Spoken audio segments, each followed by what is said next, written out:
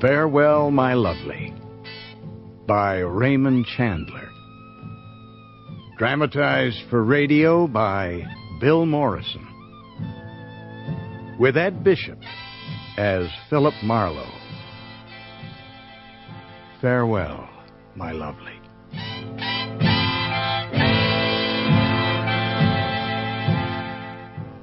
California, 1939.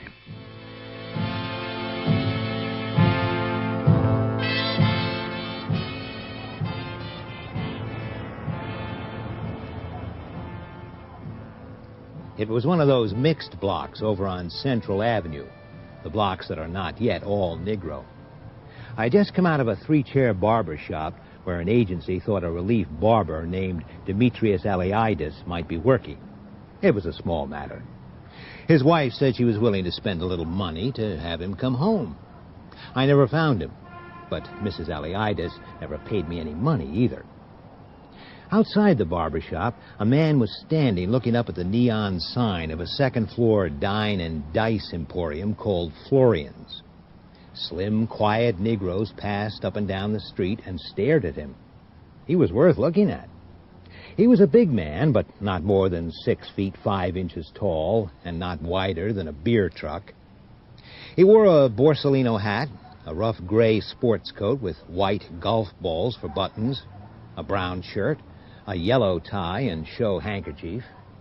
There were a couple of colored feathers tucked into the band of his hat, but he didn't really need them.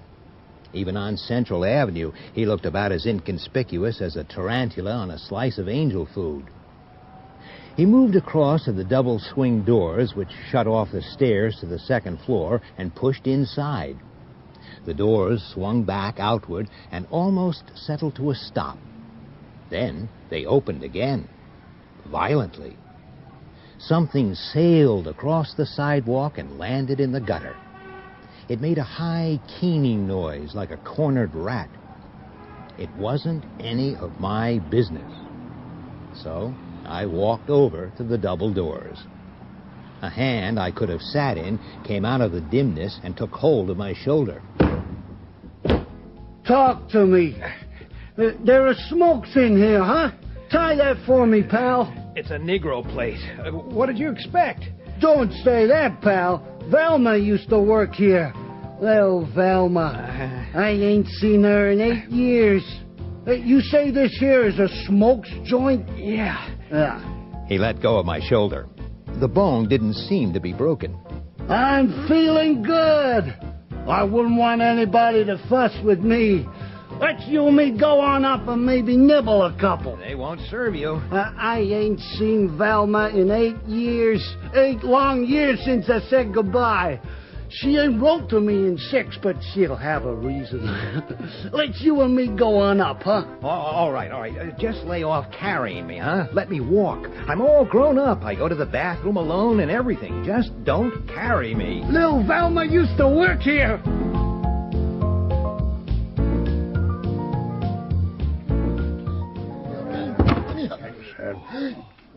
No white folks, brother. Just for the colored people. I'm sorry. Where's Velma at? No Velma here, brother. No hoosh, no gals, no nothing. Just for the scram, white boy, just for the scram. But Velma used to work here. Sure, Velma used to work here. She don't work here no more. She done retired.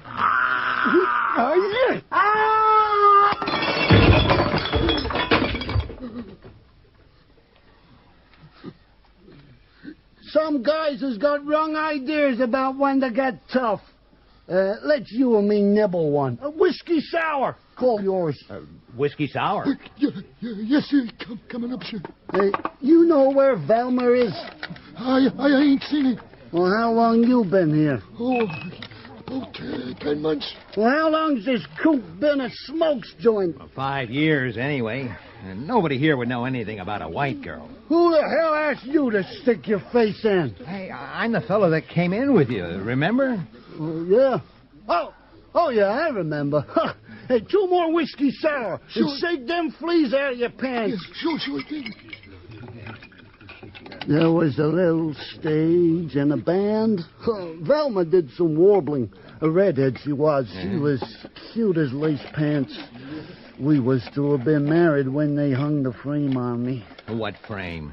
Was the great band bank job. Malloy is the name. They call me Moose Malloy on account of unlodged. Where'd you figure I'd been them 8 years? Catching butterflies? 40 grand. Solo job. Ain't that something? Well, you're going to spend it now you're out, huh? Where's the boss man? He might know about my little Velma. Oh, he's got his office through that door. Two more the same. I'll be back and play some music like old times. Now, don't reach for it. What have you got down there behind the bar? I got me a sawed-off shotgun. That's illegal. Now, listen. You and I are together. I thought you was with him. I never saw him before. He asked me up here. I didn't feel like being thrown over any houses. Jeez. What? Don't nobody try the fancy pants. Freeze the mix on the bar. The boss didn't know where Velma was neither. He tried to tell me with this 45. So long, punks. I gotta catch a streetcar. You didn't pay for the drinks. Well, maybe you got something there, but I wouldn't squeeze it too hard.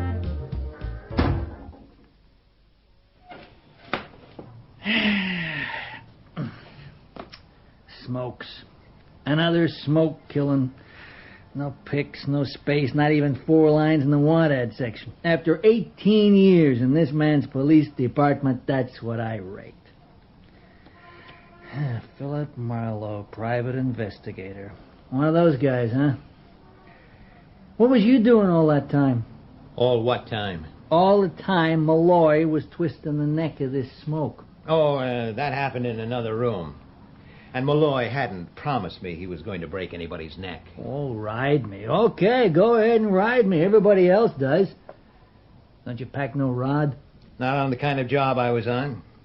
He just picked me up. I'm kind of cute sometimes. You seem to pick up awful easy. I've seen the guy, and you haven't, Nolte. He could wear us for a watch charm. Oh, you'll get him all right. But that size and the clothes... Oh, I'll get him. About the time I get my 3rd set of teeth. It's a smoke killing. They got the call out on him now, probably at the end of the hot car list. Yeah, ain't nothing to do but just wait. Well, try looking for the girl. Well, you try her. I ain't been in a joy house for 20 years. Okay. I was only kidding.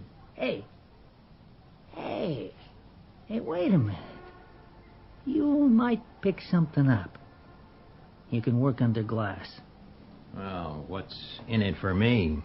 You've been in jams with us boys before. Next time, it ain't doing you any harm to have a pal. Is this for love, Nolte? Or are you paying anything in money? I'm needing a little credit bad myself. I wouldn't forget it, pal.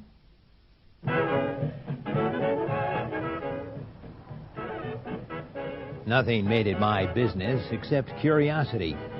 But strictly speaking, I hadn't any business in a month. I bought a pint of bourbon and walked across Central to the Hotel San Souci. The clerk seemed to be peacefully asleep. Can I help you, sir? Well, I'll call your plane. I'll read you a chapter of the Bible or buy you a drink. Brother, I kind of like to read the Bible in the seclusion of my family. But I is pleased to take a light snifter in your company. Yes, sir. This liquor comes out of the correct bottle. In what manner can I be of service to you? When Florian's was a white joint, what was its name? Electric signs come kind of dear, brother. Who ran it? Poor sinner named Mike Florian. And what happened to him? Gathered to the Lord 1934. Wasted life, brother. Case of pickled kidneys. But mercy waits for him up yonder. Damned if I know why. Have another drink. Your method of approach is soothing to a man's dignity. Yes, sir. Left a widow. Name of Jessie. Oh, where is she? Try the phone book, brother. Try the phone book. Mrs. Florian? Mrs. Jessie Florian? What do you want? I want to ask you about your husband. He's been dead 5 years. Who did you say you was? I'm a detective. I'd like a little information.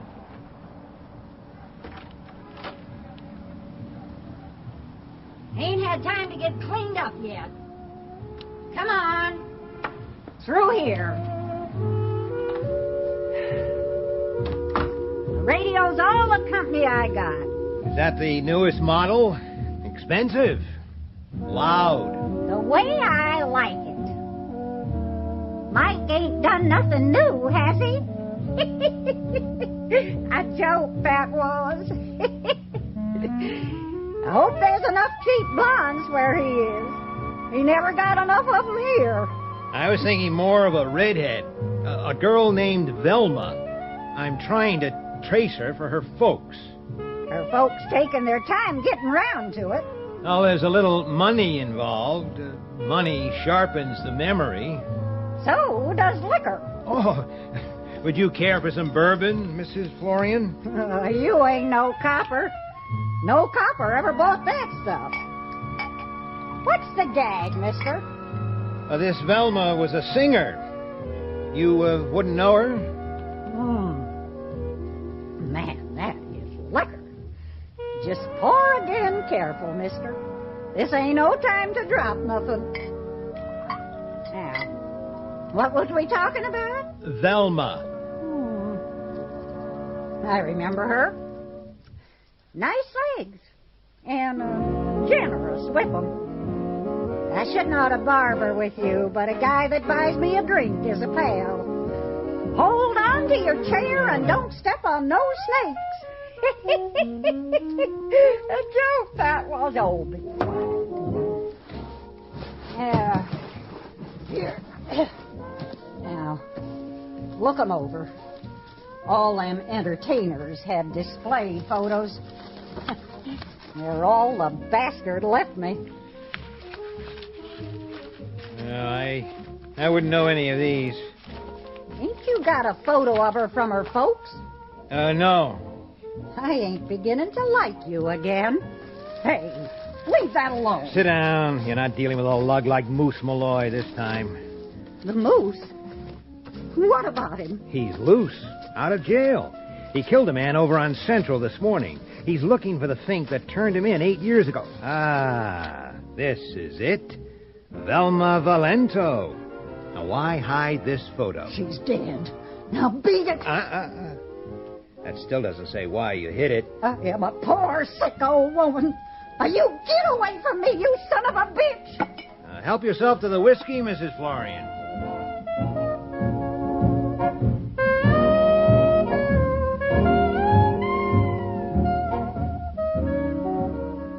When I came out onto West 54th Place, a window curtain moved in the next house.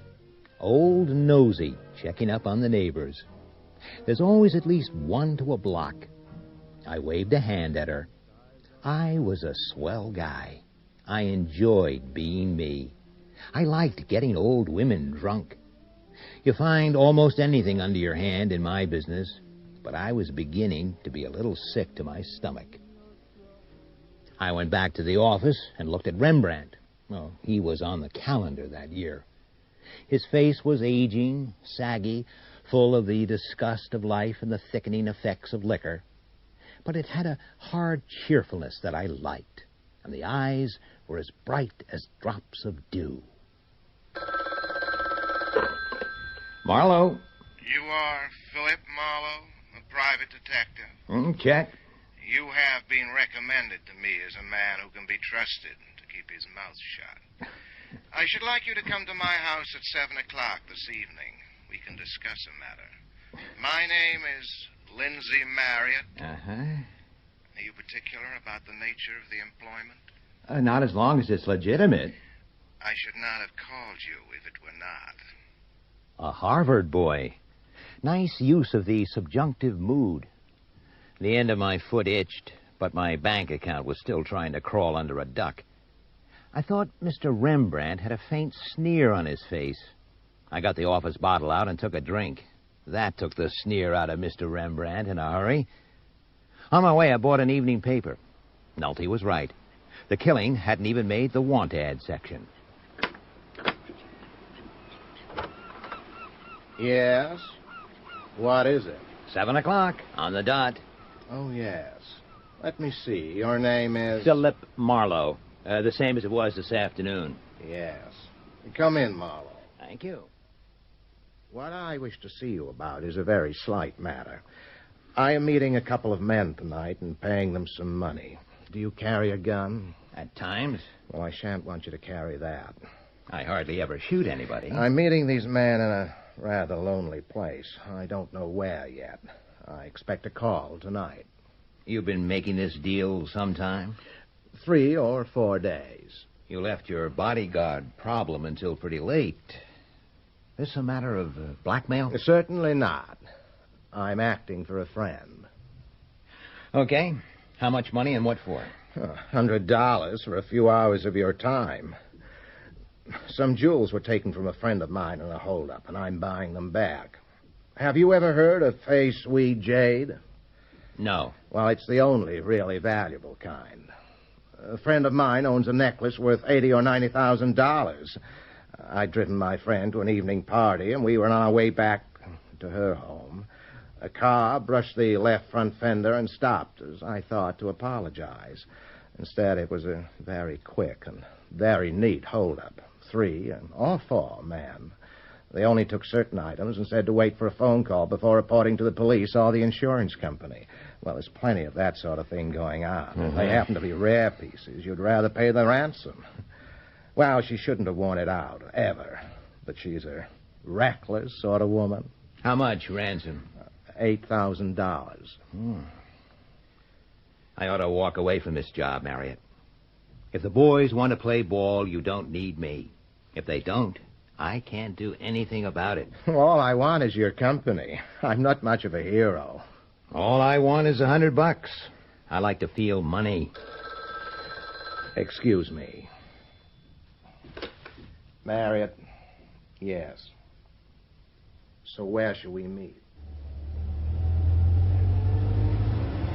These lights are off to the right of the Belvedere Beach Club. When you get to the top of the hill, turn left. You stay down in the back. From a distance, we might look alike. If anybody gets conked, it might as well be me. That's Purissima Canyon. Oh, it's a bad road. Yeah. Any people around here? No. Now, when you reach the end, there's a park road off from the road by a white fence. But there should be room to squeeze by. There's a hollow there. Oh, there's the fence. Keep your head down. Oh, the car's too wide. You won't get past the fence. Stay down.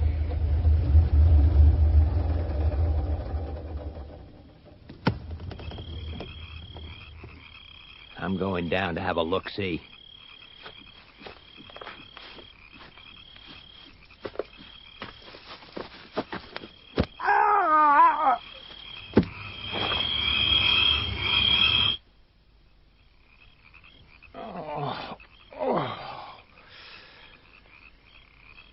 Afterwards, I thought I might have heard the swish of a sap. Maybe you always think that. Afterwards, I felt like an amputated leg. It was 10:56, and we got there 10:35. Give me a minute to fall down and hit the ground with my face. 10:56. I'd been out for 20 minutes. Okay, 21. I was caught square in the lights. All right, you. Come out of there with your hands up and very damned empty. You're covered. Put it up or I'll blow it out of your hand. Oh, a hard-boiled gentleman. Listen, stranger, I'm holding a 10-shot automatic. What do you bid? I talk too much, but I'm scared, too. Don't move. Who are you? Let's see your gun. Oh, you stay right there. Oh, that's a toy. It doesn't either hold 10 shots. That's a butterfly gun. Shame on you for telling a deliberate lie like that. Are you crazy? I've been sapped. I might be a little goofy. Is that your car? Who are you? I get it. You ask the answers. He-Man stuff. Look, I'm going to point my flashlight over there. I want to show you something. Marriott. Don't move. He might not be dead. Oh, he is, with his brains on his face. I saw him in the headlights as I came round. What's the story, mister? Hold the flash on him. Oh, you shouldn't touch him till the police come. That's liable to be a couple of hours out here. My name is Marlowe. I'm a private investigator. All right. I suppose you're always right. I guess you must be that kind of person. Didn't you know him? No, only met him tonight. He hired me for a bodyguard. Some bodyguard. Hey, what's that? Some kind of fancy cigarettes in a case. Oh, do you suppose those could be jujus? I knew a guy once who smoked jujus. 3 highballs and 3 sticks of tea, and it took a pipe wrench to get him off the chandelier. High-class boys. They only took the large money off him. What's your name? Reardon. Ann Reardon. And don't call me Annie. What are you doing around here? Sometimes at night I go driving. I'm just restless. I live alone. You take some awful chances, Miss Reardon. I had a gun. I wasn't afraid. Sure. My father was a cop. I write a little. Newspapers. Any money in it? Very damn little.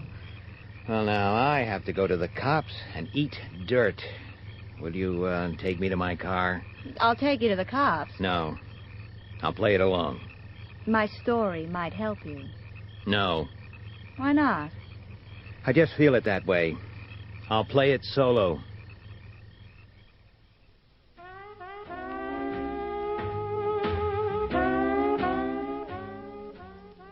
He was a quiet man with cold eyes.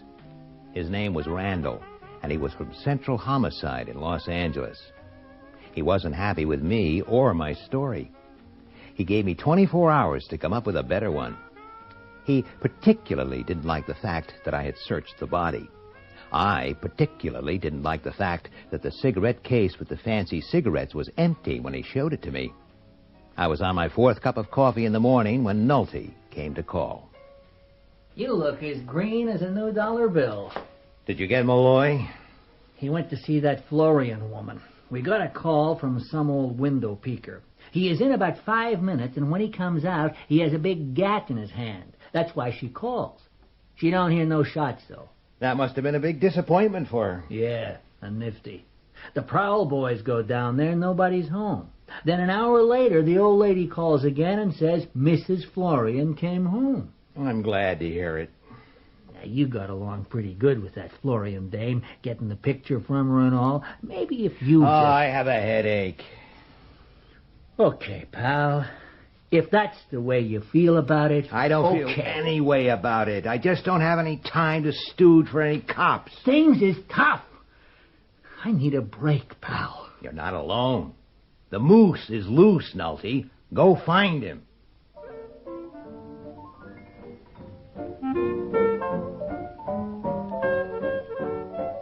She was waiting for me in the little reception room I leave unlocked, in case a client wants to wait. Her hair in daylight was pure auburn, and she wore a hat with a crown the size of a whiskey glass and a brim you could have wrapped a week's laundry in. It was a nice face, a face you could get to like. Pretty, but not so pretty that you would have to wear brass knuckles every time you took it out. I gather that your secretary isn't here today. I don't have a secretary. Well, I should think you'd want somebody to answer the phone, and once in a while send your curtains out to the cleaners. Have a chair, Miss Reardon. Thanks. How's your head? Poorly. Were the police nice to you? About the way they always are. I'm not keeping you from anything important, am I? No. All the same, I don't think you're very pleased to see me. I tried to leave you out of it. I don't know why, exactly. You didn't think the police would believe curiosity took me down into that canyon last night, and that they'd hammer me until I was a wreck. Maybe I think the same thing. Then why did you cover up for me? Was it on account of my reddish hair and my beautiful figure? Hey, you didn't offer me one. Oh, sorry. It's only 11 o'clock. I didn't think you looked the type. Is that a compliment? In my circle, yes. I better give you my information and go home. Would you like to know who that jade necklace belonged to? I didn't say anything to you about a jade necklace. No, I know. I'm just a damned inquisitive wench. I went to see Lieutenant Randall this morning. Somebody ought to sew buttons on his face. Then it occurred to me that a necklace like that would be a museum piece and would be well known. So I went to Block's, the jewelers, and told the manager I was a writer and wanted to do a magazine article. So he believed your red hair and your beautiful figure. Well, he told me anyway. It belongs to Mrs. Lewin Lockridge Grail. Her husband is an investment banker or something, worth about $20 million. He used to own a radio station in Beverly Hills, and Mrs. Grail used to work there. He married her 5 years ago. She's a ravishing blonde. He stays at home and takes calomel, while Mrs. Grail goes places and has a good time. I got all that from Giddy Gertie Arbogast. Of course. Giddy Gertie is the society editor of the Chronicle. I've known him for years. Say, you wouldn't want to hire an assistant, would you? Not if it only cost you a kind word now and then? No. I thought probably you wouldn't. I haven't had any breakfast. I thought you drank it. You're not going to turn into one of those drunken detectives, are you? Why not?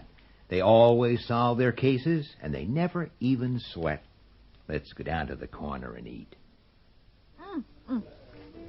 Anyway, I called up Mrs. Grail and gave her the song and dance I'd given the nice man at Block's. It didn't take.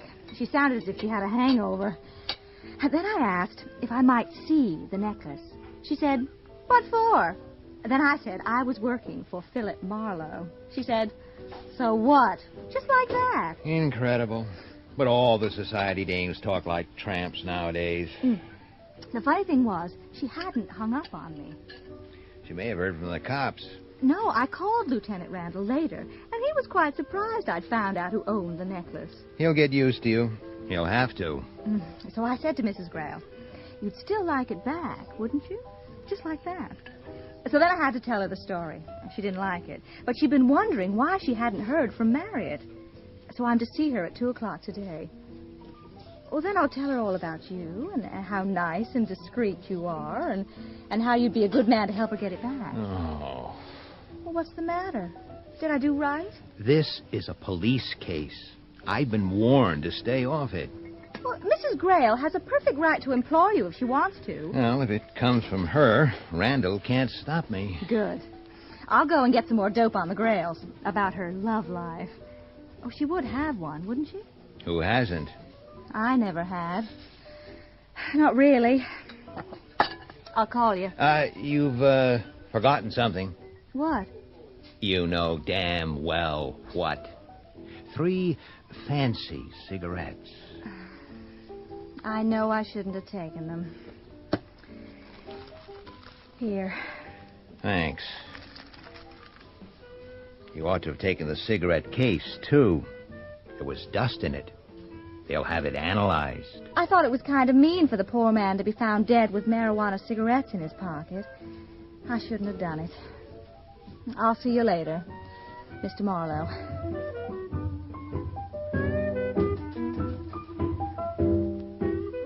I went back to the office and got my penknife out. They were made up like Russian cigarettes with a mouthpiece. The mouthpiece part was pretty hard to slit. Okay, I was a tough guy. I slit it anyway. There was printing on the inside. I worked on another one and got a thin rolled-up card out in one piece. A calling card. Jules Amthor, psychic consultant, Stillwood Heights. Psychic consultant. A fakaloo artist, a hoopla spreader, and a lad who had his card rolled up inside sticks of tea found on a dead man. This was going to be good.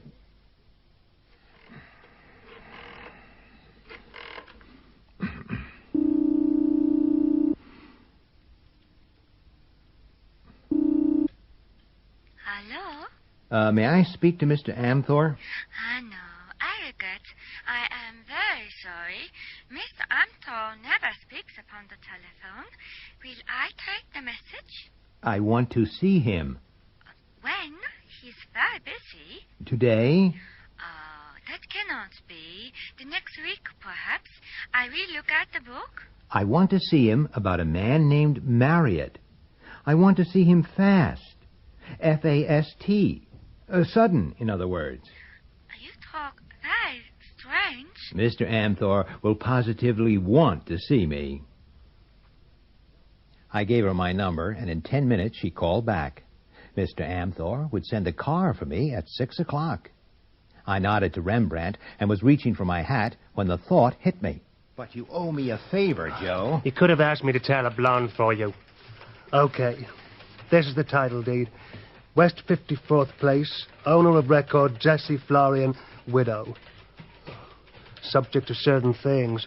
What things? The first trust deed of $2,600. Yeah? 1,500 would buy the place. In that neighborhood. The refinancing was done 4 years ago. Who holds it? An investment company? Nope. An individual named of Lindsay Marriott. Thanks. Is there a blonde in the case? Oh, I'm meeting her this afternoon. They tell me she would make a bishop pick a hole in a stained glass window. Tell her you have a friend. She won't like your manners. I went down to see Randall like a good boy should. He confirmed Ann Reardon's story and warned me off the case. Then I drove to Jessie Florian's place. It looked empty. I saw the curtain move next door. Yes? Afternoon. You the lady who called the police about Mrs. Florian? I ain't saying I am. I ain't saying I ain't. Who are you? I'm a detective. What's she done now? You saw the big man yesterday? Sure enough, I did. That man's a murderer. Land sakes. What do you know about Mrs. Florian? She ain't neighborly. Plays her radio loud late nights. My opinion is she drinks liquor. You've been drinking liquor? I just had a tooth out. The dentist gave it to me. She had many visitors? None at all. Well, you'd know, Mrs. Mrs. Morrison. Land sakes, yes. What else I gotta do but look out the windows? And what does she live on? Relief? This ain't a relief neighborhood. Gets a registered letter the first of every month. Dresses up then, goes out. Don't come home till all hours. Mrs. Morrison, you're 1 in 1,000. Tomorrow's the 1st. The 1st of April. April Fool's Day.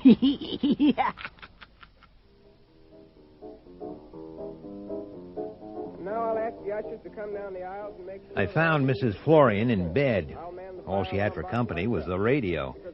The room had a sickening smell of cheap liquor. Busting open a special packet of fireworks. You ought to keep your house locked up. Did you get him? The moose? Not yet. You think I'm scared of Malloy? You acted like it yesterday. Got any liquor? Not today. Gin's cheap. It hits. What are you afraid of? Oh, beat it. You coppers give me an ache in the fanny. Where would Malloy be? I like the moose. Wanted his Velma pretty bad. Where did she die? Dalhart, Texas. Who told you? Some hoofer. A drink would help. Oh, I feel like Death Valley. Who's Lindsay Marriott? I used to work for him. A servant to his family. He kind of takes care of me a little.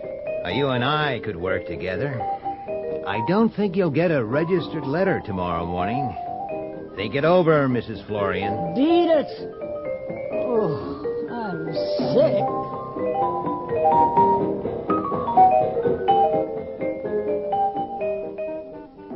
The moose was looking for whoever turned him in 8 years ago.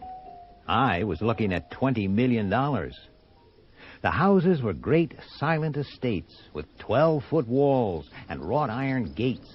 And inside, a special brand of sunshine put up in noise-proof containers just for the upper classes. A man in a dark blue Russian tunic and flaring breeches stood by the gate. I told him Mrs. Lewin Lockridge Grayle had invited me to call. He let me in. The house itself was not so much. It was smaller than Buckingham Palace. 3 people sat in a sudden silence, watching me cross the floor. One was Ann Reardon. One was a tall, sad-faced man. He was a good 60, or rather a bad 60. The third was the blonde. Whatever you needed, wherever you happened to be, she had it. So nice of you to come. This is my husband. Mr. Grail? Mix Mr. Marlowe a drink, honey. Of course. Scotch and soda, Mr. Marlowe. Well... do sit down, Mr. Marlowe. Thanks. Do you think you can do anything for us? I hope you can. I don't know very much about the case. How far did Lynn Marriott take you into his confidence? Your drink, Mr. Marlowe. Oh, thanks. Do you have to bother with this, honey? Oh, I'm very glad to have met you, Mr. Marlowe. I think I'll go and lie down for a while. I hope you'll excuse me, Miss Reardon. Mr. Grail? Miss Reardon is in your confidence, of course, Mr. Marlowe. She happens to know about it, yes.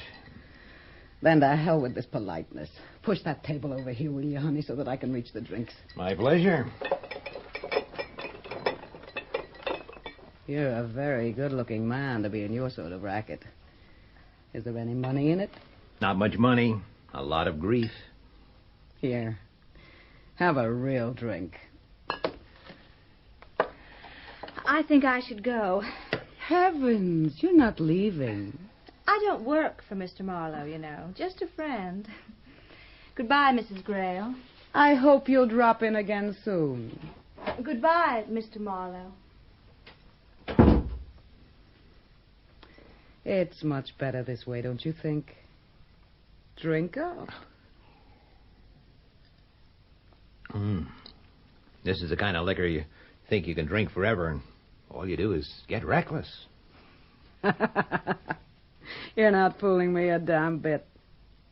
You better sit over here beside me.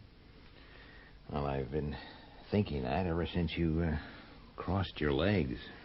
These damn skirts are always up around your neck. Do you do much of this sort of thing? I'm a Tibetan monk in my spare time.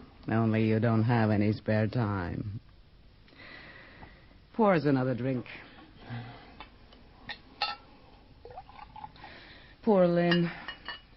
He was rather a heel, but to die like that is awful. Well, he paid me $100 to take care of him. I didn't. Makes me feel guilty. Makes me want to cry. Shall I cry? Did he ever borrow money from you? It's obvious, isn't it? He was a high-class blackmailer. He lived on women and liked men. Oh. He have something on you? Should I tell you? It probably wouldn't be wise. I got a little tight at his house once. Passed out. He took some photos of me with my clothes up to my neck. The dirty dog. Have you got any of them handy? Mm-hmm. What's your name? Phil. What's yours? Helen. Kiss me.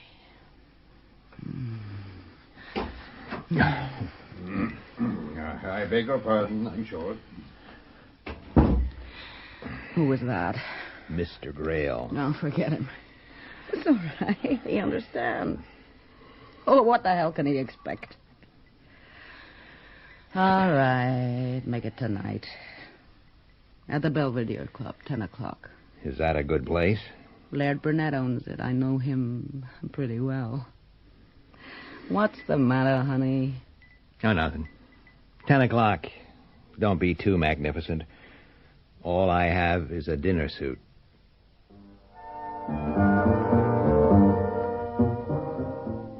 It was 6 o'clock. The Indian smelled. He stood just inside the door, looking as if he had been cast in bronze. He was a big man.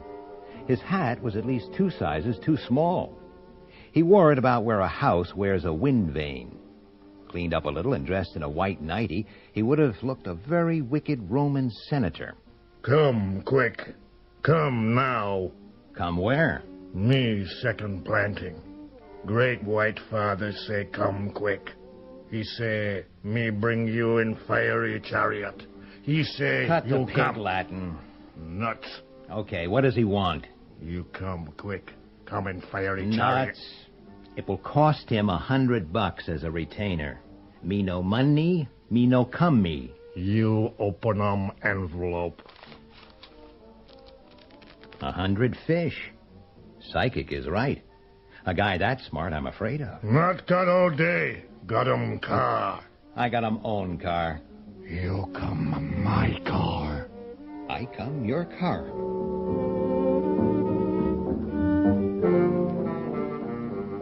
The house stood like an eagle's nest on the heights. A swell place for a psychic consultant. Nobody would be able to hear any screams. We went up in a small elevator. Such smelling as the Indian had done before was a moon-cast shadow to what he was doing now. The room was octagonal, draped in black velvet. On an octagonal table sat a milk-white globe on a black stand.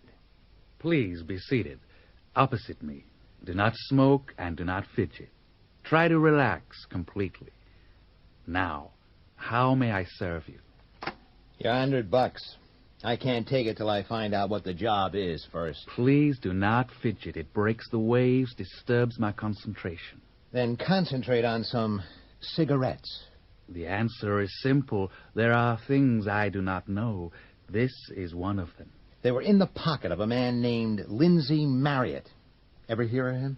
I tried at one time to treat him for camera shyness. He was trying to get into pictures. It was a waste of time. I'll bet. He would photograph like Isadora Duncan.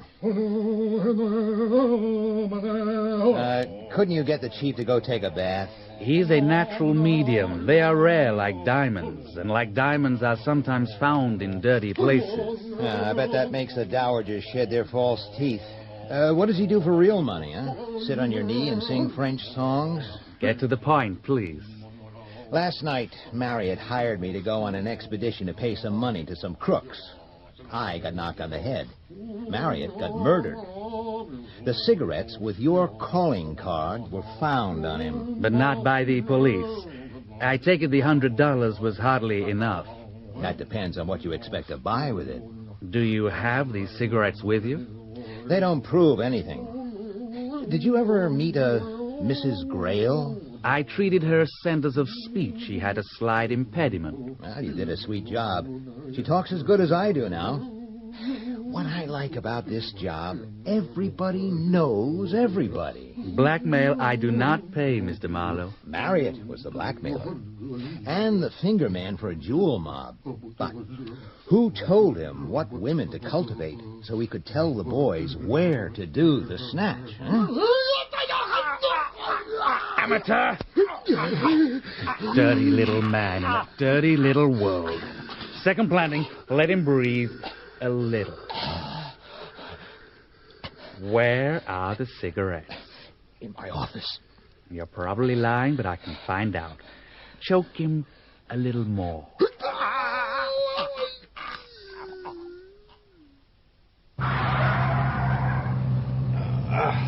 He's awake. Say something, Pally. Something that will make us get fond of you. Give me back my gun. What would you want your gun for, Pally? I want to shoot an Indian. He wants to shoot an Indian. You need a bow and arrow. That's the law. This guy is very tough. He wants to shoot an Indian. Listen, Hemingway, don't repeat everything I say. Huh? I think this guy is nuts. He just called me Hemingway. Do you think he's nuts? What for did you call me Hemingway, Pally? There are ladies present. Would you think that would be some kind of dirty crack in his book? Hurry it up. You guys are cops. Yep. What do you think, Pally? I think this is Bay City. I think you are Bay City cops. I'm wondering why you were out of your territory up in Stillwood Heights. Kind of hard to prove. Turn right at the next. Who is this Hemingway person at all? A guy that keeps saying the same thing over and over until you begin to believe it must be good. That must take a hell of a long time. For a private dick, you certainly have a wandering kind of mind. Are you still wearing your own teeth? Yeah. Well, you certainly have been lucky, Pally. This'll do. Check.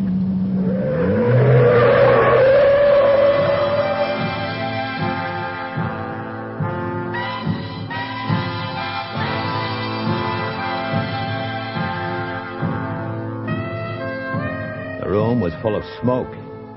It hung in thin lines straight up and down like a curtain of beads. I reached up to feel my throat. My throat was sore, but the fingers feeling it didn't feel a thing. They might as well have been a bunch of bananas. Mail order fingers. I took hold of the sheet and wiped the sweat off my face with the fingers the correspondence school had sent me. Box 2,468,924, Cedar City, Iowa. Nuts. Completely nuts. In a hospital. The world outside the open windows was a black world. Why did the smoke hang motionless if the window was open behind the bars, huh? I got up and started to walk, wobbling like a drunk. A voice that seemed to come from under the bed said over and over again, "You've got the DTs, you've got the DTs." There was a bottle of whiskey on the table. The guy that left that bottle had a heart as big as one of Mae West's hips. I took a long, untidy drink. It had a funny taste. Time passed. Making animal sounds for help, I lay and watched the smoke. It wasn't there at all. I looked at my arm. It was full of pin pricks. Dope. Shot full of dope. I stood up and almost hit the opposite wall with my stomach. No fun walking.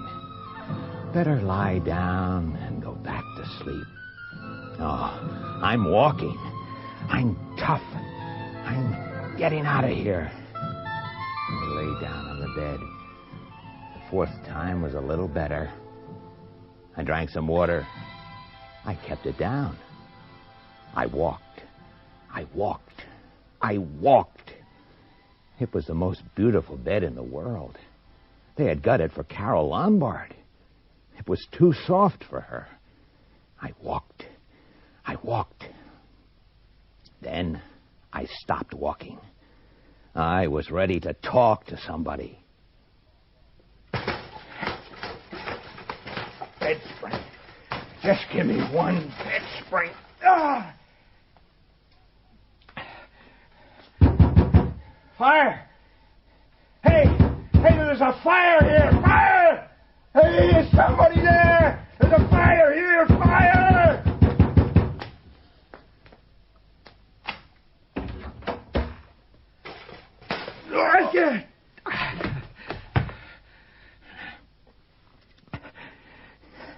He was alone. One of his keys opened the closet. I got my clothes. I moved down the corridor. I had my foot out to go down the stairs. I could see into a room. I had seen him before, over on Central Avenue. Mr. Moose Malloy had a nice room with furniture. He seemed to be in very good hands. I slid past and went down the stairs. This was the time to leave, to go far away. So I stepped into the office. Wait! You wait, brother. And stay away from the desk.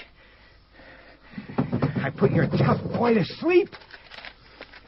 You have been a very sick man, sir. I can't recommend you being up and about. I'll keep this gun for you, all right? Pour some whiskey. 2 glasses. I tried your whiskey once. I damn near hit Catalina Island. You drink first. Your health, sir. What remains of it? Give it to me. What were you saying? I might no remark. Remarks? Want you to make them? Please give me the gun. You have been a very sick man, Mr. Marlowe. I think I shall have to insist that you go back to bed. I am Dr. Sonderborg, and I don't want any nonsense. What time is it? It is almost midnight. What day is it? Sunday evening. That's That's over 48 hours. No wonder I had fits. Who brought me here? You were suffering from narcotic poisoning. You very nearly died. You had to be restrained. Skim it. All I want is a cream. The police put you here. What? Police? Well, Bay City police, naturally. This is Bay City. Did this police have a name? Sergeant Galbraith. He said he found you wandering in a dazed condition. I brought you in because this place was close. I thought you were an addict who had taken an overdose. But perhaps I was wrong. Ah, it's a good story. I couldn't prove it wrong. So long, Doc. I leave you to dirtier hands than mine. My God, you look like Hamlet's father. Well said. I thought you were drunk. I thought you had to be drunk to come and see me. I thought you'd been out with that blonde. Oh, I don't know what I thought. Do you want some coffee? I'll have the kind with the brandy in it. At least you had the brains to look into those mouthpieces. Oh, those calling cards didn't mean anything. Here. Thanks. You sit there and tell me that, after the man had you beaten up and thrown into a 2-day liquor cure? Why, the thing stands out so far, you could break off a yard of it and still have enough left for a baseball bat. What sticks out? That this elegant psychic is nothing but a high-class mobster. He picks the prospects and then tells the rough boys to go out and get the jewels. I think it's a little more complicated than that. Oh, I beg your pardon. I forgot for the moment that you were the detective. It would have to be more complicated, wouldn't it? I suppose there's a sort of indecency about a simple case. It's more complicated than that. Can I have one more drink? You know, you'll have to taste water sometime, just for the hell of it. Well, Amthor's a pretty ruthless sort of a lad, but I don't see him as the brain guy for a jewel mob. If he was, I wouldn't have got out alive. Oh, I bet you feel awful. Wouldn't you like to go to bed? Here? That was the idea. But I'm not a child. Who the devil cares what I do, or when, or how? One of my rare moments of delicacy is coming over me. Will you drive me to a taxi stand? Oh, you damn sap. You've been beaten and doped, and I suppose all you need is a good night's sleep to start out sleuthing again. Listen, I don't think I ought to linger. These people might come looking for me, and the law in this town is pretty rotten. It's a nice town. So is Chicago. Will you take me to where I can get a taxi? Please? Sometimes I think you're a world beater. And sometimes I think you're the worst heel I ever met. She drove me all the way home. She drove like a fury. When I got out, she said goodbye in a frosty voice and was gone before I could get my keys out. I unlocked the door of my apartment and sniffed the smell of it, just standing there. A homely smell. A smell of dust and tobacco smoke. The smell of a world where men live and keep on living. I had nightmares that night and woke out of them sweating. But in the morning, I was a well man again, until Detective Lieutenant Randall came to call. Coffee? If I drink some, will you talk to me man to man without wisecracking? I'll try. Was that a gag about the hospital? No gag. I ran into a little trouble down in Bay City. Bay City? You like it the hard way. The name's like a song. A song in a dirty bathtub. Here's your coffee. Thanks. What were you doing down there? These cops took me over the line. I went to see a guy in L.A., in Stillwood Heights. Jules Amthor. Why did you swipe those cigarettes? It looked funny, him having reefers. You didn't swipe them. The girl told me. Well, a guy never gets to do anything in this country anymore. Always women. She likes you. She's a nice girl. Not my type. You don't like them nice? I like smooth, shiny girls, hard-boiled and loaded with sin. They take you to the cleaners. Where else have I ever been? What do you call this session, huh? I'm not getting much out of you either way. Okay. I'll give you a theory.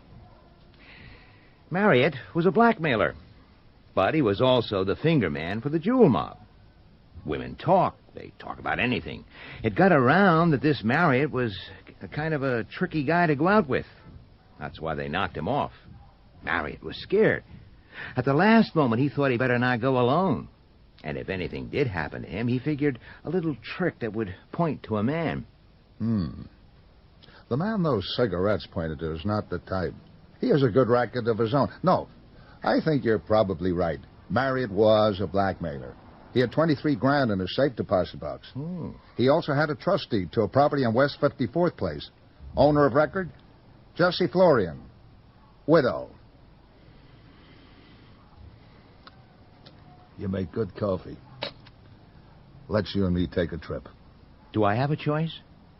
What do you think?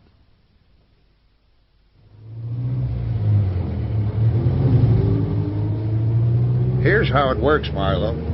It's what you private eyes are up against in police work. You see, we get all the homicide reports. We're supposed to read them the same day. I didn't get around to some until this morning. Then I read one about a killing of a Negro at Florian's by a tough ex-con called Moose Malloy. And sink my putt if you weren't the witness. And Lieutenant Nolte is in on it. So I know the case is a flop. So I called Nolte. And he hemmed and hawed and spit a few times. And then he said you had an idea about some girl called Velma. And you went to see the widow of the guy that used to own Florian's, and her address was West 54th Place. Trustee Lindsay Marriott. So, I thought that was enough coincidence for one morning. And here we are. And so far, I've been pretty nice about it. I haven't said a word about withholding evidence. Not yet. Well, the trouble is, it looks like more than it is. This Velma girl is dead. You wouldn't be holding on to me, Marlowe. I saw Moose Malloy last night in a private hospital for dope and liquor cures, run by a man named Sonderborg. Last night I had a crazy idea about going down there today and try and bust it alone. Malloy was out of there 10 minutes after you left. You can bet on it. I'll have a state narcotics man go down there with a fake complaint and ask to look around. Why not ask the Bay City cops? Hey, Bay City is Lord Brunette's town. He bought it all complete. Gave it to himself for a Christmas present. We're here.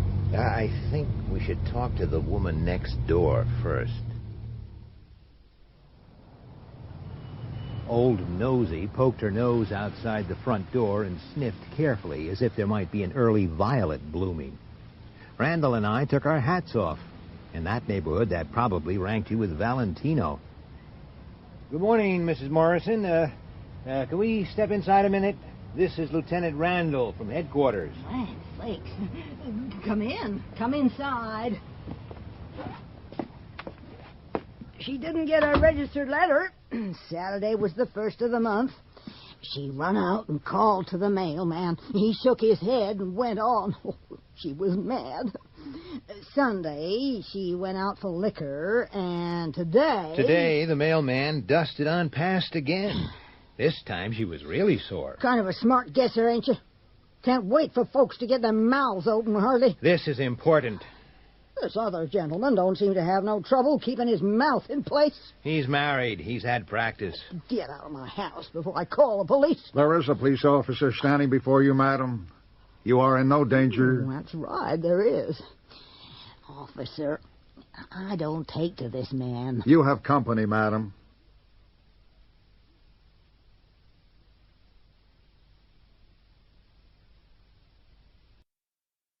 It was a grim joke that started when 6 heirs came to an ugly house on a rain-swept island to hear a madman's will. But the joke soon turned to murder, and in the end it was hard to tell who had the last laugh. From the pen of Raymond Chandler, outstanding author of crime fiction, comes his most famous character in The Adventures of Philip Marlowe.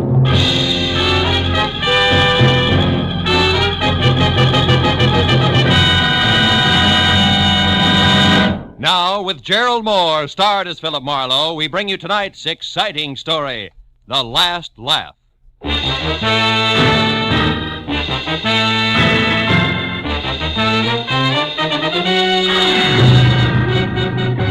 I'd spent a week wading through moldy beer joints and cheap hotels after a dancer on the downgrade.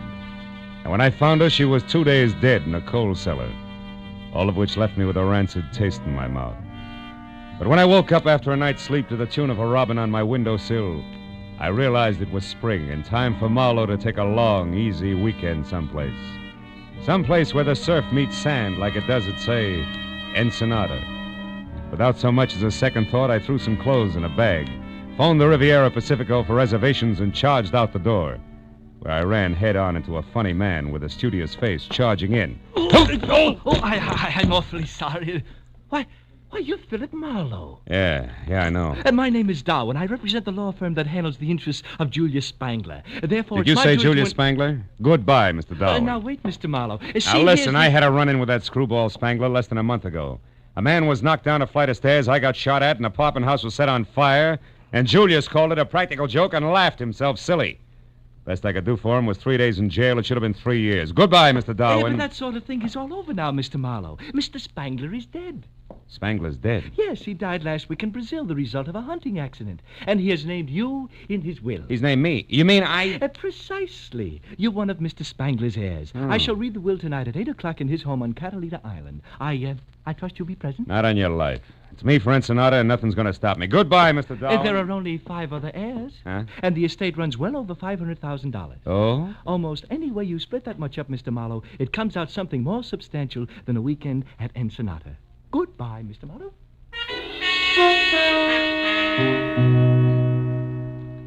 It was fantastic. But then so was Julius Spangler. Who knows? Maybe he actually admired me for throwing him in jail. After all, what's old Mexico got that Catalina doesn't have in better? What could I lose? It was only a matter of minutes before I was in Wilmington and climbing the gangplank of the last boat for Catalina Island. She nosed past the breakwater and headed for the open sea, and the green water glistened with gold from the sun, slanting into a bank of clouds on the horizon. This was the life. I sat back and relaxed for all of 10 seconds before the name Spangler came up again.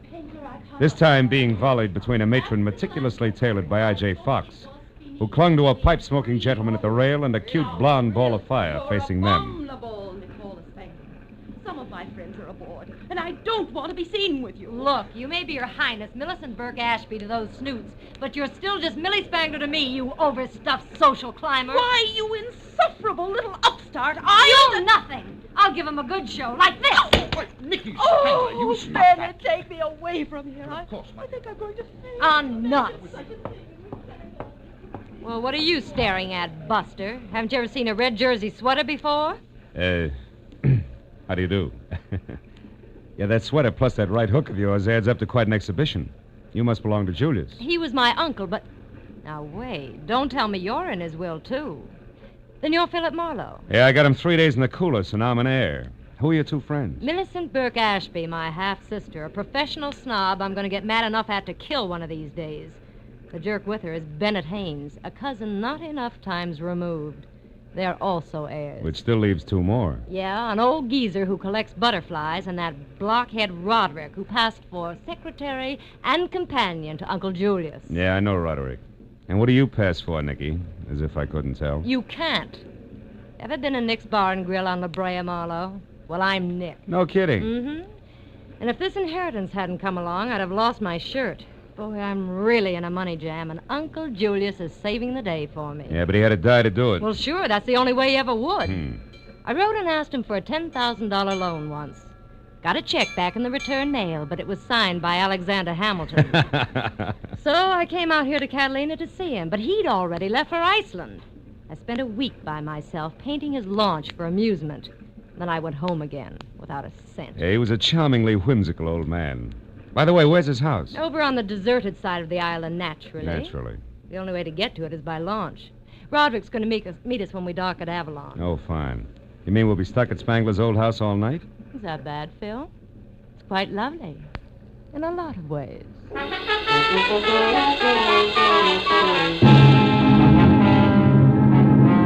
hours later, we docked at Avalon. The clouds that had been on the horizon were now overhead and looking very soggy. Roderick, the late Mr. Spangler's secretary, in a striped silk shirt, gold hickok cufflinks, polka dot bow tie, and derby, was waiting for us with a launch. And after we had all shivered through another spray-splashed, wave-bucking hour and a half, we finally pulled into a small cove. A house squatted alone on a point of rocks 100 practically vertical feet above the water.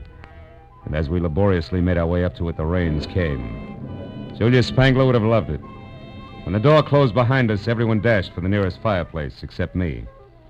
I was cornered by a septuagenarian with a shock of white hair, a scraggly yellow mustache, and spectacles so thick they looked like shot glasses with horn rims. He rolled up in a wheelchair, which he handled like it was a hot rod, skidded to a stop, and shoved a fistful of brandy out at me. Howdy, young fella. This, I figured, was the butterfly-collecting cousin, Yeah. Matthew Spangler. Better have a slug of this before pneumonia sets in. Well, sir, I suppose you're here for the reading of Cousin Julius's will? Yeah, so that's right. So am I. Wouldn't miss it for the world. Oh. He's leaving me his collection of nymphidia. Butterflies, you know. I don't like money, just bugs. Figures. Yes, sir. Been an entomologist for 50 years, lepidopterist for 40. I've got specimens of 12,000 species. Only a few thousand left to go. Practically nothing. You've a keen mind. Mhm. Here, have a cigar. Thank you. No, Go on. It's the best. Save it for later when you got something to celebrate. Oh, there's Roderick. He'll show you around. I want to go meet these young ladies. So long, son. I'll see you. Out of the way, Roderick. Hey, watch it. Crazy wheelchair jockey almost ran me down. Well, Mr. Marlowe, it's nice to have you with us. Yeah, I'll bet. Look, Roderick, why did Julius stick me in his will along with all his relatives? I don't know. Maybe he was nuts. You can say that again. Keeping all his junk, for instance. Junk? Well, these are trophies. That burnt match there was used in the first Hotfoot. Julius perfected that gag in 1903. Spangler contribution to American culture, huh? Well, get you. What did you ever do? Wait, wise guy. This one's even better. He panicked the whole city with this morning newspaper headline. Here. Report of baby snakes in city water system false? Yeah. He tells them there's nothing to it, and they still blow their tops. That's tremendous, huh? Yeah, quaint. Julius was right. You got no sense of humor. The lawyer Darwin will read the will in 30 minutes, so be ready.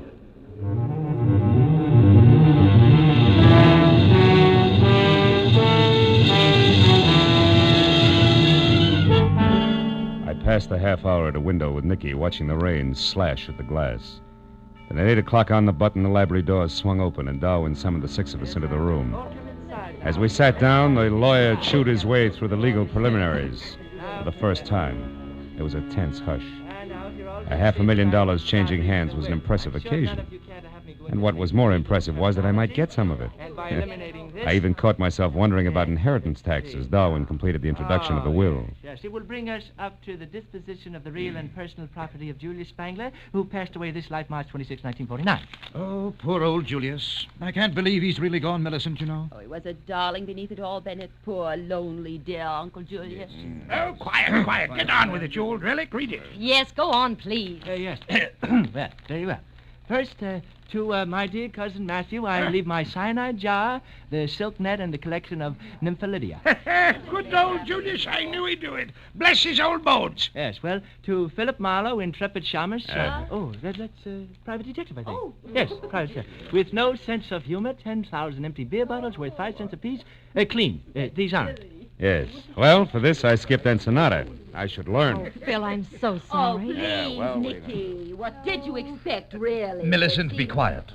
Go ahead, Darwin. What about us, his real heirs? Yes, well, to Millicent Burke Ashby, Grand East, $50,000, which is... There, Uncle Julius. Which is the value of a fish market at Central and Northrop Streets on the condition that she personally operate this market for 1 year. Fish market. Oh, good heavens, I think I'm going to faint. Oh, shut up, Matthew. Go on, Darwin. Am I next? Yes, you are. Yes. $75,000 and a dog sled. And a dog sled? Well, what's that for? Why, to get your claim. You see, the money is the assayed minimum value of a gold claim at Point Anxiety, Alaska, which it says here you must develop with your own hands. Why, that doddering old fool. I'll fight this travesty of a will through every court in the state. You'll never get away with this. Oh, wait a minute. You've never worked for anything in your life, Bennett. What was that? Oh, you two got no more than you deserved. Why? What about me, Darwin? I've worked at least. Well, Miss Spangler, I believe you better sit down. To my grand-niece, Nicola, who has learned how to work hard for what she wants, I leave my sincere congratulations and $1. Oh, no, he wouldn't. I need money now. And finally, All the remainder of my property, real and personal, I bequeath to a most genteel, brilliant, and loyal man, my secretary, Roderick D. Driscoll. Signed by me this first No, day of ain't that March sweet of the old man? Oh, Ben, You left me all that that's money. over $300,000 to this baboon here. You'll never get it. I'll call my lawyer. He'll fight you here. Fight, I say. Oh, this is horrible. Yeah, it's too bad, baby. Well, you can have my $500 fortune in old beer bottles. Me for Ensenada. Oh, what's so funny, Matthew? He got what he wanted, Nicky. Let him laugh. I'll say I did. Wow! Shut up, Matthew. Stop it, Matthew. You're hysterical, Matthew. Hysterical, huh? I sure am, kiddo. But Matthew, get a load of this. We all stood there with our mouths hanging open as the old invalid leaped to his feet, tipped over his wheelchair, made a grab for a shock of white hair with one hand, and ripped it off. It was a wig, and a good one. With the other hand, he tore the phony yellow mustache off his lip and, still laughing like a ticklish hyena, he identified himself as the one and only Julius Spangler, alive and in the flesh. Yes, this is the crowning achievement of my career. Look at you. Look at your silly faces. I wasn't going to give it away till tomorrow, but I couldn't hold it back. Ooh, this is rich. The best gag we ever pulled. Right, Roderick? Roderick! Huh? Oh, yeah. Yeah, right. This is humiliating. I'm calling the firm at once. You're mad, Julius. Absolutely insane. Why? Why? Because you can't stand the smell of fish? Oh, What about you, Marlowe? Did I get the last laugh on you, or didn't I, eh? You did.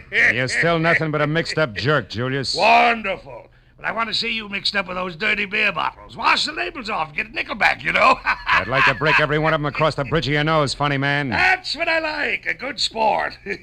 How about it, Nicky? Isn't it funny? Not very. What do you mean? I sat in at the reading of my own will, so now I know what you really think of me. Not quite, you don't. Because I think this. But, you vixen, you spit on me. How dare you? I'll kill you for No, you that. don't, Spangler. Stop it. You lay a hand on her, I'll flatten you in spite of your years. That goes for you, too, Roderick. Stay back. None of you can take a joke. Look after these fools, Roderick. Give them anything they want. I'm going to have a good laugh all by myself.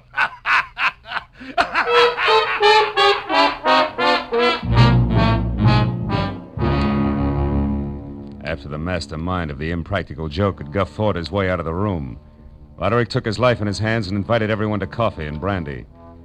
But the zest had gone out of the erstwhile airs like the snap from a second-hand girdle. So without as much as a backward glance, they all went their separate ways to their rooms.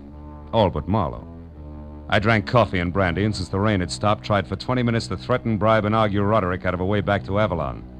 But he swore it was impossible, and I was about to swear back at him when we heard it. We ran to the French doors at the end of the room and out. Millicent was on the walk outside, her hands clamped against her mouth, staring down at the rocks near the surging water 80 feet below. Mrs. Ashby, what happened? What is it? Millicent, what's the matter? it's Julius. He's down there. He must have fallen. Yeah. Either that or he was pushed by somebody who couldn't take a joke.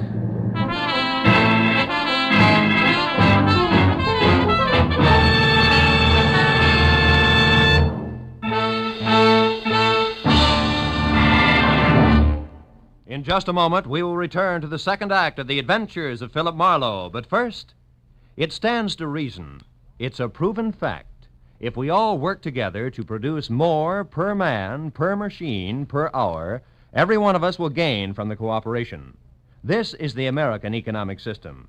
It operates for the benefit of all the people. We can and should cooperate for better jobs, higher incomes, more of the good things of life. For your free copy of the booklet, The Miracle of America, write Box 10, Times Square Station, New York City. Now, with our star, Gerald Moore, we return to the second act of Philip Marlowe and tonight's story, The Last Laugh.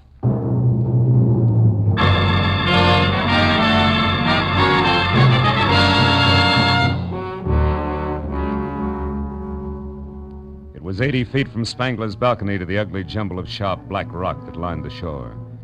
And it was there, minutes after Millicent's all-out scream, that Roderick and I found the broken body of the man whose raucous laugh still seemed to be tangled in the wind around us. And when we turned our eyes up from the death at our feet back to the balcony above, we could barely make out the cross-piece of the porch rail still dangling at a crazy angle from its single remaining support, with all the ominous silence of a gallows. Gee, Mr. Marlowe, I can't believe that he's gone and that all this really happened. So, Mr. Marlowe, what are you looking at? Up there on the balcony. Huh?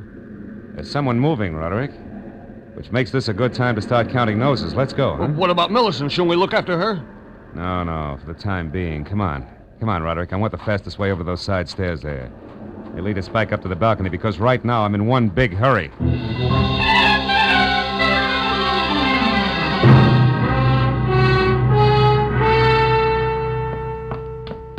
There's nobody here, Marlowe. Are you sure you saw... Hold it. Somebody's coming. Get back away from the rail. Why, it's Bennett Haynes. Yeah. I'm very interested in the spot where that crosspiece came loose from the top of that post. Well, what's he doing there now? I mean, the way he's scratching something across the top of it. The gentleman, Roderick, has forgotten that it rained. Oh. He's trying to strike a match on wet wood. Mr. Haynes! What? Would you like to use my thumbnail? It's dry. Oh, why, Marlowe, what are you and Roderick doing here? It's called spying. And you, Mr. Haynes? I am here, Marlowe, because I think it's very strange that this accident should have happened less than an hour after Julius Spangler left a room full of people who hated him. Which incidentally included you? Yes, but I know that I had nothing to do with this. Now, here, a couple of matches for that stellar thumbnail. Don't go too close to the edge, Marlowe. Thanks, Roderick. I won't. I'll only go close enough to... Marlowe, if you're staring at that mark across the top of the post, stop wasting your time. I just made it with that match that wouldn't light on wet wood, remember? Mm-hmm. But that mark is not what I'm staring at. It's this green one here on the edges of the top of the post. A mark that could mean somebody pried the crosspiece loose with an object that was covered with green paint. All of which points up two things, huh? First, that someone murdered Spangler by loosening this rail, and second, that I've still got a couple of noses left to count. One belongs to a lawyer named Darwin, and the other to the fancy owner of Nick's Bar and Grill. Oh, what's that? It's Millicent there, down below. In trouble. Come on. Let's follow the leader with me out in front, back down the wooden stairs and over to the spot where Millicent Burke Ashby, the tailored lady, was sprawled over a lot of soft ground. Unhurt, but coming apart at the seams in more ways than one. I sent Bennett Haynes off to find Darwin and then helped Millicent to her feet. Shook well and waited for results. Millicent, make sense. Come on. Take it from the top, will you? Tell us what happened. Oh, it was Nicky. Yeah? I saw her running away from the house. Go on. She was running toward the water. And when you tried to stop her, she knocked you down? Oh, yes, she slapped me and said I should keep my mouth shut. Did she say why? No, she just said something about green paint. Green paint? What about it? Come on, Millicent, think hard. What about the paint? Oh, I don't know. What does this mean, Marlowe? We gotta get to Nicky Spangler fast. Roderick, she was headed down toward the water. How many boats are tied up there? Just the launch and a little... Yeah? No, wait a second. There's the outboard. She used to run that herself. All right, then we split. You for the launch and me for the outboard. Now, where is it? We're down there in that boat shed behind the trees. But you better let me take care of that, Marlowe. It's dark and slippery in there, and I know my way around. No, thanks. I'll take my chances. At the moment, I'm very anxious to meet up with that lady again in person. Now, you get to the launch and you, Millicent, back to the house. Whoever finds her, yell. Good and loud.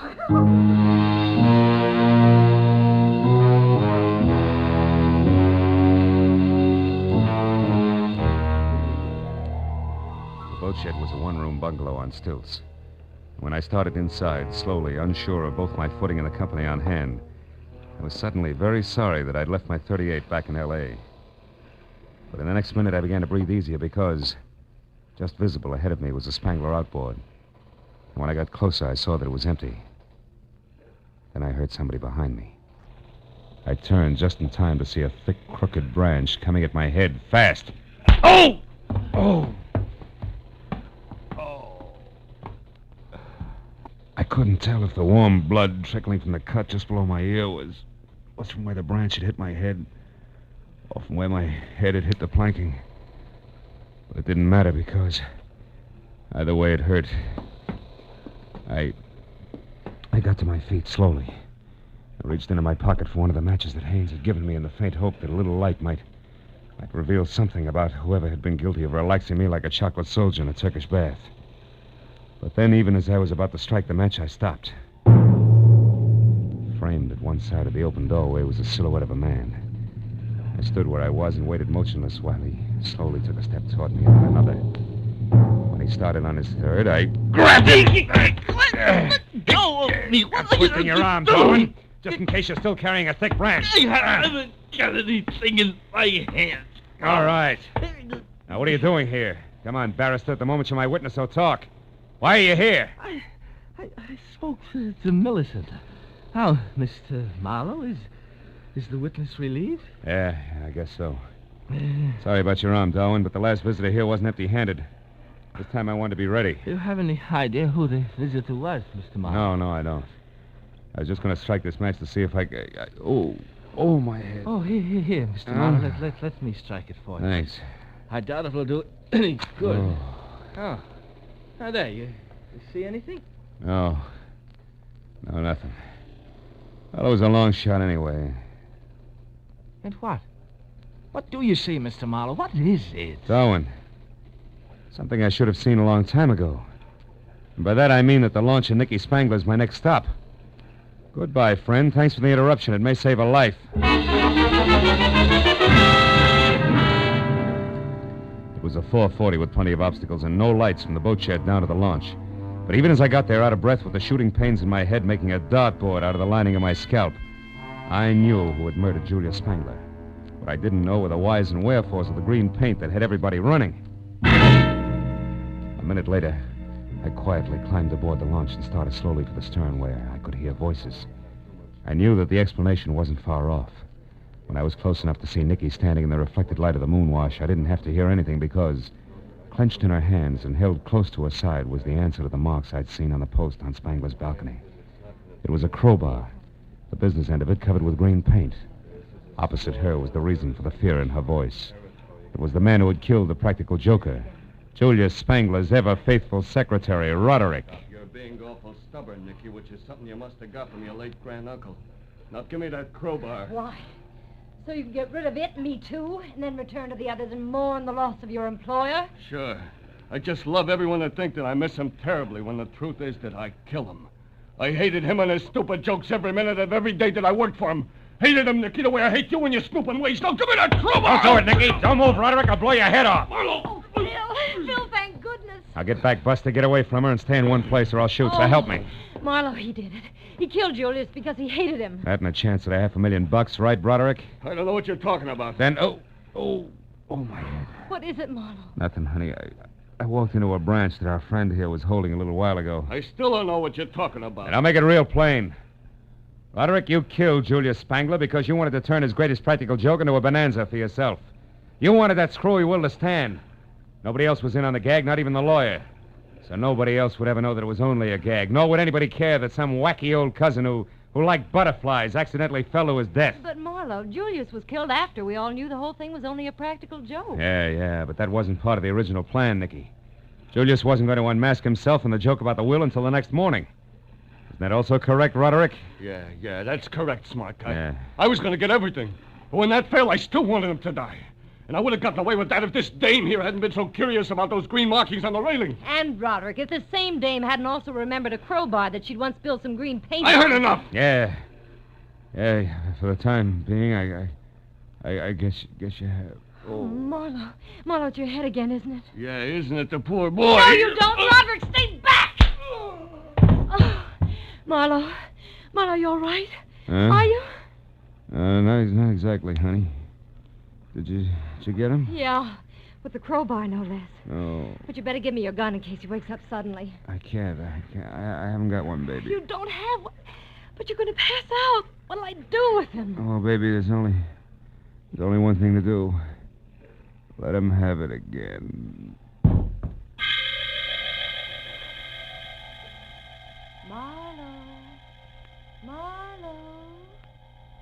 Marlowe, are you all right now? Oh, yeah, I'm all right. What's going on?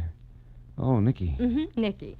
And before you can say, where am I, I'll tell you, honey. This is Avalon, a lovely spot on the island of Santa Catalina.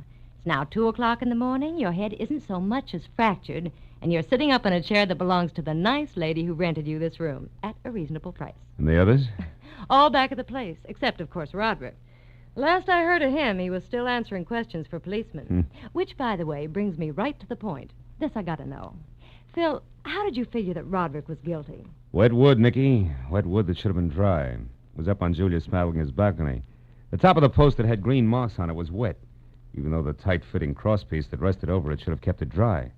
So obviously the rail was pried loose just before the will was read, while it was still raining. How do you figure, Marlowe? Well, because it had stopped raining and the moon was shining by the time Matthew identified himself as Julius Spangler. But no one would have wanted to kill Uncle Julius without having heard the will. Nobody but Roderick, who was in on the whole joke and knew that he was going to get $300,000 out of the phony will. So he merely pushed the old man off the balcony, made it look like an accident, see? Yeah. And you doped all this out just like that? Well, no, not just like that, Nicky. Finally, I caught on. And now, sweetheart, in spite of the bandage, I think a little stroll along the beach is going to do me a lot of good. You know, I'm officially on vacation. Rest and recreation for 2 full days at least. Here in Avalon, maybe? Where else? See you later, Nicky.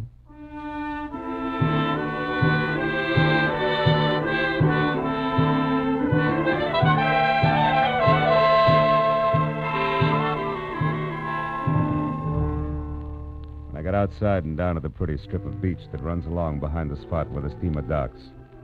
I felt a lot better. I sat down on the moon-drenched sand and relaxed for the first time that night. As I sat there, I reached into my breast pocket for a cigarette, but instead came out with the expensive cigar that Matthew Spangler had given me. It wasn't until I had lit it and was puffing along that I suddenly remembered that Matthew Spangler had really been Julius, so I got rid of the cigar. Hey, just in time. Yeah, I wasn't sure, but maybe Julius Spangler, wherever he was having the last laugh, after all.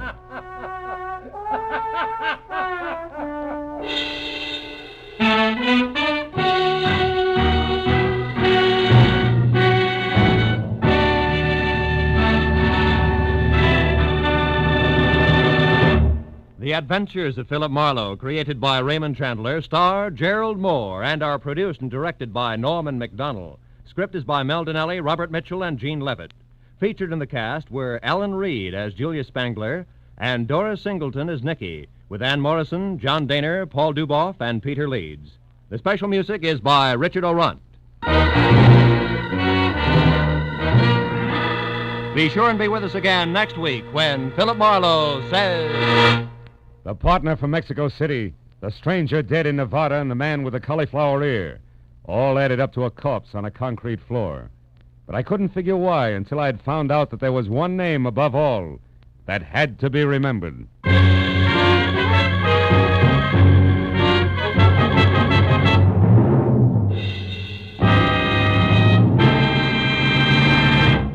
Tonight, CBS's great hour-long Saturday night fun show, Sing It Again, will be back on the air after a week's absence. Be sure to be around later tonight when Sing It Again returns with its phantom voice mystery and its riddle songs, which pay off in wonderful prizes. This is Roy Rowan speaking. Now, stay tuned for The Case of the Red-Headed Bank Robber, tonight's Gangbusters drama, which follows immediately over most of these same CBS stations.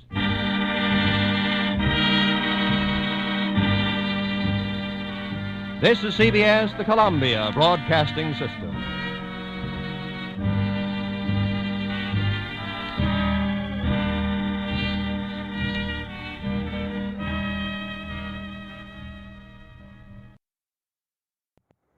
Get this and get it straight.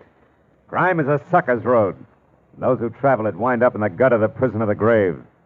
There's no other end. But they never learn. From the pen of Raymond Chandler, outstanding author of crime fiction, comes his most famous character in The Adventures of Philip Marlowe.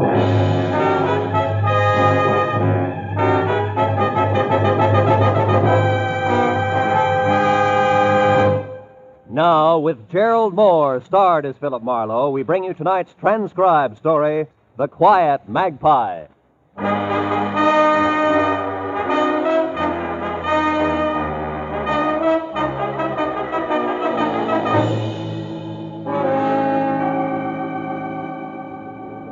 That's a lie! A deliberate, dirty lie! Counsel, will you restrain the defendant, Mr. Calloway, from making another such outburst? Proceed, Mr. Deaton. Thank you, Your Honor.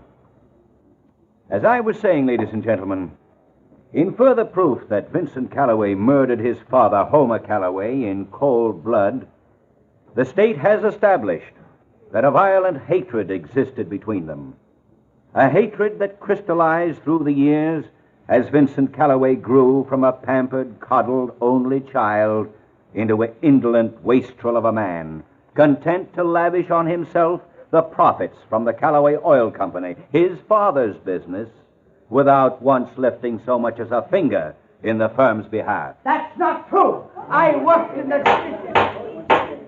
Counsel for the defense will advise his client that the court will not countenance another interruption of this sort. Thank you, Your Honor. A hatred, ladies and gentlemen, that reached explosive proportions when Vincent Calloway recently took as his bride an ex-showgirl. A woman with a long and tarnished history of flagrant fortune hunting. A woman whom he flaunted in the face of his father's expressed wishes and deep desires to the contrary. Further, the state has proved that just 2 days prior to his murder, Homer Calloway had decided definitely to change his will. Why? Why, other than to eliminate his son from its benefits? The court requests that the prosecution confine itself to the facts. Continue, Mr. Deaton. Very well, Your Honor. The facts are eloquent enough. Homer Calloway was murdered before his desired changes in his will could be executed. Next, we learned that on the night of the murder, a desperate effort was made by the killer to cloud the real circumstances of the crime by setting the scene to look as though Homer Calloway had surprised a common thief, robbing his private office. This clumsy attempt was at once proved by police officers to be completely faked. The motive was robbery, all right, but on a grand scale. Now, ladies and gentlemen, let us proceed to tighten this web of proof around Mr. Vincent Calloway. Let us show beyond any doubt that it was he. There was no doubt about it. Vincent Calloway was losing the fight for his life. Deaty, the crisp, tab-colored assistant DA, was cutting him to ribbons. When they called Felix Loman to the stand, I turned around and took a good look. Because it was Felix Loman who had telephoned me earlier and hired me to come to the trial and be on hand when he testified. He was a tired little man with a jaded cherub face who got up and walked unsteadily down the aisle to the bailiff's table. He acted like a man on the verge of collapse. Are you all right, Mr. Loman? Yes. Yes, I believe so. Raise your right hand. Do you solemnly swear the testimony you're about to give to be the truth, the whole truth, and nothing but the truth to help you God? I do. State your name. Felix Loman. Take the stand.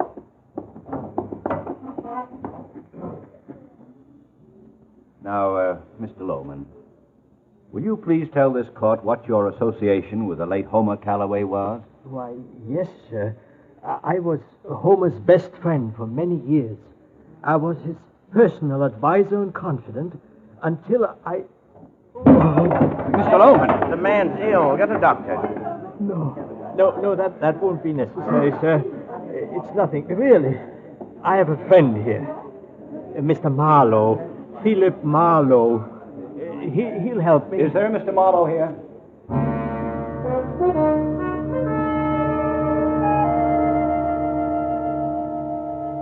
That's the way it played. My client was helped to his feet, and as I half carried him out of the room, I heard the judge adjourning court for the day. All the way down to my car, Felix Loman stayed as limp as a damp bedsheet. But the minute we drove away, he began a recovery that couldn't be credited to the fresh air alone. When we'd gone a few blocks west on Wilshire Boulevard, a smile spread over his Cupid doll face like warm syrup over a waffle. There's a good restaurant. Pull in there, Marlowe. All right. I feel like a piece of pie. Now look, Mr. Loman, not 10 minutes ago you were dropping dead in a courtroom. Now you feel like a piece of pie. What is this? Come on, let's go inside where we can talk. All right. My performance at the trial was a fake. A delaying action, Marlowe. A bit for time. Oh? And believe me, we need all the time we can get To do what? to save young Vincent Calloway's life. How about this, Booth? Oh, yeah, sure. So you think he's innocent, is that it? Why? I've known Vince since he was just a boy. He's no killer. Couldn't be. It's completely alien to his nature. Well, from what I heard in that hard-boiled court today, you'll need a little something more tangible than that, Mr. Loman. I've got something. Care to see the dinner menu, gentlemen? No, just a big piece of cherry pie and a glass of milk for me. Just coffee, thanks. Now, Mr. Loman, sell me. According to the DA, Vincent had plenty of motive. Oh, he hated his father, all right. We all did, one time or another, Marlowe. And got hated right back, too. Homer was that kind. Dry, hard, lonely, lived on work and nothing else. But the rest of that motive stuff... You mean about the will? Exactly. Vince expected several years ago to be cut out of his father's will. He was resigned to it. So that's out as a motive for Vince. Well, aren't you forgetting that was before Vince married a very expensive little plaything? Maybe she changed his economic philosophy. Now you're getting warm, Marlowe. But you're still a little off. How do you mean? The girl's name is Joyce. Yeah. I'm sure she couldn't change Vince that much, not drive him to murder. But I'm also sure that Joyce herself would try anything. Well, that's where you come in, Marlowe. Something's fishy, my boy. Extremely fishy. Yeah, well...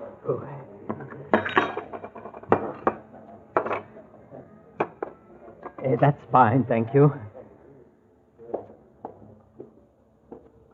Now, tell me, what's fishy, Felix? Are you trying to say you think Joyce is a killer? I don't know. I don't know, but I do know that item one, Vince was worried about her for some reason a few days before his father's death. So, when this mess broke, I checked up on her myself. Followed her home a few times.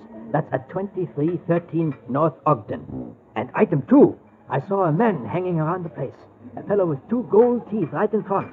And dark, 5 o'clock shadow, kind of whiskers. I followed him once. Know where Angel's Flight is? Sure. That's where I lost him. But I learned that his name is Stoner. Stoner, huh? What about item 3? Blackmail.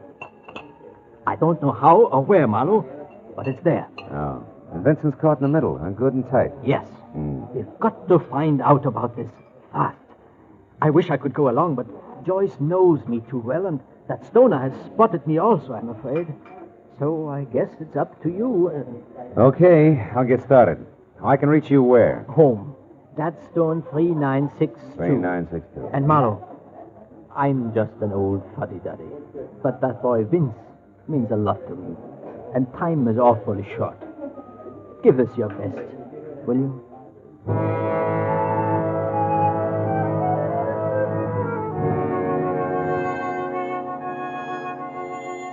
I left little Felix Loman ordering a big piece of cherry pie and went outside.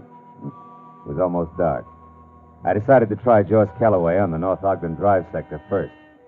I finally located number 2313, which was neatly hidden in a series of obtuse redwood angles surrounding the rose-tinted glass front door to an extravagant duplex. I was about to push the buzzer when the door closed at the side of the house. So instead, I stepped back into a dense clump of handy landscaping and waited. It was a man, and enough light filtered along the walk from the street lamp to show his heavy dark beard even after a fresh shave. The light also glittered off a pair of gold teeth front and center that he whistled through as he passed. Whatever had happened inside obviously hadn't worried Mr. Stoner much, but it began to worry me. I decided to take my chances on picking him up later. After he'd gone, I went up to the door again, and the girl who walked through the entrance hall and toward me looked as soft and as glossy as a well-brushed kitten. Maybe it was her yellow shoulder-length hair or the flowing folds of the black velvet hostess gown. In either case, it was even better with the rose-colored glass door out of the way and the unmistakable scent of taboo in its place. Yes? What do you want? You're Joyce Calloway? That's right. I'm Marlowe, Mrs. Calloway, Phil Marlowe. I'd like to come in and talk to you a minute about your husband. Vince? What about him? Well, it'll keep long enough for us to go inside, huh? Well, all right. Come on in.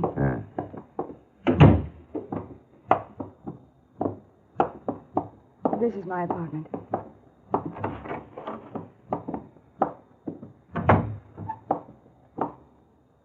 Now, what is it? Well, first, I'd like to congratulate you. The moral support you didn't give him today was real great. Too busy shopping to drop in at your husband's murder trial? Why, you... Oh. Okay, baby, I asked for it. I didn't go because Vince said that he didn't want me to. Now get out. And the next time your lousy district attorney's office wants to find out something, you can tell him... Just a minute. I'm not from the DA. I'm strictly freelance. At the moment, I'm interested in a small matter of blackmail and how a man named Stoner ties in. I don't know what you're talking about. You'd better get out of here. Now, listen, baby. I'm tired and it's late. I want to know about Stoner. I don't know any Stoner. Okay, let's make it easy. He's a bird with a heavy beard and 2 gold choppers, and I just saw him leave by your side door about 5 minutes ago. Does that help? You're crazy. There's been nobody else in here tonight. Now, get out of here. Sure. You know, Joyce, you're either awfully dumb or awfully scared. I don't know which. But neither one is going to pay off for you. I promise.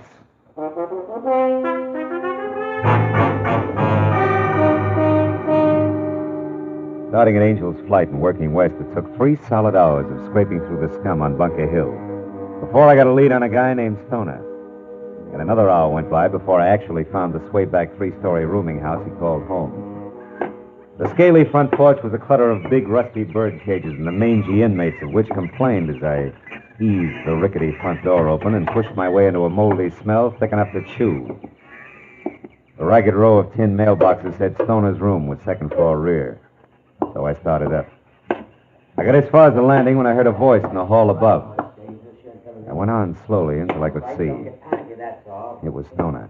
He was back to me, talking on the whole phone. I got my .38 in hand and listened. Yeah, listen, Joyce, don't worry, I'll take care of him. Yeah, I'll be watching for him. Yeah, I'll meet you just like I said, only remember, it's not good for us to be seen together now. So be careful. Yeah. Okay. Goodbye, Joyce. You didn't start watching fast enough, Stoner. Who are you? I'm Marlowe. The guy little cutie pie just tipped you off about. Don't move those hands, Stoner. I just left to collect that mouthful of old gold you're wearing. You're no cop. What are you going to do with me? What's your angle? I'm going to spill the truth out of you, Goldie. To keep an innocent guy from taking the rap for a murder you and his own charming wife cooked up. What makes you think I'm connected with that? Maybe I've got eyes in the back of my head. That's so? You ain't got eyes in the back of your head. Because if you did, you'd duck. Oh! See what I mean, Marlowe? Thanks, pal. Let's get out.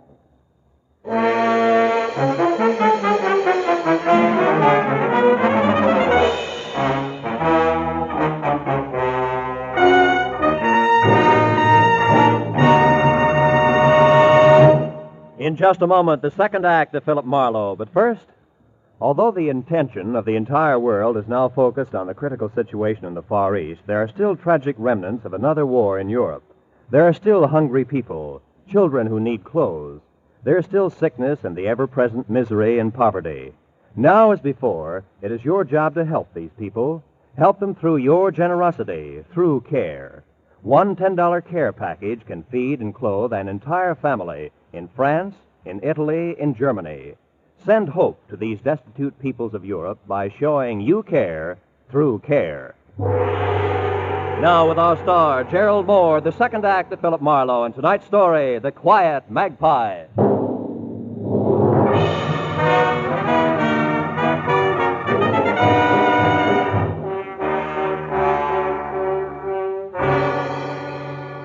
The feeling of being hit from behind becomes more or less routine. There's an explosion against the back of your head. Your backbone is suddenly electrified and your legs melt. And a chunk of the floor rushes at you from a cockeyed angle. Where it connects, there's a second explosion, and you start down that long black corridor. Very sick to your stomach. Yeah, it's routine, all right. But that doesn't make it any easier every time it happens. I rolled over onto my back in that musty hallway at Stoner's rooming house and forced my eyes open. As I did, I felt a stinging pain like a pinprick in the center of my spine. Then as things started back into focus, I saw a beer bottle gripped in a fat, freckled hand that belonged to a fat, freckled face that peered into mine. started the conversation just before I could get the pinprick in my back. Well, look what the cat has dragged in. And who are you, chum? The Jewel T-Man. You need... Oh, my back. What's the matter, chum? The little gold ornament. Well, you must have rolled onto it, chum. Yeah. Whoever slugged me must have dropped it. What is it? It looks like a bird or something. Yeah. A magpie. In flight. Looks like it broke off or something. Probably a pin from some babe's handbag or bracelet or... Or it's yours, maybe, huh? Well, if it was alive, it might be. Birds are my speciality, or ain't you noticed? Oh? You the landlord here? Yes, that's right. So now back to you. Who are you, chum? And how come you're folded up in my hallway? Well, it's a long story, and I won't keep you from your birds with it. Hey, wait a minute. Now, don't let the Audubon pitch throw you, chum. I've got a couple of hobbies. Like sticking your nose in other people's business? Like bending noses that get stuck into my business. So clear out, chum, and stay out or you'll see what I mean. Okay, yeah, sure. Whatever you say, bird lover. After all, this is your nest. So long.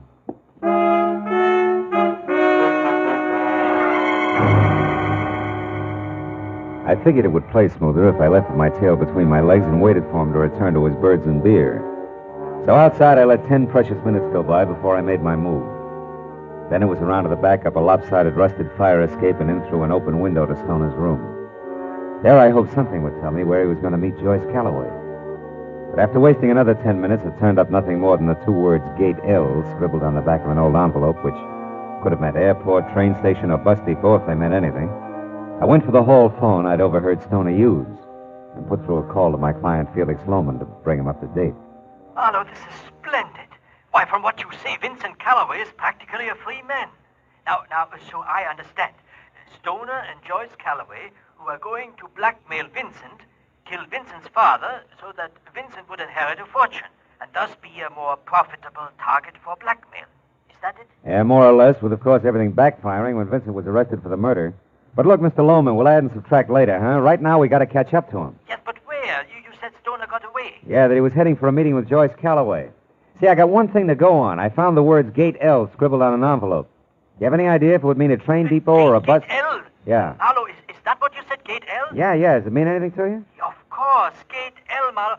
It's at the oil refinery, the side entrance on Lafayette Street. Holy smoke. Say, Loman, what's the address of that place? It's East L.A., isn't it? Yes, 1100 South Cooper between Kendall and Lafayette Streets.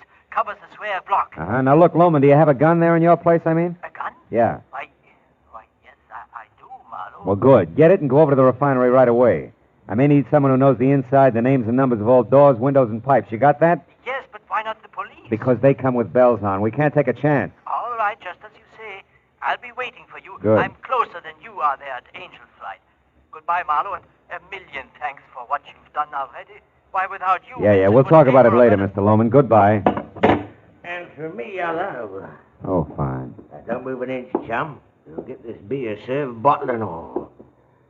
Now, Nosy, what made you come back? Buried treasure. You see, it's up here, I know. One of your little birds Now, told me. shut up. Remember, smart bloke, you're an housebreaker. And anything I do to you is okay with the law. Now, what's with you and Stoner? Why, do you keep a diary? Now, a neat bank balance.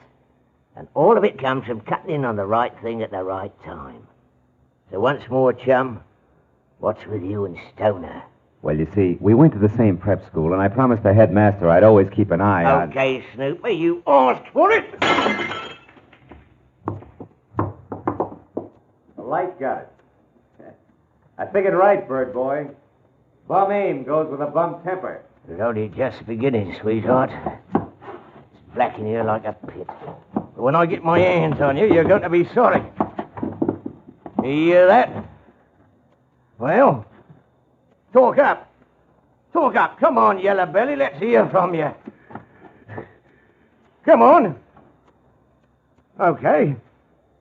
So it's hide and seek, huh? No. Tag the game, bird boy, and you're it. Oh! Now listen to the birdies sing, chum.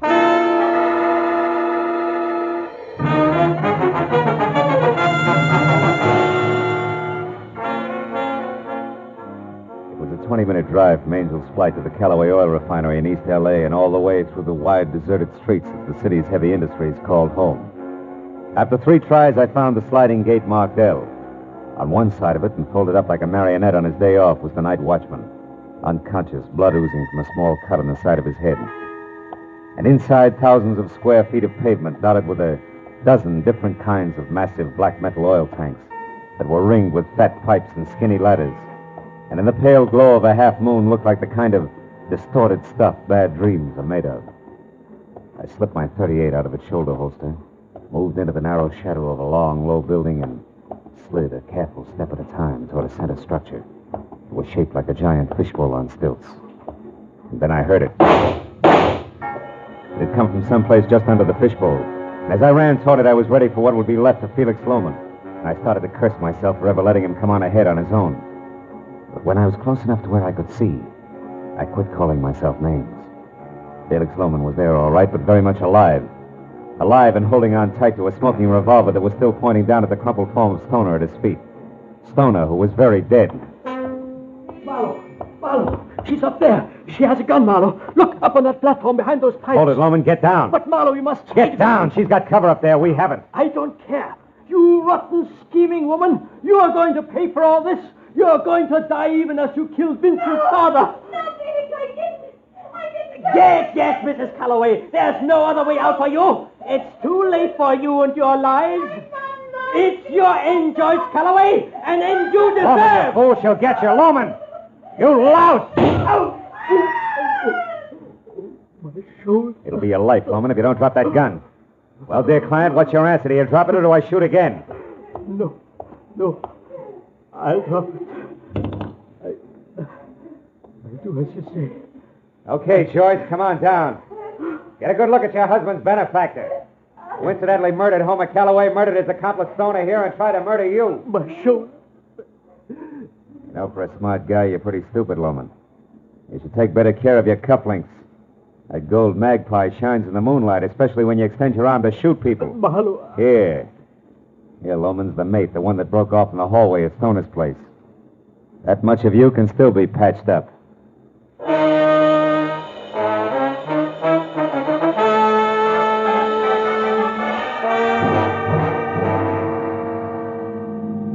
All right, Mr. Marlowe. Now that Vincent's lawyer has heard it and the police have written it down, the press have printed it, how about me? I don't follow it. For instance? Well, Felix Loman killed Homer because Homer no longer had any use for him. But with Homer out of the way... And Vincent in his place, Felix would be set. Your husband he could fool. Yes, but the way the whole thing boomeranged... Oh, that was just bad luck. You see, he staged a robbery at Homer's office just to throw the law off. Oh. Well, it didn't. But more than that, it almost nailed Vincent. Still with me? Uh-huh. Oh, the second house over there. Oh, I see. Mm-hmm. Oh, what was the blackmail? How come? Well, that was Felix again. And out of whole cloth. You see, if Vincent lost his trial, Felix lost everything he killed for.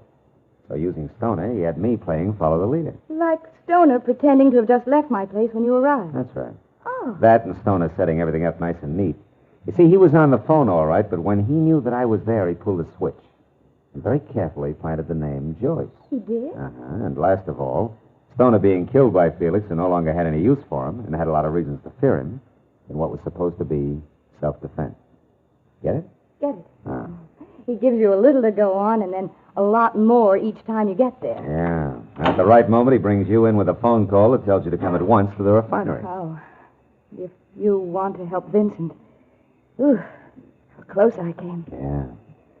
Well, thank you, Mr. Marlowe. Correction.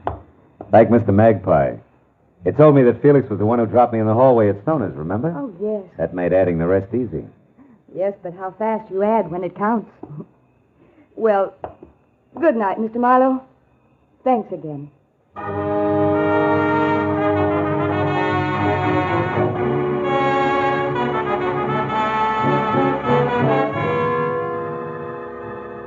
By the time I pulled up in front of my apartment on Franklin, the black in the sky had started to melt into a slate gray.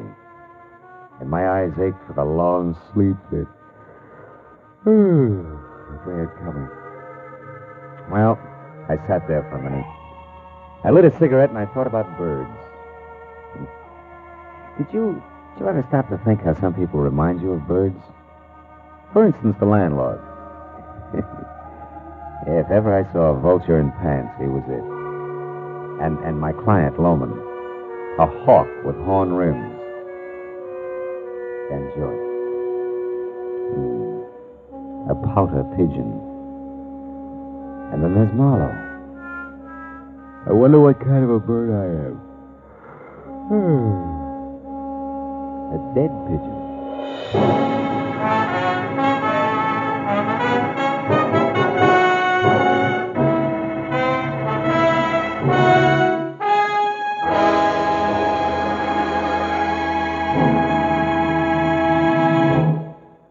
The Adventures of Philip Marlowe, bringing you Raymond Chandler's most famous character, star Gerald Moore, are produced and directed by Norman MacDonald and written for radio by Robert Mitchell and Gene Levitt. Featured in the transcribed cast were Harold Deerenforth, Lynn Allen, Wilms Herbert, Charles Lung, Bill Johnstone, and Ralph Moody. The special music is composed and conducted by Richard Arant.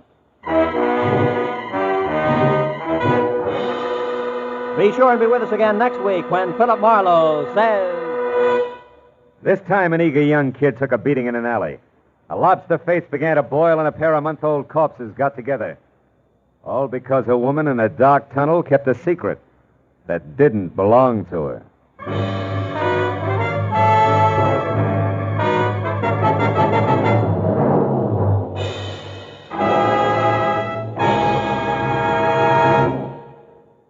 Most of us approve of saving for a rainy day, but these days it's hard to have enough left over to save. It's easy to put off the saving until tomorrow, and that tomorrow never seems to come. The best way to make yourself save a little every payday is to join the payroll savings plan where you work or the bond-a-month plan where you bank. Money invested in United States savings bonds today will make possible many dreams for tomorrow. So arrange to save with United States savings bonds. Remember, automatic saving is sure saving. Every Friday night, CBS brings you stories taken from the files of parole boards of the 48 states with only the names changed. These stories give in detail the events of a criminal's life up to the time he is up for parole. Then, before you hear the board's decision, you can make up your mind. Is this man ready to be set free? It's been hailed by press and public alike as an outstanding anti-crime show, and you can hear it now by staying tuned, because Up for Parole follows immediately on most of these same CBS stations. This is Roy Rowan speaking.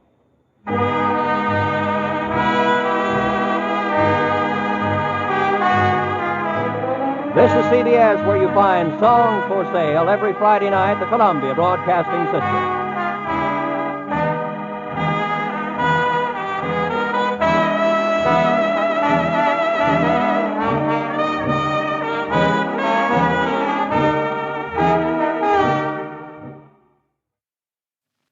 Somewhere in the cold, persistent rain that made the city itself seem a thing of evil, a girl had disappeared, and it was my job to find her.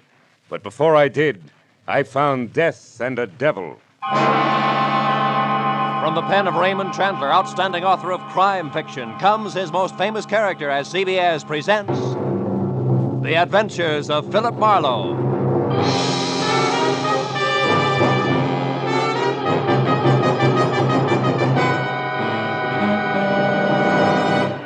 And now, with Gerald Moore, starred as Philip Marlowe, we bring you tonight's exciting story, The Black Halo.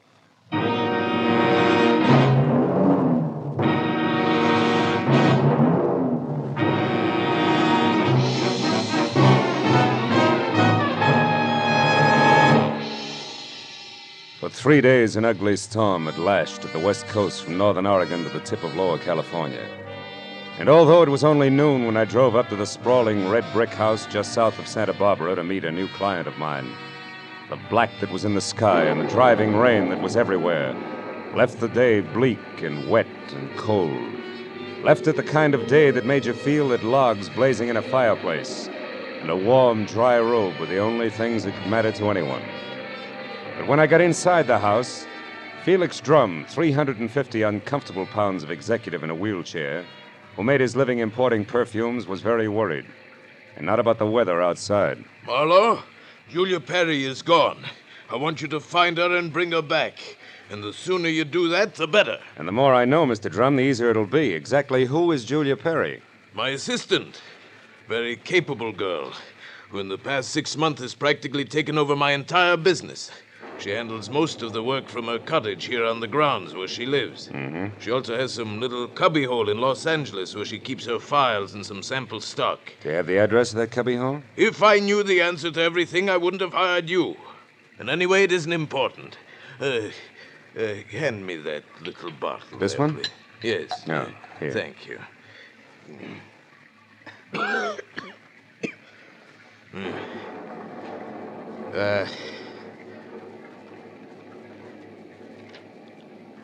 When did you last see Julia, Mr. Drum?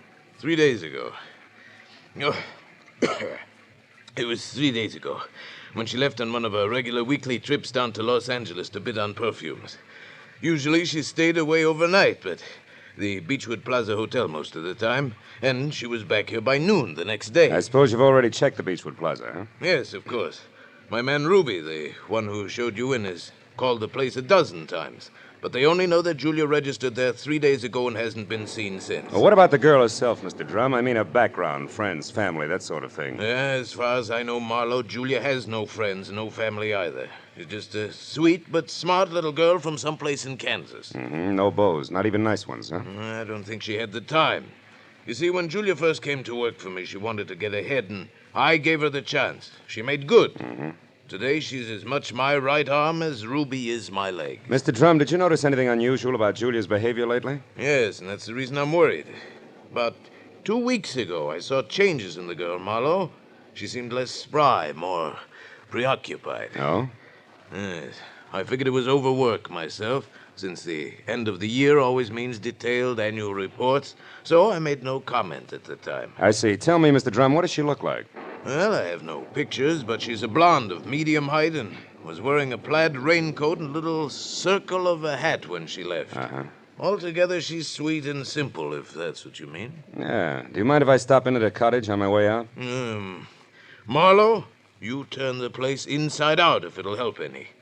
Only since I'm certain that Julia's in some kind of bad trouble, you be quick and find her.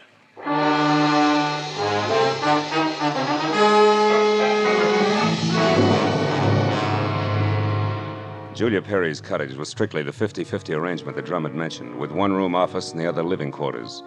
In the office, I found everything in its proper place, so I moved to the other room. The moment I stepped over the threshold, the white fluff that trimmed the quilted bedspread and the splash of color in the drapes said that Julia Perry had to be something soft and warm. And the half a dozen quietly tailored suits that were lined up in the closet like a squad of soldiers facing right told me that she was also simple and neat. I ran through the pockets of her clothes and all the drawers and closets in the room, trying to find something that would give me a lead that I was sure I had to have. But after 20 minutes, I had found only a leather cigarette case, a package of peppermint lifesavers, and a maroon and gold monogram book of matches, the cover of which was half torn off so that I could only be certain that the middle initial was a V and that an E or an F were on either end. But since the name and address of an L.A. novelty company was on the inside, I bought the matches as a starting point, dropped them into my pocket, and headed for the door. When I opened it, I was surprised to find Ruby, Drum's right-hand man, purple scar and all, standing in the rain, and staring at me like my ears were spinning. You seem to be a very thorough man, Mr. Private Detective. And you seem to be a very nosy one. What do you want? To help Julia, nothing else. So here's a postcard that came for her this morning. It was mailed in L.A. yesterday. Yeah? Dear Julia, tried to reach you at Santa Barbara 1181 both yesterday and today, but got no answer. I'm leaving town tomorrow. As one little girl who fled life in Haven, Kansas to another, I would have enjoyed seeing you again. For a bit before I moved on to who knows where. Anne. Santa Barbara 1181, that the number here? Yeah, it's Julia's private business phone. Well, what do you think? The postcard any help? Possibly. Tell me, Ruby, why didn't you show this to Mr. Drum? I forgot about it until just now. You're a liar. Well, it's on account of the postcard was delivered here to the cottage. Which is no man's land for you? Yeah, sort of. Mr. Drum doesn't like people who work for him mixing socially with each other. Or maybe a sweet kid like Julia hasn't got any use for the passes you've been making at her, huh? Hold it. I like Julia, and even if she don't go for me, anything I can do to help her, I still do, understand? Yeah, I understand. I'm not so sure I believe. Goodbye, Ruby.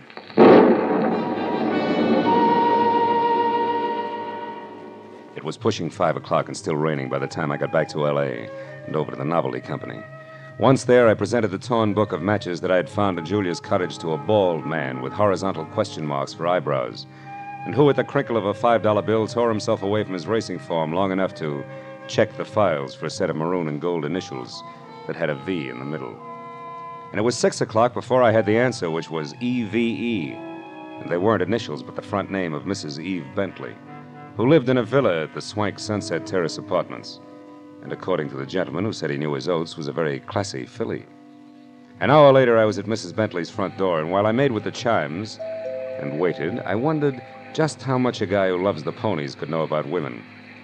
But when the door opened, I had my answer. Yes? What is it? Mrs. Eve Bentley wasn't beautiful, but she was everything else, including a shimmering yard of gold hair piled high on her head and held in place by a knot of pearls that no Boy Scout ever tied. Her face was wide blue eyes and open red lips on a backdrop of soft, fair skin. She wore a black silk jersey dress that must have been sprayed on. She smiled when I said my name was Philip Marlowe and that I wanted to talk. Talk about what, Mr. Marlowe? Julia Perry, ever hear of her? No, I haven't. So I'll try again. What do you know about Ann somebody from Haven, Kansas? Absolutely nothing. This torn book of matches says otherwise. I found them in Julia Perry's cottage. Julia Perry's missing. I'm a private detective who was hired to find her, and the matches turned out to be yours. Now, may I come in? Why, yes. Thanks. Now, Mrs. Bentley, maybe we ought to start all over. No, wait just a minute, Mr. Marlowe. I may be able to help you. Did this Julia Perry deal in perfumes? That's right. Now, how did you know that? Because I just remembered something. And now I'm sure I can explain why my matches showed up where they did. Just a minute. You know, whenever I'm talking to a beautiful woman, somebody's always creeping around in the kitchen. Who is it this time? Oh, really, Mr. Marlowe? There's a storm outside, and there are windows and trees. If you put those three things together, that noise could have been a branch scratching on a glass pane. Or somebody with squeaky shoes and a lot of curiosity. Somebody like Mr. Bentley, for instance, huh? Oh, I doubt that, Mr. Marlowe. You see, Mr. Bentley's been dead now for 3 long years. Oh. Yes. Well, you were saying something about the matches. Oh, yes. This Julia Perry must somehow or other gotten hold of them through my fiancé, Marvin Whitaker. How does that figure? Like 2 and 2. Marvin is in the perfume business, ditto Julia. Also, I think he mentioned her name once. Said she was very clever for a girl who looked like somebody's kid sister. That fits all right. Where will I find said fiancé? At his favorite bar and grill. But won't you have a drink first, Mr. Marlowe? No, thanks, Eve. There isn't time. Now the bar and grill. The Blue Boar. Blue which? Boar, Mr. Marlowe. Oh. It's a very English spot over on Wilshire, opposite Arthur Murray's studio. But before you dash, do you at least have a match? Yeah? Please. Whole book of them, honey. Torn cover and all. And I want you to keep them. After all, they brought us together, didn't they?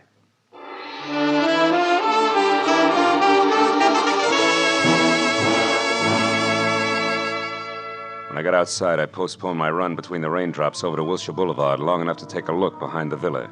And there, in a newly planted strip of clover lawn below Mrs. Bentley's kitchen window, I found something which was no surprise. 2 clear prints of a man's shoe. But from there on out, I got nothing more than a lot of rain down the back of my neck. So 10 minutes later, I dripped into my car and headed for the Blue Boar and Eve Bentley's gentleman friend.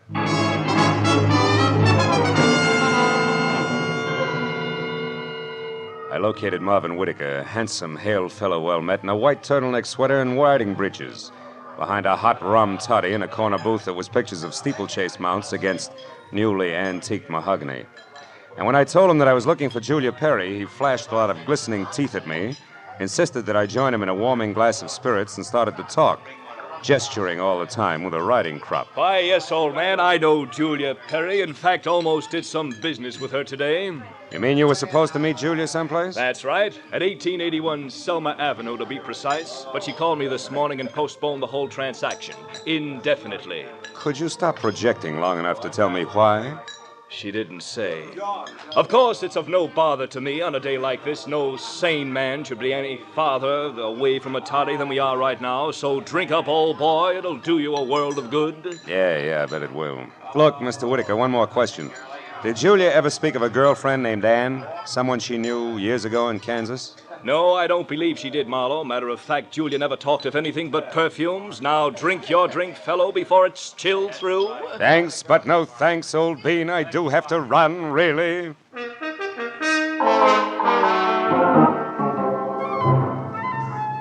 was a 20-minute drive to the address on Selma, and the rain had stopped by the time I got there. The place was one of those once-upon-a-time rooming houses that had been partitioned off into a couple of dozen 2x4 cubbyholes, just big enough for the very small businessman to fill his fountain pen in. When I got to the door and asked the scrub woman, who was a lot of wild red hair around two pop eyes for Julia Perry, I knew I was moving in the right direction, because the lady standing in front of me was anything but calm.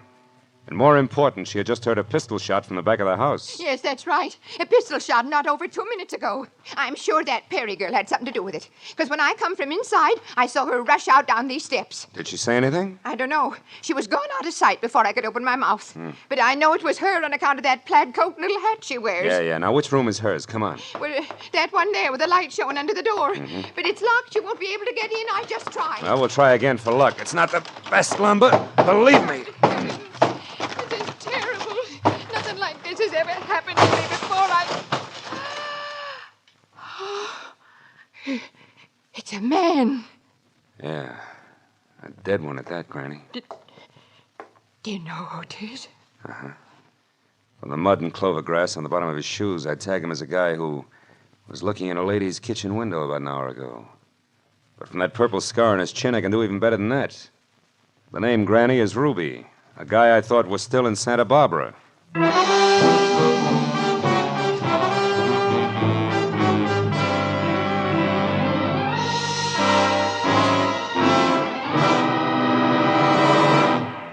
In just a moment, we will return to the second act of the adventures of Philip Marlowe. But first, given clues, even the newest of Philip Marlowe fans can deduce the characters in CBS's great new early Sunday evening comedy lineup.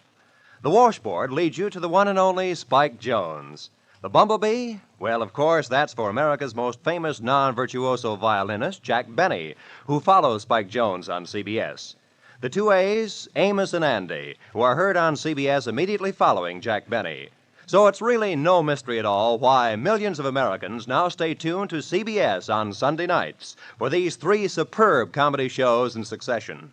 Spike Jones and Amos and Andy over most of these same CBS stations, and Jack Benny over them all. And now, with our star, Gerald Moore, we return to the second act of Philip Marlowe and tonight's story, The Black Halo.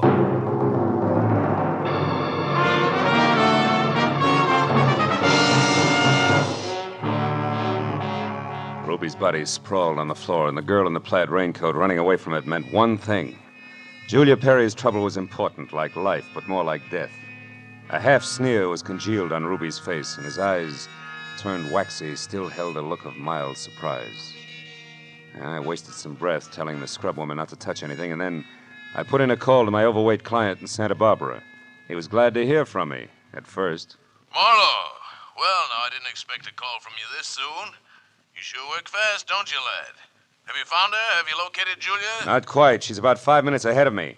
Incidentally, Mr. Drum, she works fast, too. What do you mean by that? Let me ask the questions, huh? Number one, what was your leg man Ruby doing in L.A. tonight? Ruby? Yeah. Why, I sent him in to pick up some medicine for me. Why? Come on, Drum, you can talk straighter than that, and you better. I just found Ruby dead. Dead? Ruby's dead? What happened to him, Marlowe? He was shot. So forget the gags and tell me why he was snooping around. All right. I didn't trust you. No. It's my policy to trust nobody until he proves himself. I sent Ruby in to follow you and check on your progress. That was brilliant. You only made 3 mistakes. First, I don't need to be checked on. Second, you got your man killed. And third, you forced Julia's hand. Because it was Miss Perry herself who pulled the trigger on Ruby. Julia? Marlowe, I don't believe that. Which proves nothing, Mr. Drum, but skip it. Tell me, do you know a man named Marvin Whitaker? Whitaker? Yeah. No, should I? Well, he says he's in the perfume business. Well, I know everybody on the coast who bought more than 2 bottles of perfume at one time in the last 40 years, and I don't recall that name. I think the man must be a liar. So do I. Thanks for the help. And, Drum, if you've got any more expendable flunkies around, keep 'em out of my hair. I'll call you when I've got something.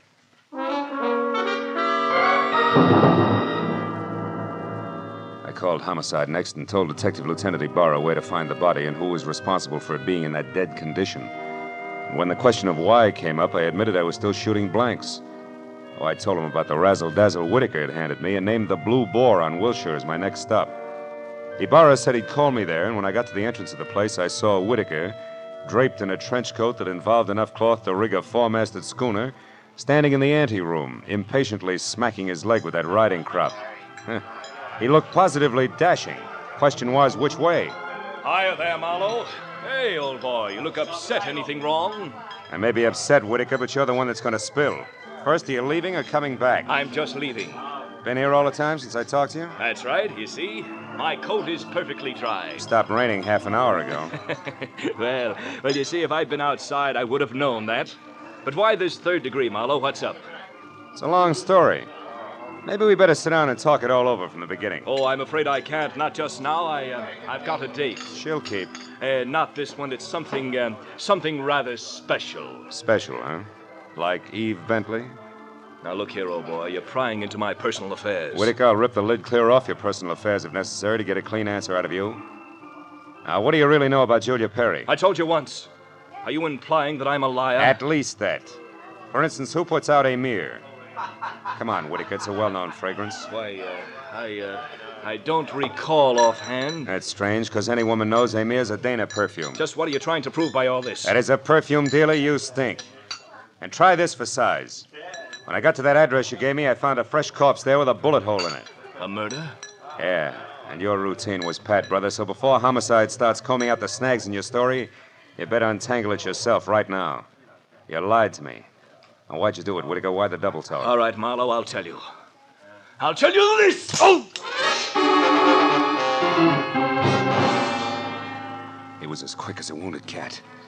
The riding crop slashed across my face even before I'd realized he'd moved. And by the time the red light stopped dancing in my eyes, Marvin Whitaker was gone.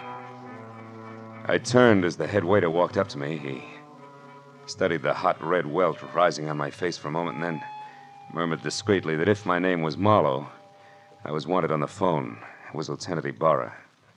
Marlowe, you can stop beating the brush for Julia Perry. We found her. You did? Where is she, Ibarra? She's out in the alley here, behind the Beechwood Plaza Hotel, Marlowe. Exactly 8 floors down from the window of her room. She fell through the glass roof above the rear entrance. Oh. It's not pretty. Oh. She explained the whole thing, including that Ruby guy's murder, in a note we found in her room. I'll be right over, Ibarra. Okay, don't hurry.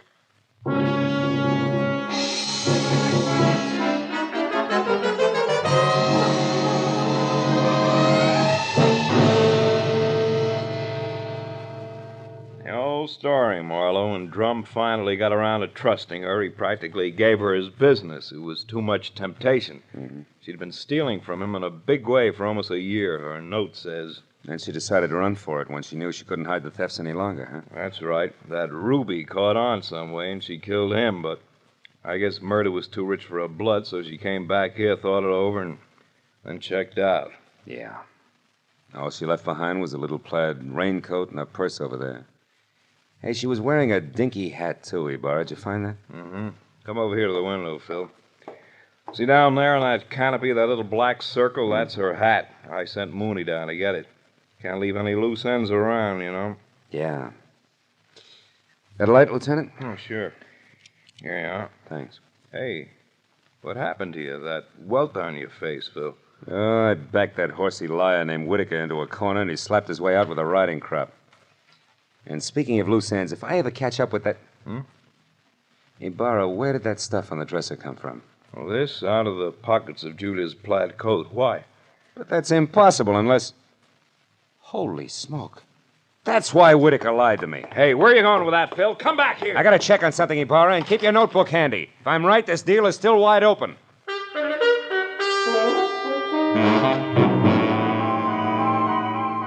All the way from the suicide's room in the Beechwood Plaza out to the widow's villa in the Sunset Terrace, my mind juggled a jumble of facts, trying to beat them into a brand new pattern. A pattern that had to include an object Ibarra had found in the pocket of that plaid raincoat. It almost made sense, but I needed just a little more. Well, when I turned into the parking lot at the Sunset Terrace, rain began to fall again. Thin, cold rain. I walked to Eve Bentley's door and pressed the bell. Just as I expected, it was Marvin Whitaker, unsmiling and nervous, who answered the door. I didn't give him a chance to think. I just swung hard.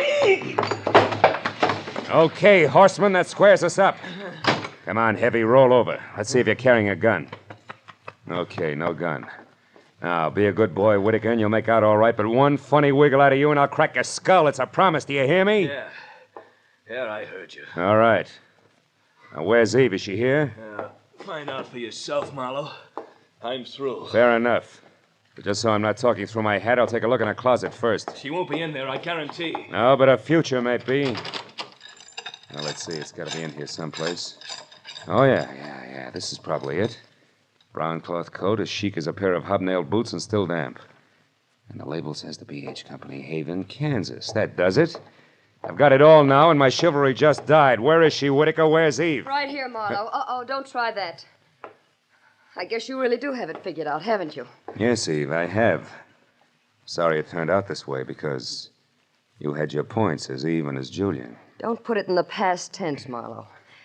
As Eve Bentley, my life is just beginning, and now I've got everything I ever wanted as Julia Perry. Then you're Julia Perry. I was, Marvin. She still is, Whitaker. At least that's what the bailiff will call it in court. There won't be any court, Marlowe. Oh, I'm afraid there will, baby. You're twice a killer now, and both for the same reason, remember? First Ruby, because he saw you as Eve. And the girl you pushed out of the hotel window, who was no doubt Anne, your old chum from the hometown. She must have seen you posing as Eve, too. All right, Marlowe. Anne ran into me by accident and ruined everything. I had no choice. I promised her money and then told her to go to my room at the Beechwood Plaza and wait for me. Eve, I can't believe this. It can't be true. Yes, Marvin, it is true. Darling, I didn't want this mess. I'd have left town this morning as I intended if sweet, sly little Anne hadn't seen me. I tried to get rid of you the easy way, Marlowe. When I sent you to Marvin, the Selma Street address he gave you should have led you to the end of Julia Perry. Is that why you phoned me and told me to lie to Marlowe? Yes, Marvin. I was going there to write my suicide note and use the stockroom for my disappearing act. But Ruby caught me, and after that I had to work fast. But it's all right now. It all worked out perfectly. They were the only two who knew besides you, Marlowe. Aren't you forgetting little Marvin here? Forgetting him? Oh, no, Mr. Marlowe. Marvin's the one person I can count on. That's what you think. You don't get me mixed up in this. Marvin. I bargained for an heiress, not a murderess. Are you dirty load? All right, then. I'll use this gun on you, too, because I'm getting out of here and no one's going to stop me. But you're right between us, Eve. You can't get us both. He's right, baby. You're not good enough to get us both, and killing just one of us isn't going to solve anything. What do you say? It's been a long night, baby. You just couldn't tell when you were late.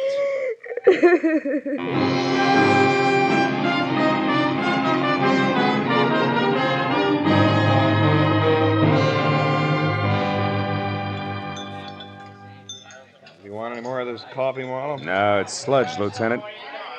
I wonder what Julia Perry uses for a heart. You know, she planned the thing for 6 months when she first set herself up as Eve Bentley. And it probably would have... Want to check now? Oh, yes. Yeah. Probably would have worked if everything hadn't closed in on her. Yeah, her friend Anne from Kansas, Ruby the leg man. And you with that torn book of matches. Incidentally, that was pretty fast figuring up in the hotel room there, Marlowe. Oh, not so fast, Ibarra. I knew Eve had those matches because I left them with her. So when you found the same matches in the pocket of Julia's plaid coat, it figured. Julia almost had to be Eve. And that left Anne to furnish the body for the suicide. Yeah. You know, I wasn't so sure about that until I found the brown coat with the Haven, Kansas label in Eve's apartment. Yeah. Well, I'd better wait on back to the office, Phil. Look at that rain come down. Think it'll ever stop? I don't know. I doubt it. Oh, by the way, here, it's her hat. Mooney finally got it down off that hotel canopy. Maybe you'd like it for a souvenir. Yeah. The millinery people call it a halo hat. Good night, Marlowe.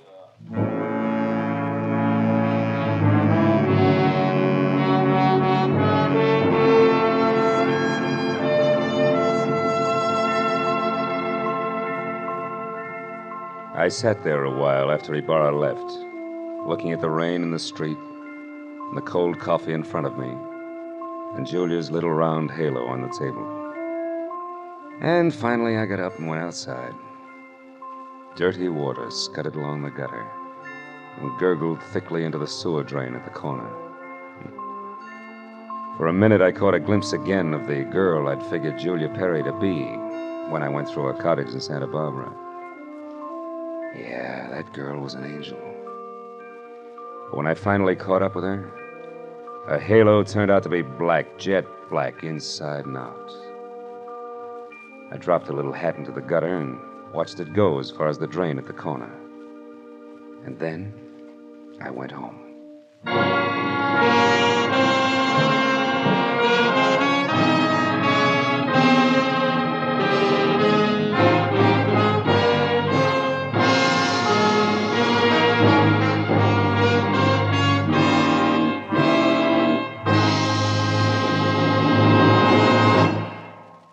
The Adventures of Philip Marlowe, created by Raymond Chandler, stars Gerald Moore and is produced and directed by Norman MacDonald. Script is by Mel Donnelly, Robert Mitchell, and Gene Levitt.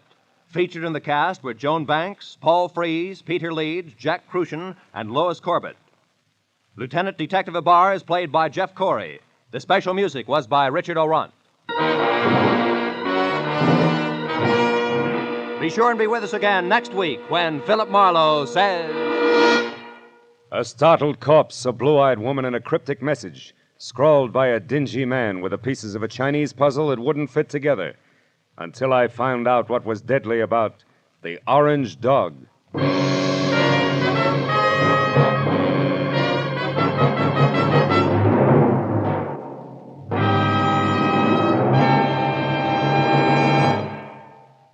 You'll find a whole hour of fun, variety, music, and thrills on Sing It Again tonight and every Saturday, for it's heard over most of these same CBS network stations.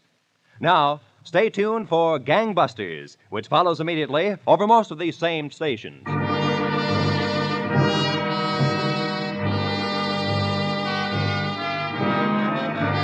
This is Roy Rowan speaking for CBS, the Columbia Broadcasting System.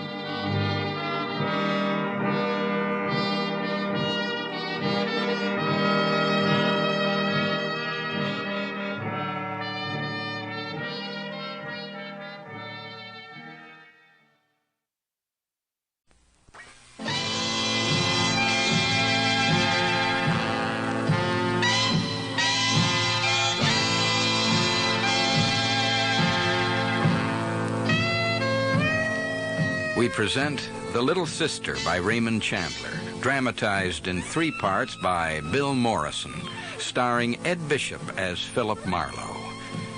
The Little Sister, Part 3.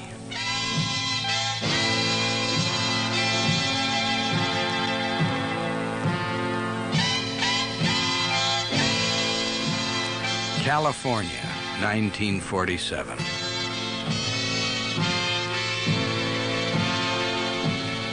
I was far outside the law.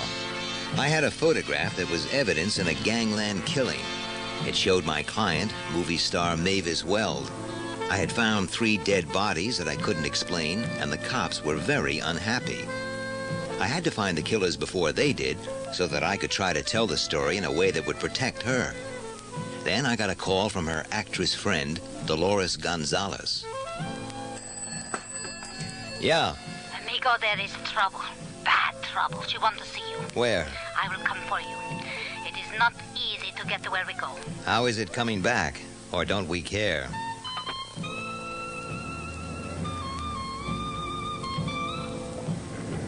We go west, through Beverly Hills.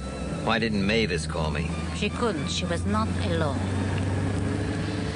I am very scared. Did you bring a gun? Oh, but I need a gun for. It is better not, perhaps. Will you make love to me tonight? Just for a while, let's leave sex to one side, huh? Your side of the car? I can't drive like this. I'm so tired. I haven't slept. I don't expect you to believe me, but I wouldn't hurt Mavis Weld. What about me? I would love you.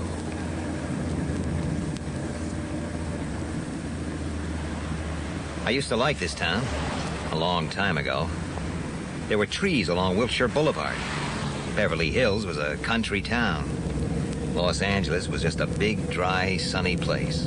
No style, but good-hearted. People used to sleep out on their porches. It was peaceful.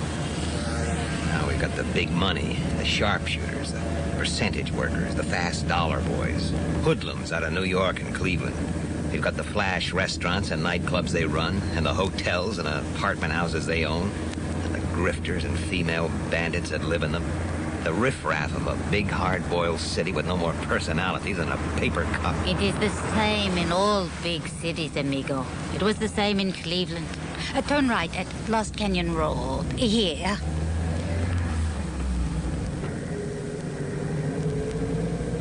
Something stinks here, Dolores, and it isn't wild lilac. Is this road the only way out of here? There is another, but it is a private road through an estate. And that is the house ahead. No lights. Why are there no lights in a gambling house? Pull in here.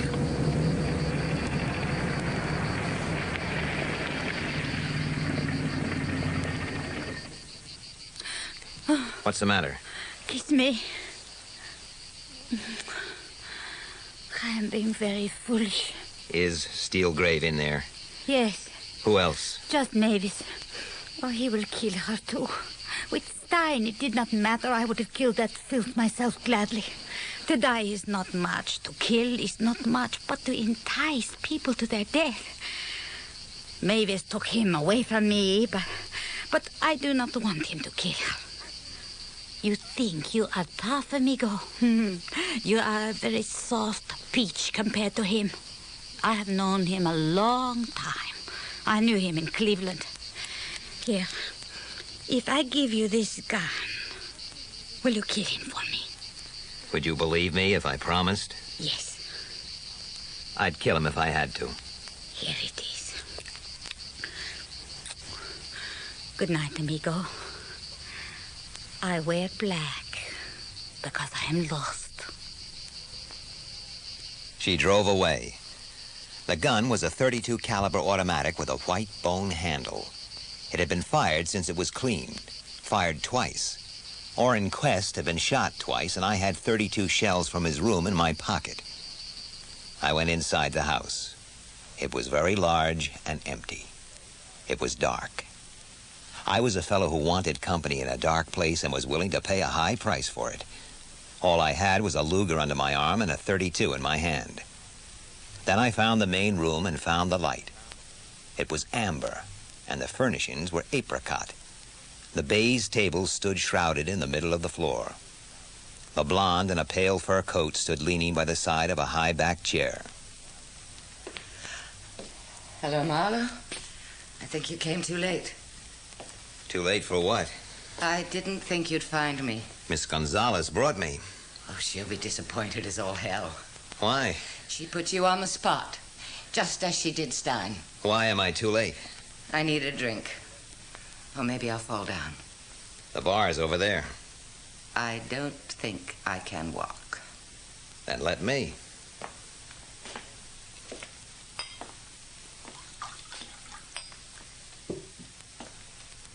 Can you hold a glass? Where's yours? I don't need any more excitement. Here. Thanks.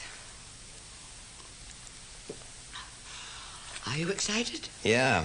It's been a lot of bodies and a lot of beautiful women in a couple of days for a beat-up gumshoe. Where's Steelgrave? He thought he had to kill you. And you sent for me? Were you that fond of him? I met a nice, quiet little man who knew how to behave in public and who didn't shoot his charm around. Yes, I liked him. I thought he just owned a restaurant. I should be beyond such nonsense. In the end, I liked him with this. Give it to me. Don't you have enough guns? Give it to me, He Leela. killed my brother. Oren was no angel. But he didn't have to kill him. Why don't you call the police and get it over with? Take the gun. They make a pair. 32 caliber automatics with white bone handles. Both fired. Dolores gave me the other one. Is he in the chair? Yes. I can move now. He was small. I was very close. I couldn't miss. Can I have another drink? We'll both have one.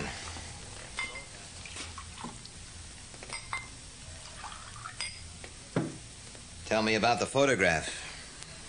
I got a copy in the mail a couple of days after that lunch. After Stein was killed? Yes. Did you think Steelgrave killed Stein? Not until tonight. Oren never mentioned the photograph to me. He didn't have to. I knew only he could have taken it. But he did ask for money. Did you tell Steelgrave? I showed him the photograph. I didn't tell him about Oren. Then how did he find him?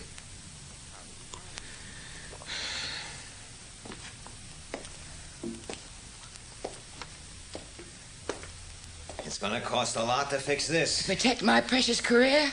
It's too late. And I don't have a lot of money. It's why I'm here. I work for you, Duchess. The studio won't help me now. Baloo won't. They'll take their loss and forget about me in 6 months. I'm through in Hollywood. Where did you get this gun? Steelgrave gave it to me as a present some time ago. Did you intend to kill him? Why not, darling? Let me make one phone call. Did he give Dolores the other one? Pour us another drink, darling.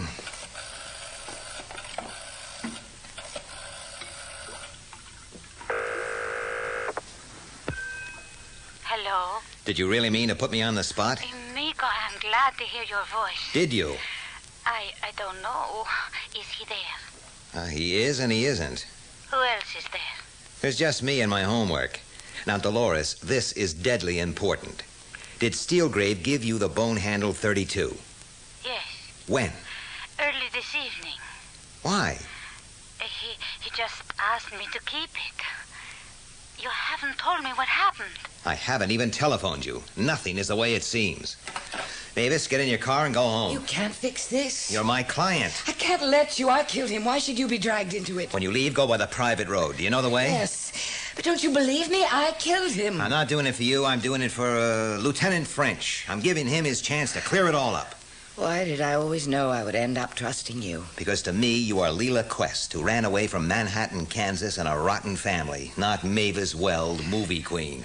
Now go, quickly. Move. Move. I rinsed the glasses and put away the bottle. From the pair of bone-handled guns, I took the one Dolores had given me, the one that killed Oren, and pressed it into Steelgrave's small, limp hand. Then I took the gun that killed Steelgrave and fired it into the wall behind him until the two guns were identical in every way. Then I laid it on a table, and I called Lieutenant Christy French. So, you waited this time, Marlowe. Didn't touch nothing? He looks dead. Both guns been fired, Bafus? Yeah. The one the corpse had was fired hours ago. Yeah, down at Bay City, into Oren Quest. Yeah? These guns are twins. We better tag them right away, Bafus. Let's not get confused. Okay. Tell us what you know, Marlowe. A girl I know, Dolores Gonzalez, called me this evening and said a client of mine was in danger from him. She drove me up here. Uh-huh. Who's the client? I can't tell you yet. Who is she? I want a guarantee of no publicity unless charges are actually filed. Come on, you're just making it tough for all of us. I won't give you any guarantee whatsoever. God damn it, this man killed Oren Quest. Take that gun and check it against the bullets in Quest. I'm helping you. How did this one die? Were you here? No. Well, who was? Who was? I won't tell you anything I don't want to tell, except on the terms I stated. But I won't lie to you. I don't know who was here. Who was here when you got here? I can't answer that. Oh, Marlowe, as if I didn't have enough trouble, I have to have you. As if we didn't get pushed around by the City Hall gang, the day chief, the night chief, the Chamber of Commerce, His Honor the Mayor, and his paneled office 4 times as big as the 3 lousy rooms the whole homicide staff has to work from, without even enough chairs for us all to sit down at once. 114 homicides last year. We spend our lives turning over dirty underwear and sniffing rotten teeth. We go up dark stairways to get a gun punk with a skin full of hop, and sometimes we don't get all the way up. And our wives wait supper that night and all the other nights. Nothing that we do is right, not ever, not once. If we get a confession, we beat it out of the guy. And his shyster lawyer calls us Gestapo in court and sneers when we muddle our grammar. But all that ain't enough to make us entirely happy. We got to have you. Hiding information, dodging around corners, suppressing evidence, framing setups. Oh, you wouldn't mind me calling you a goddamn cheap keyhole paper, would you, baby? You want me to mind? Oh, I'd love it. In spades redoubled. What would you have done in my place? I can't imagine myself getting that low. Come on, take it easy, Christie. Your license is dead, Marlowe, as of now. Only when the commission that gave it to me says so. Just crack wise, Marlowe. Lay off, Christie. What do you want me to say? Guess. Now, come on, let's get on with it, Christie. Come on, for Christ's sake. Get out of here for a while, Fred. Come on, let it go. No, get out of here. Christie, for God's sake. No, I won't get out. Oh. What you did that for? Huh? What is this? Some new kind of 3rd degree?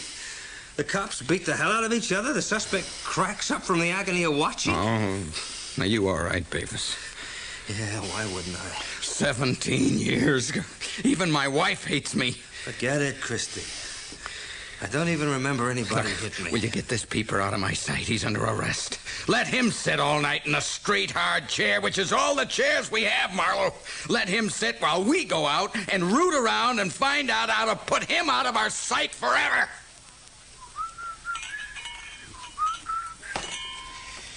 Coffee coming up. You tired, Marla? That's all right. I needed the exercise. Here. It's good, huh? It's hot. Yeah, well, this ain't a hotel. Okay, Marlowe, on your feet. The district attorney wants to see you in his office at 9 o'clock. Coffee, Christie? Well, sure, Fred. How's the jaw? What, does it show? Yeah. I'll tell the wife I suppressed a riot single-handed. I'm a hero. She won't believe me anyway. After you see the DA, Marlowe, you can go. It's out of our hands. Did you get Lagarde? No, he ran. But he was a doctor in Cleveland, all right. And Steelgrave was Weepy Moyer? Between ourselves, we knew it all the time. We just couldn't prove it. Now we can wrap it up. You know, it's too neat. What? One man in Bay City could prove who Steelgrave was. Quest wanted to blackmail Steelgrave. And by accident, he ran into that one man who gave him the means? Maybe it was a fluke.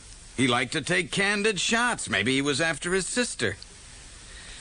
The kid killed Clausen and Mile Away Marston. They both had records. Now, look, there's no need to smear the kid's family just to prove the police can solve a case. That's white of you. How about the guns? Both of them were registered to Steelgrave. One of them killed Quest and Stein. Which gun? They're identical. It'd be hell if the ballistics man got them mixed up. Pour me another coffee, will you, Fred? Sure.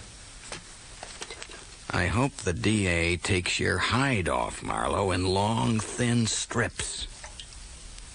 Now, on your way, it's 9 o'clock. It wasn't over. It looked as if it was, but it wasn't. The DA did tear strips off me for suppressing evidence, but he couldn't prove a thing. Mavis Weld was there, sitting cool behind dark glasses. Smart young lawyer hired by the studios. He proved in 2 seconds flat that the photograph was inadmissible as evidence without independent witnesses. So whatever I suppressed, it wasn't evidence. As to who killed Steelgrave, she smiled in a frail kind of way and said she didn't know and didn't remember and was every inch a lady and a star, untouchable. She had just, quite innocently, got into bad company. Nobody cared much. A red-hot out of Cleveland called Weepy, who had tried to be respectable, and a few cheapies were dead. But it wasn't over. I sat in my office and waited till she came. I came to say I'm going home. Back to Kansas. Got your fare? I can't remember now whether I gave you back your $20. We passed it around so much. Oh, you did. I never make mistakes about money. You are cute, Orphan. You can tell me the truth now. After all the work I did for you, I did for a very low fee of no dollars net. She'll pay you. You'll get paid by Leela. Why wouldn't you tell me who she was? I was ashamed. Mother and I are both ashamed of her. Orrin wasn't. Well, he'd been here a while. How did Orrin find out about who Steelgrave was? How did he know to take that picture on that day? The doctor told him. Sure. They bumped into each other and found out they had a common interest in sharp tools. Let me see your bag. Stop. Don't. It's private. It's mine. I just want to see how much dough you squeezed out of the deal. 10 $100 bills. Leela gave the money to me. Yeah. What size chisel did you use? Do you have to be so nasty? I wish I could have seen Orrin's letters home. I guess you and he belong to that class of people who convince themselves that everything they do is right. He can blackmail his sister, and if a couple of small-time crooks want to share, he can knock them off. You hired me because he wasn't cutting you in on the deal. I came out here to make sure Orrin treated me right. That's all. Why did he contact you last night? He'd lost the pictures. He was scared of Dr. Lagarde. This'll make you laugh. I have the pictures. I had them all the time. I don't believe you. There they are. Hey, you want to split the 1,000 with me? Mavis didn't give it to you. Steelgrave did. Just what was it you sold Steelgrave for this $1,000, Orphan, eh? Nothing at all. You only had one thing to sell. You sold him your brother. How else did Steelgrave know where Orrin was to kill him? You told him for 1,000 in blood money. Who's alive to prove it? Nobody. And who would listen to you? $20 buys you. I don't have any brothers or sisters to sell. I could tell the police a lot more about you. You can't blackmail me. Go back to Kansas. Do you know all I'll regret? Not being able to see you and your dear old church-going mother fighting over how to split the dough. I could tell the police who shot Steelgrave because I know now who didn't. But don't worry. I won't. I still have a client to protect. Goodbye, little sister. Hollywood. Yeah? Are you all right, amigo? I've been up all night. Has the little one called with you? She's just left. I think I know it all now, Dolores. Are you at home? Si. Stay there. I'll be over. The Chateau Bercy on Franklin Avenue was old, but made over with glass brick, cornice lighting, three-cornered glass tables, and a color scheme of bile green, linseed poultice brown, sidewalk gray, and monkey bottom blue. It was as restful as a split lip.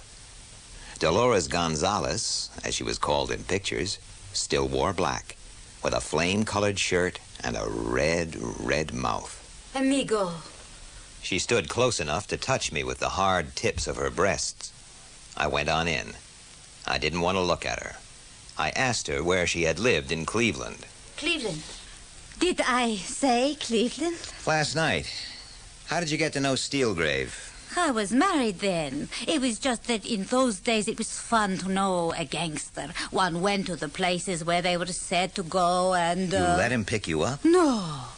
I picked him up. He was a very sweet little man. What about your husband? Amigo, the streets are paved with discarded husbands. How's this for poetry? He was a doctor, a graduate of the Sorbonne. Amigo. The only thing Mexican about you is that word and a few more and the accent. Everybody has been acting. All poetry is fiction, amigo. I'm too tired to play. I am in bad trouble. The DA may not know whether or not Mavis Weld shot Steelgrave, but he is very sure that I know. And do you? Yeah. There's a question I've been asking from the beginning. Where are you staying, Orphan? She stayed here. And that gave her all the right connections. It fits now. The little sister, she's... Stop acting. I'll try, amigo. Steelgrave was pleased with Orphamay because of the information she gave him. I took her out to the gambling house. He was drunk. I'd never seen him drunk before. He said he had a present for her. It was wrapped in a handkerchief. When she unwrapped it, it was a wallet with a bullet hole in it stained with blood.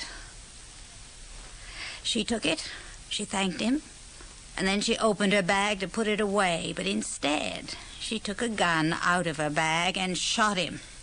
Did you then make her tell Mavis what she had done? Yes. So Mavis lied to protect her family.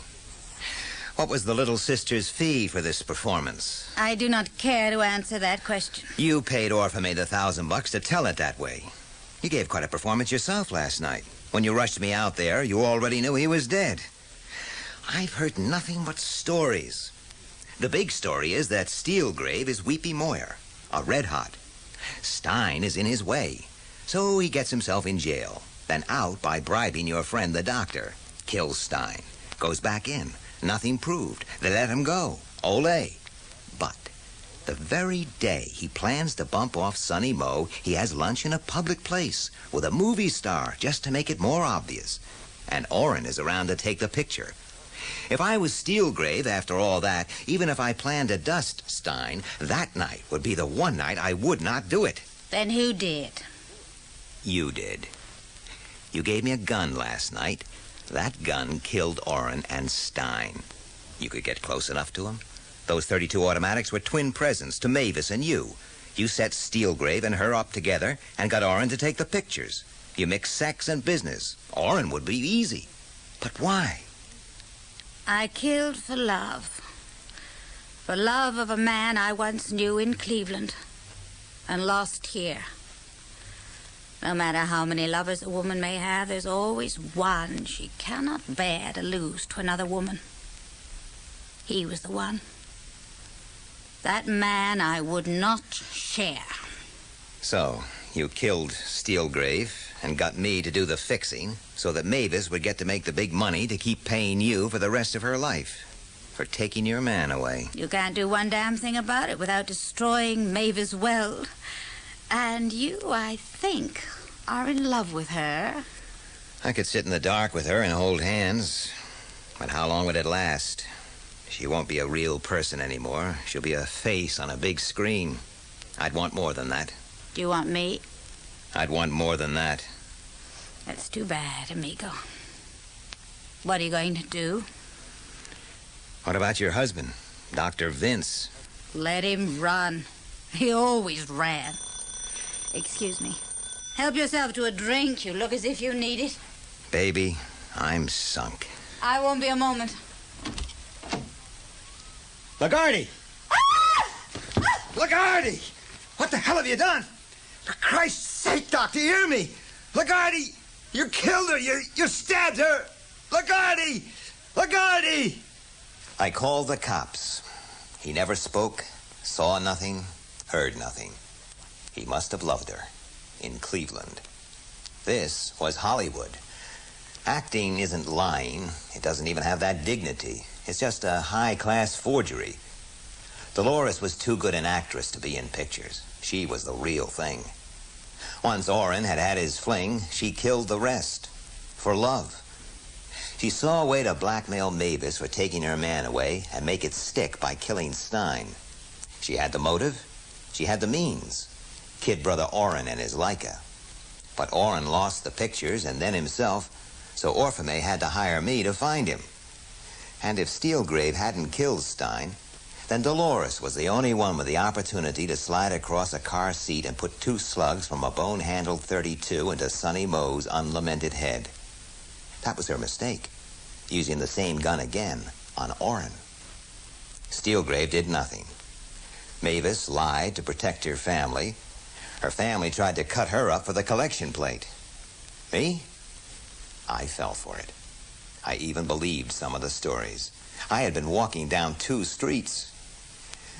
Maybe I had loved Mavis, but I hadn't what she needed, and I didn't know what I needed. I was just Marlowe, who started out cheap and ended cheaper still. I went home with a bottle of Old Forester. And sometime into the endless night, I fell asleep. And I dreamed I was looking for something very important that was lost. All I kept finding was bodies.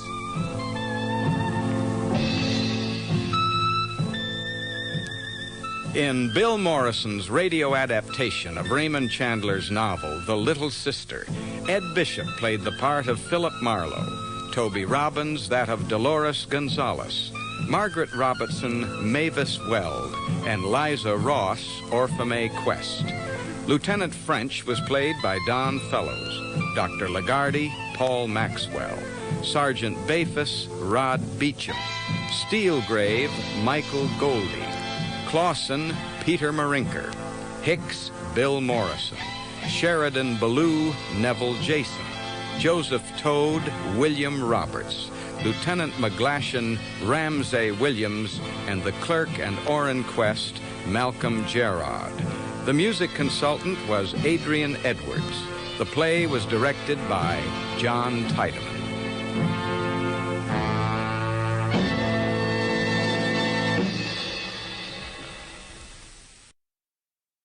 Get this and get it straight. Crime is a sucker's road, and those who travel it wind up in the gut of the prison of the grave.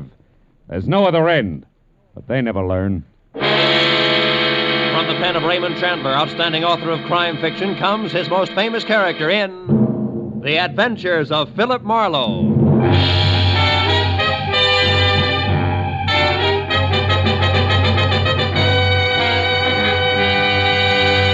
Now, with Gerald Moore starred as Philip Marlowe, we bring you tonight's exciting story, The Collector's Item.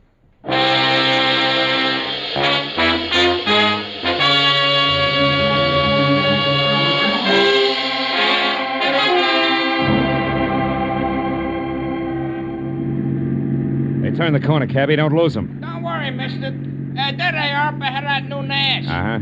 And a white Panama hat shows up through the back window of that cab like a signboard.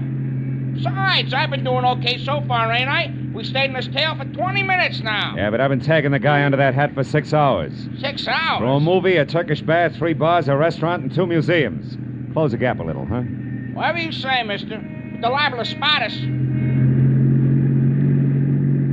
How much longer you gonna keep this up? What difference does it make as long as your flag's down? Big difference. My old lady'd be awful sore if I don't get home tonight. And this father-leader routine looks like an endurance contest. Take it easy, cabby. At 10 o'clock tonight, a certain big deal will be closed, and then we can both forget about that guy up there and go home. Big deal? What kind of big deal? I ain't nosy. I just don't want no trouble. You'll get no trouble. It's approximately legal, ain't it? Legal as Confederate money. Nah, just a minute. I got a living doing. I'm serious. So am I. Serious as a rare coin dealer. Oh, a numismatist. Yeah, that's right. Well, what do you know? I collect Indian pennies myself. Small world. And the guy up there in the hat's trying to louse up a sale, huh? That it? Roughly, yeah. Keeping an eye on him till the deal goes through at 10. He's a screwball from the deep south. Hey, the light's changing. He's gonna be caught. You want I should slow down? No. Pull up behind him. It's okay. Right. Hey, mister, look. You see that? Yeah. Panama hat, it's gone. Yeah, when a driver hit his brakes, it disappeared. Pull up beside him, quick. Can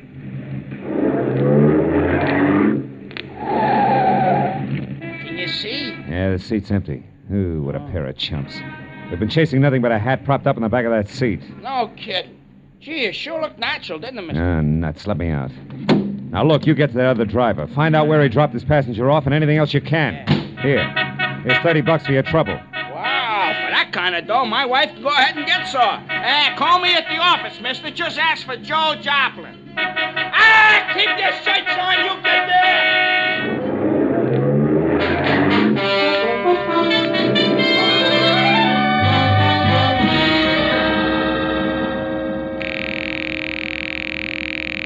Come on, Rayardi, be there. Be there. You'll go off like a Roman candle. Come on, be there. Hello. Huh. Hello, Leon Rialdi speaking here. Marlowe, Rayardi, I got bad news for you. Huh? Our boy, Seth Appleboro, pulled a backwoods gag on me, and I fell for it, flat on my face. He shook me. I don't know how long it happened, but... But I do. I know exactly how long ago. Appleboro was here. He was? He was in my shop. He's a madman, that madman.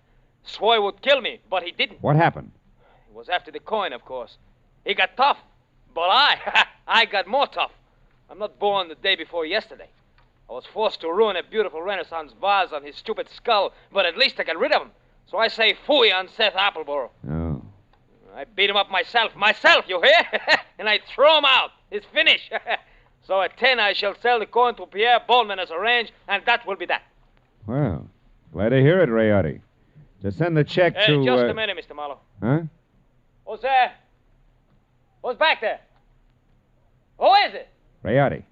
Hey, Rayotti, what's the matter? No, wait. No, listen, dog! Good! Rayotti! Marlowe, you... Rayotti! Rayotti! Rayotti! I ran out of the phone booth, hailed the first cab that came along, and headed for 113 Marion Avenue. Leon Riotti's shop was a narrow cell with tattered green shades drawn over dingy windows. The front door was locked, so I went around to the alley where I'd left my car earlier. The back door to Riotti's was half open. Riotti sat on the floor, his legs spraddled out, his head slumped against the bottom drawer of his desk like a drunk too tired to look for the way home. Beside him on the floor was all that was left of the reason for it. A small open box lined with blue velvet and labeled Unique, Confederate States of America, $50.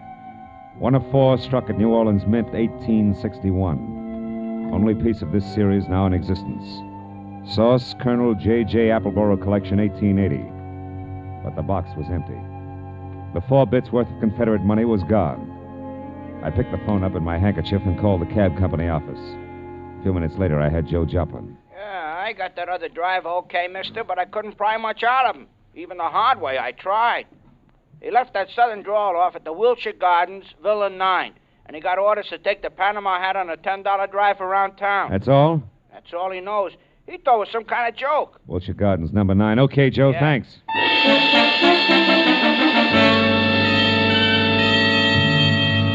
I called Homicide, told Lieutenant Matthews where he could pick up the body, and before he could order me to stick around, promised to fill in the details later and hung up. After that, I got in my own car and drove to the Wilshire Gardens Hotel, Villa 9. What finally came to the door and eased it open a cautious 2 inches had a mop of renegade hair the color and shape of tumbleweed, a body as gaunt as a piece of barbed wire, and 2 sick gray eyes that tried hard to hide under a pair of scrub brush eyebrows. Seth Appleboro wasn't glad to see me. State your business, sir. What's more, I'm a busy man. I'm not well, so be brief. Okay, we'll start off with murder. Murder? Now, see here, We'll sir. follow that with a missing Confederate $50. Now, do I come in peaceful like, or do I knock the door down? Don't go riling me up, Yankee, or you won't get in at all. What's your name? Philip Marlowe. My business at the moment is trying to square things with a client I let down very badly. Client? Then you must be referring to that low-down, unscrupulous carpetbagger, Leon Riotти. You're a little confused, aren't you? Riotti's from Italy. From northern Italy, sir. And a crooked, unprincipled carpetbagger. You said that. The kind who strips the South of her treasures, who pillages and loots and... What? A gun? Well, what's the meaning of that firearm in your hand, sir? I haven't got time for another civil war. Now get away from that door. I'm coming in. You carpetbagger. Now, let's knock off the nonsense, Appleboro. Where's the $50? Where, indeed? My poor old fool of a grandpappy, the colonel, sold it. Sold it for practically face value, sir. Just to keep body and soul together on the plantation back in 1880. And what he was give for it wasn't worth dirt compared to what that fine old piece of Confederate money's really worth. All right. Where is it? Come on, hand it over. Well, I don't have it, sir. Oh. Not yet. But by ginger, I'm going to get it. And when I do, it's going home where it belongs, you hear? To the South. Oh. You better go to the couch and take another pull on your mint julep, Busty. You look bad. My head. And then I want that coin. I'm not kidding. That Riotти crowned me with an iron pot. Oh. But that won't stop me, sir. I'm not going to stand by and let that rare old $50 be desecrated any farther. I'll prevent it being sold to any rich, dawdling oaf of a collector who has the audacity to live in Sherman Oaks. If it's the last thing I do. And you, sir, you won't stop me either. Sit down, I told you. Oh. You crackpot. Oh, my head. I should have known. Win, lose, or draw, I'm turning you over to the police right now, Appleboro. Charge is murder and larceny, and it's too bad, but you're a cinch to beat both raps on a goofball plea. You, Huh? big boy, put down the phone, drop your gun. Oh, rebel reinforcements. Drop it, I said. Oh, friend indeed. Providence is still smiling, sir. Yeah, sure. She's hilarious, Mr. Appleboro. Right, big boy? Well, don't you see the humor of the situation? Oh!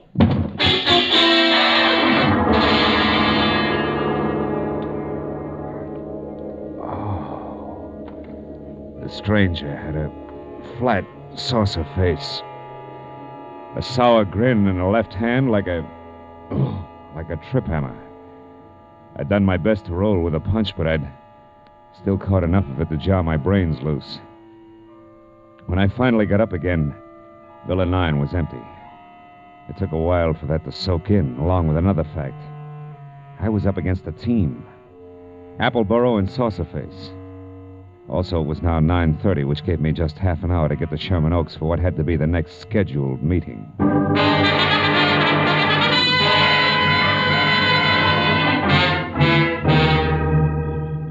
The Boneman Mansion on Clooney Drive, from giant iron gate out front through overgrown grounds and up to the entrance, looked a lot more like the prop room at the Metropolitan Opera than anybody's residence. When I lifted the brass ring in the brass lion's mouth and let it fall, I got another surprise. She had deep hazel eyes with long lashes, close-cropped copper-colored hair, and packed full green suede dress that put no strain on the imagination. Her bare shoulders made you think of toasted marshmallows. Hello. Hello. You wouldn't be Pierpont Bowman, huh? And you must have had some reason for knocking, other than window shopping. Yeah. My name's Marlowe. I used to work for Leon Rayardi before he was murdered tonight. Murdered? Mm-hmm. Is this supposed to concern my Uncle Pierpont? Yeah, I think it does. From the fuss that's being kicked up about 4 bits worth of Confederate money, you'd think that it was a chest of Easterling sterling silver. Only 4 bits, huh? Uh-huh.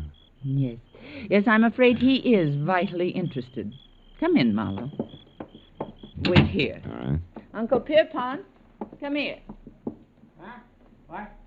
Well, what's the matter, Christine? There's a man here to see you, a Mr. Marlowe. You'd better talk to him. Oh? What do you want? Huh?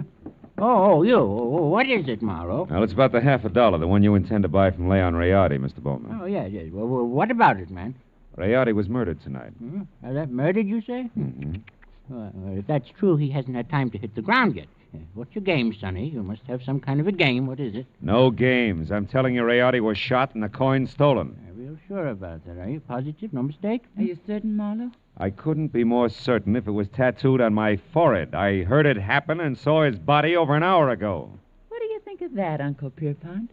Marlowe looks at dead bodies, too. I think it's poppycock. Yep. What do you think, Chris? Wait a minute. Let me tell you what I think. It's more to the point. I came here because I'm also certain that the man who killed Rayardi is the man who took the coin. And that he'll show up here in the next few minutes posing as Rayardi and try to sell you that $50 as planned. I want you two to help me get him. You know, Marlowe, I think you're bombing. Now, look, baby, I've had quite enough... Hold on now. There's just one teensy thing wrong with your little scheme, Marlowe. You see, 10 minutes ago, Leon Rayardi, or someone who said he was Leon Rayardi, was here. I gave him $37,000 cash as agreed, and he gave me this, the only one of its kind in the world, the 1861 Confederate $50.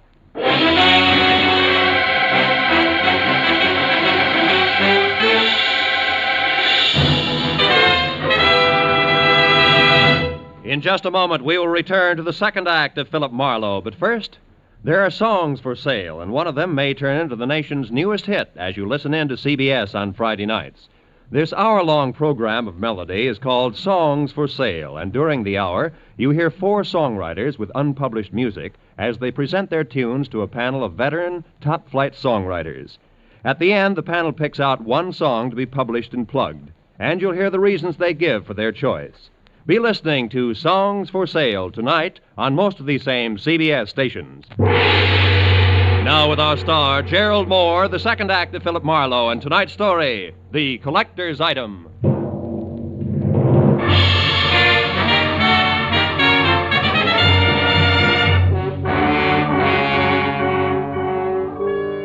wobbly screwball collector clinked the $37,000 50-cent piece on the tabletop in front of me.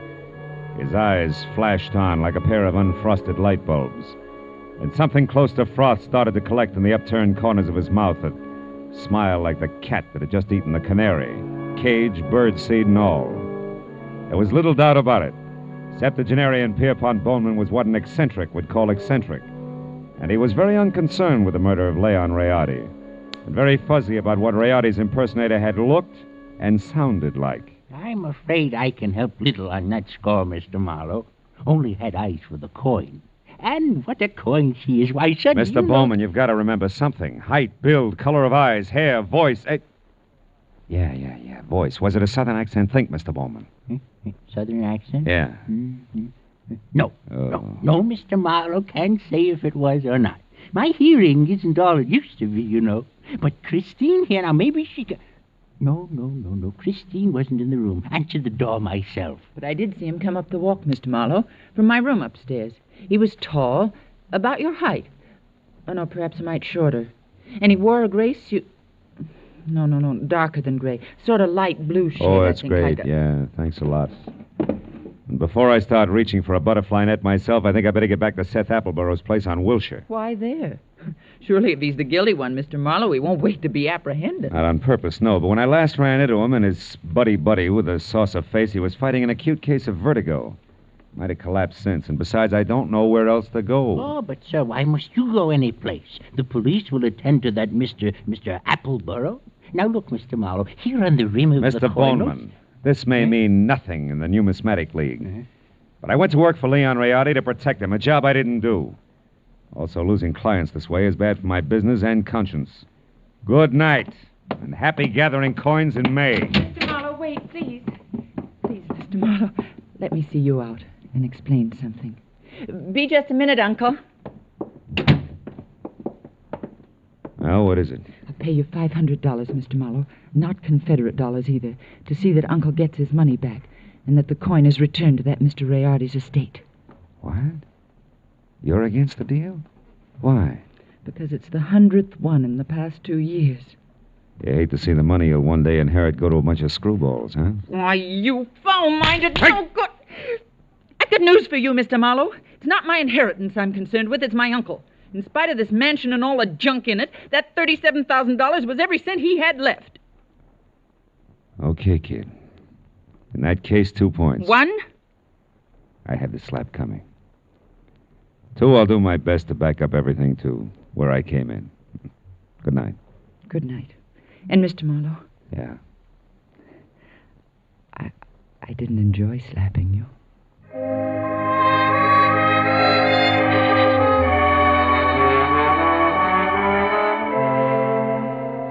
She said it like she meant it.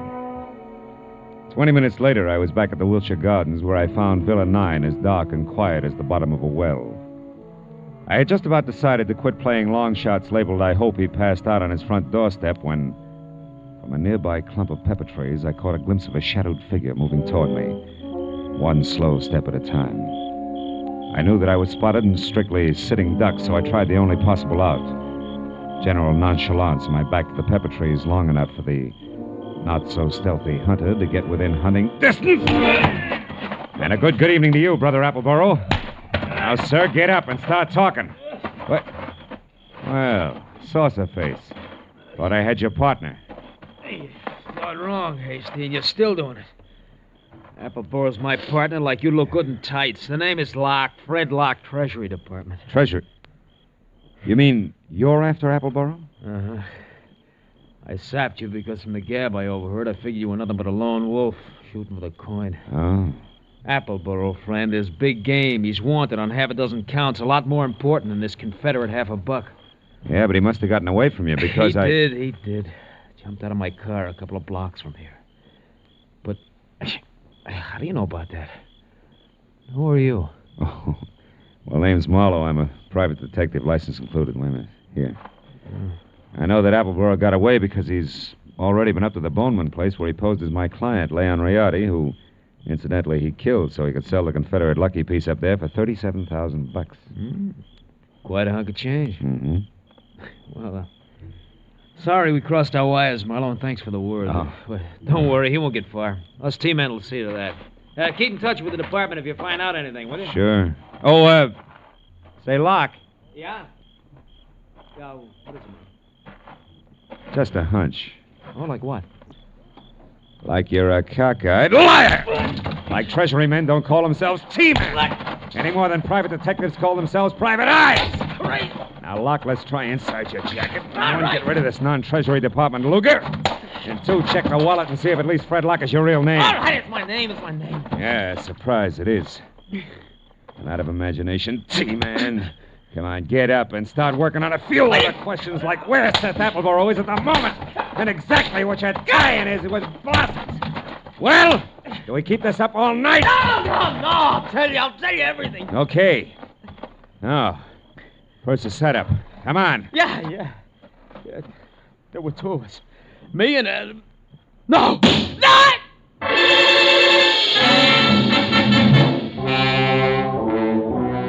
had come from the street that was just beyond the pepper trees and slammed into Locke front and center, folded him up like it was built on hinges.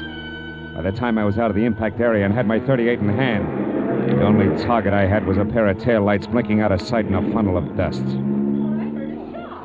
Fred Locke was blood-smeared, dead, and made an ugly centerpiece for the little ring of startled faces that began to converge.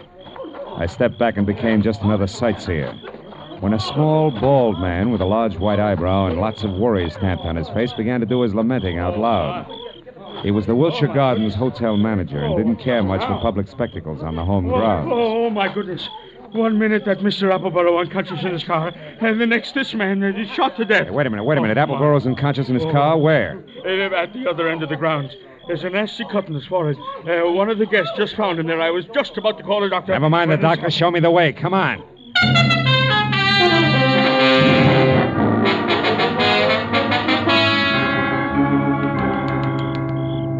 Come on, Dixie boy. Breathe deep. Who? Oh, you again? Yeah, me again. And you're up to your drawl in a couple of untidy murders. Now snap out of it. Oh, my. It's no use. He doesn't even hear you. Yes, so right. While it's this peaceful, I think I'll check on this drooping flower of the Old South. His wallet should do it. Do what? Prove whether or not he gave me a straight pitch. Yeah. What do you know? Membership card, Sons of the Confederacy, New Orleans chapter. Here, let me see. Uh-huh. Oh, that's his picture, all right. Sure is. Well, when the police get here, they, Hey, look. Yeah, what is it? His wristwatch was smashed against the dashboard. So it is. He must have held his hand up to protect his head when he fell forward. Yeah, now look, friend, the name's Marlowe. When the law gets here, tell them they can find me at Sherman Oaks, the Pierpont Bowman residence. Oh, now, wait a minute. You can't leave me here with all this on my hands. The police are going to want to know what this is all about. I'll try and have an answer for them. But first, I got to ask a crazy collector a not-so-crazy question.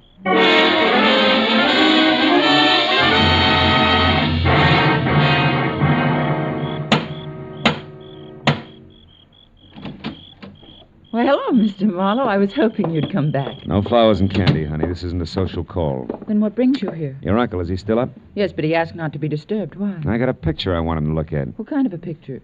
A man.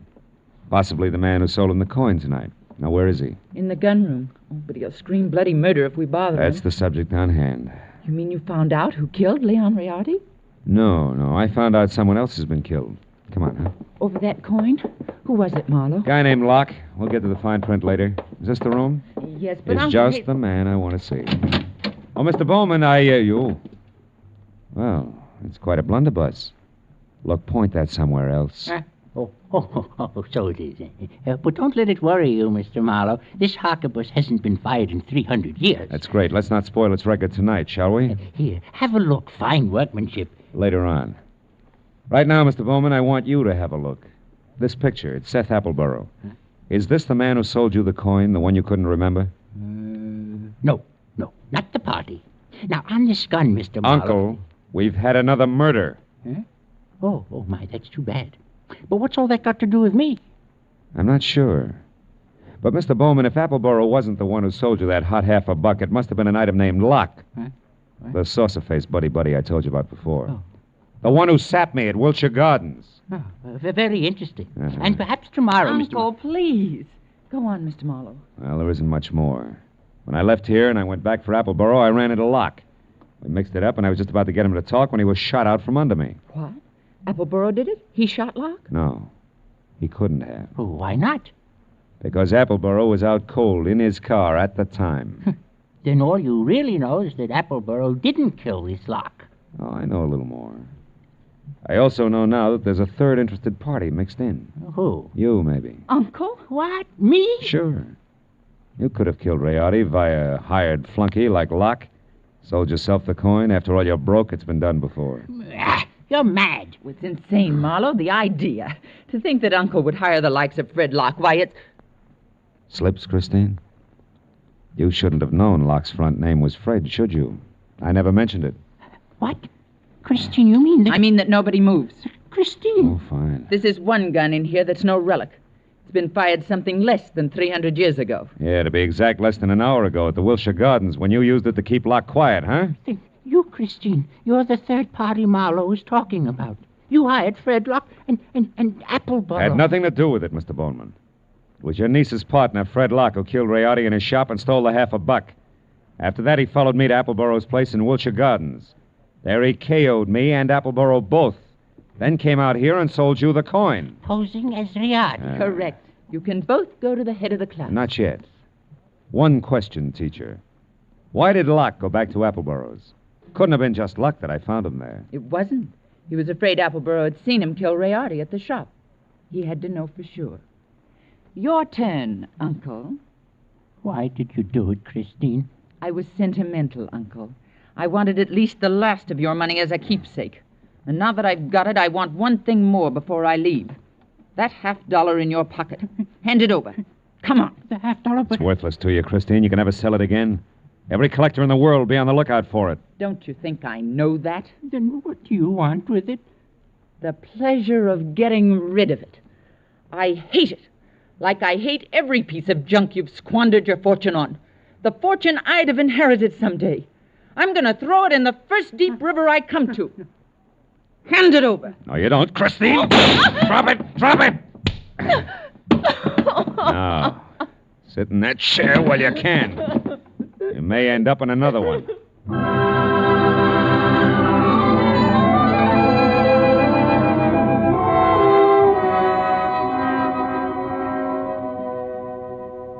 The police arrived. They always do. And after a long hour of questions and answers, there were only two of us left. Pierpont Bowman, standing close to a window, tears crowding his eyes. The fingers of his right hand nervously toying with the Confederate coin. And me, thinking about Leon Rayardi and Fred Locke and Christine. It was the old man who finally broke it up. A rotten thing! I left after that. So I don't know if Appleboro got the coin or not. You might check if you're ever running through the New Orleans Museum.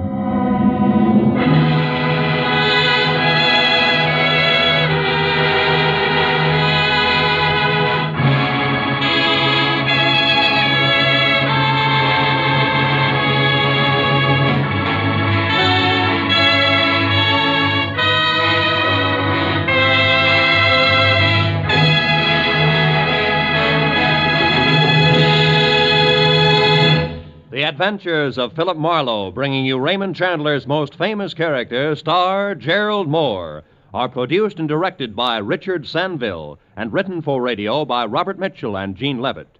Featured in the cast were D.J. Thompson, Anthony Barrett, Shepard Menken, Tom Tully, and Jack Crucian. The special music is composed and conducted by Richard Arant.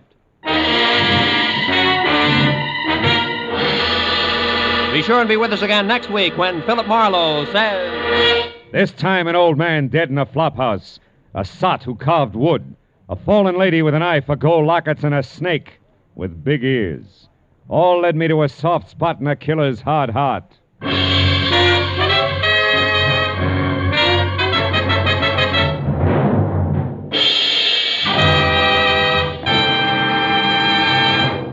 Every Friday night, CBS brings you stories taken from the files of parole boards of the 48 states. With only the names changed, these stories give and detail the events of a criminal's life up to the time he is up for parole. Then, before you hear the board's decision, you can make up your mind. Is this man ready to be set free?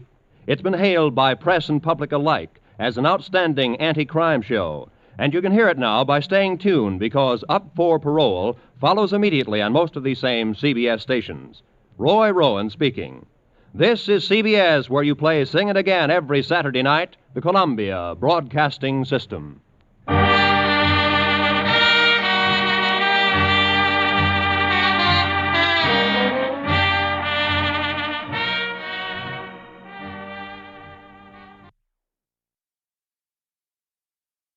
Get this and get it straight. Crime is a sucker's road, and those who travel it wind up in the gut of the prison or the grave. This time, rain slashing a glass roof, an old man's curiosity, and an imaginary imp out of place. They all became important when two people died violently so a third could make a killing. From the pen of Raymond Chandler, outstanding author of crime fiction, comes his most famous character in The Adventures of Philip Marlowe.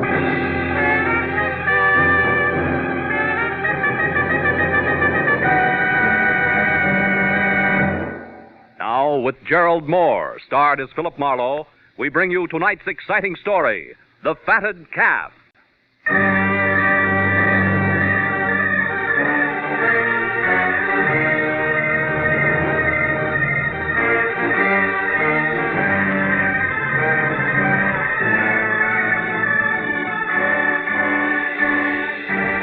The first storm of the season came as a surprise. It always does in L.A., where somehow or other people are never ready for it. It's funny in a town where people are ready for anything. Where every year the opening slash of lightning stands nerves on edge and cracks composure like it was so much Dresden china. And by 5 o'clock in an afternoon of driving rain and thick gray sky, I was no exception. I wasn't helped any by the arrival of a special delivery letter. A $100 bill enclosed which dragged me out of my suddenly cozy office, into my car and over to Studio City in the San Fernando Valley, where, according to the letter, Junius Poppy, the veteran cartoonist and creator of the impish Peter Pageant comic strip, wanted to see me at once. But as I wound up the spiral of macadam called Sunswept Drive toward number 3840, I forgot about the storm around me and wondered instead about the man I was going to meet. Wondered just how many parts Pixie, the originator of the half-leprechaun, half-very funny human being who tickled the nation's satiric funny bone daily from coast to coast was going to be. And when I was parked in front of the place, which was a few million raindrops bouncing off a roof that was all glass, out of my car and going to the front door, I had made up my mind.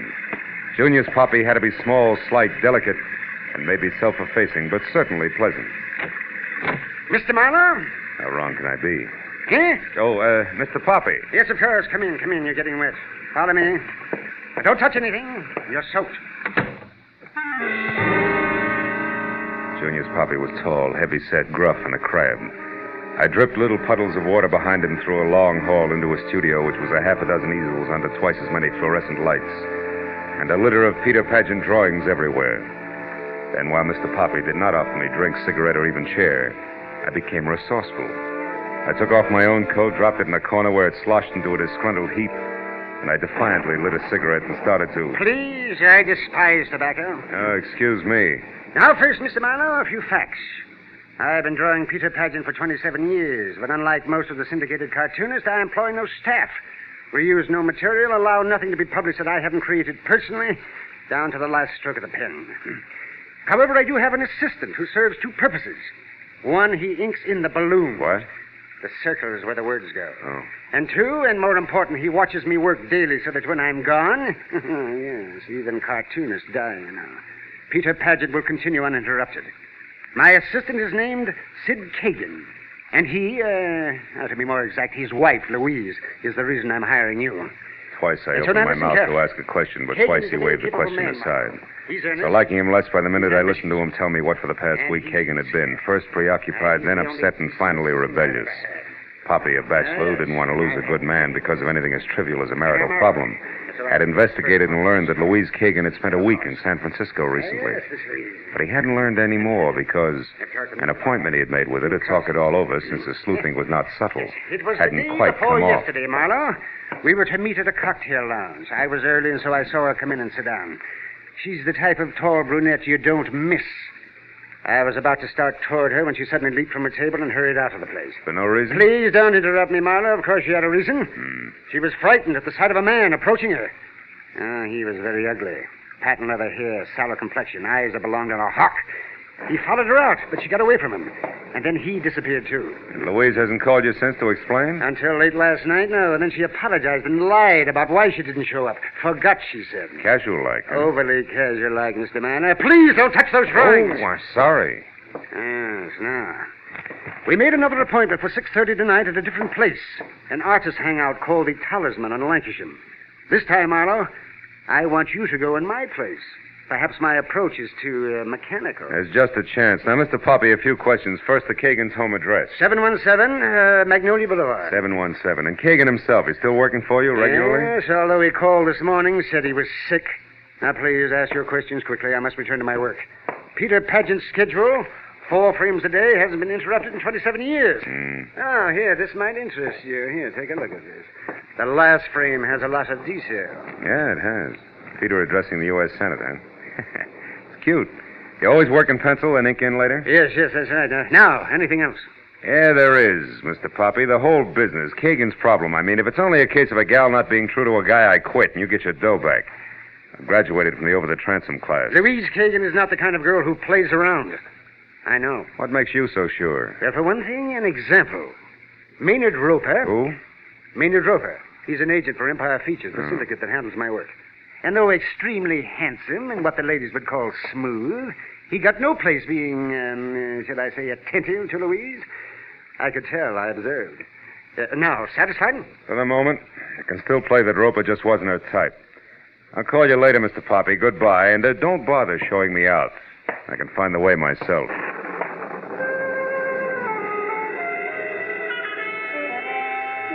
Impulse number 1 said nuts to the funny on paper only, Mr. Poppy.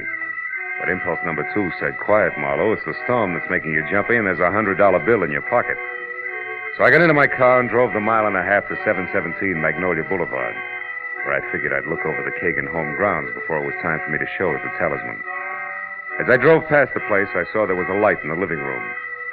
And a woman, brunette and attractive, who was no doubt the lady of the house, paging through a magazine.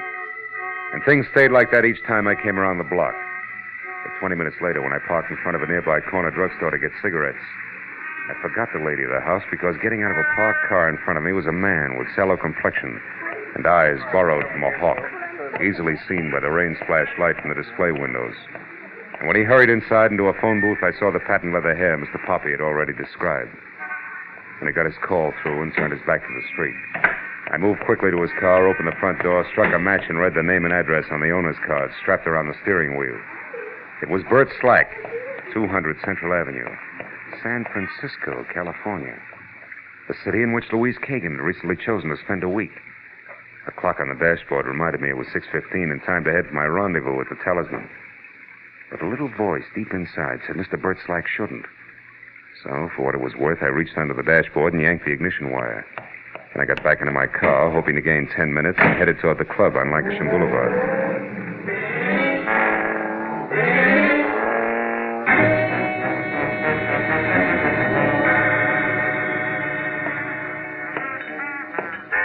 Scotch and soda, sir? Keep the rain from soaking all the way through, you know. Yeah, all right. Another scotch and soda. Hey, wait a minute. That lady there, the one in the blue cape just came in? Oh, yes. Ask her to come over to Mr. Poppy's table, will you? We'll order then. All right, sir, in a jiffy. Keep the rain from soaking all the way through. Isn't that awful? Sir, I'm awfully sorry I'm late, Junior. Oh, excuse me. Waiter, you've made a mistake. No, Mrs. Kagan. The mistake was mine on purpose. You wouldn't have known me by name.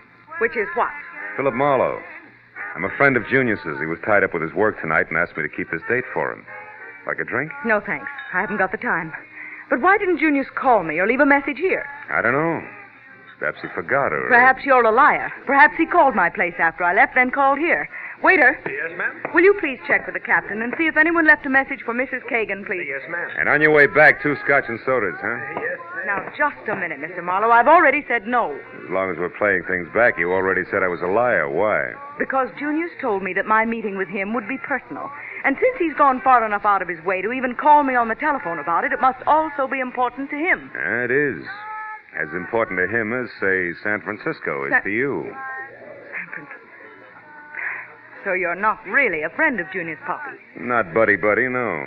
But I am a friend of Bert Slack's. You know Slack? Yeah. Now, why don't you sit down, Louise? Our drinks are coming. Well, here we are. 2 scotches and sodas. Just the thing to keep the rain. Oh. I already said that once, didn't I? Yes, you did. Yeah, well, 2 scotches and sodas just like you ordered. Oh, and no message for you, Mrs. Kagan. Thank you. Mr. Marlowe, you know about San Francisco, you know about Bert Slack, and somehow or other you know I was supposed to meet Junior's Poppy here, and he couldn't make it. So why don't you just sit here and think it out all by yourself, huh? I'm going. Come back here. Let go of my arm. When I'm ready, gentle lady. Which might be right now, don't you think? Oh, Maynard, thank heaven you're here. I usually am, Louise. Well, my good man, have you reached a decision? About the young lady's arm, I mean. Let go. Maynard, please see that he doesn't follow me. It'll be a pleasure, Louise. What are we drinking, Mr. Marlowe. Scotch and soda. Wonder what keeps that from soaking through. Maynard Roper, the handsome syndicate agent Junior's Poppy had tagged very smooth, was also very snide. When he slid into the booth next to me and we each had a fresh drink while Louise Kagan put distance between us, I knew that the urge I had to punch him in his finely chiseled Grecian nose could not be blamed on the stormy weather. It would be just as much fun on a sunny day. And a couple of minutes later, when he got up, flashed, glistening uppers and lowers at me, and started to leave with a worse than snide, "Bye-bye, boy." I had to hold on tight. Somewhere along the line, I slipped. "Hey, Roper, you forgot something." Oh? Well, what is it? This! Lothario. Also, you didn't thank me for your drink. It was rude of you. Bye-bye, boy.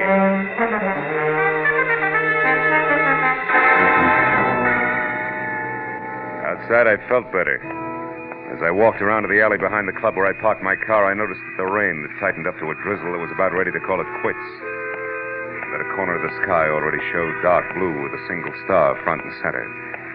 What I didn't notice until I was in line with my front fenders was company on hand. I've been waiting for you. He was small, with wide open eyes that flashed something close to hysteria, the length of a long, thin arm that was pointed at me and trembled while the hand awkwardly held a gun for what had to be his first time. I'm Sid Kagan. I want to know why you're following my wife, what you have to do with her. I do know that you're a private detective and that your name is Philip Marlowe. That Junior's Poppy hired you. That much I found out. And you ought to be able to put the rest together yourself. You're a big boy now. Junius is worried about you, Kagan, because you in turn are worried about your wife. Look, he wants to help you all the way around. I don't believe you. I only believe that people are bothering Louise, molesting her, driving her out of her mind, and I want to stop them. I want to protect her. All right. Take a look at this picture and see if you can tell me whether or not this is one of those you say are molesting her. Picture? Let me see. I can't. It's only a calling card, Kagan. Don't give me that gun. Sure. With the clip out. Here. Now, also, I'll give you some advice.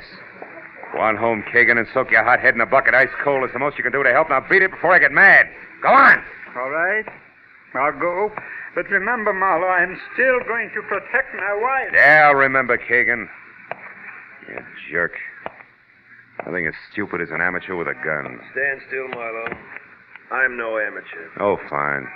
I wouldn't bother looking under the hood, either. We're now even. One torn ignition wire deserves another, Well, Mr. Slack. You and that 38 been waiting long? Long enough. So you're a private detective, huh? Now that's interesting. I'm a private eye, too. Really? You find crumbs in every profession. Where do we go from here? No place. It's a team, anyhow. I'm finished. I've done my little job. I'm leaving town. The personal business that brought me here is over and done with. All's well. You'd be smart to look at it that way yourself, Jack. Yeah, brilliant. We'll go over big with my client, wouldn't it? What's the difference how it goes over with your client now? Why don't you read the papers? Meaning what? The latest edition. Here, catch. And read. Junior's Poppy found. Out loud, Marlowe, please. Found dead in his Studio City home. Creator of Peter Pageant shot to death. Hmm? Surprised, huh? Yeah, plenty. Well, that's too bad. But I guess you'll get over it. Why do you walk all the way down this alley without turning around? Now go on.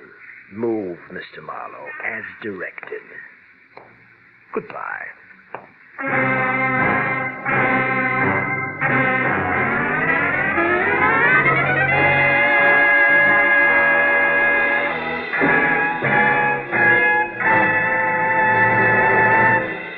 In a moment, the second act of Philip Marlowe.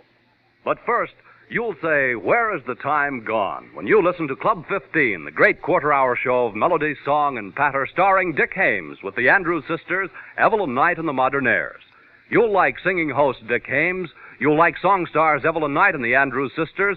In fact, you'll like everything about Club 15. Listen every weekday evening over most of these same CBS stations. Tune in this fall for the show that you love best of all. Listen carefully, here's the address. It's CBS. Now, with our star, Gerald Moore, we return to the second act of Philip Marlowe and tonight's story, The Fatted Calf.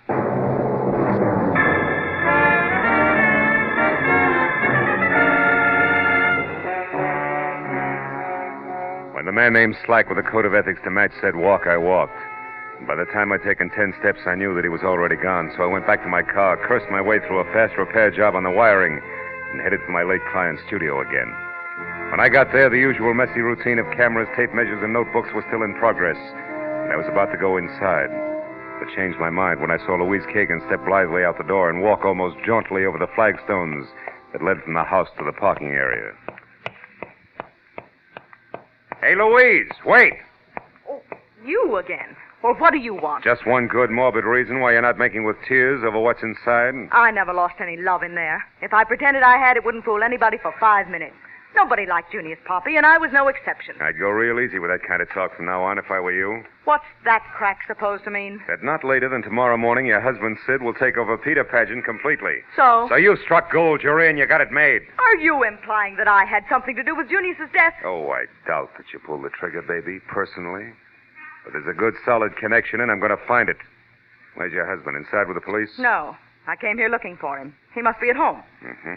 How much do the cops know so far? Nothing except that Junius died between 2 and 3 hours ago. Look, why don't you trot in and ask them yourself, Quizmaster? I don't think they can help me. You see, I'm still interested in a big, ugly question mark all wrapped up with San Francisco. Look, Mr. And before I turn loose of it, I'll understand it, believe me. I'm going over to your place now to talk to Sid. Can I give you a lift? No, thank you. Suit yourself. I'll get there ahead of you, and I might find something you wouldn't want me to know about. All right. I'll ride with you. Let's go. Let's do that. Get in.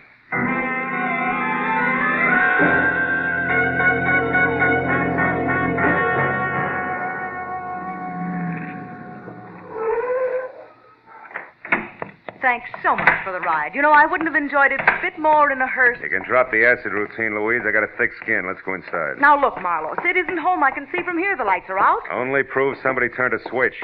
Come on, open up. All right. Come on. That's better. And since you're making yourself so at home, you might as well make yourself a drink. Hey, it's a good idea. Nice little bar you got here, honey. Always easier to talk with a drink in your... Hey, Louise, these papers on the table. Ever seen them before? What are they? Contracts, I'd say. Yeah, all filled out. Just waiting for Kagan's signature.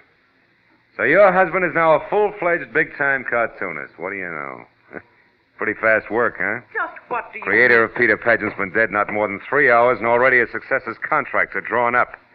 No wonder Junius was bitter. Maynard Roper had those drawn up beforehand, just in case. Yeah, just in case somebody's patience ran out. Could be your husband's. I want to talk to him. You're out of your mind. He's been here, baby, and not long ago either.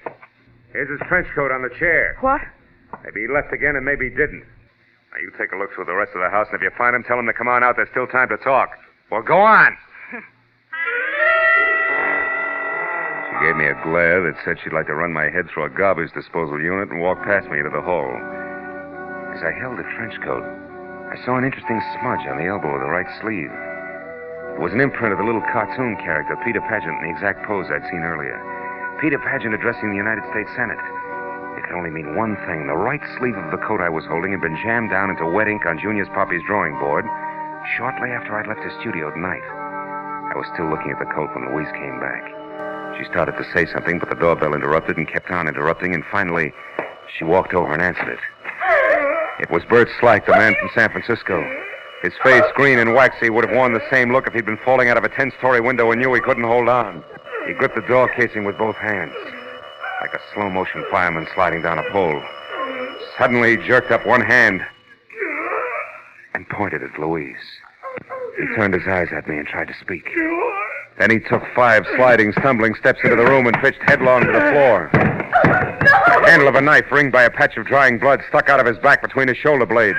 Oh, Sid, you Sid, couldn't have... you think Sid did it? Why, Louise? What's the reason? No, I didn't mean that. Oh, get away, get out of here. Not yet. Slack was a cheap private eye from San Francisco, and you just got back from there.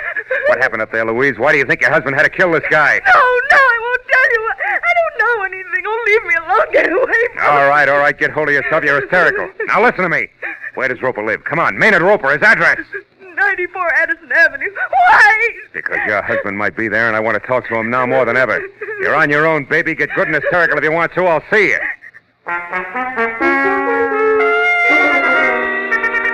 94 Addison Avenue was a shellac pine under ivy bungalow hiding behind 10 feet of manicured hedge and flanked by a small swimming pool that involved more chromium than water. When the door opened in response to a deep-toned gong, I saw several $1,000s worth of Chinese modern doodads behind the quilted silk smoking jacket wrapped around Maynard Roper, who first glared a helping of hate at me and then changed his mind and smiled. Well, hello, Marlowe. You seen our hot-tempered Louise lately? Yeah, I just left her. She had the temper scared out of her when a guy died on a living room floor. How horrible. Yeah. This one had a knife in his back.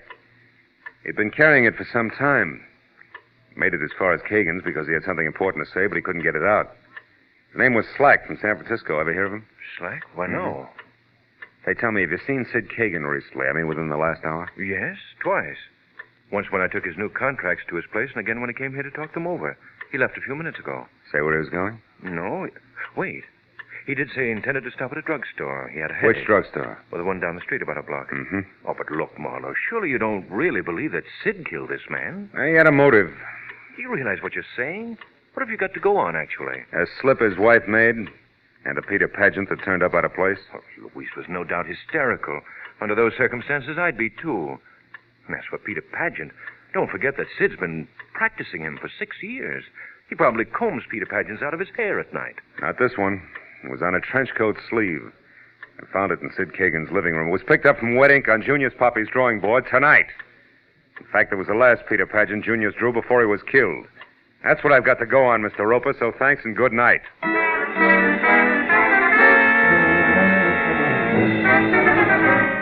I got in my car and drove fast till I found the drugstore and then pulled up across the street from the place and watched. A cab was waiting out in front.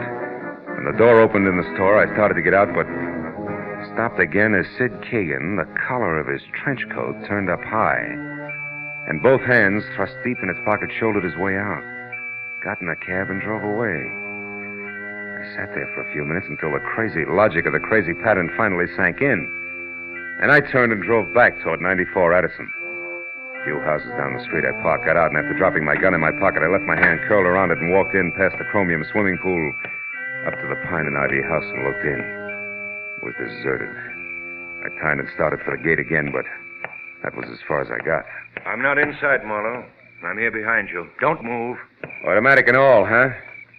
Didn't think you had nerve enough to stick here and wait for me, Roper. I had no choice. Raise them up slowly and don't turn around. I'll take your gun first. Okay. Now get inside. So it was your trench coat I found at Kagan's, huh? You forgot and left it there when you took the contracts over. Yes, and when you told me about it, I followed you. I saw you spot Kagan still wearing his coat at the drugstore, and I knew then that you'd come back here after me. Why? Stand still. Sure. You know, you might have gotten away with old Junius Poppy's murder because you were the only one with no motive, apparently. But you cluttered it up by killing your partner, Slack, too. Slack was stupid and loud-mouthed. He'd have double-crossed me or let the cat out of the bag the first time he got drunk. Blackmailers have to keep their secrets or they go out of business fast. With you, it's obvious that I have no choice. It's you or me. Yeah. You're a smart boy, Roper. How'd you manage to cut in on what Slack knew? He tried to find out from me whether Sid loved his wife enough to pay to keep her out of jail and how much he could demand and expect to get. I told you he was stupid. Believe me, chum, the idea of getting rid of Junior so Sid could get enough money to make blackmailing him worthwhile was quite a switch. But one a good agent might think of. Stand still. Don't try for anything on that table. Why not? What are you saving me for? More conversation? No. I just wanted to get my breath. I've had quite a day, remember? All right. Let's go now.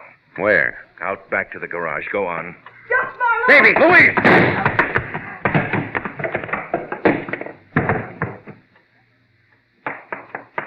Marlowe, is he dead? I don't know. I don't think so. You sure picked a sweet time to show up, baby. How'd you manage it? I was out there a long time listening. When I realized what was happening, I came in. Yeah. Save my thick skin or kill a blackmailer. Well, once I killed a man, unintentionally. I didn't want to do it again, even him. But tonight, when I thought Sid had stabbed Bert Slack because of it, I couldn't stand it any longer. I came over to find you and turned myself in. The big question mark on San Francisco? Oh, there was a brawl. I got mixed up in it. A man had a gun, and in the struggle, it went off and killed him. I was scared silly. I ran away, but Slack had seen the whole thing. He even got the gun with my fingerprints all over it. And, well, that's that. Let's go, Marlowe. Yeah. Okay, baby. Let's go.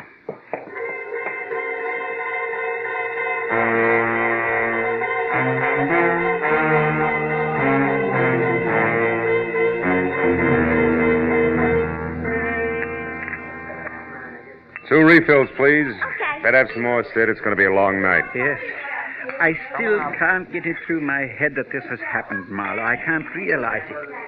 Slack saw that fight in San Francisco, got the gun with Louise's fingerprints on it, and came here to blackmail. That's right. He went to Roper for information on you, and Roper was smart enough to peg it and cut in. Killed Junior so you'd get more money by taking over the strip, and then... And then he and Slack began to fight between themselves, and Maynard killed him, too. Mm-hmm. How can there be people like that? Same way there can be rattlesnakes, black widow spiders, and cancer. Marlowe, what is going to happen to Louise? I don't know, Sid. Oh. But she's got something now she didn't have before. What is that? You. You loved her all the time. But she didn't know what that meant. She does now. Look, she might be finished with the police. Maybe you better go over, huh? Yes, I guess I'd better. Good night, Phil. And thank you. So long, Sid.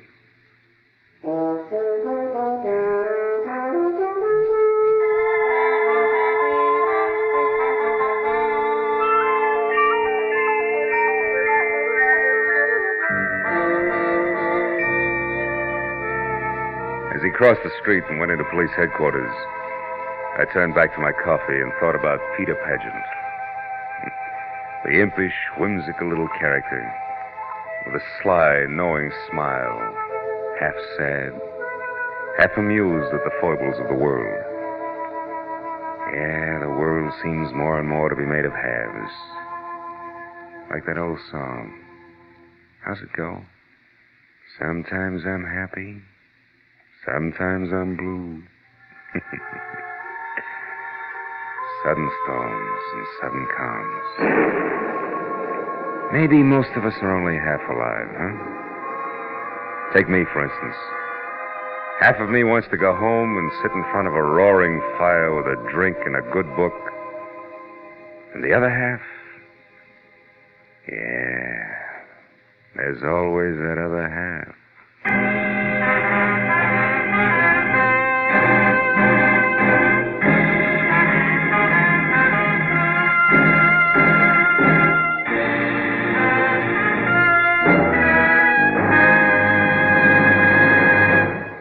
The Adventures of Philip Marlowe, bringing you Raymond Chandler's most famous character and crime's most deadly enemy, star Gerald Moore, and are produced and directed by Norman MacDonald. Script is by Mel Donnelly, Robert Mitchell, and Gene Levitt.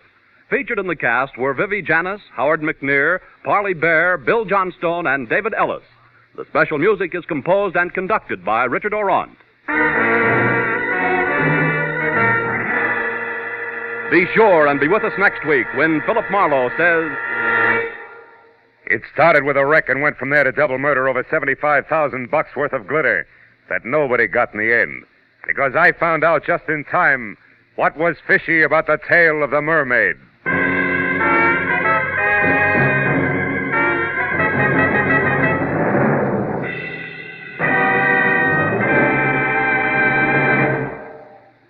If you want to keep ahead of the headlines, listen every weekday evening, Monday through Friday, over most of these same CBS stations, to Edward R. Murrow with the news.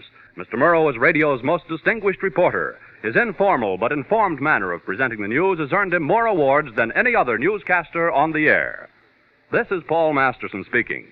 Now stay tuned for Gangbusters, which follows immediately over most of these same CBS stations. This is CBS, the Columbia Broadcasting System.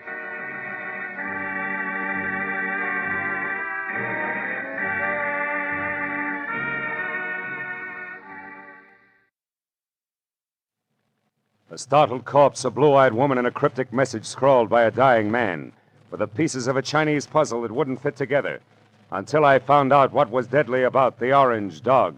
From the pen of Raymond Chandler, outstanding author of crime fiction, comes his most famous character as CBS presents The Adventures of Philip Marlowe.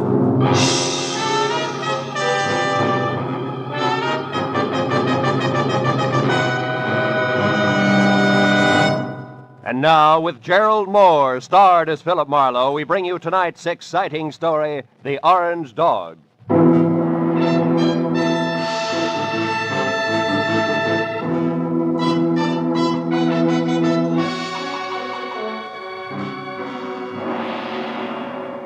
By 6 in the evening of a very slow day, I'd resigned myself to the business of no business.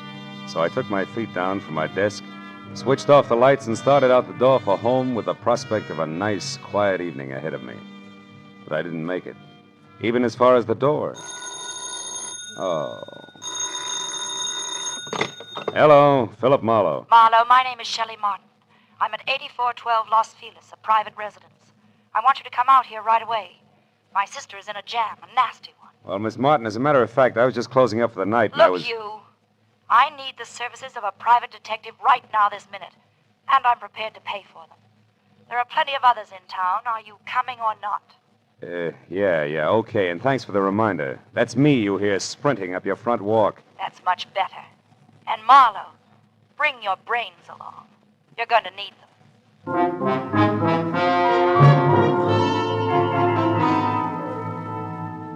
And that was the end of my quiet evening.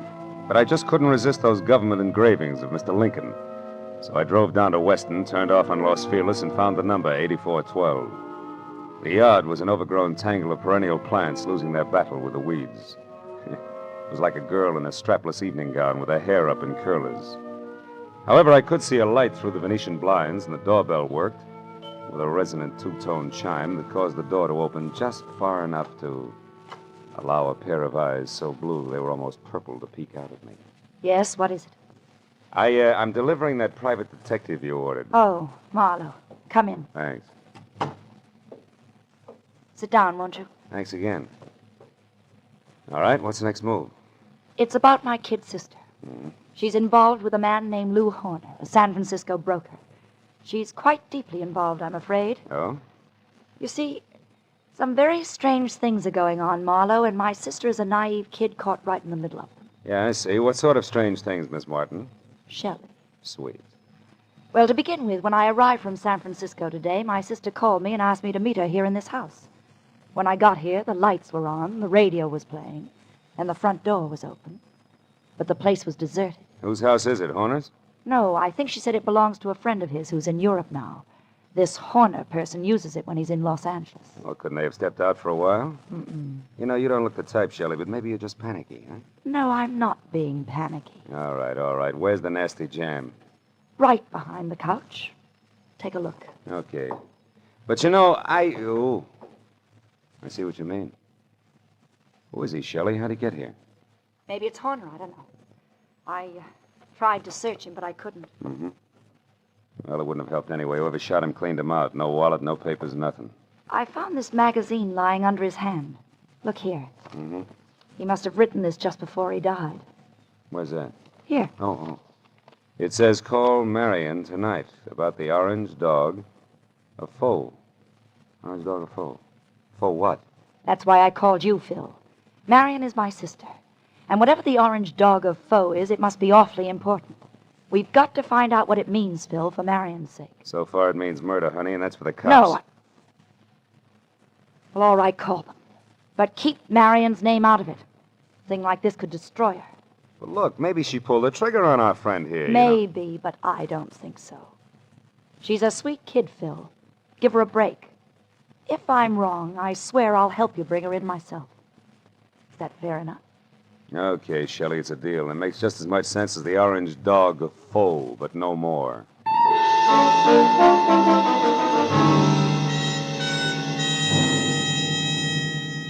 After I checked as far as I could on my client and sent her home, which was to the Villa 12 at the Wilshire Gardens Hotel, I ripped the General Squeegee tire ad with a message scribbled across it out of the magazine, folded it up and stuck it in my pocket.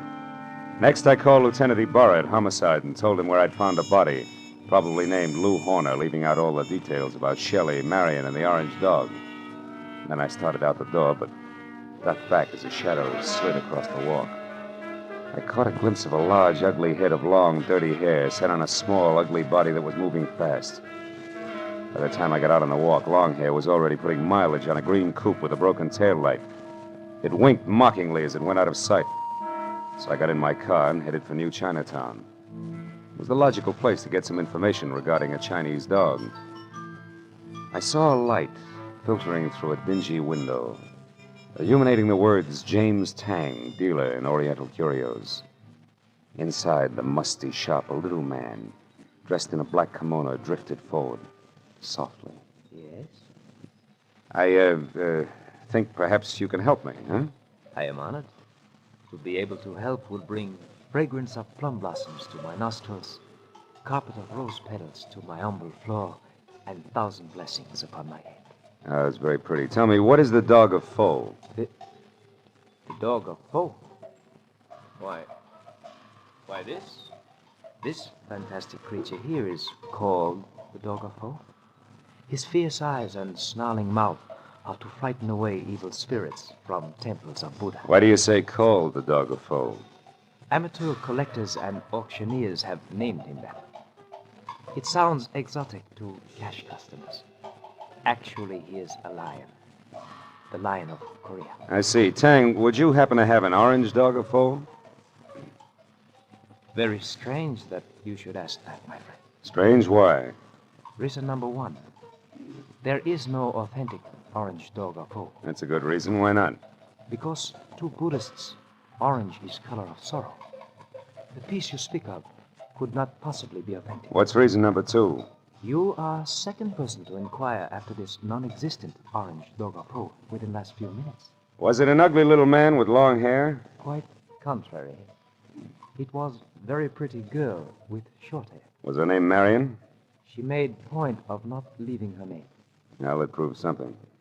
However, my friend, old Chinese proverb, loosely translated, says a little knowledge is the instrument of a fool.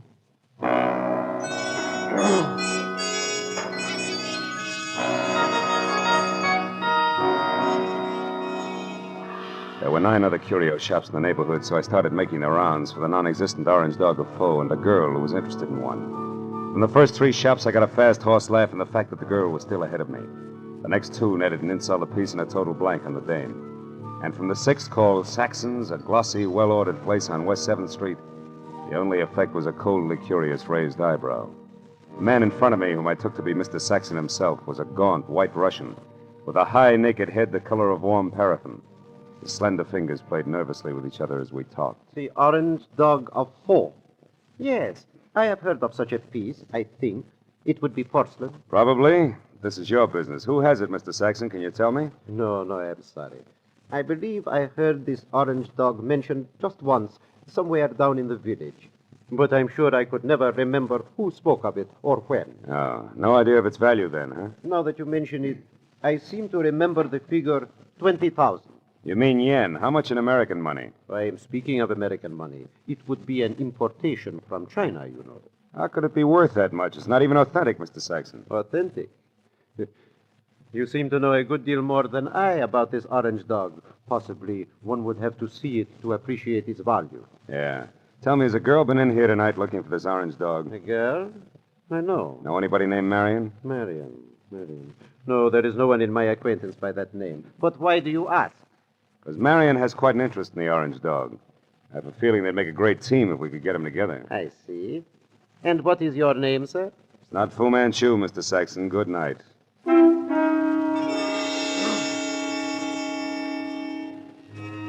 Saxon's expression didn't change. I turned and walked out of the place, and then because, with both of us using double talk, the conversation was bound to deteriorate.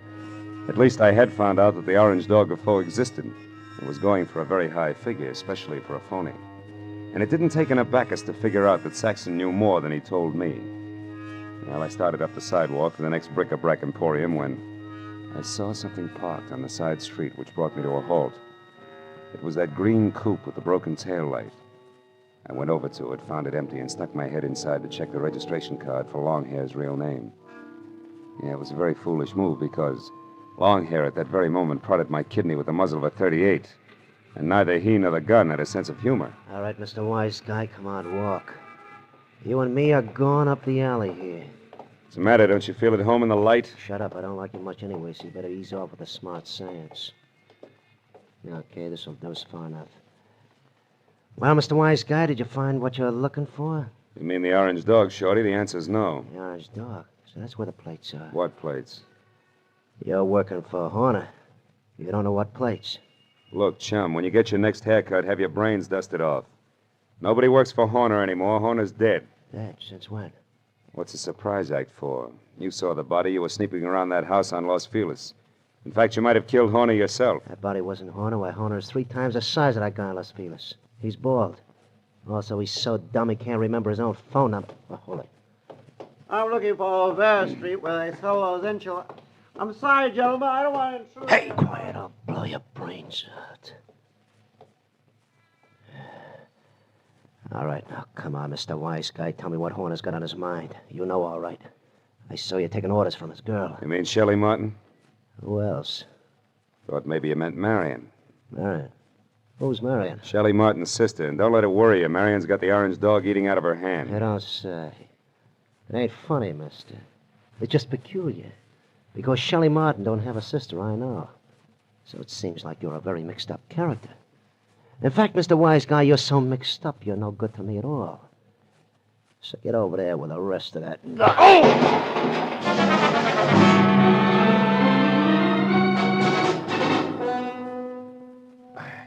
I took my time getting up. The dirty, long-haired little man was gone, and my head ached from the rap he'd given me with the pistol barrel. And I was disgusted with myself. Dry, dirty, disgusted like a drunk at sunrise because a nasty little jerk with an oversized head and a blue-eyed dynamo with auburn hair had me jumping through hoops like a trained ape. I stood in the alley and swore at myself until the futility of that routine dawned on me. Then I decided to go hunting. But I made one stop first at a telephone to at least get Ibarra off my conscience.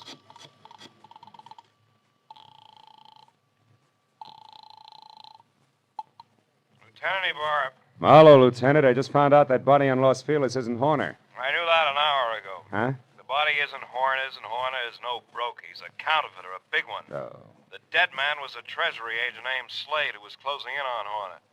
So if you've got anything you haven't told, Phil, you better get it off your chest. At this point, it's a pleasure. A girl named Shelley Martin's calling the signals about now, and she can be found at Villa 12, Wilshire Gardens Hotel. You hurry, you'll just about meet me there, Ibarra. Now, wait. Suppose you go alone and find out what you can first. That's a switch. I'll follow in half an hour. Let's not freeze her up, Marlowe. Let's keep her talking, okay? Okay, Ibarra, that's easy for her. She's got a forked tongue. Only this time it's going to wag strictly on the straight and narrow, I guarantee it.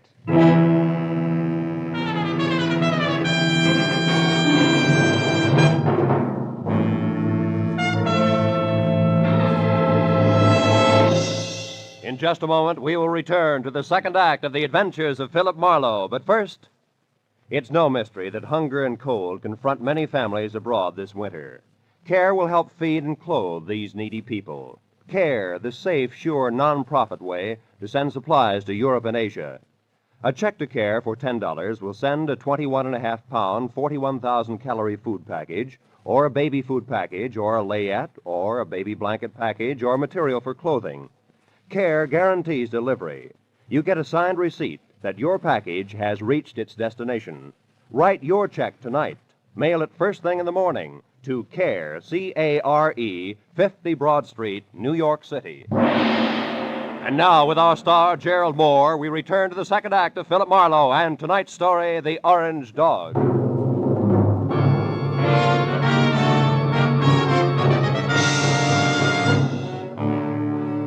When I pointed my car toward the Wilshire Gardens and a beautiful liar named Shelley Martin, I was sure of two things. The plates that Longhair had wisecracked about just before he piled me into a row of garbage cans were the engraved kind that counterfeiters use to make money the easy way. And second, both Longhair and Lou Horner were racing for the plates as well as the Orange Dog, which could be one and the same thing. But 20 minutes later, as I pulled up near Villa 12, which was strips of yellow light and raised voices drifting out of half-open Venetian blinds, I forgot about the gentleman involved and concentrated on a lady who didn't have a sister called Marion. I went around to the back of the villa where I found the service door unlocked and the kitchen beyond dark. And when I entered and quietly moved to a spot near the living room where I could see Shelley snapping at a pompous, excitable man with a red face, I figured that a little eavesdropping might pay off. I'm here in Los Angeles. Is there anything wrong with that Mr. Horner? Yes, everything. Why, I wouldn't even have known you were in town if I hadn't gone back to the place in Los Feliz where I saw you and some man having a delightful little chit-chat over the body of that T-man. Treasury man? Yes.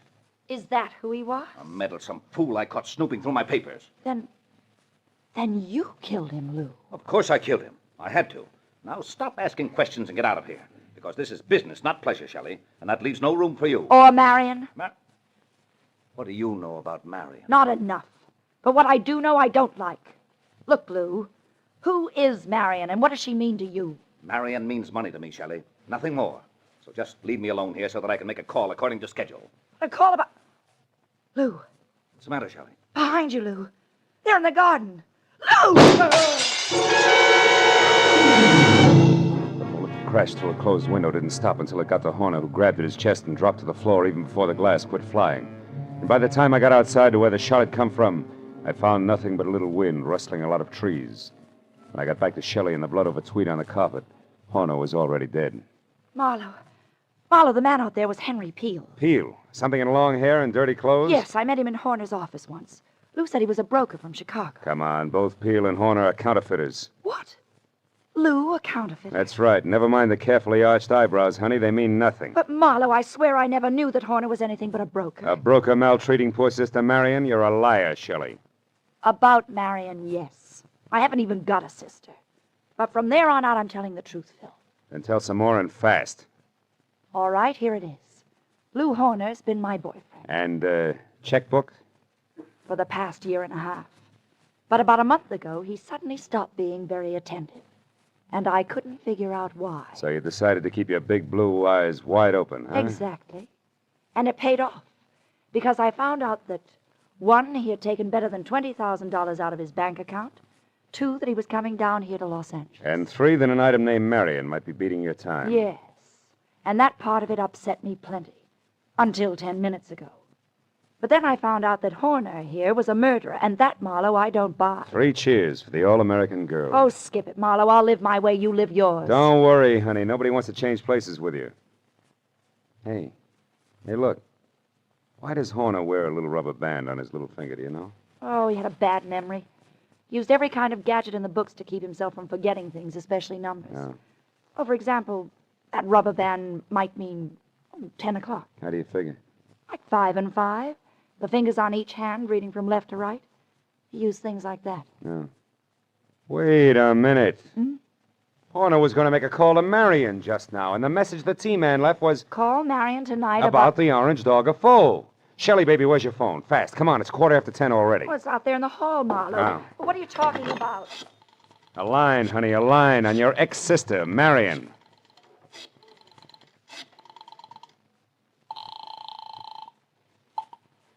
This is Mr. Saxon. Ah. Lou Horner, Mr. Saxon. I know I'm some 15 minutes late with this call, but I'd still like to see you about the orange dog of Foe. Certainly, Mr. Horner. The orange dog is here, waiting for you. Good. I'll be right over.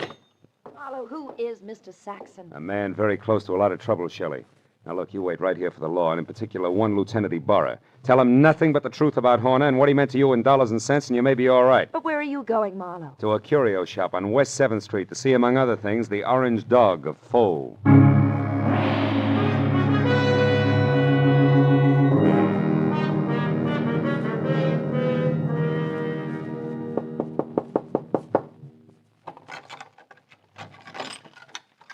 You are the Mr. Horner who called? Yeah. Also the one who was here this afternoon, you remember? Oh, yes. Well, I'm sorry I didn't call you at 10, Mr. Saxon, according to schedule. I hope it hasn't inconvenienced you. No, that's quite all right, Mr. Horner. One moment, sir. Ah.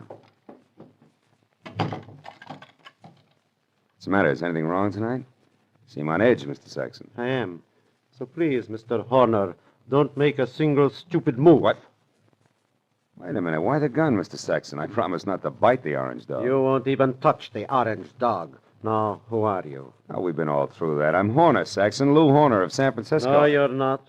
Horner would have had no reason to wander around curio shops as you did this afternoon, asking any and everybody about the orange dog. Now, once more, who are you, and where is the real Lou Horner? All right, we'll take them in that order. I'm a private detective named Philip Marlowe, and Lou Horner's a corpse. But also, I'm a good friend of yours, Saxon, because I'm going to give you a little bit of advice for free. Call it quits, Buster. You're licked. What are you talking about, Marlowe? The T for Treasury man named Slade. Before he died, Saxon, he talked. I see. Yeah, and believe me, he said enough to put you away till orange dogs are as popular as lifesavers. What do you say, Saxon? Do we play it smart? Very well, Marlowe. We will play it smart. My kind of smart. Now, turn around and walk through that curtain there. I want to show you something. Orange dog, maybe? Yes. The orange dog of Foe. I want you to see it for yourself before you die. Saxon said die like it already happened.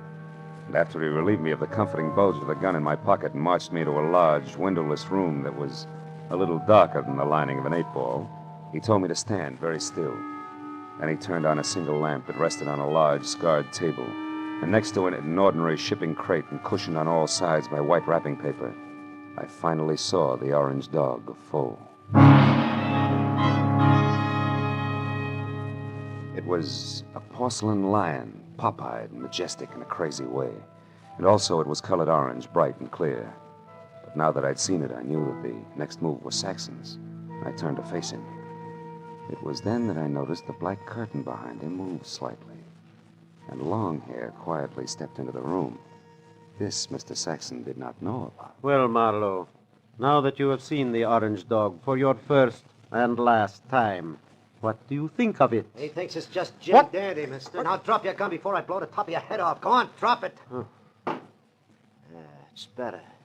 Now sit down there and stay put. You, Marlowe, get across the room. Okay. Thanks for showing up, Peel, before Saxon here ran out of small jokes. Don't kid yourself, Marlowe. I didn't just show up. I've been right behind you all the way. That's how I work. So what do you want, Peel? A couple of very fine engraved plates that I've been after for 6 months now. Plates which could be in the orange dog of Foe? No place else but.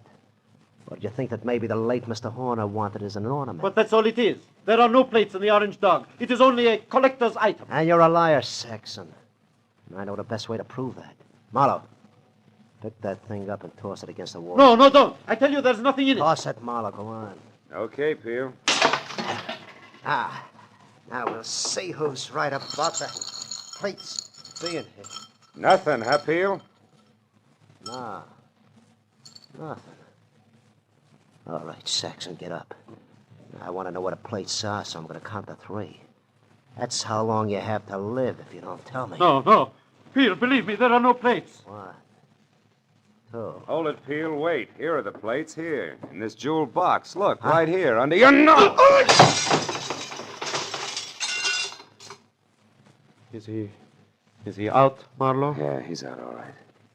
He took the light with him, too. Is there another lamp in here? No, there isn't. Nor is there another gun. Why, you stinking little... Wait a minute, those sirens, Saxon, they're heading this way. Police? Yeah, the police. Looks like sooner or later everybody gets together in the back room at Saxon's, But not everybody stays here, so I'll take this wrapping paper and leave now. Wrapping paper? The stuff that was around the orange dog? Yes, a sample of the best grade of counterfeiting paper made, Marlowe. And that's what Horner was supposed to buy, not plates. Those he got a month ago. Still makes you a crook, Saxon, and one who'll never get past the front door. Oh, no, we'll see about that. Marlowe! Keep shooting, Saxon, in the dark. You got 4 shots left. You filthy maggot! Only one now, Saxon. That's number 6. You're through, Saxon.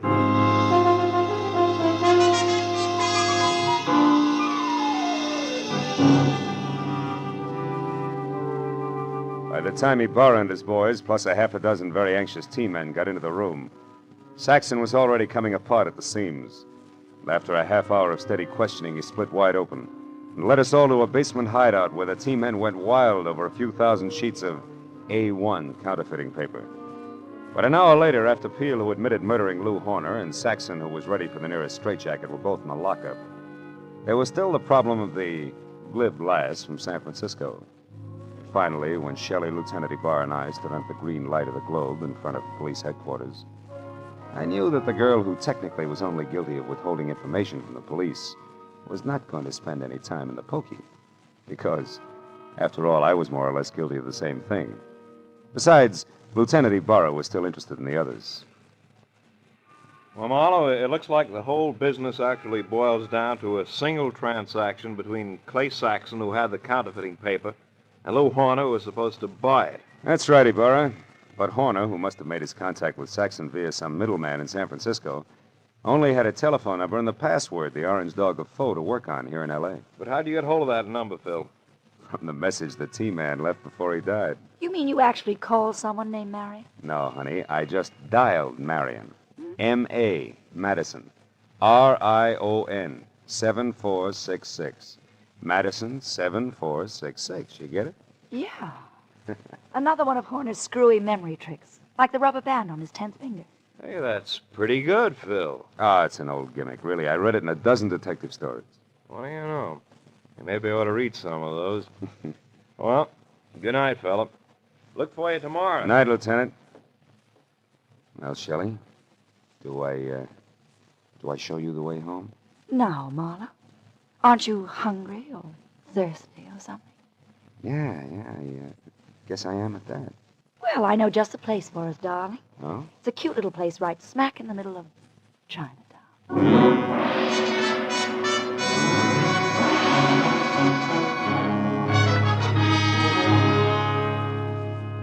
Well, we got through a small Chinese dinner without seeing or hearing from a single orange dog.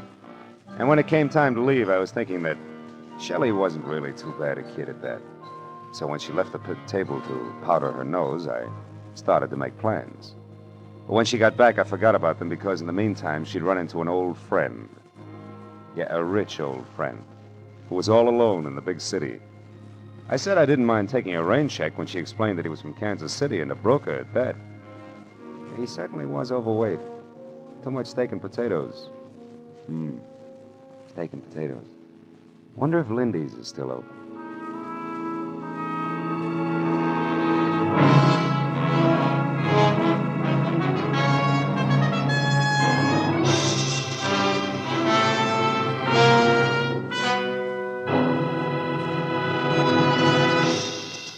The Adventures of Philip Marlowe, created by Raymond Chandler, stars Gerald Moore, and is produced and directed by Norman MacDonald. Script is by Mel Dinelli, Robert Mitchell, and Gene Levitt.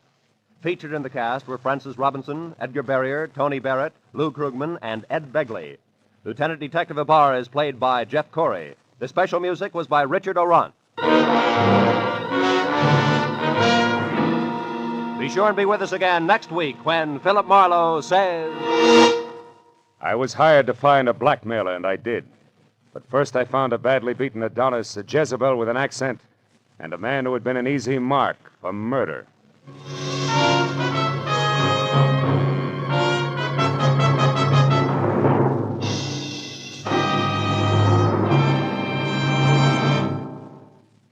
90 minutes of unsurpassed comedy comes to you every Sunday night when CBS brings you The Spike Jones Show, The Jack Benny Show, and Amos and Andy in succession. Tomorrow night, pianist Alec Templeton and songstress Peggy Mann are Spike Jones' special guests.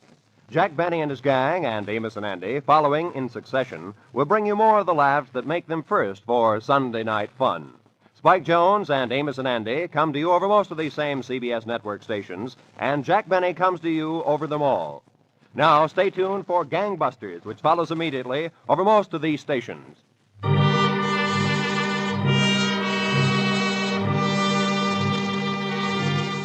This is Roy Rowan speaking for CBS, the Columbia Broadcasting System.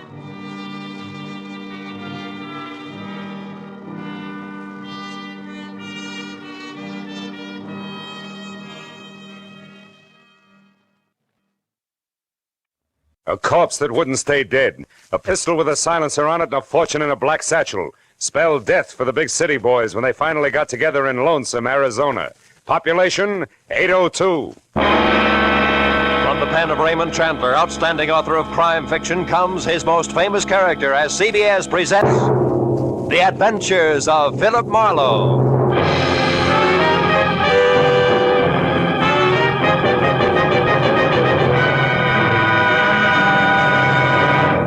And now, with Gerald Moore, starred as Philip Marlowe, we bring you tonight's exciting story, The Lonesome Reunion. At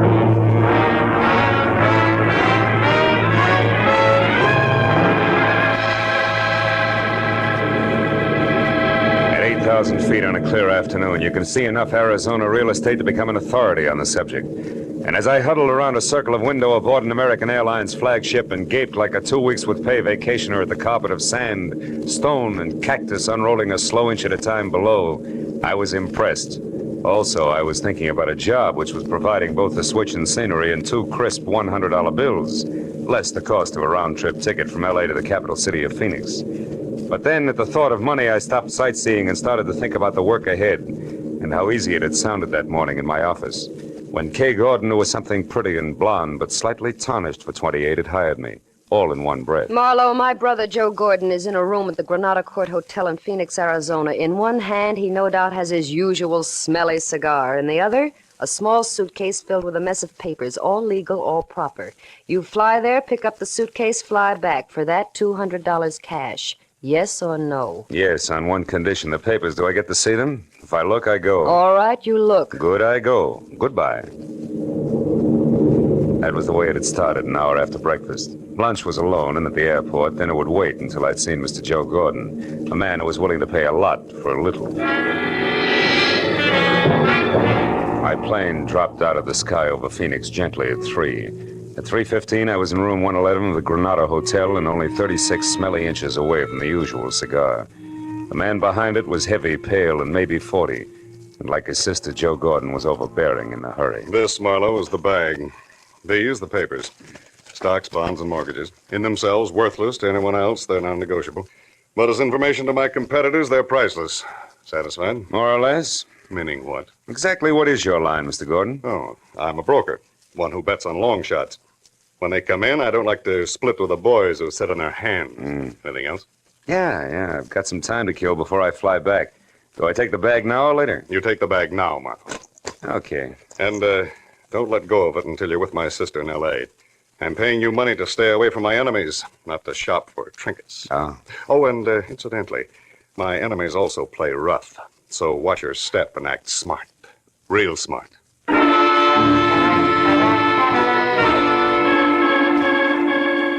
I still had 2 hours to kill when Gordon locked the bag and handed it to me after dropping the key in his pocket. So I decided to take a room there at the Granada Hotel, shave, shower, and stretch. The sleepy clerk in the lobby was not in a hurry, nor did he hear anything I said the first time. So when I finally got to my suite on the second floor, which had as much elbow room as the inside of a lifesaver, 30 of the idle minutes were already gone. I locked and bolted the door, checked all the windows carefully, and then peeled off my shirt, broke out my shave master, and reached for the knob on the bathroom door. But I never made it. Because as the door swung open, I caught a glimpse of a fist the size of a cantaloupe starting from my jaw. Oh! Now, stay right there, Buster. The first time I swing, the second time I shoot, and I do both good. Equal nice, huh? Everything all figured out ahead of time. Yeah, but it ain't very hard, Marlowe. Especially when the guy you're after shouts it all to a desk clerk. My era. Yeah, which leaves just the three of us. Real cozy like. 3. You, me, and 120 grand here in this bag. You're way off base, brother. This bag's got papers in it, nothing more. They belong to a businessman. I said something? Yeah, sure. Very funny. Look, Buster, Joe Gordon's no more a businessman, and his real name is Joe Gordon. So after I leave, you go back to Sam Dietrich in room 111 and tell him that Marty Stopka says thanks. For what? For the $120,000 I've been waiting 2 long years for. And also tell him and Gigi Ganther, who might still be around, that Stopka had it all figured. Like you say, Marlowe, ahead of time. I don't follow you, bud. You're not supposed to. Just turn around, face the wall, and listen carefully. You tell Sam Dietrich that I knew he'd pull something like this just as soon as he got back into circulation. You got that? Yeah. Word for word, Stopka. Good. Now all you have to do is remember. When Marty Stopka said remember it, he put that cantaloupe with fingers in the small of my back and shoved hard. By the time I got to my feet again, both he and the black bag were gone. That made Joe Gordon or Sam Dietrich my best bet. So I took the stairs to the ground floor fast and raced for the end of the corridor in room 111. But when I threw the unlocked door open, I found something I hadn't counted on. A curtain flapping in the breeze of an open window and nothing more. The desk drawers, the closet, the bureau empty. And on an end table next to the telephone, a bus schedule unmarked. At that, I was beginning to get very mad at a private detective but public patsy named Philip Marlowe. Then the telephone rang, and when I answered it, the operator said that she had a long-distance call for Joe Gordon. I said thanks, I'd take it. Hello? Sam, this is Kay. Marlowe? Yeah, honey, Joe Marlowe is in Brother Gordon, remember? Oh, I can explain all that, Marlowe. Oh, sure, baby, but not now, later. Later, after you've had a chance to think up a few more lies. All right. So I didn't tell you the whole story. What's the difference? Did you get the bag? I did, but I didn't get to keep it very long. Something ugly named Stopka wanted either it or my life, so I made a quick decision. Stopka has the bag. Oh, that's great. Yeah, isn't it, though? What? One thing, baby. I'm the decoy with suitcase for some kind of shenanigan that's wrapped around 120 grand, which you and Sam Dietrich have. And there's a trio in the act. Namely, Sam Dietrich, Marty Stopka, and one Gigi Ganther. Gigi? Marlowe, have you seen Gigi? Have you, Marlowe? Maybe yes, maybe no. Now, why don't you come clean? Admit you're happy that Stopka got the suitcase from me while Sam beat it out of an open window. That my part of the job is over with. Come on, baby, talk. All right. I'll make it short and to the point. You got $200 for doing nothing. Out of that, 60-odd went for an airplane ticket. The rest is yours, right? Go on. There's no need to, Marlowe. I'm finished, and so are you. So why don't you just be a good fella and keep the change? So long, sucker. When Kay Gordon hung up, I slammed the phone down, counted 10 twice, and went back to the unhappy business of getting mad at Marlowe. But again, I was interrupted. This time, it was a newspaper, the Phoenix Herald, sticking far enough out of the wastebasket under the telephone to expose the dateline, which made it exactly a week old. I picked it up and saw the 2 inches of story circled in pencil and slugged. 5 released from state penitentiary.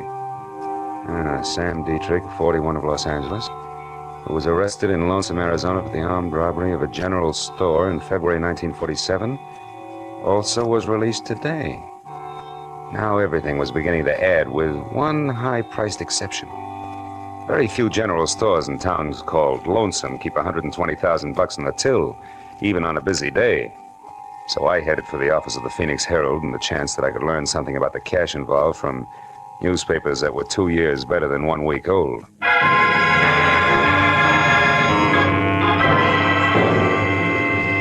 30 minutes later, I was in the back shop of the Herald receiving facts willingly supplied by a sandy-haired linotype operator with a sad face who had never heard the word forget. That's right, mister. It was the Second National Bank and Land Company here in town. Held up at 1:10 p.m., February 7, 1947, by 3 men who took $120,000 in unmarked 10s, 20s, and 50s. One was badly wounded in a running gunfight, but they all got away clean. No arrests, no suspects? Other than the usual rigmarole of trying to pin the job on every 2-bit stick-up man hauled in the next 6 months, no.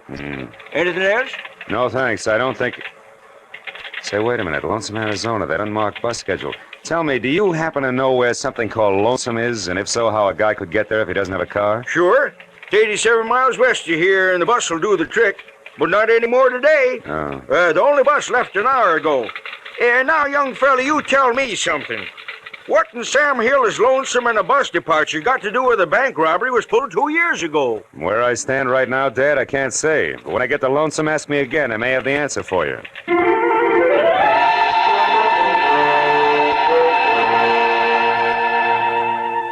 I was 30 minutes renting a car and an hour and 30 minutes getting to Lonesome. Population 802. I drove without seeing anything that could possibly be mistaken for Sam Dietrich.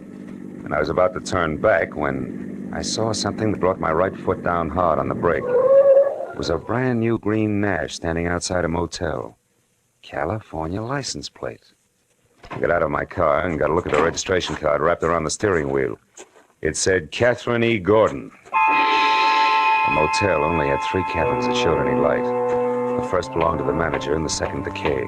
Close to an open window, I saw the man Kay was talking to. He was an ex-convict and part-time broker named Sam Dietrich.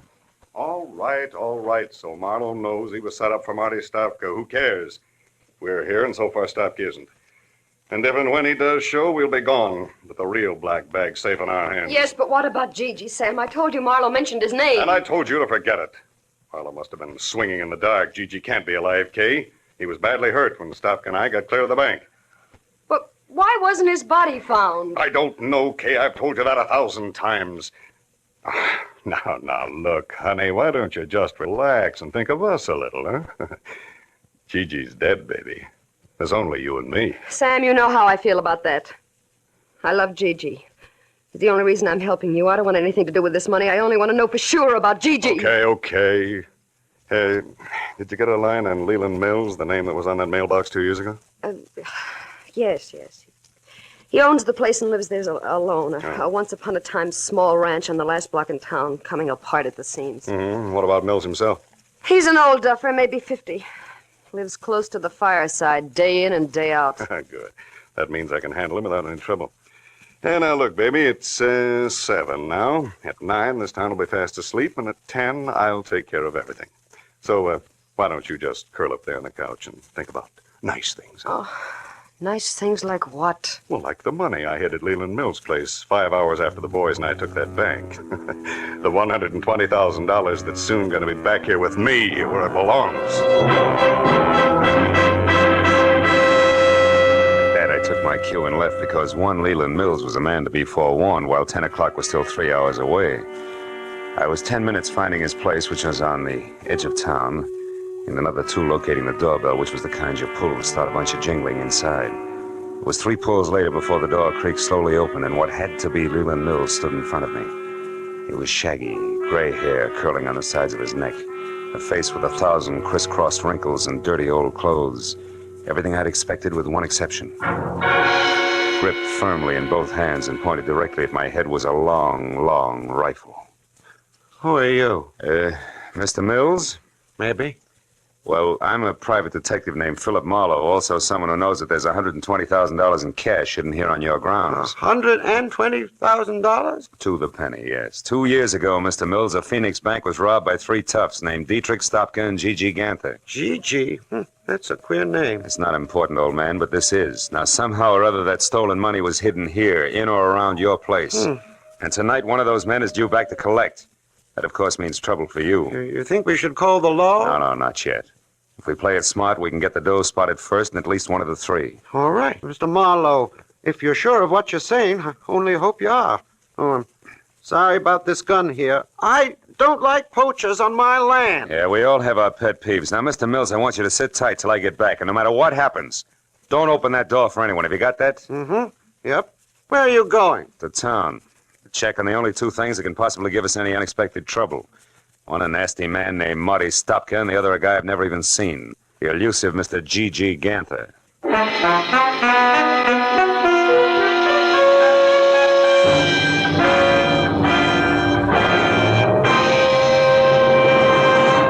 In just a moment, we will return to the second act of The Adventures of Philip Marlowe. But first, that elusive phantom voice will be back on CBS's great show, Sing It Again, tonight. And the prize for identifying him has now climbed to a value of $24,500. Yes, for music, suspense, and sensational prizes. Don't miss the Sing It Again show tonight over most of these same CBS stations. And now, with Gerald Moore starred, we return to the second act of Philip Marlowe and tonight's story, The Lonesome Reunion.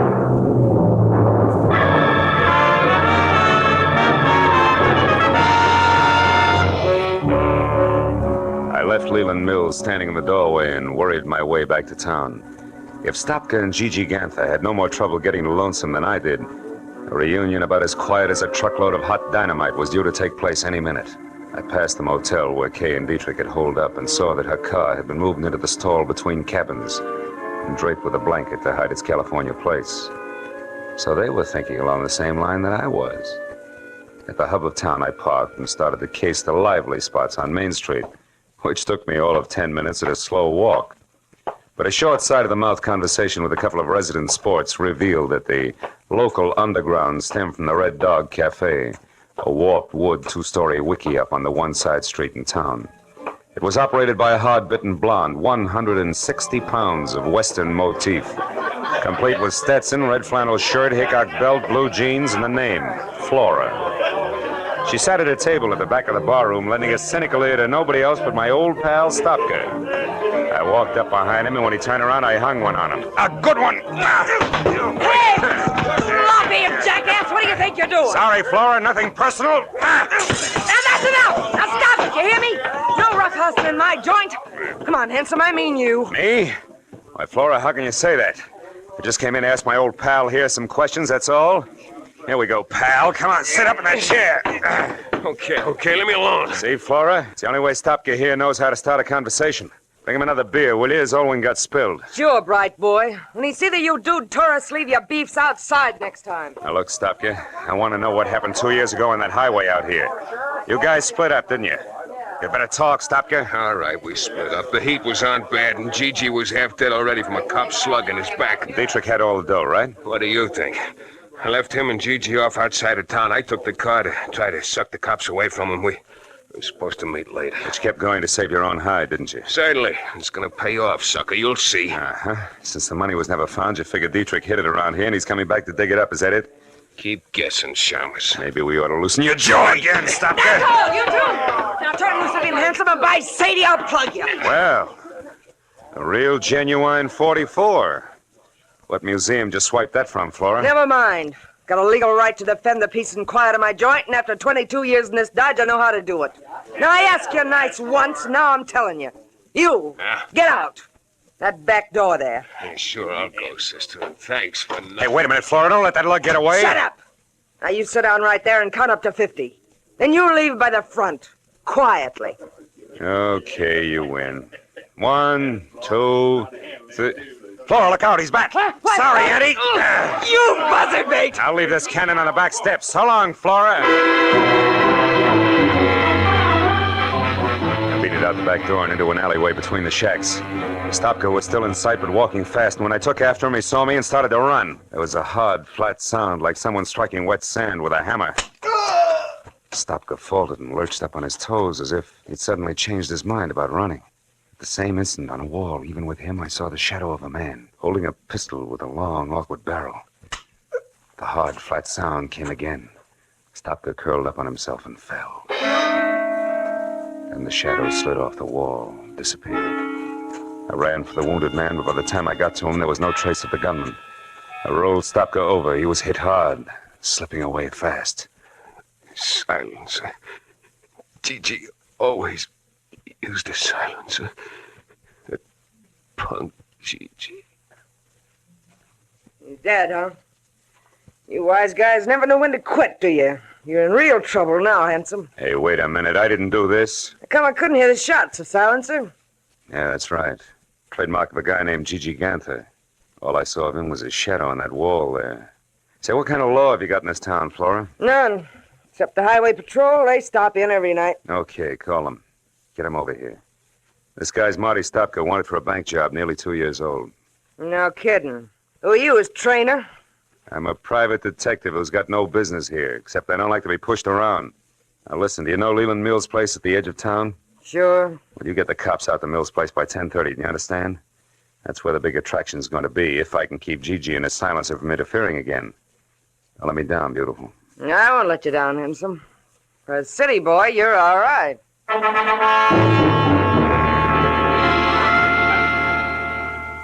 I stuck to a back road and drove with my lights out until I was a good, safe distance beyond Leland Mills Ranch. Then I hid the car in a dry gully and walked back. The house was dark and still. I thought once of what might have happened to Mills if Gigi had gotten there ahead of me. I kept in the shadows and worked my way across the yard to the back door.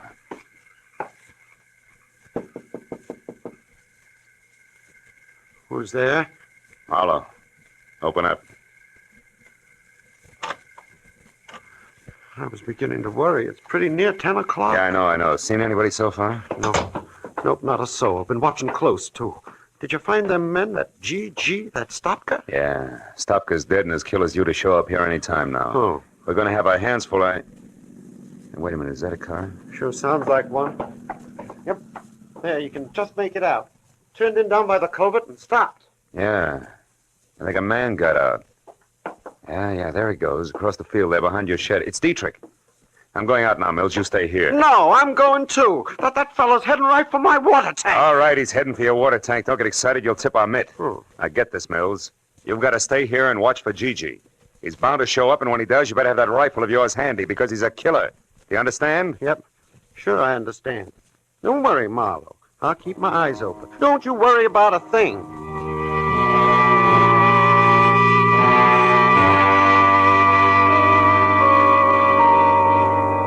I eased out of the door and started across the yard. I knew I was getting myself out on a nice, long limb. Leland Mills was about as reliable as William Tell with their hiccups, and the apple was on my head. It was too late to back up, so I skirted the barn, stayed below the crest of a low rise, and moved toward the elevated water tank until I heard a shovel biting dirt. I got a comfortable grip on my gun and headed up over the rise to where I could see. Yeah, it was Dietrich, all right. He was bent over under the tank and working on a hole as if his life depended on it. He didn't even look up until I was almost on top of him. Who is it? Who's there? Who is it? It's me, Mr. Gordon. Marlowe. Marlowe? How did you get here? Wasn't easy, Sammy boy. But I had to come and apologize for losing your precious bag full of waste paper. You sure picked a dangerous time to show, sucker. You were fired once. Too bad you can't take a hint. Uh-huh. And being tagged as a patsy is lousy for my business, Dietrich. You should have thought of that. So just leave your hands on that shovel handle, Sam, and keep on digging. Maybe I'll let you take a peek at that 120 grand before I turn you both over to the police. Go on, dig! No! Not so fast, Marlowe. Mills, I told you to stay in the... Hey, that's quite a pistol. Don't move. Neither one of you. I'll kill you if you move. You, Marlowe, drop your gun. Drop it. So this is where it's been all the time. $120,000. I've looked everywhere, every day, for 2 whole years, but I never thought of looking here under the water tank. You mean you knew where the money was all the time? You lie. I'm the only one that knew that. Oh, no. One night 2 years ago, I heard a noise in my barn. It was a man groaning. I looked in and I saw him. He was wounded. And I saw you when you come back from burying the money. I overheard the whole thing. You wouldn't tell them where you'd hidden it. You said you'd never tell anybody. But I was sure I could find it. And I looked everywhere except... Yeah, Mills, everywhere except here, under the water tank, where you buried Gigi's body after you killed him. And with his own gun at that. Oh, no, I didn't kill him.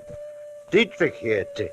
I only buried him so nobody would find out that him and Dietrich had stopped at my place. I almost went crazy looking for that money, but now I know where it is, and I'm going to have it. Well, you fool. You don't think I'd come out here with nothing but a shovel, do you?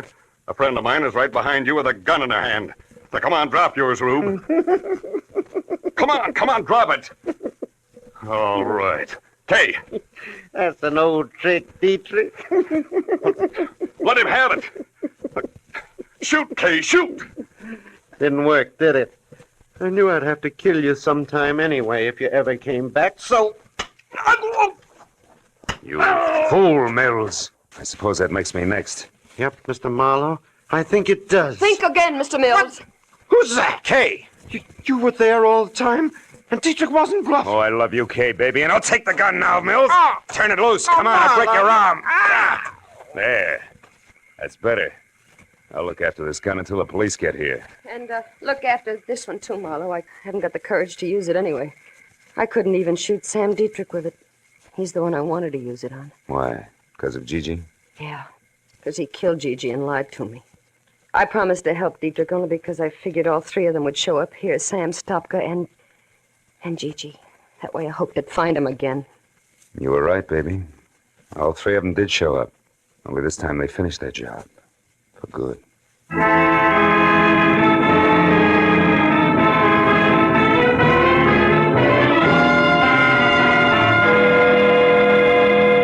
It was 10:30 on the nose when we got back to the house. And the highway patrol had just pulled up. So the question and answer period started, and by the time it was over, all the field work finished up. 4 hours plus had gone by. It took some fast conversation, a lot of promises to stay handy, but finally, Kay was left with me. After all, her only real mistake had been falling in love with the wrong kind of a guy. When the last patrol car drove away, the desert was suddenly very still. The stars were small and sharp in the clear sky.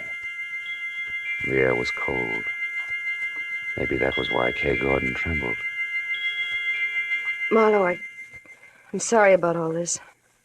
I got you into it, remember? Mm-hmm. You also got me out of it, Kay. Well, I can forget about Gigi, now that I know for sure what happened. And all because of a jerk named Leland Mills. No, Mills was a desperate guy, Kay. After he buried Gigi, he just about went nuts trying to find the money. When he finally realized Dietrich was the only one who could lead him to it, he shot Stopka and would have killed anybody else. Keep him from interfering with Dietrich until he uncovered the hiding place. You know, in a way, Marlowe, it was a horrible trick of fate. They both picked the same place to bury things. Not really. Mills and Dietrich had the same jobs to do, under the same conditions. They each had to bury something in a hurry and in the dark. So both of them picked a spot where the ground was soft and one that was clearly marked at the same time, under the water tank. Yeah. And Marlowe, I'm kind of scared. I don't like this place. This spooky little town. It's the end of nowhere. Yeah. I wouldn't be caught dead here myself. Let's go, baby. I walked Kay to her car, started her safely on her way. So long, sucker. She waved once, then drove down the road and out of sight without looking back. Soon even the sound of the motor was gone. A long night, and a strange reunion. And now 2 lonely lights were the only sign of life in Lonesome, Arizona. I stood on the empty highway for a few minutes and listened to the immense quiet of the desert. Then I went back to my rented car and headed for Phoenix and a plane for home.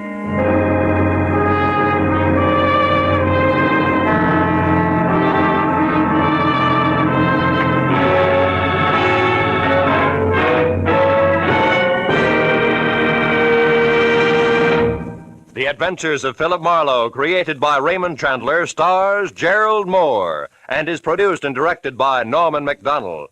Script is by Mel Donnelly, Robert Mitchell, and Gene Levitt. Featured in the cast were Joan Banks, Edgar Barrier, Virginia Gregg, Jeff Chandler, Bill Boucher, and Jack Crucian. The special music is by Richard O'Runt. Be sure and be with us again next week when Philip Marlowe says... It was a weird racket that mushroomed in a world of gaudy canvas, and the man with purple hair, the inquisitive midget, and the lady with strong hands each played a part. But all that was only a sideshow when death got into the act.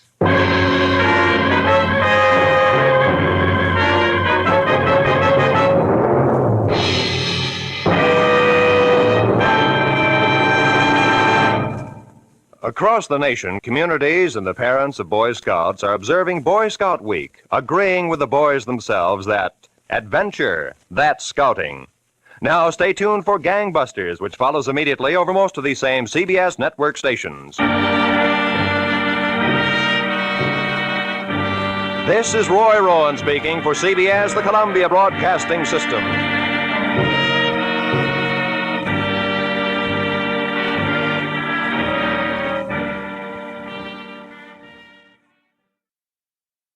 It was hot and still, an August night in the middle of April.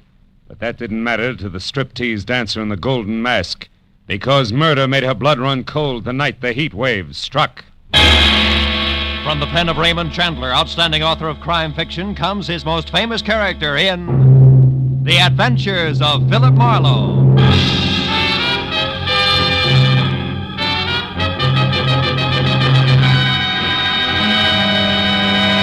Now, with Gerald Moore, starred as Philip Marlowe, we bring you tonight's exciting story, The Heat Wave.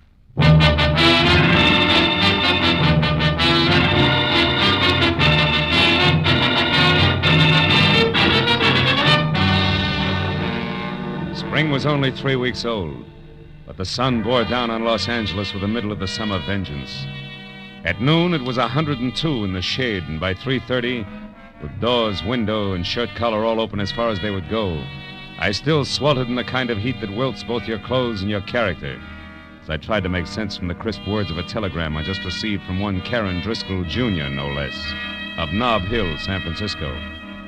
It told me to go to the Palace Theater, a burlesque house on Main Street, watch the performance of the featured dancer, get backstage, and take a close look at her face. Then meet the 7 o'clock plane from San Francisco and report what I'd seen to Miss Driscoll, Jr.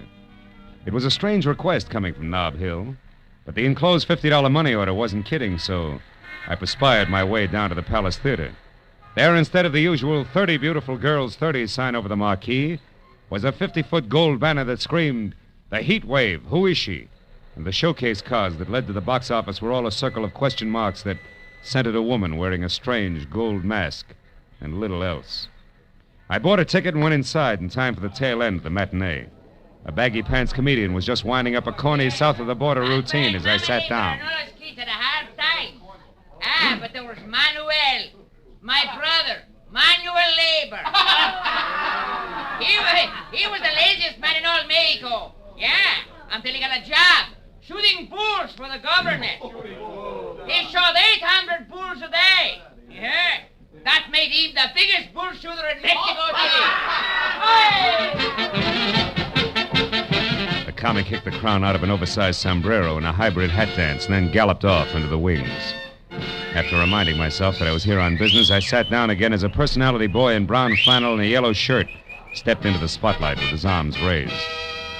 Ladies and gentlemen, you're now privileged to witness one of the most unusual and breathtaking spectacles ever presented on any stage. In a moment, you will see her, the woman of mystery, performing exotic rites to the pagan sun god of the Incas, exactly as they were performed 3,000 years ago in the strange temples of the Andes. But who is she? Who is this woman? And who knows what secrets lie behind her mask of gold? The Palace Theater presents the masked marvelous, the beautiful, the dazzling, the mysterious Heat Wave!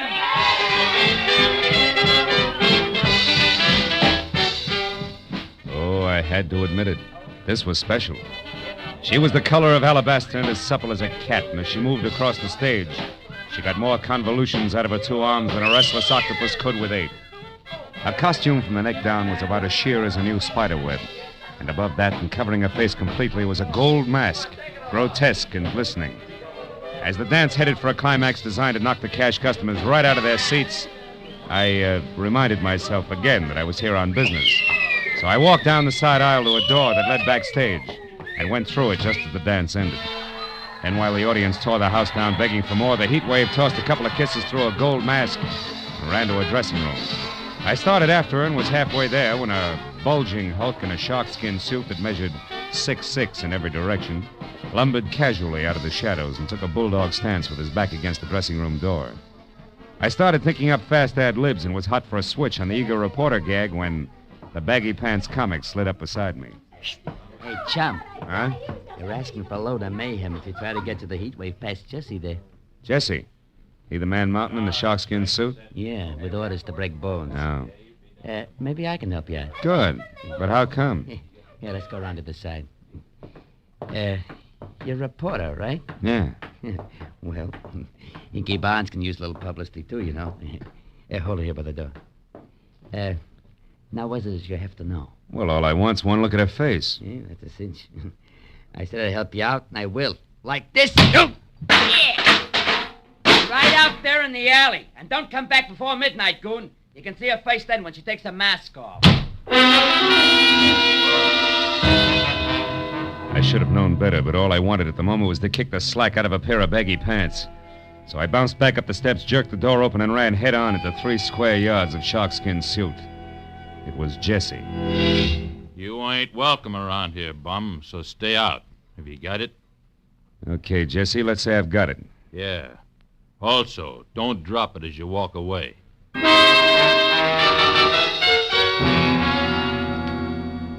was glad to remember that I had a client to meet at the airport.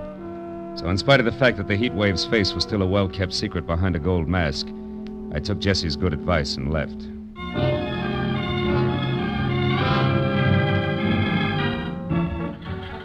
Flight 11 from San Francisco arriving at Gate 4.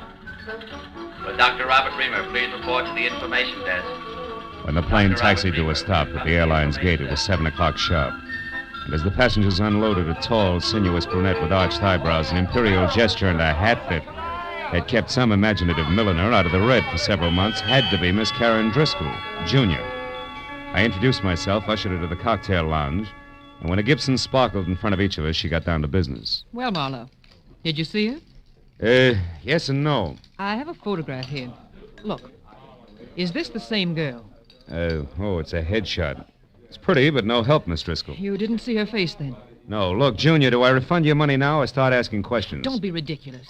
I must know who that girl is, and I'll tell you why. This picture is of my sister, Midge Driscoll. Oh? Think your sister's the heat wave? Yes. Oh, she's doing it to humiliate me, Marlowe. Tomorrow, I'm being married to a man whose family is distinguished in diplomatic circles. No? And this burlesque heat wave woman is to be revealed at midnight tonight. If she is my sister, can you imagine what the papers will do with that story tomorrow morning? Yeah, some wedding present. But your own sister, I don't get it. Why? Oh, it's an old hate, Marlowe. Midge lost a love affair, and I won it. Years ago. She's never gotten over it. Oh. And she's done things before. The day I was elected president of the Metropolitan Club, she faked an elopement with my chauffeur. The night of my engagement party, she rode a horse into the Flamingo Room. A brawl started, and she spent the night in jail. I see what you mean, but this heat wave's got a lot of talent for burlesque. A lot of experience in her line. In fact, she's a sensation, let's face it. So what makes you think it's Midge, a hunch? Oh, no. I found the name Tracy Lake in her apartment in San Francisco. He's the manager of the Palace Theater here. I learned that from a newspaper story in which Josh Freeman... Josh Freeman? Yes, the big producer. Oh. He's supposed to be bargaining with Lake for his heat wave discovery. Oh, she's done a thorough advance publicity job, all right. What if she turns out to be your sister? What then? That's my business. I know how to make money talk, Marlowe, and I've more than enough for a polite but firm conversation. Your job is merely to find out for sure, between now and midnight, if my sister actually is this heat wave. I'll take care of everything else.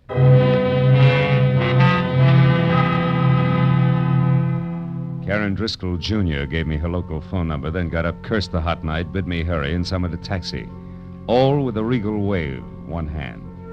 And I was left to my own devices in something less than 5 hours to make them work in, so I drove back to the Palace Theater, which was stalling until midnight by showing a triple feature movie. Paid another admission and slipped backstage again. It was deserted except for 2 electricians tied up in pinochle under the switchboard light. The heat wave's dressing room was locked. Jesse was nowhere in sight, and I was about to leave again when I heard a familiar voice cooing into a dark nook that turned out to be a phone booth. It was Hinky Barnes, the baggy pants comic. Beauty to the beautiful, you know. Hey, listen, baby. About that other deal, did you talk to her? She won't. You sure? Yeah. Yeah, well, look, I gotta talk to you. How about dinner? You can't? Well, I know you got things on your mind, but... Yeah, honey, I know you're tired. Well, okay. Don't worry, things are gonna be okay. You'll see. Bye-bye, baby. Hey, Hinky.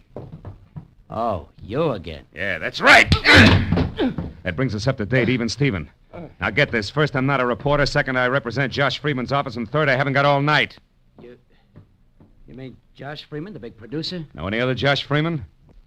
I want to talk to Tracy Lake about the heat wave, but I want to see her before I talk. Is she here? No. Well, she won't be back until the big midnight show. Where's Tracy, then?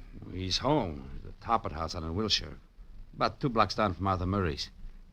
Hey, but listen, tell me something. Is Josh going to make a star out of her? With a talent like hers? What do you think, Yankee? I left Hinky with his mouth hanging open and the fire of ambition burning like an alcohol lamp in each eye as I drove out to the Toppet House on Wilshire. Leaning on the bell at Tracy Lake's apartment, I got ready to be a hard-hitting, practical-minded producer's right-hand man. Yeah, what is it? Tracy, my name's Marlowe out of Josh Freeman's office. Caught the Heat Waves Act this afternoon, willing to wrap her up and take her home right now. But not sight unseen. Who is she? Wait a minute. Huh? You say you're from Josh Freeman, Marlowe? That's right. And I got a blank check right here in my pocket. Authorized to fill it out unless you're completely unreasonable. I see. Well, now, look, Marlowe, this heat wave thing is going over 1,000% better than any of us expected. Yeah, I know. But you see... The price is high already, and the bids have only started to come in. Oh, excuse me. I just opened a bottle of Parmesan over there. Help yourself, Marlowe. I'll be right back. A perfectly good telephone sat within an arm's reach of Lake. But instead he went down the hall to an extension and closed the door behind him. It was distinctly malpractice, but time was running out on me, so I picked up the phone and listened. Is Mr. Ridgely the jeweler? Oh, yes. What is it, Ridgely? The bracelet you selected is ready now. We can deliver it immediately. Fine. It goes to Miss Nita LeVar, 44 Edgewood Terrace. Oh, enclose a card. Don't worry, darling. You're my real heat wave. Sign it, Tracy. Lovely, lovely. And the engagement ring? The sunburst? Yeah, that's for Miss LeVar, too, but deliver that to the theater at midnight. You got it? Yes, indeed, sir. Thank you. And congratulations. Tracy Lake and Nita LeVar. Who might she be? Sorry, Marlowe, a little personal business. Now, you were saying... Yeah, I was saying I can hand you a nice fat check if this mass marvelous is really okay. You're building up to quite a surprise, Tracy. You must have something. Yes, indeed I have, old boy. Plenty. Yeah? I can't reveal the lady's name until midnight. All right. Play coy. What's her background? Has she got class? Class? Marlowe, you wouldn't believe it. Not blue book stuff. Society girl in burlesque? Why, anything's possible, Marlowe. Sure. She could even be from Nob Hill, huh? Yeah, like I said. Anything's possible, sure. Okay, Tracy, that's what I wanted to find out. See you after the unveiling, and you got a great night for it. Oh, Marlowe, I suppose Big Ed Peters is in on the deal as usual, along with Josh? Yeah, it's a regular Josh Freeman deal, just as usual. See you later, Tracy.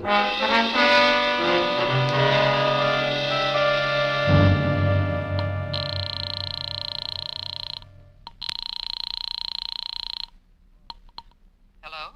This is Marlowe, Jr. I just wound up an interview with Tracy Lake. When I threw Nob Hill at him, he turned green. But it's not official yet. The odds are high that it's your sister Midge, all right, who's knocking him dead as the heat wave. I knew it. That horrible, vindictive little tramp. What else, Marlowe? Did you find out where she is? Yeah. She's going under the name of Nita LeVar and staying at 44 Edgewood Terrace near MacArthur Park. But listen, it's not positive yet, so I'm going there to check right now. Where are you calling from, Marlowe? A phone booth at a closed gas station out here on Wilshire. But Oh. What's the matter? What is it, Marlowe? I am about to start earning that fee of yours, baby. 300 pounds of muscle in a sharkskin suit just walked up. Goodbye. Hello, Sonny. Well, my Piltdown pal. So the boss was right. You're just a cheap, nosy reporter, after all. It's cramped in there, ain't it? But you're not getting out, bub. Now, wait a minute, Jesse. It's a hot night. Let's not work up a sweat, huh? Don't you worry about that. Mr. Lake pegged you as a phony nosy, and that's bad. What do you mean, phony? You said Big Ed Peters was in on a deal with Josh Freeman. All right, what about it? Big Ed's been dead for 12 years. And you know what? He's still gonna look better than you are 30 seconds from now. Oh!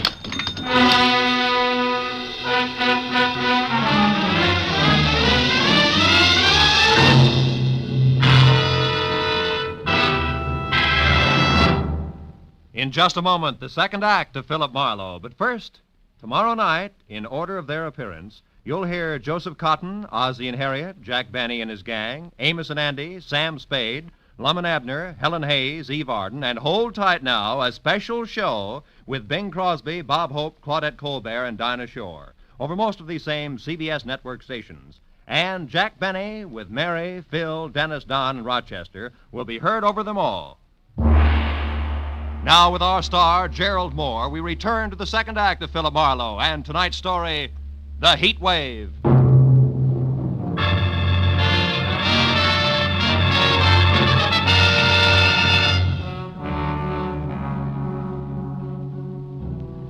When the little man in big iron boots who were kicking at the lining of my temples finally quit, and I dragged myself back up to the vertical, Gargantua was gone. And I was sure of only two things.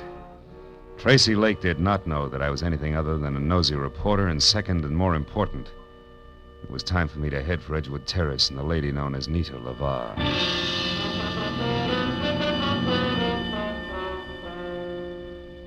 As I started for the front door of number 44, which was an all-alone stucco and a tile L shape that showed a single light, the little men in iron boots went to work again.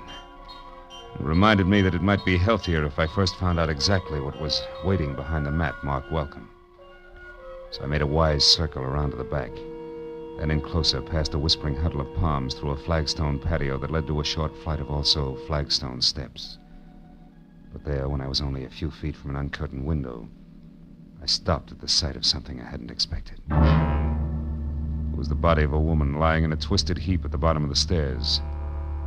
When I moved closer, I saw that the ugly cut on the side of her head that had killed her had come from the jagged edge of the last step. I also saw that the woman was Midge Driscoll. Next to the body, there was an overturned, crushed sprinkling can, which meant that she could have fallen to her death accidentally. Also, it could have meant that if murdered, her killer had overturned and crushed the sprinkling can as well. I was somewhere between the two thoughts when I heard a car brake to a stop in front of the house, then high heels on a cement walk. I quietly moved around to where I could see something tall and blonde who, in a better light, would have been better looking. Good evening. What? Who's there? Name's Philip Marlowe. Mean anything? Nothing. Then try this. I'm a friend of Midge Driscoll's. Midge? I never heard of anyone by that name. I'll bet. Step up a little closer, honey. Now, wait a minute, Mr. Bright Eyes. Midge! Yeah, Midge. And Driscoll. Name you never heard of, remember? Now, what do you say? Do we play it straight? Yeah. I'm Nita LaVar, Mr. Marlowe. Baby, you're getting in deeper by the minute, and by that I specifically mean that Midge Driscoll here and Nita LaVar are one and the same. Oh, you're crazy. I know my own name. It is and always has been Nita LaVar. That's Midge Driscoll. All right, since you've grown so cooperative, maybe you can tell me why she's dead. Could be that she fell down those stairs. An hour before her unmasking is the heat wave? You know an awful lot, mister. How come? It's strictly business. I'm a private detective with client. We'll talk about that later. Right now it's time to go in and call the police. And don't tell me you can't find your key. Don't worry, private detective. I won't. Here, catch. Got it. Now let's get inside. But let's not call the police, huh? Why not? Are you afraid that they'll... Oh, I see what you and that pretty little gun mean. I'm glad. I'd hate to have to shoot you. Why, want to night your quota? Don't be funny. I didn't kill Midge. Then why no police? For a very good reason. Until tonight, Marlowe, I've been the heat wave. The substitute heat wave for Milady there, who didn't have the time or the talent for the build-up to the great joke she was going to pull on her sister. You mean you were the one I saw today? The one everybody saw every day. And liked. Liked so much that business boomed and all the heads in the front row weren't bald. Which has what to do with me calling the police? In general, everything. In particular, my career. I tried to get that crazy kid there to back off and let me go on with the act that she'd kill after one performance, but no. Miss Bunny Moneybanks wouldn't hear of it. Now that she's dead, you're in, is that it? Solid. And that's also the reason why I don't want to spend the next 2 hours talking to cops. So go on, put the key in the lock, turn it, open the door, and walk in. What happens then? Then, Mr. Marlowe, we call Tracy Lake and arrange for a playmate for you. Playmate named Jessie, maybe. A playmate named Jessie. And no, maybe.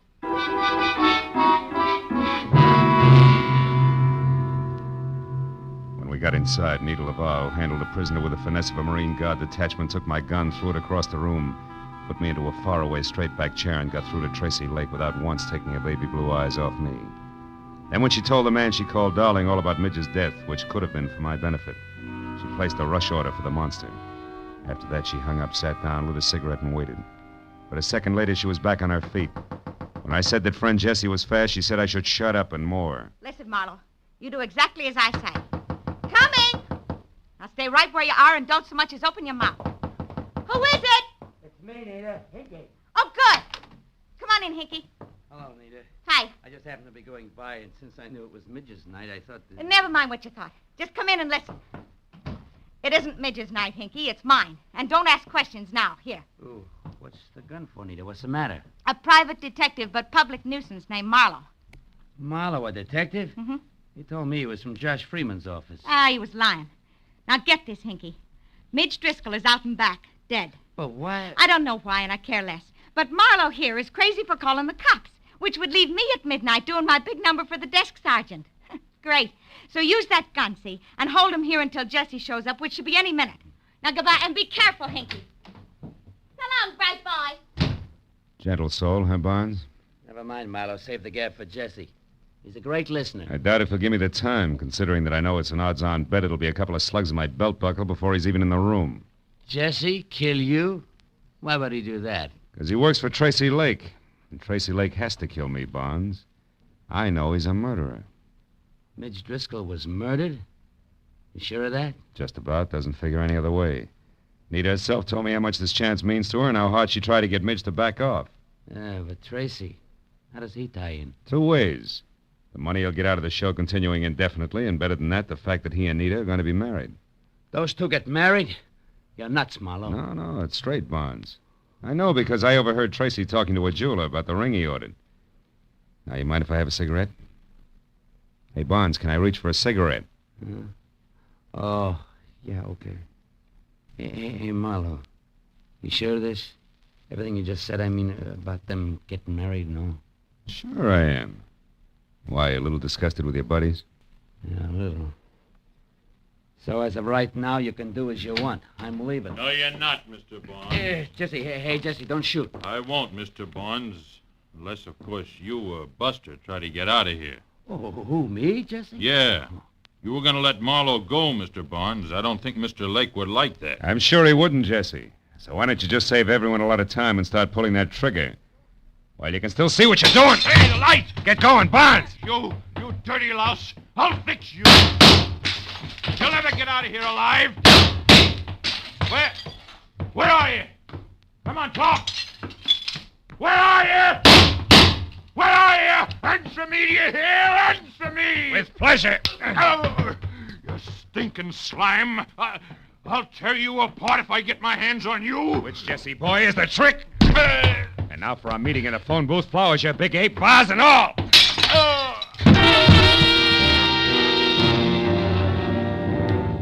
After I got some lights on and found my gun where Nita had tossed it when we first came in, I checked Jesse over once to make sure that he was neither dead nor too alive. Then I started for the door. But there, even as my hand closed over the knob, I stopped. A crazy thought from I don't know where wedging its way into my mind. I turned back toward the room and stared at the flower and vase-strewn form of the ape that covered half the carpet. Then slowly the wedge broke through and there was light, lots of it. The kind in which I could see why Midge Driscoll had been murdered. And more important, why I had to get to the Palace Theater and Nita LaVar before murder happened again.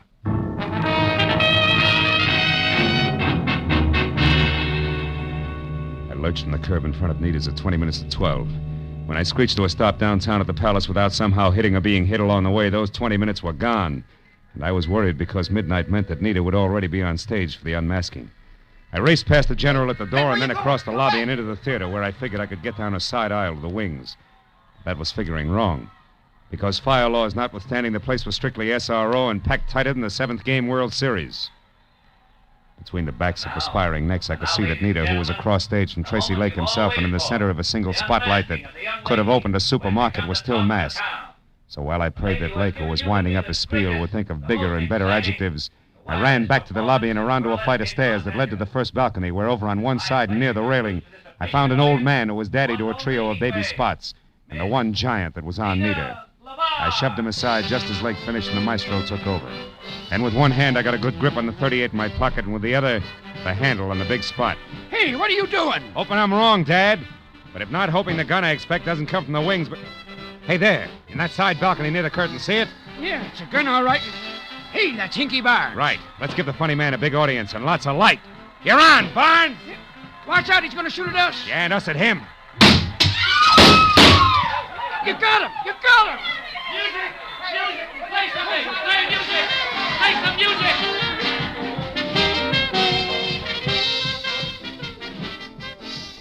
It was 20 minutes of bedlam. Police, music, and 2 quick numbers by Nita LeVar, all of whose shaking was not routine.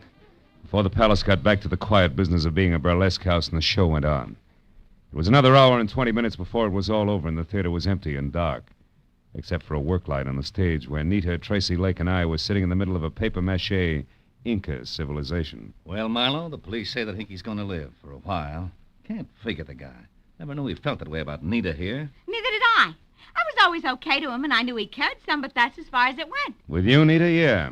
But with Hinky, it was something else. Something strong enough to make him kill Midge Driscoll so that Nita would get her big chance, eh, Marlowe? Mm-hmm.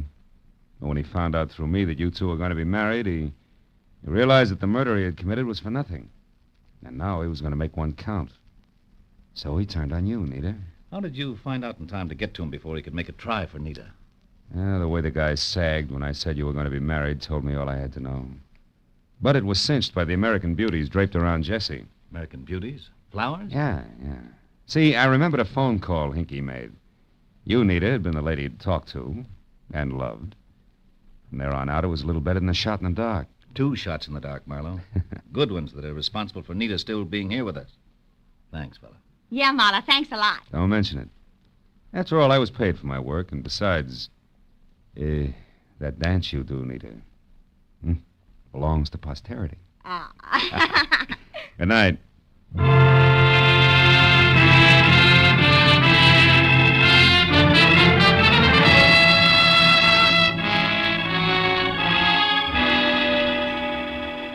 It was still hot in the city. I had no enthusiasm for further conversation, and a very sticky feeling from head to foot. So I took care of Karen Driscoll Jr. in a fast telephone call and then pointed my car for my apartment. I couldn't help thinking of poor little Hinky Barnes, who brought laughter to everyone else, but could find no happiness for himself.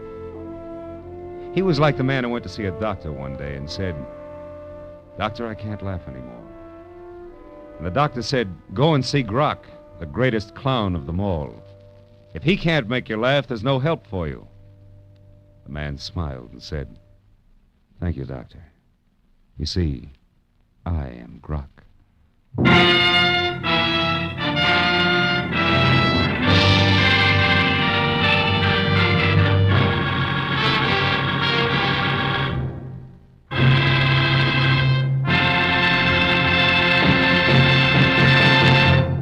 The Adventures of Philip Marlowe, created by Raymond Chandler, star Gerald Moore, and are produced and directed by Norman MacDonald. Script is by Mel Dinelli, Robert Mitchell, and Gene Levitt.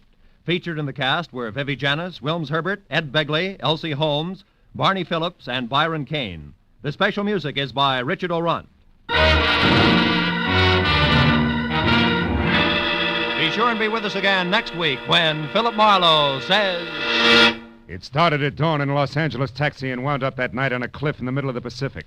All because of a Dutchman with $50,000, a corpse in a lily pond, and an Oriental with a chauffeur who wanted a cloak made of nothing but feathers.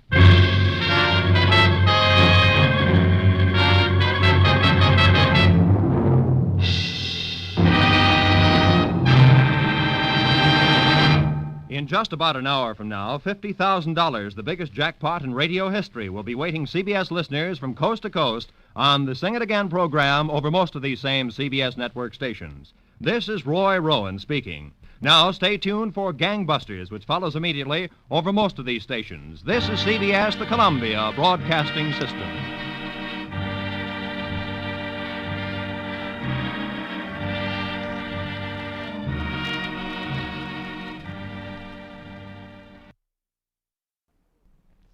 It was a hunt through a jungle of city streets, with danger waiting at every intersection, until halfway through when the hunters became the hunted, and death brought an end to the game. From the pen of Raymond Chandler, outstanding author of crime fiction, comes his most famous character as CBS presents The Adventures of Philip Marlowe.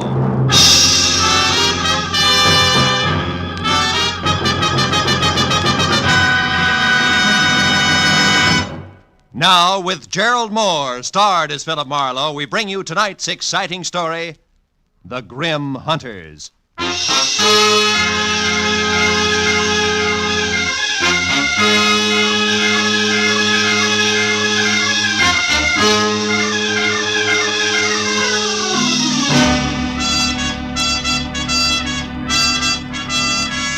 morning paper had headlined prices rising. My bank statement in the afternoon mail had warned balance falling. And I had wasted the evening on behalf of a client who ran out on me when I tried to collect. All of which added up to the end of the day and me unhappy in my office at 10 p.m., with one hand on my checkbook and the other one raised in almost solemn oath.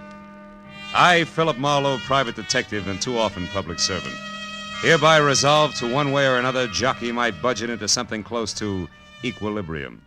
And from this day Hello, Marlowe speaking. My name is Helen Palmer, Marlowe.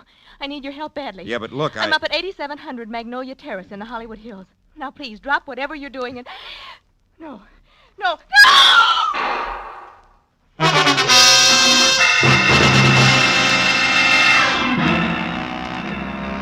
I must have let go of the phone, grabbed my hat and coat, opened and closed the office door, piled into my car outside, and raced up into the Hollywood Hills because the next thing I remember after Helen Palmer's scream was swinging off North Bronson Drive onto Magnolia Terrace. But a minute later, when I screeched to a stop away from number 8700, scrambled out from under the wheel and started on the run for the front door, I was no longer sure of anything.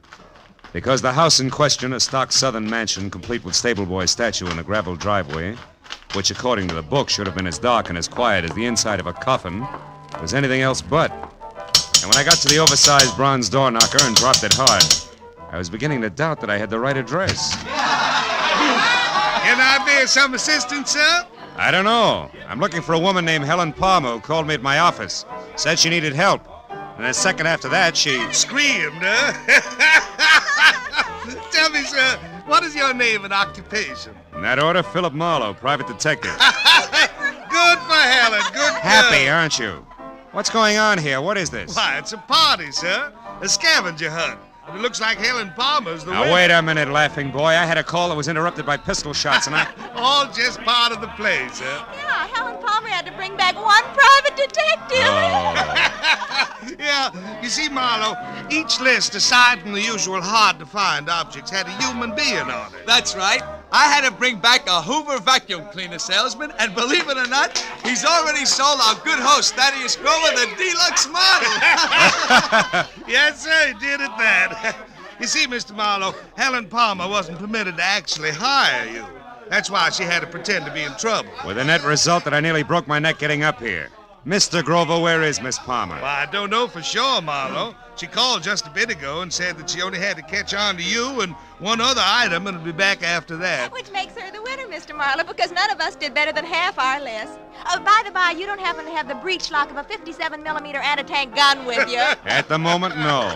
Nor do I have time for scavenger hunters. Not even when they most cordially invite you in for the finest serving of party-style Southern fried chicken imaginable? Come on, Mr. Marlowe. No, I'm sorry. Oh, come on. Come on. It's delicious chicken. Well, okay, the chicken did it. The inside of Thaddeus Grover's house was also a stock southern mansion from a giant cut glass punch bowl. Belonged to my mother, sir, First Lady of Atlanta, Georgia, sir, to a wide and winding colonial staircase. It left you expecting the descent of Scarlett O'Hara at any moment. There was one strange note in the soft southern surroundings. Piled 3 feet high in the middle of the room were the crazy quilt results of the evening scavenger hunt, including a wooden cigar store Indian, a pair of Hickok suspenders from the local fire chief, 1 red motorcycle, a stuffed owl, a set of antlers, and more. And behind all that, my counterparts, the bring-em-back-alive items from each list. A streetcar conductor in uniform, a waiter bald and under 40, a school teacher red-headed and over 50. But I was the center of attention.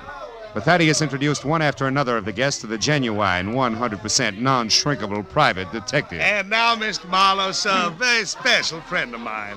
At 31, sir, the president of Sample and Claiborne, best building contractors in the city of Los Angeles. Oh, that's so very interesting, Mr. Grover. Yeah, moreover, Mr. Marlowe, Sample made it right to the top in the past 2 years. Uh-huh. Yeah, ever since old Joshua Claiborne got killed falling off a scaffold. He did? Cause between you and me and the gatepost, some folks say it was suicide. Oh, Larry, boy, I'd like you to meet Mr. Marlowe, private detective. Mr. Marlowe, Larry Sample. How do you do? Hello, Mr. Marlowe. Glad you're with us.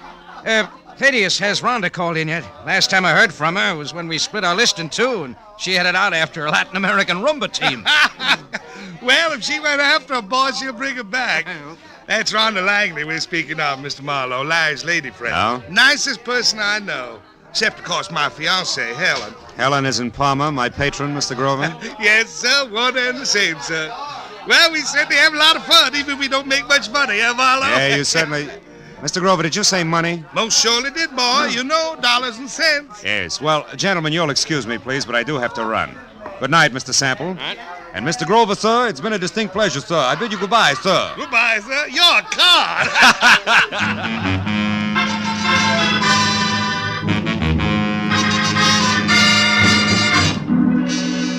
When I got back to my office, which I had left lights on and unlocked, my telephone was ringing.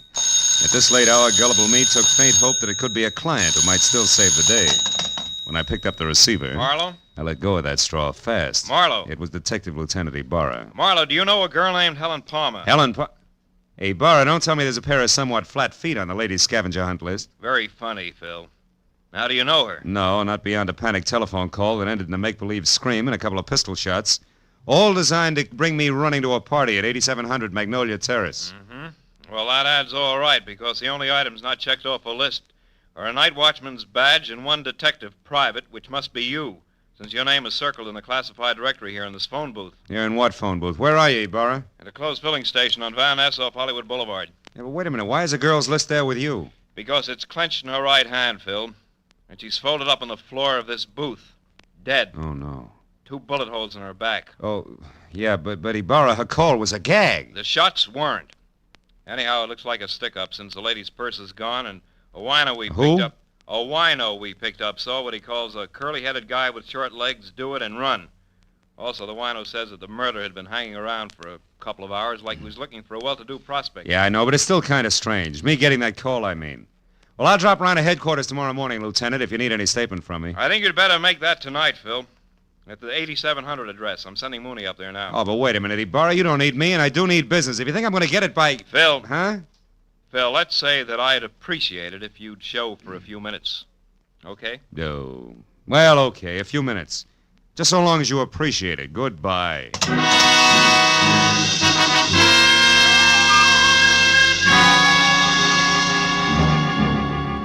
Driving back to Magnolia Terrace, I used Detective Lieutenant Ibarra as an oversized whipping boy for the day's disappointments. So when I finally braked to a stop behind a half-parked squad car, which meant that Police Officer Mooney was already on hand, I was about back to normal. But then in the next quick moment, I forgot all about Ibarra because in the shadows ahead, sneaking away from a side entrance to number 8700, and looking as guilty as Lucretia Borgia leaving a corner pharmacy, was a young lady, brunette and beautiful. She hurried directly to a gray Nash parked in the rear and, without looking back, climbed in and took off. Following her had to be more fun than conversation with Mooney.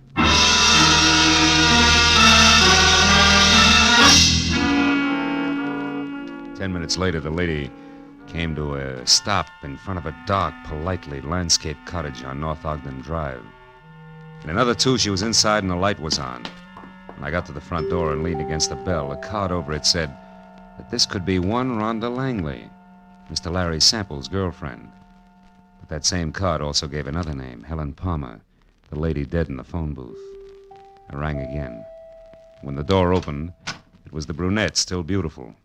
Only this time, something had been added. In her right hand, a .45, ugly and pointed straight at my head. What do you want?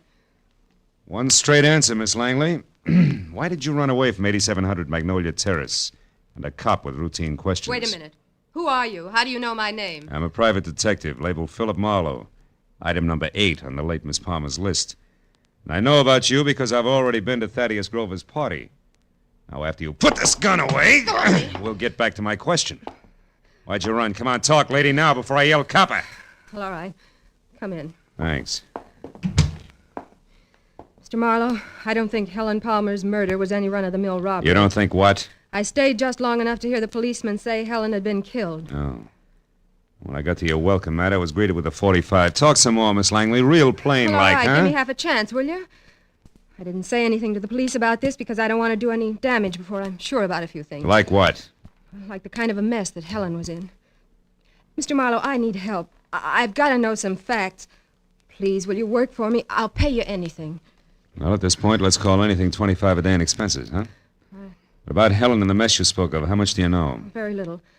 Only that I think Helen was blackmailing somebody. Somebody who was at the party tonight. Like Grover, your boyfriend Larry Sample? I don't know. Oh, you've got to believe me, Mr. Marlowe. Well, all right. For the time being, I will. Now, first of all, how'd you latch onto this blackmail? Well, yesterday morning, I accidentally overheard Helen talking to someone on the telephone. She spoke of a payoff that was to be made at Thaddeus's party. I don't know who she was talking to, but she warned the person not to try anything rash. As in murder? She didn't say. But she did say that she'd already airmailed a letter to her lawyers in San Francisco that would protect her from any harm. Then she laughed about the scheduled scavenger hunt and hung up. Mm-hmm. You said nothing to her about this, huh? Well, no, I was afraid All right, the letter to San Francisco. Did you see her mail it? Well, I mailed it myself earlier in the day, along with one of my own. Mm-hmm. I didn't think about it until after her call, when she pointedly asked me if I'd remembered to mail a letter. My letter, that is, which she knew that I'd written to an aunt I have in Passaic, New Jersey. Well? Well, that's the whole story. If you want me, I'll be over at Thaddeus's place. Thaddeus? Yes, he was in love with Helen. Yeah. Maybe she was returning that love with blackmail. What do you think, Rhonda? I don't know. The thinking is now your job, Mr. Marlowe. When I left Rhonda Langley and started back to my car as a bona fide private detective with client, I wasn't sure whether or not I was happy about the whole thing. But a second later, at the sight of a man in the dark ahead, half crouched behind a tree, I quit deliberating the point and got ready for trouble because, from what I could see, the gentleman in hiding had both the curly hair and very short legs that Ibarra had mentioned as a sign of Helen Palmer's killer. I kept walking straight until I was abreast the tree, then I pivoted sharply, took one step toward him, and swung! Come on, brother. Why, you dirty... We haven't got the time. Believe me. Enough, fella. Enough. Will you leave me alone? Sure. Sure I will, after you start talking. Now, get up. Okay. Okay, don't hit me again. I'll talk. I'll tell you everything. Hey, look there. No, don't! Oh, that lousy note.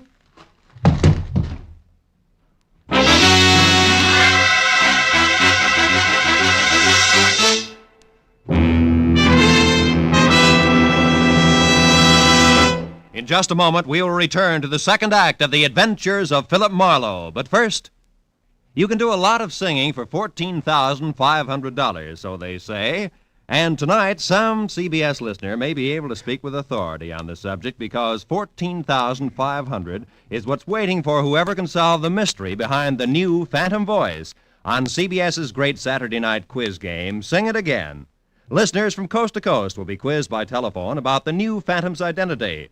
And they'll also be given a chance to win one of the other famous prizes for solving the riddle songs which feature Sing It Again's hour of Saturday night fun.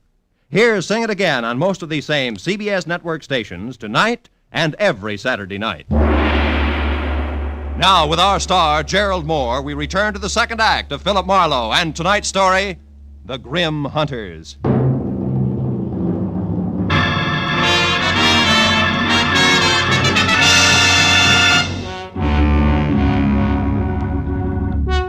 The shots crashed out of the darkness. The life ran out of the little man like air from a kid's balloon. I couldn't figure exactly where the shots had come from, and I stopped trying when a pair of spiked heels clicked fast across the concrete driveway between me and the house. Then a motor started, and a second later a car roared by with Rhonda Langley at the wheel. I yelled at her to stop as she went by, and ran out in the street after her and yelled again at the retreating car. But she ignored me.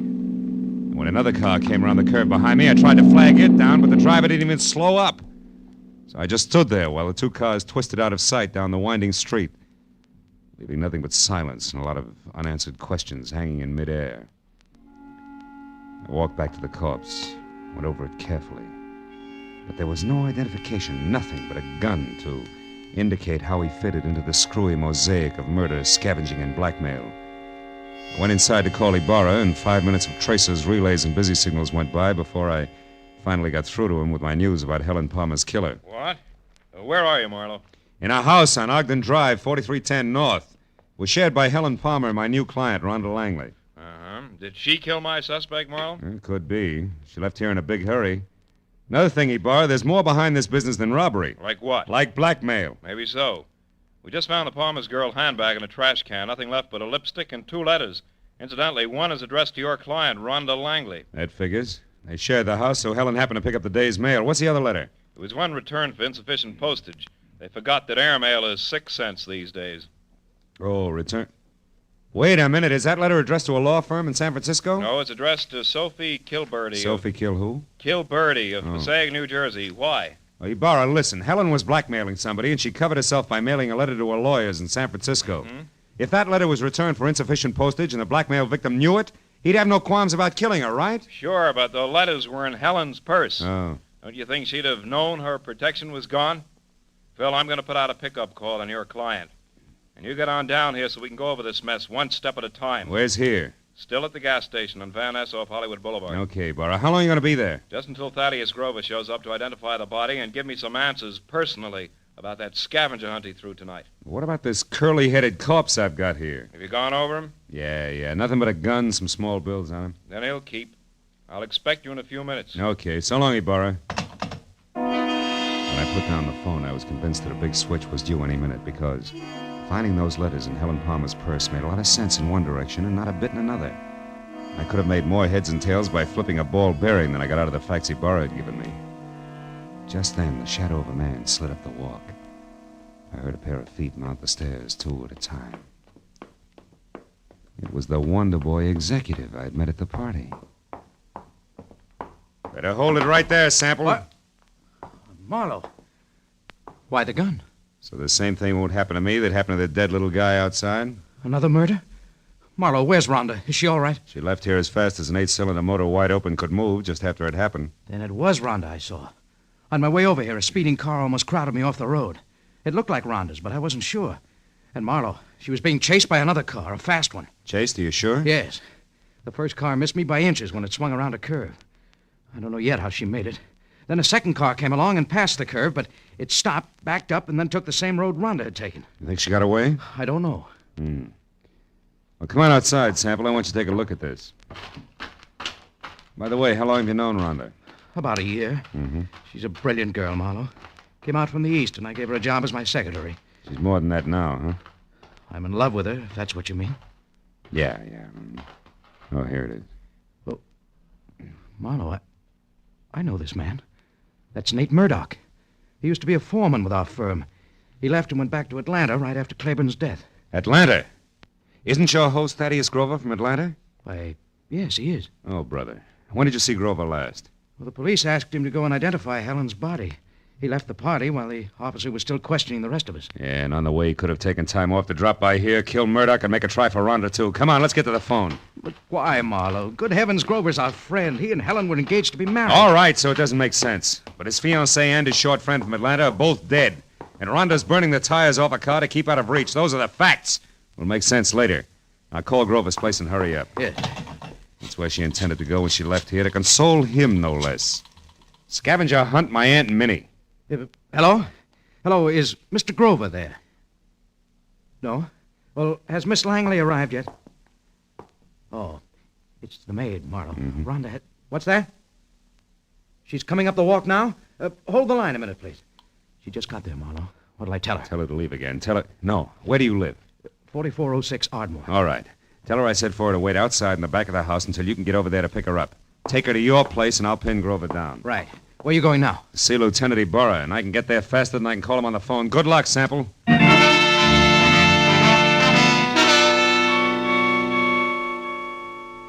Sample was repeating my name over to Grover's maid on the phone as I left. And a few minutes later, at the Mobile gas station off Hollywood Boulevard, I found Ibarra looking sardonic in the blinking light from a flying red neon horse above his head as he flipped through a stack of papers on top of an oil drum. It's about time, Marlowe. Where's that client of yours? Now, wait a minute, Ibarra. I had her pegged all wrong. She's a pigeon. Has Thaddeus Grover been here yet? Just left. He's quite a character, that guy. You didn't let him get away alone? Yes, he was... What do you mean, get away? Ibarra, there's a big connection between Thaddeus Grover and Murdoch, the guy who killed Helen. Now, Grover might have hired him for the job, and now he's trying to get Rhonda. Now, Marlowe, how does that figure? It doesn't, but so help me, Ibarra, that's the way it is. Well, Grover was heading for his friend Larry Sample's house when he left. Happened to know where Sample... Holy smoke, that's exactly where I told Sample to take the girl. 4406 Ardmore. Well, that's great, Marlowe. They'll all be together in one place. I'll pick up the whole crew and right now. You're going to pick up the pieces, you mean? You think there'll be a showdown? Any minute, Ibarra, it can't miss. Okay, so we'll take some firepower along. Amigola, Gray, let's go. Come on, Phil. Now, look, Ibarra, maybe Sample hasn't gotten home with Rhonda yet. I'll go up to Grover's and try to head them off, okay? Okay, Marlowe. But if you get them before I do, bring them in, and no alibis. I'll see you.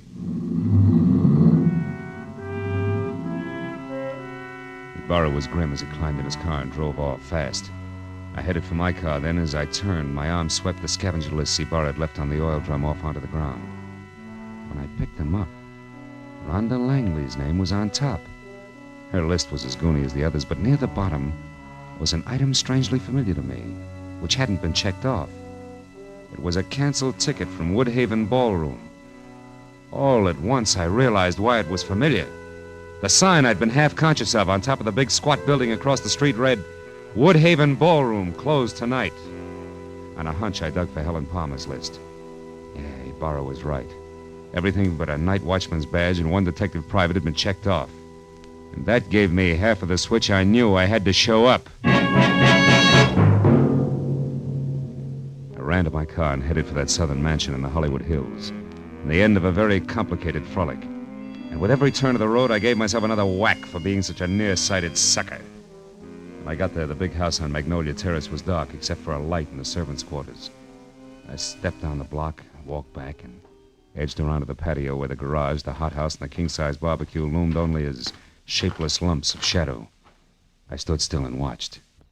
Then I saw him move, walking slowly, gun in hand along the fence toward the hothouse. I started toward him quietly, just as he found out what he was looking for. Oh, you're clever, my dear. But it's all over now. I know you're in there, so come on out with your hands up. Oh, no. You're hanging yourself for murder right now, Larry Sample. I've got all the proof I need. I don't know what good it'll do you, Rhonda. I'll never pay you a cent for it, you blackmailing tramp. I'll kill you first. And that protection letter you wrote to your lawyers was returned, darling. I found it accidentally in Helen's purse tonight at the party. So no one will know. Now, come on out, or I'm going in after you. I wouldn't try that if I were you, Sample. Marlowe's due here any minute now. He called me and told me. That was I, dear. You? I used his name when I talked to the maid. Oh, I should have done this myself in the first place instead of trusting that stupid Murdoch. Are you going to come out of there? No, and I've got a gun. You can't see me, and I know it. But your white dress makes a perfect target, you little fool. Drop it, Sample. Now let's have that gun. Marlowe, I'm so glad you got here. No, he's not dead. Oh. And he won't be from bullets. Give me your gun, too, huh? Come on. All right.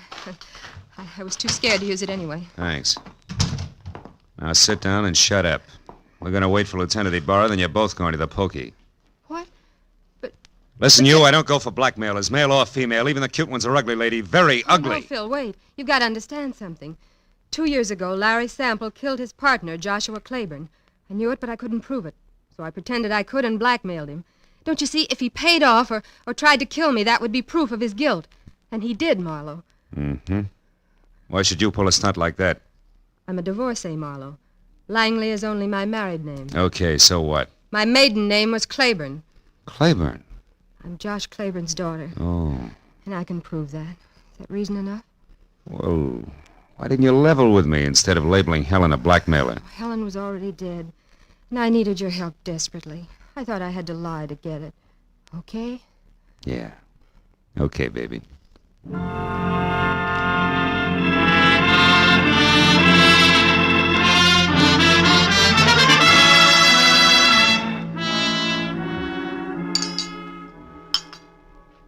Anyone care for more coffee? How about you, Lieutenant? Oh, no thanks, Mr. Grover. Well, Marlowe, you got it all to come out even anyway. Frankly, that's more than I expected when I left you at that gas station. Yeah, we were lucky, Ibarra. I guess I owe you an apology, Mr. Grover. Oh, shucks, that's all right, son. It was a shock to me to be accused of poor Helen's murder, but, well, it's over now. Yeah. You said it was the scavenger list that set you straight. How'd you figure that, boy? Well, there was a Woodhaven ballroom ticket on Rhonda's list, so she had to go there for the ticket, you see. Now, Sample knew that. And he told his killer, Murdoch, who incidentally he hired to murder Claiborne 2 years ago, that the girl who went to the Woodhaven ballroom was his target. Uh-huh. But Helen happened to go there after the night watchman's badge. Which he could have picked up any place in town. Yeah. What a terrible coincidence for Helen. That was all that saved my life, really. That's right, honey. Murdoch made the mistake, and when he and Sample discovered it, they made another try at Rhonda's house. But I caught Murdoch there, so Sample shot him before he could talk. And when I left, he followed me in his car. I knew they were after me, and I thought for sure they'd killed you, Phil. That's why I ran. Yeah, that threw me for a loop. Then Sample came back to make sure that Murdoch was dead and sold me a great big bill of goods at the same time. Oh, it's a terrible, terrible thing. Yes, Mr. Grover, it is. Lieutenant, I want to thank you personally for your participation. Thank you very much. Well, I've got everything I need, so I'll say good night. Yeah, me too. Oh, Phil. Yeah? Shall I mail you a check? Why, yes, I think... No, wait a minute. Yes? You know, honey, with your knowledge of postal rates, why don't you just deliver it in person, maybe, huh? Love to. Count on it, Mr. Marlowe. Good night.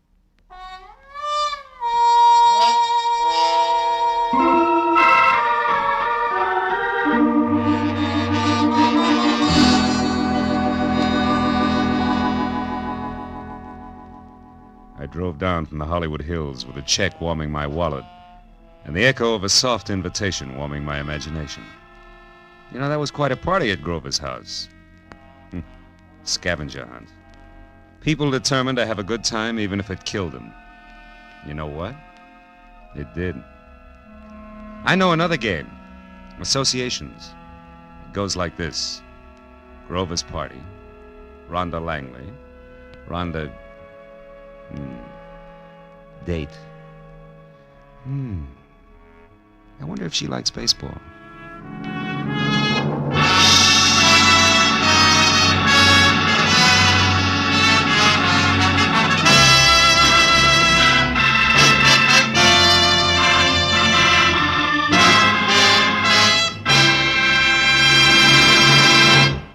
The Adventures of Philip Marlowe, created by Raymond Chandler, star Gerald Moore, and are produced and directed by Norman MacDonald. Script is by Mel Dinelli, Robert Mitchell, and Gene Levitt.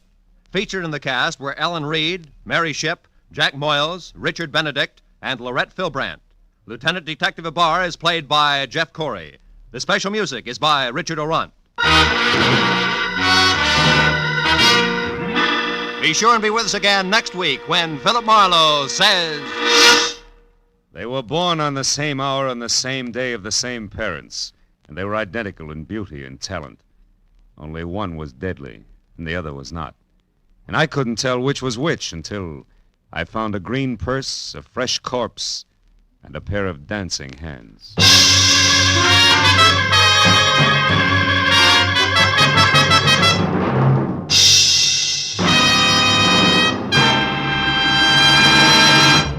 If you happened to miss Jack Benny's hilarious show last week featuring the Ronald Colemans, you missed the laugh treat of the year.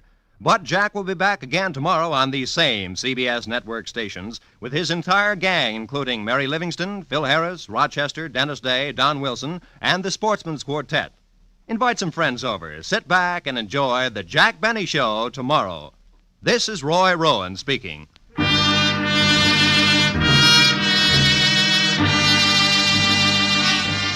This is CBS, where 99 million people gather every week, the Columbia Broadcasting System.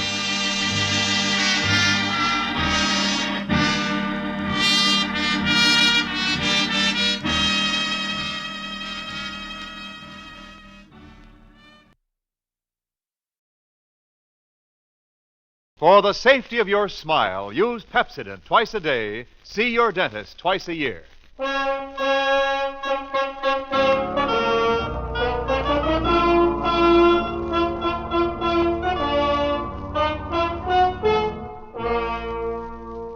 Lever Brothers Company presents the Pepsodent program, The Adventures of Philip Marlowe, starring Van Heflin.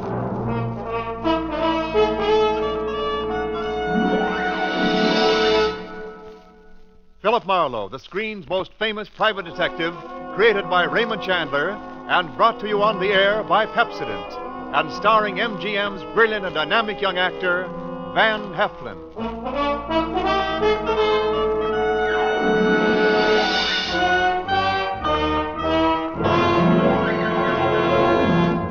Now, families all over America have named their favorite toothpaste. New Pepsodent with Irium.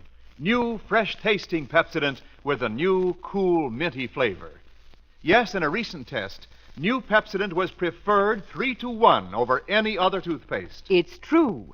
With families all over America, new Pepsodent is the favorite 3-to-1. Families from coast to coast recently compared new Pepsodent with the toothpaste they were using at home. They preferred new Pepsodent by an overwhelming average of 3-to-1 over any other brand they tried.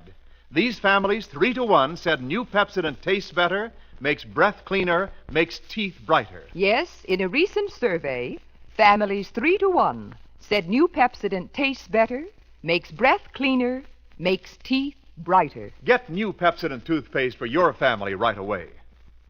Now we invite you to hear Van Heflin as the Hollywood private eye, Philip Marlowe.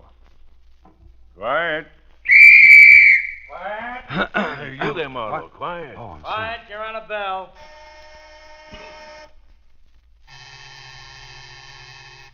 All right. Roll 'em. Speed. Action. Oh, Robin, my dear, don't you remember me? For all that my hair is cut so short. Mary.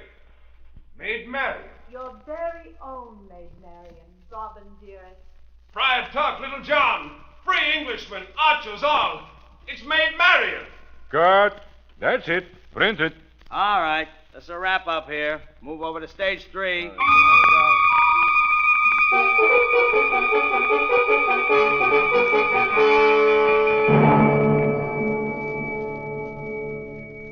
They were filming a new Technicolor version of Robin Hood over at the big studios on Santa Monica Boulevard, and I was there on salary at the request of the director of the picture.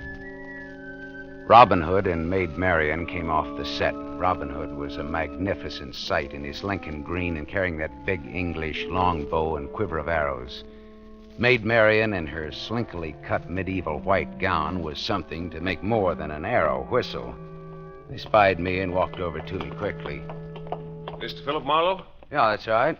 My name is Seward Spencer. Yeah, I know. This is my leading lady, Jenny Kane. Yeah, I know. How do you do, Mr. Marlowe? Yeah, how do you do, Miss Kane? Let's go over to stage 9 and talk, shall we, Marlowe? Talk? Every time I open my mouth on one of these sets, somebody hollers, quiet. Quiet! You see? Whatever happened to free speech in America?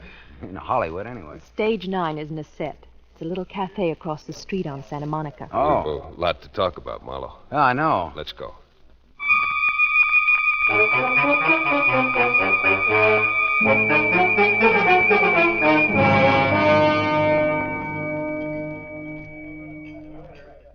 You see, Marlowe, Demetrio Sador, my director, hired you for what is to me a very embarrassing reason. It seems I'm supposed to protect you. And I feel very well able to take care of myself. Well, it's not safe with that half-mad brother of yours at large. Did Mr. Sador tell you the whole story, Marlowe? I said for me to get it from you. Well, it was my fault that we ever sent for Caxton. But he's my brother, and he looks like me, and he's an absolutely terrific archer. Seward here is much better looking, though. Seward is the bow, but Caxton is the bowman, huh? Oh, they could have faked the scenes where I'm supposed to perform marvels of archery, but, well, we were all against that. Then I remembered my brother, a sporting goods salesman in Philadelphia, and a champion archer. And so you suggested that they send for Caxton to double for you in the shooting scenes, huh? Yes, in spite of the fact that Caxton hates the sight of me. Go on. I told Mr. Sador he could get the shots he needed with Caxton doubling for me. I'd go to my lodge at Big Bear during those 3 days. Caxton always resented Seward here because he made good and Caxton didn't. Now, let's see. There was something about Caxton leaving Hollywood, only not leaving Hollywood. What about that? Well, he never picked up the return ticket that the studio reserved for him at the airport. So you figure that Caxton's still in town, then, huh? Definitely. You think he'd pick a fight with you? He picked a fight with Freddie Cole. Who's Freddie Cole? A perfectly harmless makeup man on the lot. And all Freddie asked was for Caxton to wear brown contact lenses over his eyes so he'd look like Seward here for the medium close-ups. My brother has blue eyes, you see. And he wouldn't wear the brown contact lenses, huh? No, he refused flatly. He said, let my big-shot brother wear blue contact lenses. What an unreasonable creature. I don't know. It sounds reasonable to me. You said that he fought with the makeup man, huh? Yes, but not for long. Freddie's half Caxton's size, but he knocked my brother kicking. Ooh. I suppose your brother swore to get him for that. How did you know? I don't know. Instinct. Philip Marlowe. Philip Marlowe. Here, Mr. Sater, here. Oh, Mr. Marlowe, this is terrible. Simply terrible. They just found Fred Cole in Sherwood Forest. He's been shot. Shot? What? How? Who? I don't know who. But there's 2 feet of arrows sticking out of his back. You better show me where Fred is, Mr. Sater. Come on, let's go on the double.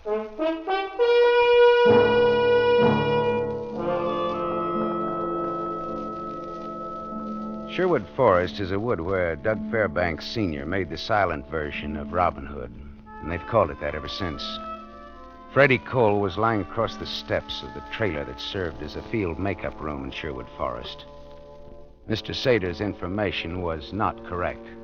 There were not 2 feet of arrows sticking out of Freddie's back. It was less than 18 inches. A bow of terrific power had done that job. Another trailer stood across the clearing from Freddie's body about 100 yards away. I walked through the clearing and knocked on the door.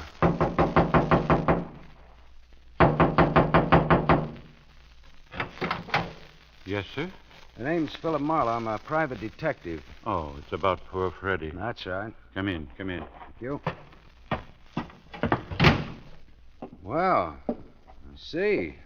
This trailer's my workshop, Mr. Marlowe. You have a regular arsenal of bows and arrows in here, haven't you? Yes, sir. I make and repair bows and arrows for the men in the picture. Say, it's about 100 yards from here to where Freddie was shot, isn't it? Just about. Did you ever service the bow of Caxton Spencer, the Star's brother? I did. Powerful weapon? Very. Good shot? Very. Bad man? Yes, very. Mm-hmm. Okay, well, thanks, Dad. I'll see you. What was that you said? I said I'll see you.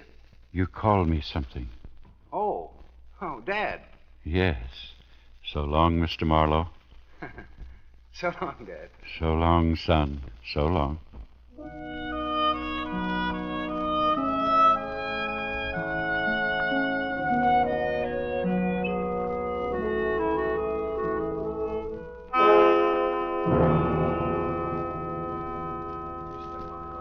A murder on this lot is bad enough, but an unsolved murder is worse. I'm very worried. About your star, Seward Spencer, hmm? Among other things, Mr. Marlowe. Well, why doesn't he leave town while this homicidal brother of his is still around? Oh, he wouldn't go even if I asked him. Besides, every day lost now means money. And the bank wouldn't tolerate any more delays making this picture. Any more delays? Have there been delays? I started making Robin Hood 4 years ago. I got the sets built and then had to stop because I couldn't find the ideal man to play Robin Hood. What was the ideal type for the part, Mr. Well, he had to be romantic, good-looking, powerful. And it would have been helpful if he could shoot a longbow, huh? Yes. Well, Seward Spencer couldn't shoot a longbow 4 years ago. Any better than he can today now? Why didn't you hire him 4 years ago? He wasn't a big enough star then. Oh, he's big enough now, though. Tremendous. He's another Gable. So he doesn't have to know how to shoot a longbow now. No, especially since his brother, who resembles him closely, could shoot a longbow. Tell me, where did Spencer stay while his brother was whooping it up here at the studio? Spencer had a lodge up at the Big Bear. Why? Any ideas? Maybe. Look, Spencer is known all over the world, right? That is correct. Now, his double would have a hard time hiding out unless he hid in places where people expected Seward to be, right? I hadn't thought about it. Where exactly is Spencer's lodge at Big Bear? You think his brother may be up there posing as Spencer? I don't know. It's an idea. Where did you say that lodge was now?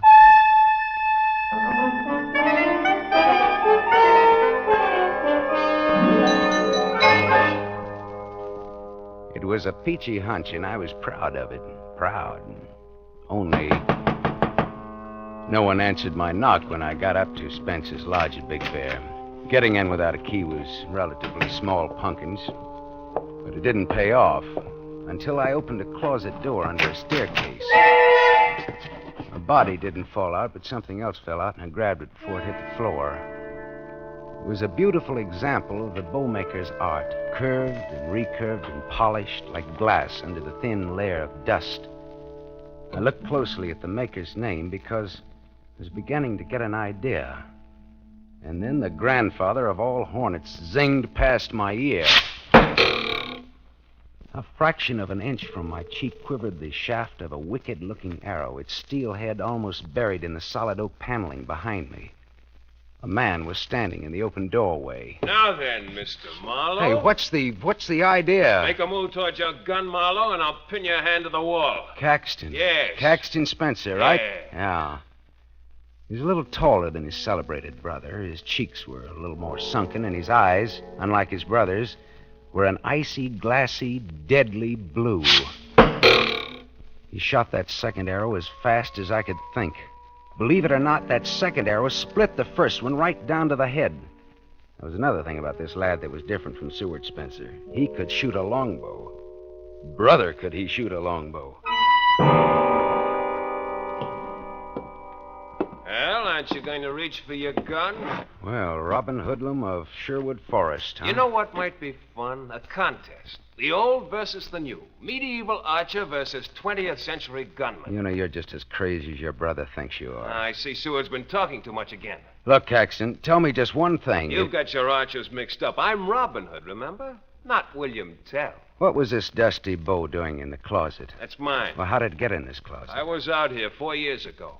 Oh, you and your brother were a little friendlier then, huh? My brother wasn't such a big shot then.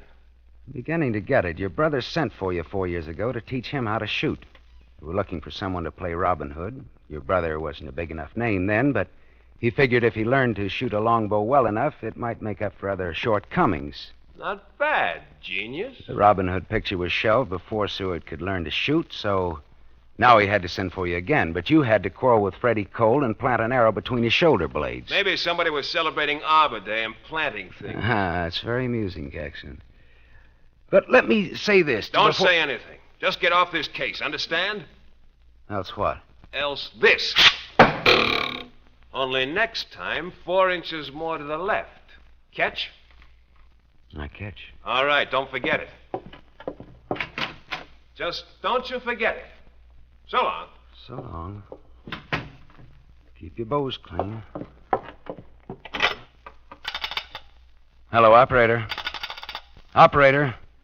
This is a police call. Connect me with the Santa Monica Boulevard studios of Rheingold Pictures. I want to talk to a Mr. Seward Spencer. It's a matter of life and death. And that's no mere figure of speech.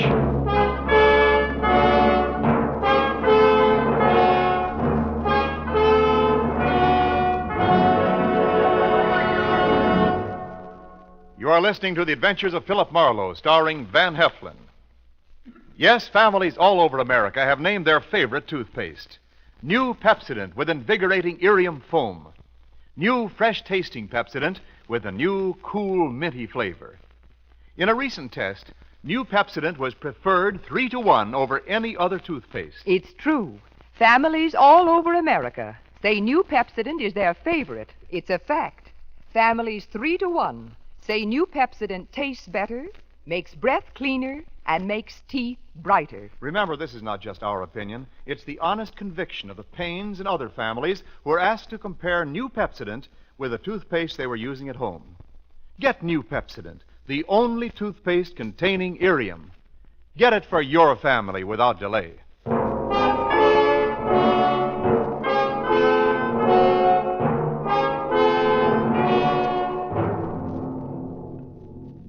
We continue with The Adventures of Philip Marlowe, starring Van Heflin, who appears by arrangement with Metro-Goldwyn-Mayer, producers of The Romance of Rosie Ridge, starring Van Johnson.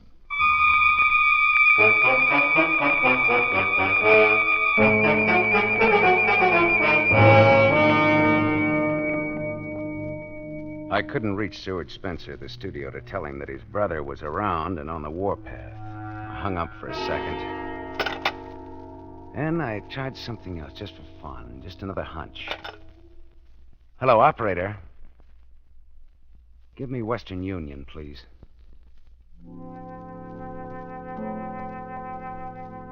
It was late afternoon. and therefore too late to telephone Philadelphia on account of the time difference. I sent my telegram and gave my apartment address back in Hollywood for the answer that I expected in the morning. Then I drove back to Hollywood. It was dark when I gave up trying to locate Seward Spencer, but a bright moon was climbing the sky by the time I got to the archery trailer on location in Sherwood Forest.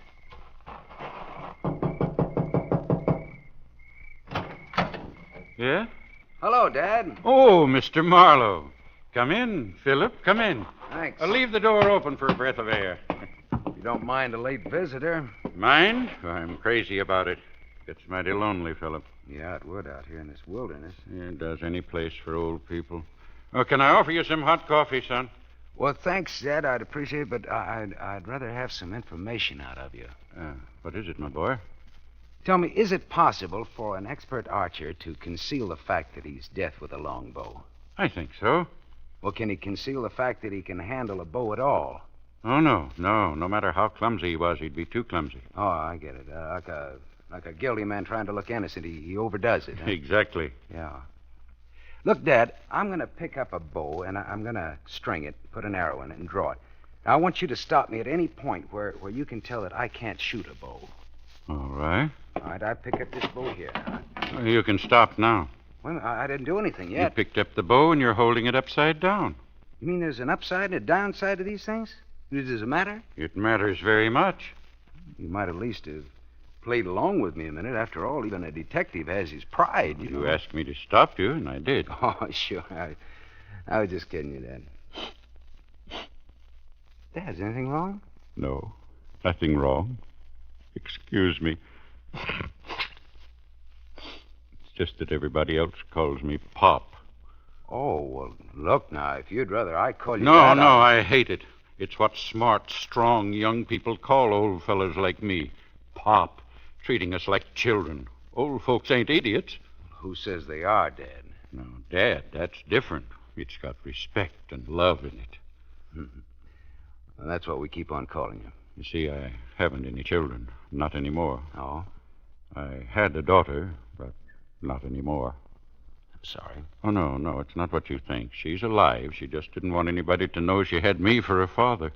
What? Just like she didn't want anybody to know she was married to a plain makeup man at the studio. It might hurt her career, her doggone old career. Dad, is your daughter in pictures? She's in this picture. She's playing Maid Marian. Jenny Kane is your daughter? Yes, and I'm telling you because you treat an old man respectful. Well, how could Jenny be your daughter and be so different? Well, people are like bows, son. The same flesh and bone and blood, but entirely different. Now, look at this graceful little bow here. English yew wood. Pulls only 40 measly pounds, but it'll shoot as straight and as far as that 85-pound bow made out of the same material. Why? Workmanship and design. In people, it's called character. And your girl Jenny got too big for Freddie, your makeup man husband, huh? Too big for him and too good for me. Dad, is Jenny in love with Seward Spencer? Son, the girl's vain and proud and foolish, but she didn't kill Freddie. She couldn't pull that size bow. But you just said that a 40-pound bow of good design will do the work of much heavier bows. She didn't do it, boy. All right. Look, you've seen Seward shoot after a fashion. Does he handle a bow like a man who could do better but is concealing his real skill? Dad? Yeah, I know what you're thinking. You're thinking if Seward Spencer loved my girl, but she already had a husband that had to be got rid of. I'm asking you if Seward is faking his clumsiness with a longbow. No, son. The lad just can't handle a bow. He's the world's greenest archer. Well, then that puts the rap right back on his brother Caxton, I guess. He had a motive. He threatened Fred Cole. Marlowe! I thought I'd told you something a few hours ago. I spun around. Caxton Spencer stood outside of the trailer in the yellow light flowing out of the doorway.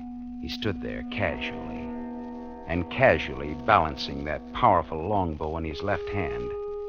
I wondered how he'd found me here, of all places, hours after he'd left me at his brother's mountain lodge. He took a step near the trailer door. I told you to get off the case, didn't I? It just... Funny thing, Marlowe. They say that no one named Caxton Spencer lives in Philadelphia. How did you find me here? I called the big director, Mr. Sador. He said you might be out here. That's funny. I knew that Sador never would have told that voice my whereabouts. He'd have called the police. I looked with new interest at Caxton standing just outside of the trailer doorway. My examination got down to his shoes. The shoes were almost new, and his ankles were a full inch and a half above the tops of his Oxfords. Caxton Spencer was wearing elevator shoes to make him look taller. Well, figured me out yet, Marlowe? I put it all together. I put it together fast. Caxton moved. He whipped an arrow into his bow, and my left leg shot out and kicked the door of the trailer shut. I jumped to the window and opened fire. Did you get him, son? No, I missed him. Missed him a mile. He's beat it now. Can't you see him anywhere? No. Yeah. I don't know. The moonlight out there in those bushes. Turn out the lights. Got us on the hook, ain't he? Turn out the lights and get down on the floor. Got him. Got him. Get down. Get down. All right. All right. We're safe in here. He can't shoot through these walls. He's good, but he's not that good. Don't know, son. What do you mean you don't know? Might. He could get to us even in here. With a bow and arrow? He's smart and he's mean and he knows his way around this here forest. He can't shoot through this trailer. He can shoot through the windows. Well, we don't have to stand at the windows. He don't have to hit us. I don't get it. We got some scenes a while back while Caxton was with us. Robin Hood's men shooting flaming arrows into some old castle. Flaming arrows? Arrows soaked in pitch and set on fire. Old medieval custom. Oh, fine. And there's plenty of that pitch still around here. Where? Out yonder, barrels of it. What did I tell you? There it is. There's the first of your flaming arrows. Come on, let's put it out. He'll pick us off if we try that. Well, then let's get out of here. Yeah, let's just do that. Look, I'll go out first. You follow me and lose yourself someplace. You understand? Old folks ain't idiots. All right, follow me. Now keep low. Right after you, son. Keep low now. Yeah. All right, run for it.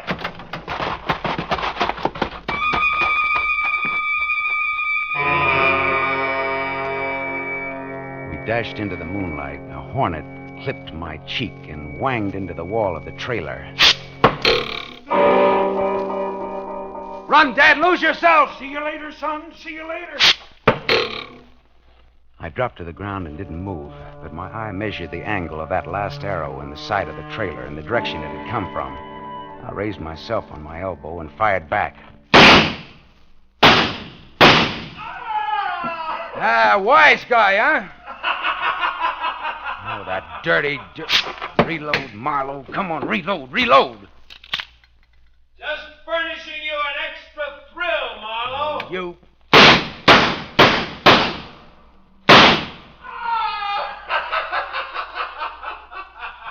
Or is that one getting stale, Marlowe? 2 shots left. 2 shots.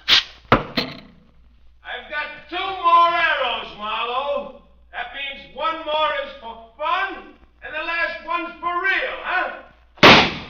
1 shot left. 1 shot. 1. Now, Marlowe, any last words? Any brave quotable quotes?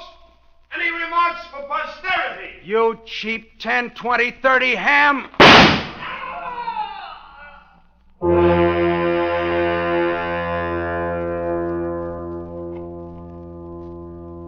I waited for the laughter. The taunting, baked ham laughter. It didn't come. I waited with my empty gun clenched in my fist.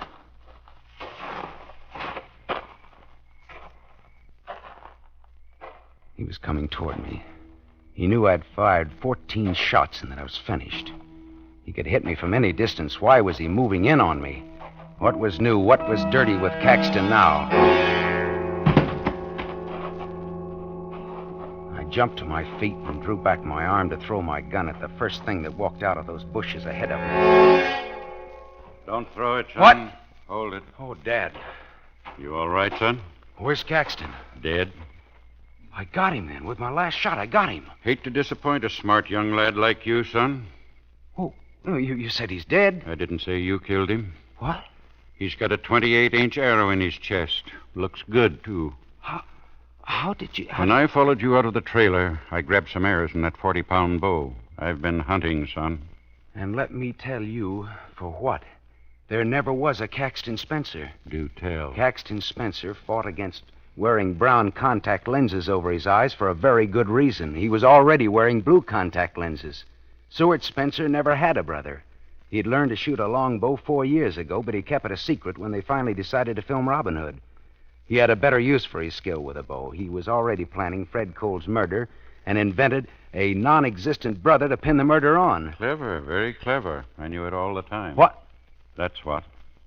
Well, then why did you tell me that Seward Spencer couldn't shoot? Seward Spencer corrupted my girl and turned her against her rightful husband and her daddy. I wanted to get him myself. And you did. Fair and square and in defense of an officer of law. That's right. Well, I see that flaming arrow trick fizzled. It went out.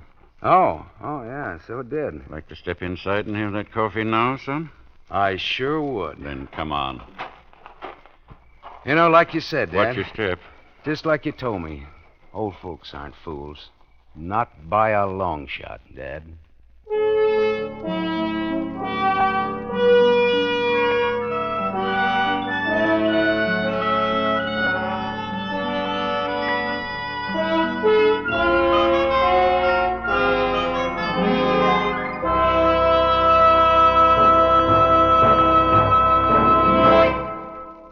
You have just heard Van Heflin, starring in the mystery series Raymond Chandler's The Adventures of Philip Marlowe, brought to you by the Lever Brothers Company, makers of Pepsodent.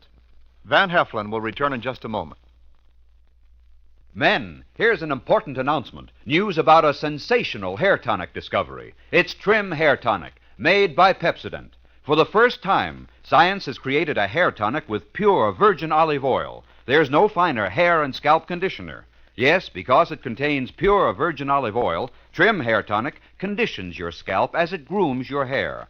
Get new Trim Hair Tonic during the big 1-cent introductory sale at toilet goods counters now. 2 60-cent bottles, $1.20 value, only 61 cents. Ask for Trim Hair Tonic with olive oil.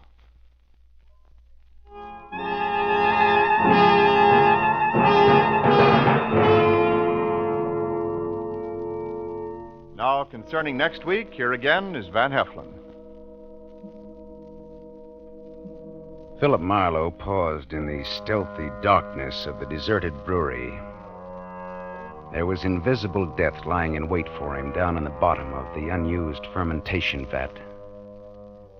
But a very visible, dancing death was approaching behind him, dancing and weaving.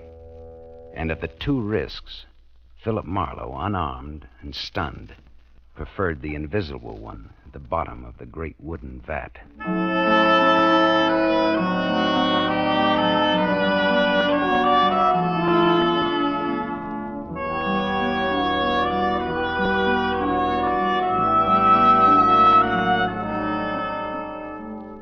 Tonight's story was written by Milton Geiger, based on the famous character and modern detective fiction Philip Marlowe, created by Raymond Chandler. The original music was composed and conducted by Lynn Murray. This is Wendell Niles inviting you to listen again next week at the same time to another exciting mystery on the adventures of Philip Marlowe, starring Van Heflin with the distinguished cast.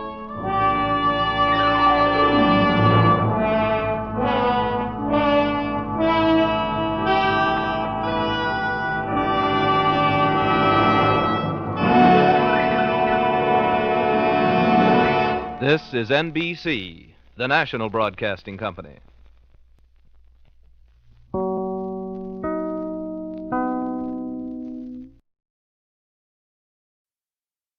Get this and get it straight.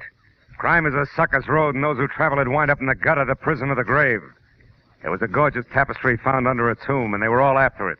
The worried importer, the man with half a face, the Englishman in an L.A. slum, and the lady wearing a green veil. But before it was over, none of them had it, and 2 of the 4 were dead. From the pen of Raymond Chandler, outstanding author of crime fiction, comes his most famous character in The Adventures of Philip Marlowe.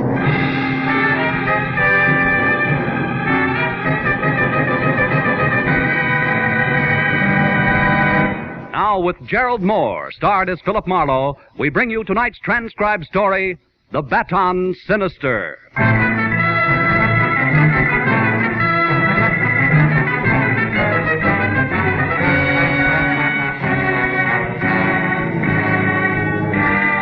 At I'd watched the blood-red sun set behind an ugly purple storm out on the ocean, and the weird afterglow that crept into the canyons of the Hollywood Hills made me uneasy.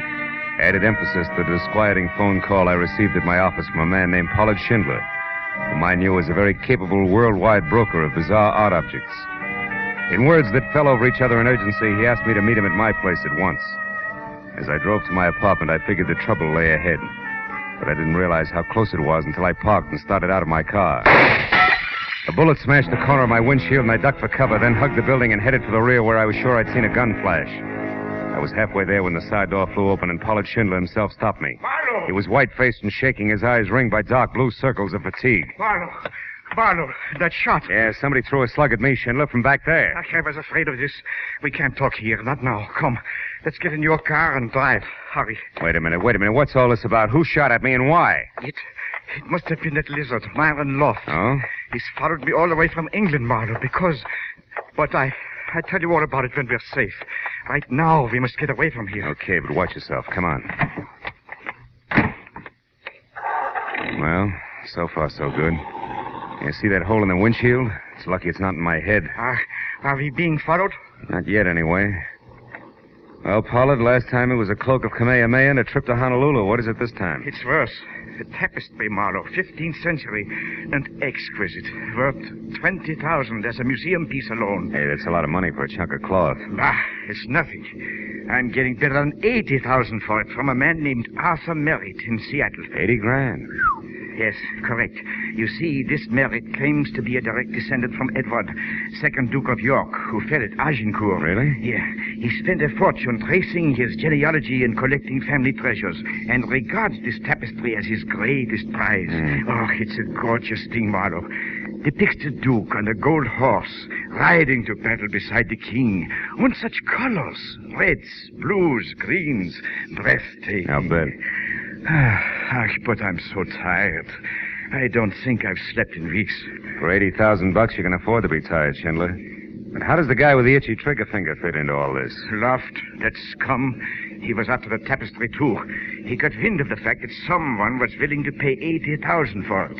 But he doesn't know who. I see. You found it first, Yes. Huh? Yes, in a sealed tomb under the ruins of a castle in Wales, just minutes ahead of Loft. Where's the tapestry now? At this moment, it's in a cheap suitcase checked in a public locker at the Karenga Boulevard bus depot. Now, I want you to pick it up and get it safely to Arthur Merritt. Here's the locker key. A ticket on a plane leaving in 3 hours, and your money. 5 $100 bills. Enough? Enough. Where'll I find Arthur Merritt? 76 West Street, Seattle. He'll be expecting you. And Marlowe, I feel better if you get the tapestry soon and keep it with you until plane time. You're really afraid of this guy, Loft, aren't you? He'll stop at nothing. I warn you. Now, I'll get off here at the corner, Marlowe. All right. Incidentally, when you get the tapestry, don't go back to your apartment. Loft may be waiting there. Now, I'm at the Hollywood Crest Hotel. Hollywood Crest, huh? Yeah, call me when the job is done. Goodbye, Marlowe, and good luck. You'll need it.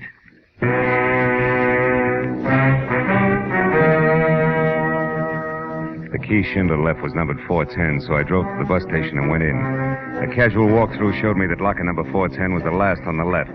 Then I ambled over to the lunch counter, ordered a sandwich and coffee, and sat down to case the rest of the customers. Finally, I spotted him. A dark man in ragged clothes with a profile out of Western Asia who was also watching number 410. The profile glanced around nervously and looked away fast when he caught me watching him. I eased the key to 410 out of my pocket and slipped it under my sandwich. Told the waitress I'd be right back and started toward him. He saw me coming and made for the back exit, broke into a run. When he got to the door, we played follow the leader down the tunnel to the alley behind the bus barn and around a corner. There the game stopped. Because a claw that belonged on a lobster reached out, grabbed me by the shirt front, and pulled me up against 18 inches of curved Damascus steel, sharp enough to shave with. I knew then why he'd shown me only his profile. Half his face was handsome, the other half... Well, when he spoke, he hissed through the flexible half of his mouth. Stand still, my friend, or I slit your gizzard for you. Where is Myron Loft? I don't know. I never met the man. Up close, that is. Liar, you are working for him. Keep using that knife of punctuation, pal, and I'll admit anything. I followed the fat German. I watched him put the tapestry in one of those lockers inside. Therefore, I knew that Loft or his hireling wouldn't be far behind. You mean me? You're off base. What's Myron Loft to you? What indeed? Only I know the true value of that tapestry, for it was I who paid for it, with half my face and half my mind. But before I'm through, Loft will know too. Where is he? I don't know, but I wish I were with him. Shall I kill you for being stupid? Go to Loft and tell him that Akkar is not dead, but has come back to teach him the price of treachery. This'll surprise him, no doubt, huh? He murdered me so I would not talk. He left me for dead. Sent me hurtling, unconscious, off a bridge in a truck of blazing oil. It made me like this. Claw for a hand, a face to frighten demons. But it did not kill me. Nice guy, Loft. And the tapestry itself. Tell him it will bring him nothing but despair. For I have put a curse of worthlessness on it that... Akkar! There, from the alley. The shot. Did you see who it was, Akkar? No, but I didn't have to see it to know. He thinks he has finished it now, but he is wrong. Look for the Baton Sinister. What? Look for what, Akkar? In the Duke's shield, the Baton Sinister. Akkar.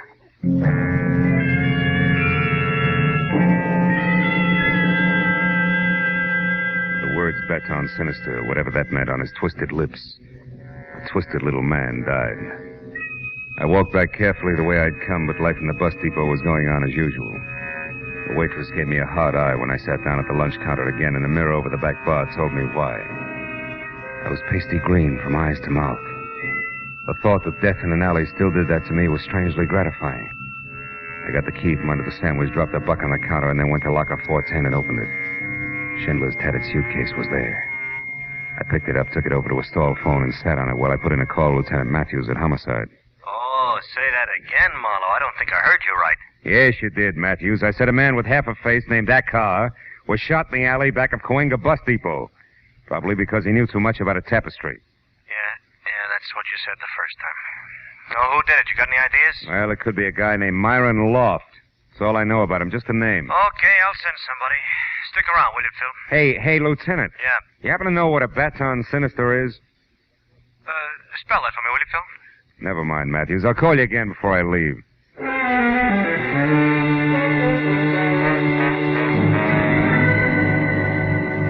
When I left the bus depot, I drove to my office, took the suitcase upstairs, and after I locked myself in, I opened it under the lamp on my desk. Folds of dazzling cloth spilled out. I remembered Schindler saying Duke was riding a gold horse, so I looked for that. Yeah, it was easy to spot. And from there, I located his shield. It was deep blue with 3 white roses on one side and a red lion on the other, and in the center, pointing diagonally from upper right to lower left, was a thin line of still deeper blue. That was all I had a chance to see. Because a hand in a rubber glove clamped a wet cloth over my face, and the sickly, sweet odor went through me. Like warm oil through a paper bag.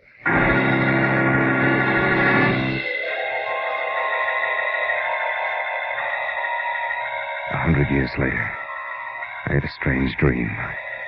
I saw a pair of high-heeled green suede shoes, and then a woman in a green veil looking at an empty suitcase. It must have been a dream, because I couldn't move and my eyelids were lead. And when the green veil and green shoes left, everything went black again.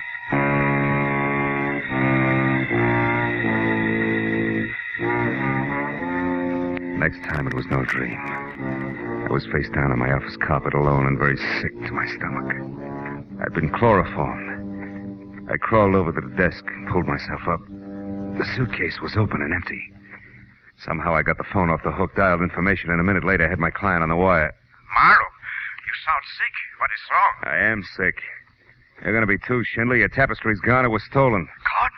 Stolen? Yeah. Oh, no, it can't be. You blundering, stupid fool, Marlowe. Why did What did you say? I'm sorry, Phil. Screaming in hysteria won't get it back, will it? No. How did it happen? Well, I brought it up here to my office, but somebody was already in here laying for me. I was chloroformed and out for about half an hour. When I came to, it was gone. Now, listen. You know a man named Akkar, horribly scarred from burns? Akkar? No. Why? Did he get it? Yeah, not the way you think. He was killed at the bus station. What? Killed? Good heavens. Did Loft do it? I don't know. Akkar thought so, and I'm getting tired of hearing that name Loft. Hey, incidentally, what's a Baton Sinister? Baton Sinister? Yeah. A mark in heraldry, but Why that, Marlowe? Well, it might be important. What is it actually, Pollard? Well, it's simply a short line on a shield or escutcheon. It runs diagonally from Sinister Chief to Dexter Base. What does that mean? From upper right to lower left, maybe? If you're facing the shield, yes. It's the mark of fraudulence. But why? Well, I was told to look for the Baton Sinister by, Hey, wait a minute, Pollard. Huh? There's something on the floor here. It looks like an envelope. Yeah. There's nothing in it, but it's addressed to... Holy smoke, this is addressed to Myron Loft, 946 South Grand Avenue, L.A. I knew it. I knew Loft was behind the theft, Marlowe. But now we've got a chance to get the tapestry back. Where is this Grand Avenue? Yeah, it runs through a slum called Bunker Hill. Any cab driver knows it. I'm going down there now, Schindler. Good. I'll get there as soon as I can to cover you. And Marlowe, listen. The man is a devil. Be careful.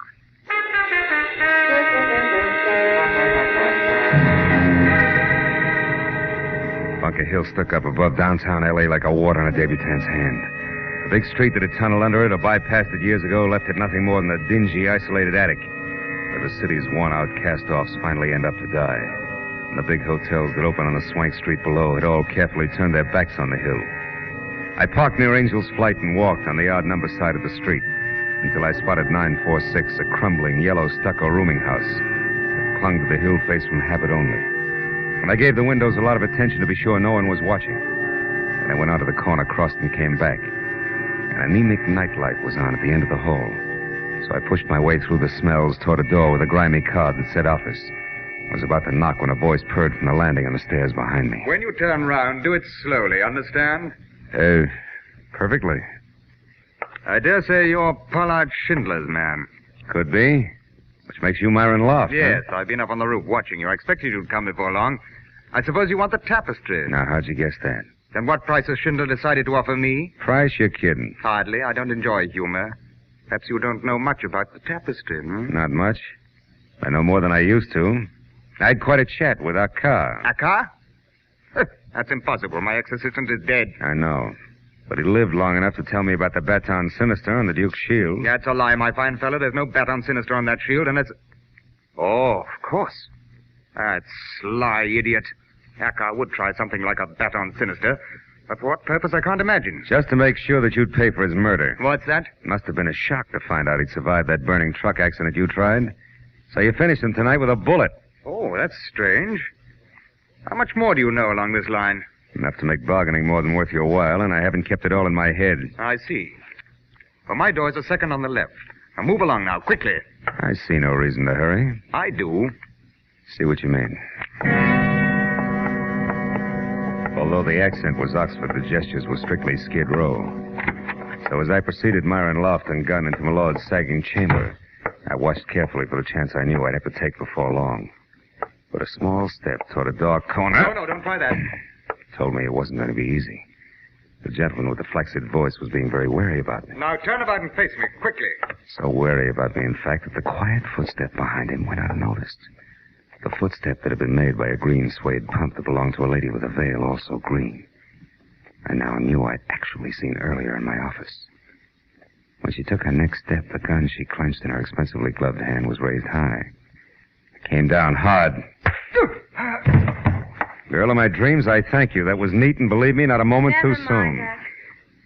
He's not dead, is he? No, he's just out cold as in deep freeze. But, aren't we being a little matter-of-fact about all this? We are. Did you expect tears? Well, from the veil, yes. That's where I'm probably being misled. I should concentrate on your green suede shoes. They seem to be more in character. And you seem to be quite ungrateful and gabby. So why don't we just move on some? Over there, that bundle. It could be the tapestry. The Hey, lady, you're not after it too, are you? No, I came here to save your life. Oh, I love you. that's charming. Come on, mister. Are we warm? Hot.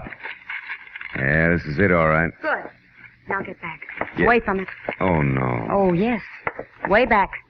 And for safekeeping, into that snug little closet there. Without so much as a peek? At the veil, I mean. Without so much as another word. Your mouth, I mean. Go on. Inside. It won't hold you for long, but I don't need long anymore.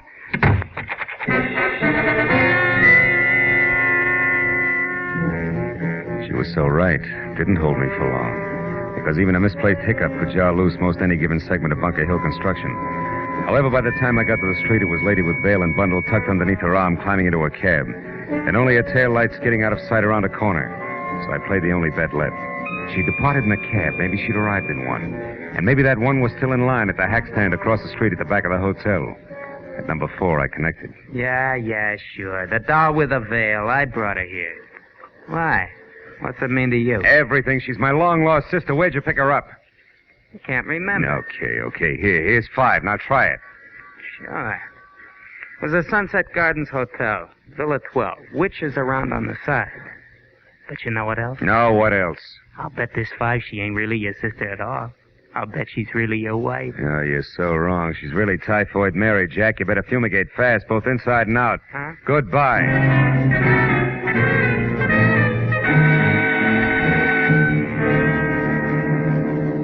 I was 30 anxious minutes weaving my way through the thick westbound traffic that any snail could have easily outsprinted before I was finally parked away from Villa 12. Then out of my car and running toward the squat chunk of termite-proof old Spain. But I hoped that again meet up with both the lady who wore a mosquito net for a hat and my client's hard come-by drapery. But the bungalow in front of me said no such luck. Because it was dark, closed tight, and as quiet as snow falling all the way around. Until I was in the back, where each villa had its own junior picnic grounds, complete with barbecue pit. Then from somewhere behind me, I heard it. First the rattle of paper. Then a few footsteps, high heels, that I knew could be the green suede ones on flagstone. After that, over near the pit, liquid poured on wood, and then sudden flame. It was the lady whose shoes I knew all right, but this time no veil. Only a face that might have been pretty if it weren't for the prancing shadows the flames threw over an expression that was a little more than determination, a little less than psycho. I moved close to her quietly. And when she had the tapestry unwrapped and was ready to make a little offering to the fire gods, I took my cue. Marshmallows will taste better, baby, honest. You? Yeah, little me in 38, not so little. So stand very still, honey. Priceless heirloom included. Oh, no, I won't. It's going to fire where it belongs. That's a matter of opinion. No, let go my arm, you big hate. Drop it. Let it go, baby. Better we dirty it than singe it. Come on, let go. There, that's better. Now, come on, Firebug. Who are you? Who? Naomi Marchant. Cut it out. Okay. Now tell me where you fit in the tapestry, or do we shake some more? No, thanks. I'll tell you what you want to know. Who are you? Name's Philip Marlowe. Cop? No, a private detective hired to babysit with the tapestry. Let's not change the subject. Okay. Getting there. I'm Arthur Merritt's niece, Anne Solaire. The guy in Seattle who's waiting for me to deliver this item is your uncle? Uh-huh. My uncle's a jerk. Now, wait a minute. Let me get this straight. You steal the tapestry, risk your life, play with guns, and with people who only play for keeps. Also, you can get a chance to burn $80,000 worth of fancy needlework. Listen, my uncle has been throwing away his money on antiques, and all he's got left of $500,000 is $100,000. I don't want 4/5 of that used for this stinking substitute for wallpaper. Anything else? Yeah. How long you been working on this project, this Operation Arson? A week. Came down from Seattle when I learned that the man my uncle was dealing with was named Pollard Schindler. You can fill it in from there. Now, do you mind if I leave? I'm looking forward to bed and a good cry. $80,000 worth. Do I go? Yeah, on one condition. Your gun, baby. It stays.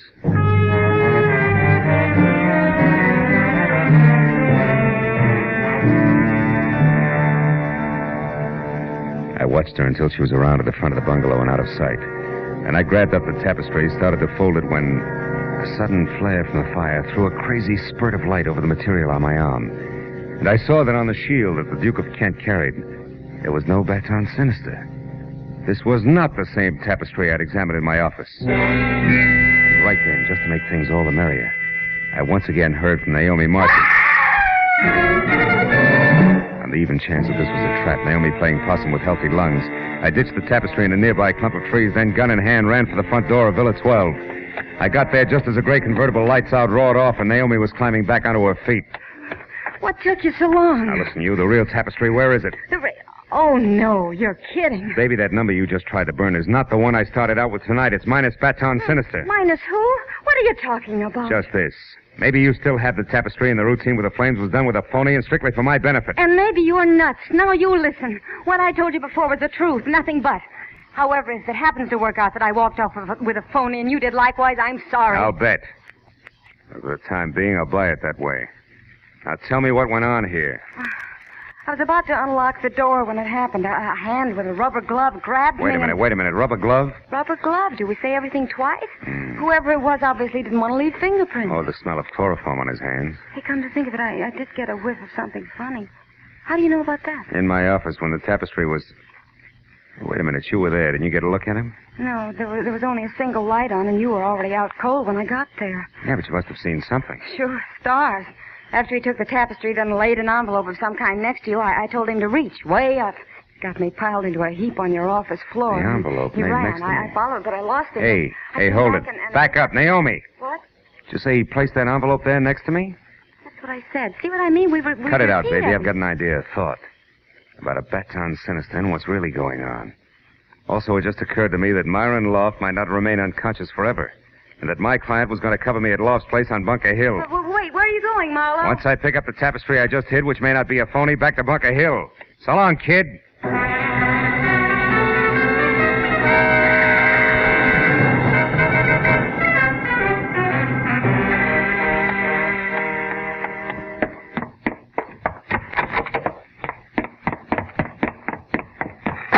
Oh, no.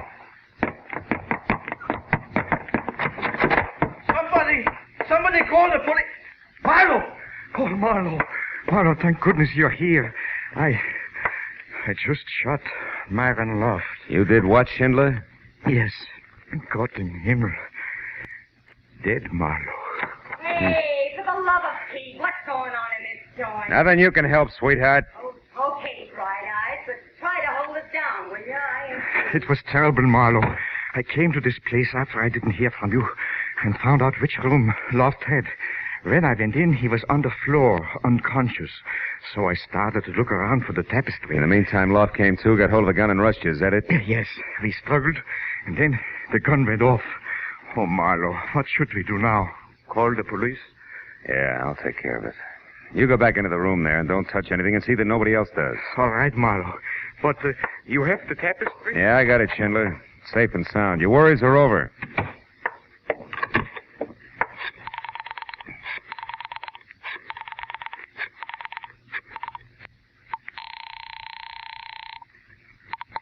Homicide, Detective Lieutenant Matthews speaking. Marlowe, Matthews. Oh.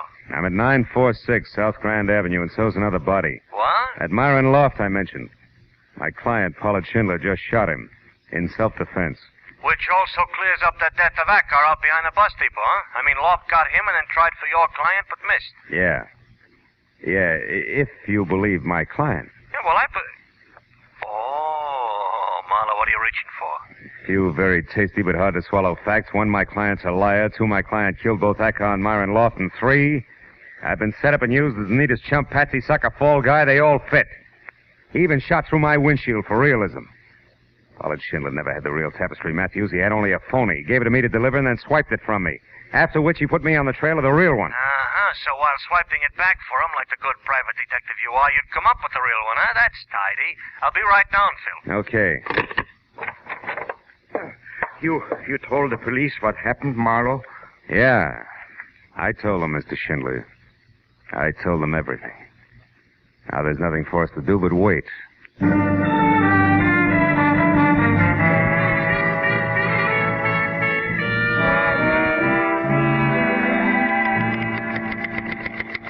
Well, that does it, Lieutenant. 7 full pages of confession from Mr. Pollard Schindler, a very crafty bird. Yeah, thanks, Mooney. Oh, bring that girl in a couple of minutes, will you? All right, Lieutenant. Well, Phil, here it is, the whole story. Yeah? Yeah, look, Pollard Schindler went after the tapestry in England, but Myron Loft got there first. However, Schindler was the one who knew where he could sell it way above museum price, so Loft had a duplicate made up and saw to it that Schindler stole it from him. And it was Acker who added the Baton Sinister, the mark of fraudulence in heraldry, to the fake tapestry. Yeah. But I still don't clearly follow the rest of it, Phil. I mean, here in L.A., you know? Oh, well, it wasn't much of a change. Another verse, same song. Loft stayed close to Schindler all the way back from England. Yeah? And he watched and he waited until he figured that Schindler was ready to close his deal, you see. Yeah? Then he stepped forward and announced that the tapestry Schindler had was a phony. Oh. And that he'd give him the real one for a healthy cut of the sale price. Uh-huh. And Loft couldn't go to Merritt direct because he didn't know who Merritt was. Sure. Oh. And from there it was me, the patsy, with the best of references. Oh. That do it for you? Yeah, just about. Schindler killed Akar, whom we didn't expect in the scene, and Loft, who he did, so neither one could spill to you. That's right. Now, yeah, come in. Now, when did you... Oh, just a minute, Miss Marchand, please. When did all this come across to you, Phil? When I got mixed up with the lovely lady here. She told me that the man who had chloroformed me in my office had carefully placed an envelope on the floor next to me. An envelope I later took as a clue. From that switch, I started to look around for others. Oh, great. Hooray for Campfire Girl me.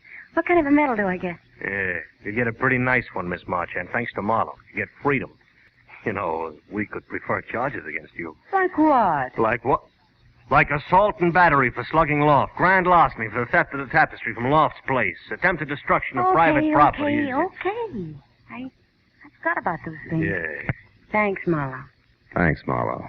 Is that your official statement? No more? Not even I'm sorry before you go? Well, yes. I'm sorry, all right. Real sorry that I missed. Goodbye.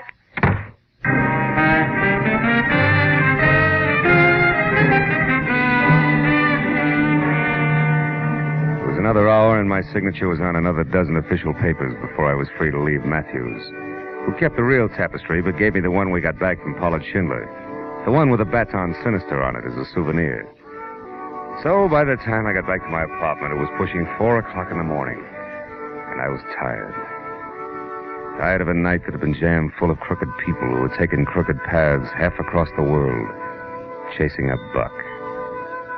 So tired, in fact, that I didn't notice Naomi Marchand leaning across the door opposite mine until she spoke. Marlowe, we could take that tapestry you have there, even if it's a phony one, and fly to Seattle and sell it to Uncle Arthur before he knows anything about what happened here.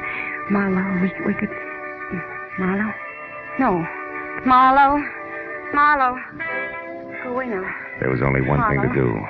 Put both hands firm on her shoulders, spin the girl around and across my knees. Don't you thank me! Oh, well. I was too tired for even that.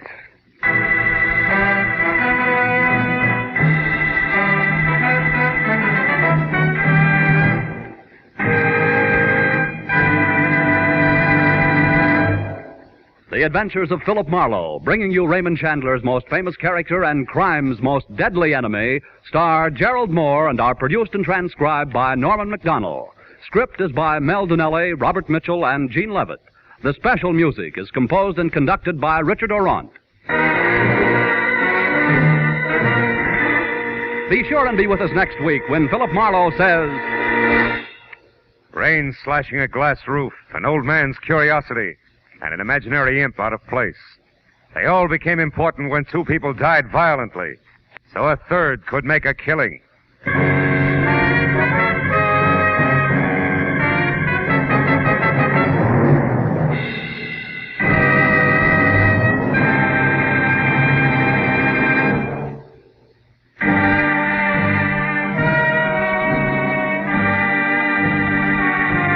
Paul Masterson speaking. This is CBS, the Columbia Broadcasting System.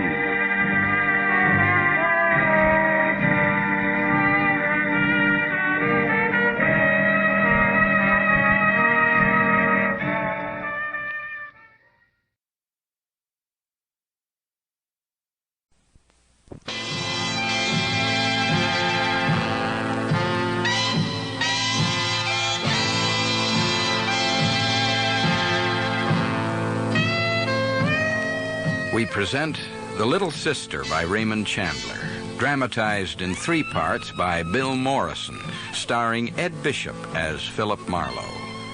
The Little Sister, Part 2.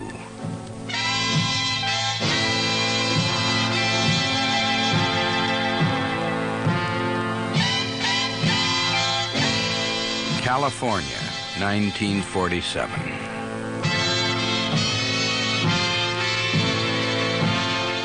Orpha Mae Quest had come from Manhattan, Kansas. She was a poor girl looking for her lost brother, Orrin. I had nothing better to do just then, so I went looking for him too, and began to find very dead bodies with ice picks in their necks. Everybody was looking for a missing photograph. It had to be blackmail. Had the movie star Mavis Weld become involved in a gangland killing? I wanted to help her, but she thought she was doing fine on her own. All this was the side of Hollywood that the fans didn't know about. Nobody wanted a scandal, but everybody wanted to be paid. I didn't have the photograph, but I had the claim check from the camera shop.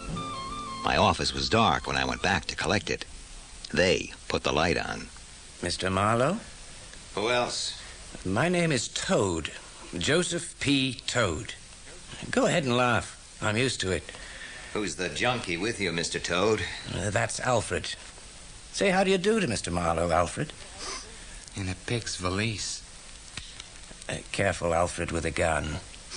In a pig's valise. Don't worry, Mr. Marlowe. It is unloaded. I have the magazine. Alfred's not reliable lately because of his habit. When he pulled the trigger, did it scare you? You ain't so tough. You know what I just happen to have under my arm? A Luger. This Luger is loaded. Do you want me to prove it to you? I'm sorry you take it like that. I'm so used to Alfred's little tricks, I hardly notice him. Maybe I ought to do something about it. Do it this afternoon before you came up here. Maybe we played this wrong. Mind if I put my hand in my pocket? I don't wear a gun. Go ahead. I would love you to try to pull a gun. Here is $500. And for doing nothing. You ain't looking for nobody. You couldn't find nobody. You don't have time to work for nobody. Okay? Who am I to do this for?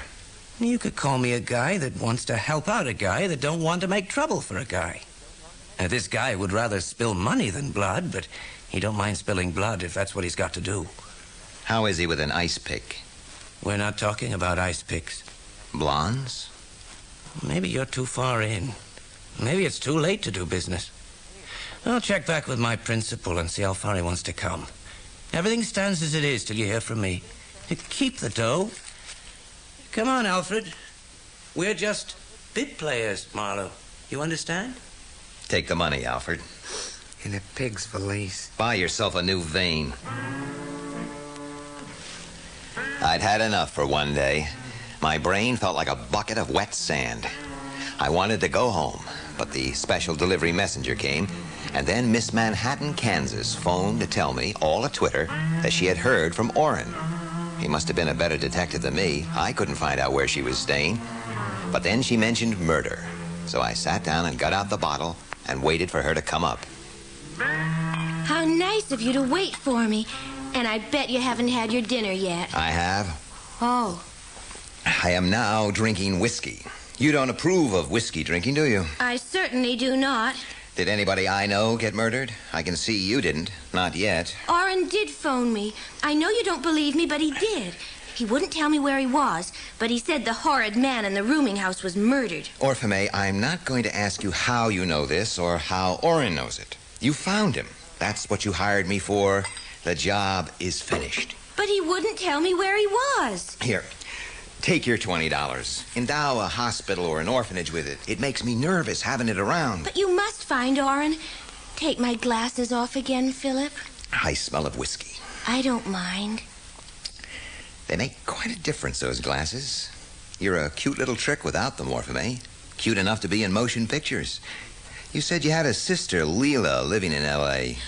What name does she use in the movies? I never said she was in pictures. You mind your own business about my sister, Leela. You leave my sister out of your dirty remarks. What dirty remark? I hate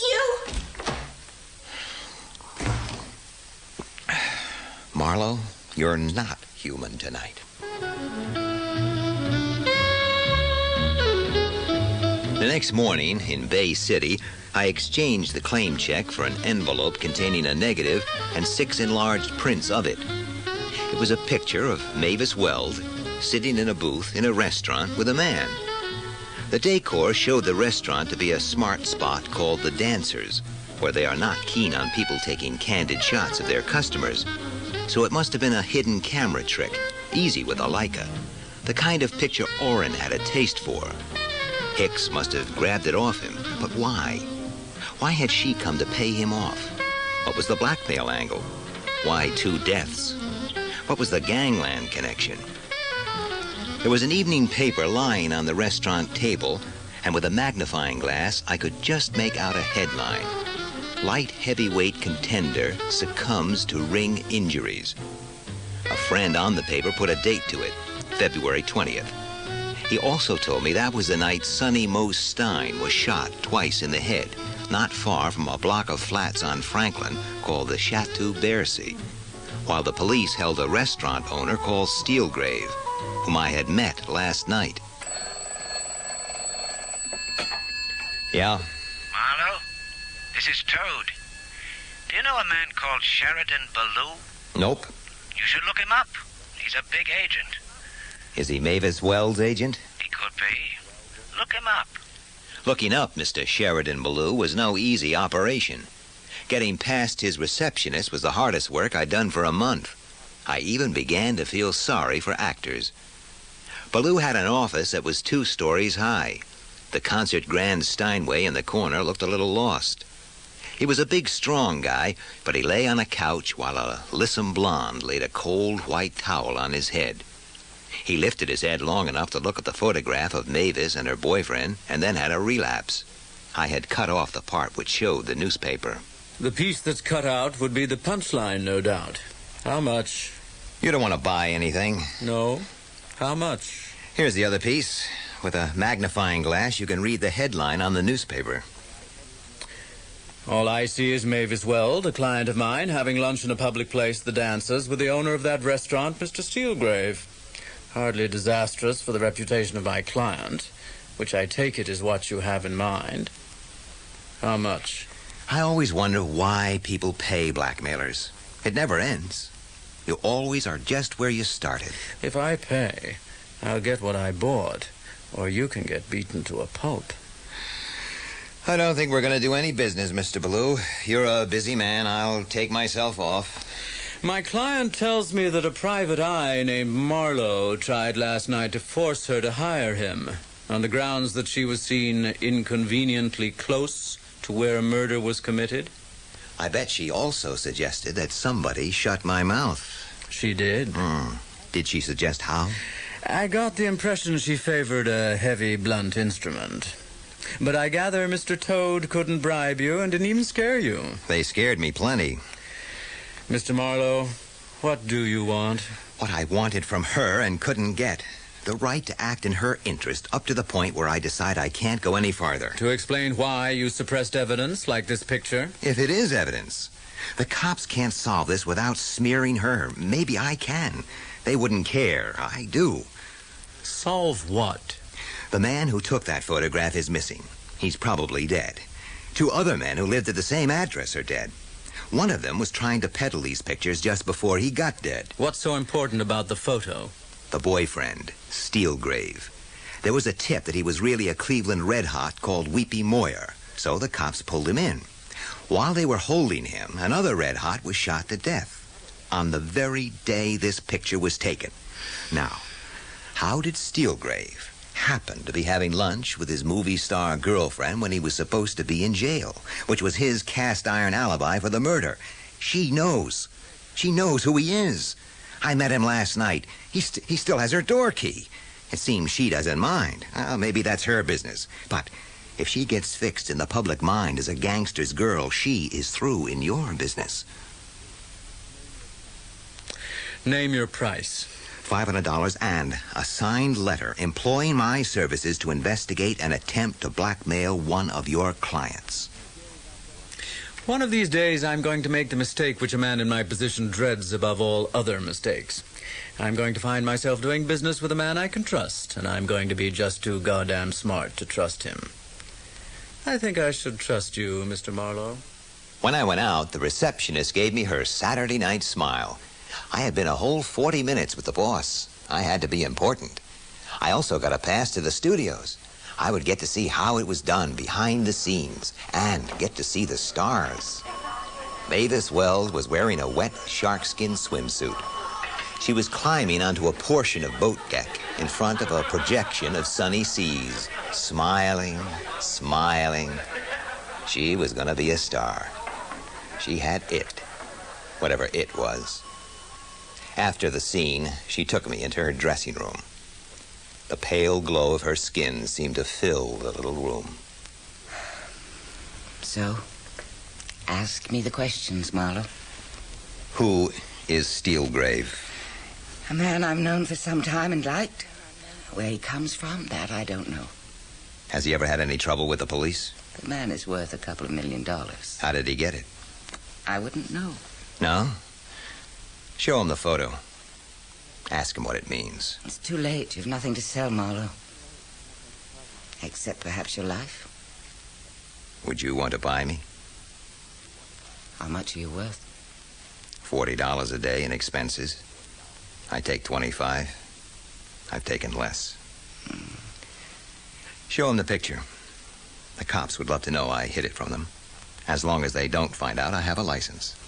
As long as somebody else doesn't find out, I don't have an ice pick in the back of my neck. Would you say I was in an overpaid profession? I can't afford you, Marlowe. All I have is money. There was a time when I was innocent and young. Don't remind me of it. Leave me alone. I'm working for you, Duchess. Yeah? Oren's in trouble. We've been through that routine, Orphamay. This is serious. He got the letter I wrote. He picked it up at the post office. He called me from Bay City. What address? He's staying with a doctor, working for him. A Dr. Vincent Lagarde. Vince, the doc. Oren's in a lot of trouble. Some gangsters are after him. Oh, don't be silly, Orphamay. They don't have gangsters in Bay City. They're all working in pictures. Please go down there and help him. I'm in trouble myself. Why? Telling lies. It always catches up with me. I'm not as lucky as some people. I'm not lying. Please go down there. Please. The little bell had rung. The one that rings far back and is not loud, but you'd better hear it. I looked at my dusty office. The same broken promise of a life of ease. I opened my desk drawer and took out the Luger and strapped it on. I fitted my hat on my head. On the way out, I looked at my face in the mirror. It looked as if I had made up my mind to drive off a cliff. What is it? I am not seeing any patients today. I'm a private detective. We talked on the phone once, Doc, about a rooming house manager called Clausen. I do not remember. I'm looking for a Mr. Orrin P. Quest. There's no one of that name here. Then why would he tell his sister he was working for you, Dr. Lagarde? I do not know. Sit down. I'm afraid we're in a state of confusion today. Oh, that's a big sterilizer. You've got a lot of needles cooking in it. Why are you looking for this person? Oh, we'll get there. About those needles. A couple of years back, I had a case down here concerned a Dr. Almore, Altair Street. He used to go out nights with a case of hypodermic needles. Drunks, rich junkies, of whom there are more than people think. Insomniacs, all the neurotic types that can't take it cold. He helped them over the humps. It gets to be all humps after a while, but that's good business. He died a while back of his own medicine. You think I have inherited his practice? Somebody would. Why do you think Quest is here? Hiding out. On account of he's too quick with his little Leica.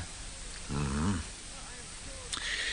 Well, I am sure the Bay City Police would like to talk to you. Shall I call them? Why not? We'll both be in the clink by nightfall, Doc. You for your connection with Clausen.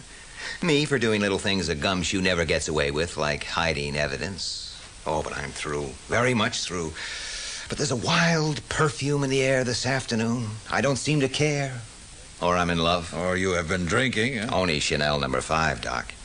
And the pale glow of lovely legs and the invitation of deep blue eyes. Yes, I treated Clausen. He was an alcoholic. I practice among dirty little people in a dirty little town. It makes me feel dirty. I am a graduate of the Sorbonne, but something happened a few years ago in another city. Was it Cleveland? That is a very wild suggestion. I'm talking about a photograph of an ex-Cleveland gangster having lunch on a certain day with a movie queen, when said gangster is supposed to be in the city jail. Her little brother took the picture. Is this still wild? It begins to have possibilities. Have a cigarette. They're very good. Imported. Go on. Thanks. The little brother lived in a rooming house where lived a man who called himself Hicks, who muscled in on the blackmail and got dead, just like Clausen. Both from very expertly placed ice picks in the neck.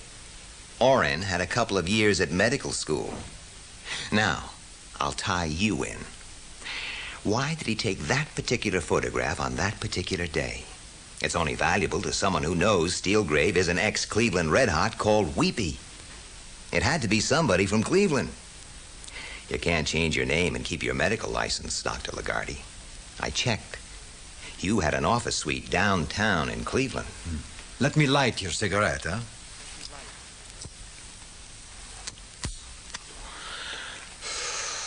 Nice. Now, you're here in Dirty Bay City. Why? Orrin's sister tells me Orrin is here. Why? Somebody had to be the brains, Doc. And it wasn't Clausen, Orrin, or Hicks. They had to be used. What's going on here, huh? What? There's nothing to fear. A little potassium hydrocyanide, merely relaxing, not likely to be fatal.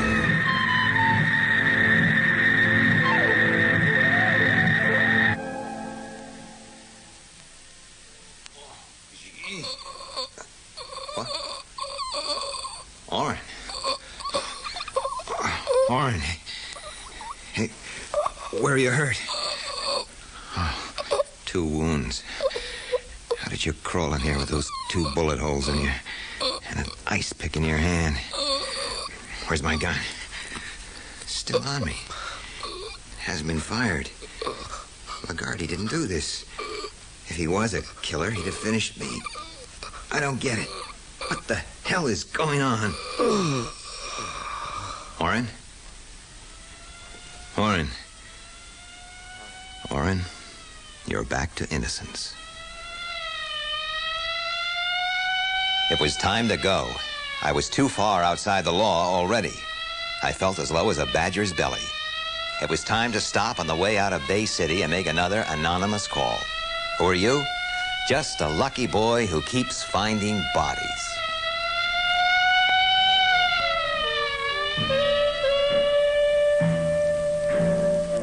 Wonderful what Hollywood will do to a nobody.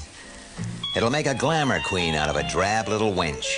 A He-Man hero out of an overgrown kid who was meant to go to work with a lunch pail. Out of a Texas car hop, it will make an international courtesan, married 6 times to 6 millionaires. And at the end of it, her idea of a thrill is to seduce the furniture mover. And out of a small-town prig, it might even make an ice-pick murderer. In a matter of months, elevating his simple meanness into the classic sadism of the multiple killer. Hollywood. I got back to my office. Ah, at last. I've waited here so long, amigo. I've not had any lunch. I have. Cyanide. I've only just stopped looking blue. I'm not in an amusing mood today. I amuse myself. Well, do you always wear black, Miss Gonzalez? It is more exciting when I take my clothes off. Do you have to talk like a whore? Would you like to go to bed with me, Philip Marlowe? What's your urgent business? Going to bed with you can be done any time. Oh, I do not draw a very sharp line between sex and business. Sex is a net with which I catch fools. Some of these fools are useful. And, generally, occasionally one of them is dangerous. Steelgrave. I know who he is. You and I could make love and make money, too. He was my boyfriend. I'm not a hell of a lot interested in your love life. I assume it covers a wide field, all the way from Stein to Steelgrave. Who is Stein? Sonny Moe. He got shot outside your apartment block. I thought you might have met him. Or were you looking out of your window and saw the killer run away, and just under a streetlight he looked back, and darned if it wasn't friend Steelgrave. You recognized him by his rubber nose and the fact that he was wearing his tall hat with the pigeons on it. Steelgrave was in jail. So I have been told. Even if I happen to be friendly, amigo, with the county jail physician, Dr. Chalmers, and even if he told me in an intimate moment that he had given Steelgrave a pass to go to the dentist on the very day Stein was shot, even if all this happened to be true, would it be wise to blackmail Steelgrave? You've got a point, Dolores. But if we know that Mavis Weld is a close friend of a known gangster, she will soon be getting $75 and then $150,000 a picture. Nothing will stop her except possibly a bad scandal. Well, tell me this, Dolores. While we're putting the bite on Miss Weld, what's Steelgrave doing? He doesn't have to know. I don't think she would tell him or stay with him. What do we use for proof? This photograph of the two of them together, I took it from her dressing room today. Dolores, why don't you just get the hell out of here? I'll never make a blackmailer. I lack the engaging personality. And I thought you were smart. It never occurred to you I might just be doing a job? It is my mistake. One look at this shabby little office should have told me. Breeze on out, Miss Gonzalez, and close the door. Too bad for you, amigo.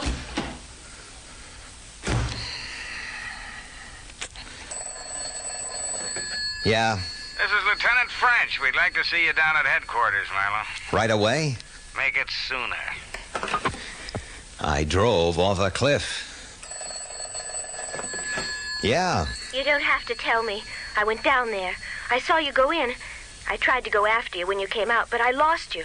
So I went back, and I just knew I had to get inside that house. So you called the cops? They got in and found Orrin. You told the cops about me, too? Yes. Oh, that's fine. I'm glad of that. Good luck if I don't see you again. You can keep it. I wouldn't want it. You left him lying on the floor. Marlowe, sit down. Meet Lieutenant McGlashan of the Bay City Police. He doesn't like you any better than we do. Now, why don't you start at the beginning? You want me to make a statement? Yeah, just put in all the stuff you suppressed yesterday. This statement to be voluntary and without coercion? They all are. Yeah. Well, what are you putting one glove on for me? I bite my nails. Funny, only on my right hand. Some guys are more voluntary than others, you know. Something to do with the kidneys, they tell me. I've known not-so-voluntaries who had to go to the can every 15 minutes for weeks. Couldn't seem to hold water. How about the ones who have to sit in a chair like this for 30 hours straight and then fall down and happen to burst a bladder? I could do lovely business with you. Just lovely. What makes you Bay City cops so tough? You pickle your nuts in salt water or something? Now, Marlowe, you want to talk or get booked as a material witness? Ask your questions. If you don't like the answers, then book me, and I get to make a phone call. If we book you. This could take days, not strictly legal, but we're not as ethical as you. Cast your mind back to Idaho Street and a dead man called Clausen. I went there looking for Orrin Quest. My client was his sister. Your former client. She told us. He was gone. Clausen was drunk. I talked to another man who was in Quest's room. He left. When I got downstairs, Clausen was dead. I called the police. You didn't give no name. You didn't stick around. I had no information about Clausen. In Bay City, we could murder you for that. In Bay City, you could murder me for wearing a blue tie. So what happened next? The call to go to the Van Nuys Hotel. Where the man you met in the rooming house is lying dead, also killed by an ice pick in the neck. Yeah, you could have told us. It could have violated my agreement with my client. A murder wipes out such agreements, especially two murders by the same method. You know, you don't look good, not even to your client after today. She turned you in, Marlowe.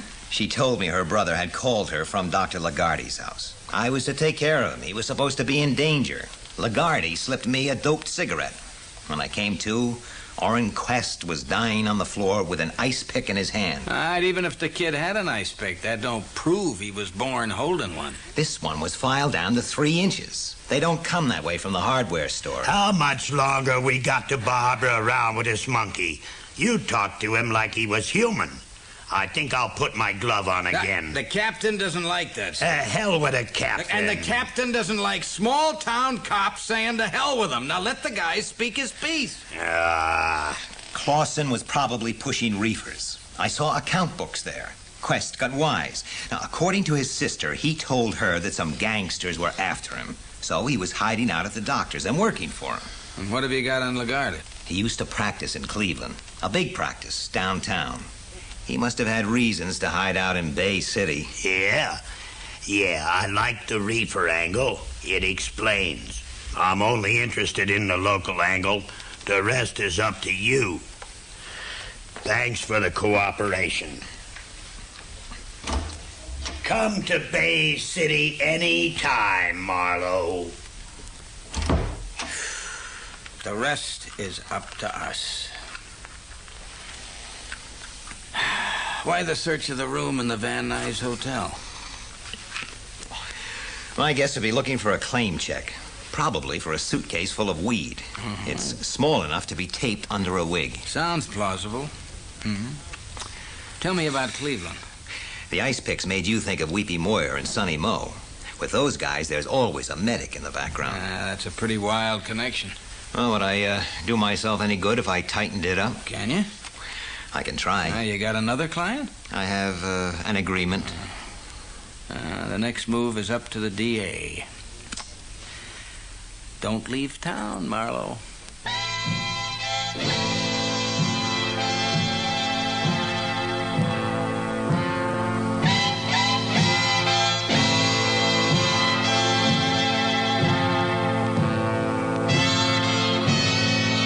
That was part 2 of The Little Sister by Raymond Chandler, dramatized for radio by Bill Morrison with Ed Bishop as Philip Marlowe. Production for the BBC was by John Tiedemann.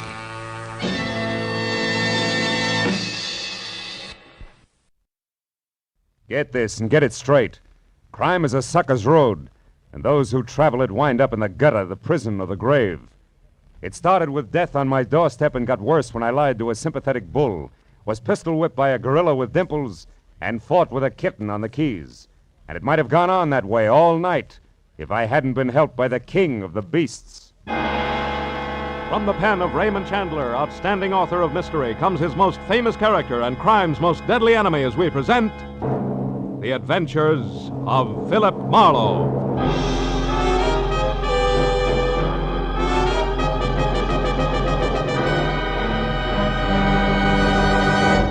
Now, with Gerald Moore, starred as Philip Marlowe, we bring you tonight's exciting story, The August Lion.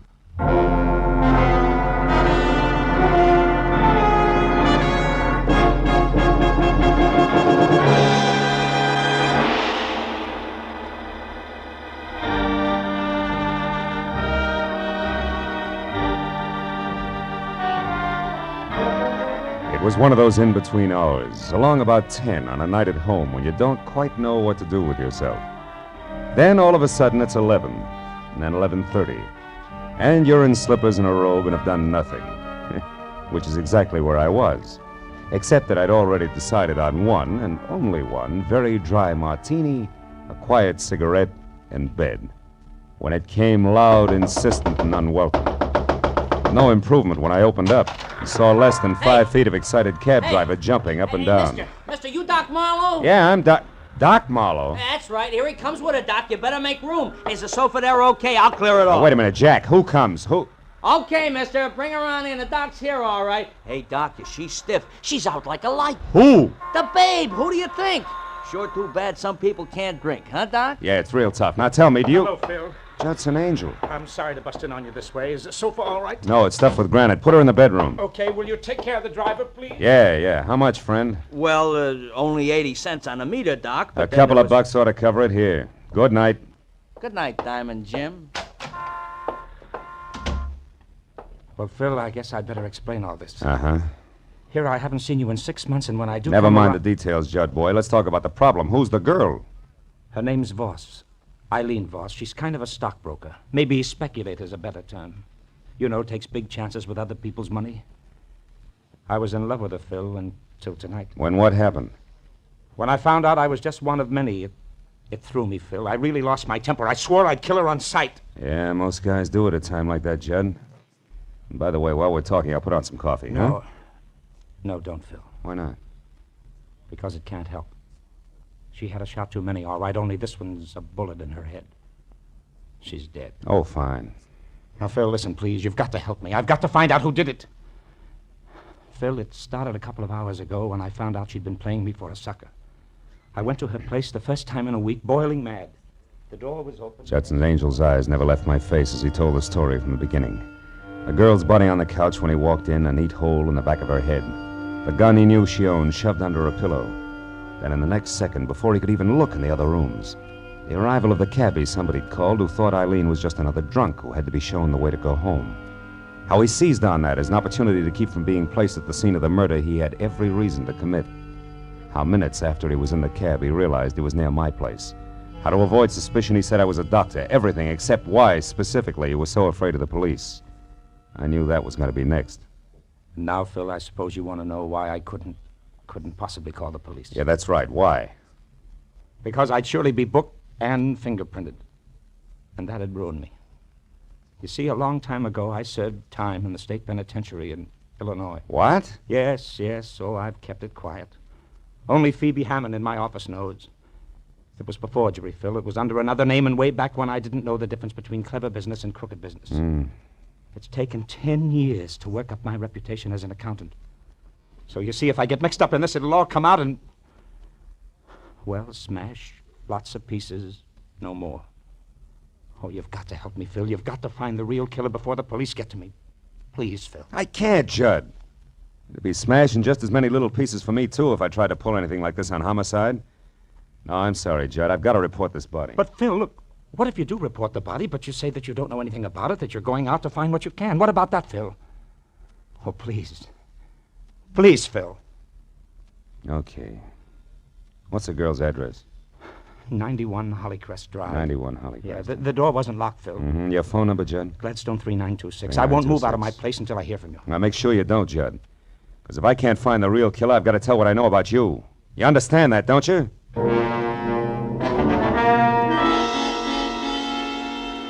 When Angel left, I called Detective Lieutenant Matthews at police headquarters and lied that there was a corpse in my apartment about which I knew nothing, and that I was on my way out to see what I could find. Then I hung up fast, not feeling very good.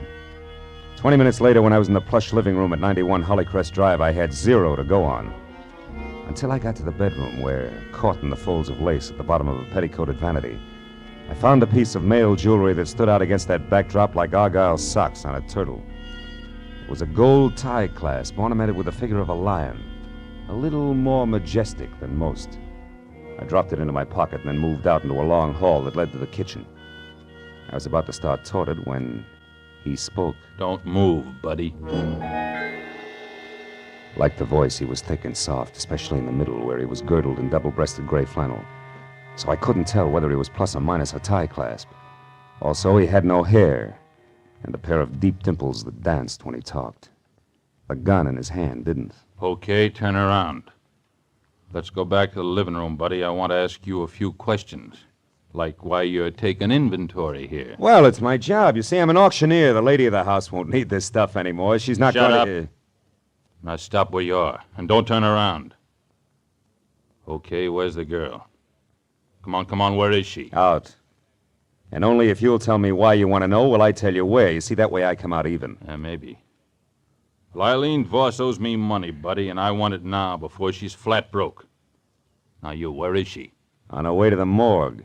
Like you don't know. What do you mean by that? I didn't kill her? Honest, Injun? Listen, you. Get this straight. I came into this place just now for one reason only. To check on the Voss girl and make sure she wasn't on her way out of town, bag and baggage in hand, and my 50 grand. Now, don't forget that. I'll try not to. And don't move. Hello. No, she's not here. Judy? Yeah, it's me, honey. No, she's out. Yeah. Well, I'll tell you about it later at the club. Yeah. Right, Judy. So long. Now, where were we, buddy? In the middle of a big fat lie, your reason for being here. Oh, yeah. That's where we were. And That's a good place to leave it. Ah! Oh, buddy.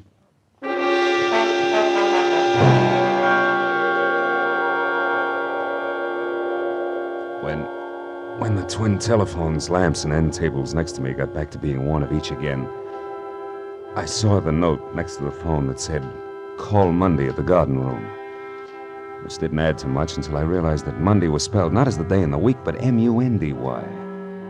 And I recalled that the garden room was a cozy collection of crepe paper flowers where some people did their serious drinking. That plus Dancing Dimples telling a girl named Judy, who had called for Eileen in the first place, that he'd meet her at the club was a little better than the 0+ tie clasp I'd been working with. And a half hour later, that little became a lot, and things started to dovetail because a placard under glass in front of the garden room bragged about the Glamourpuss pianist featured inside, whose name was first Judy, second Monday, not his day in the week.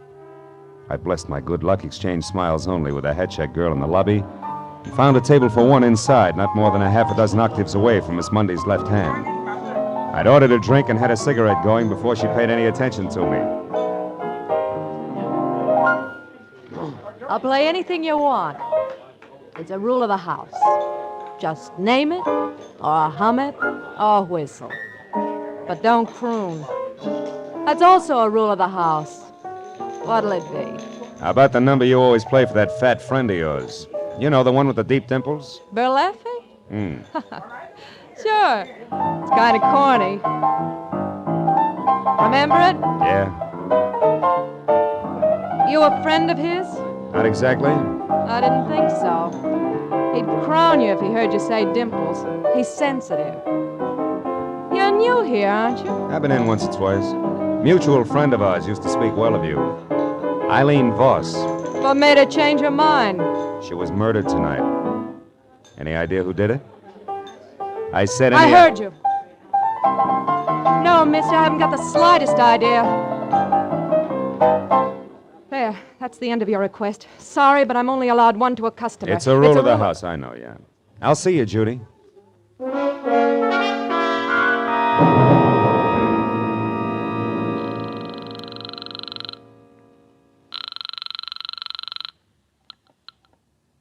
Hello? This is Marlowe, Angel. Oh, Phil.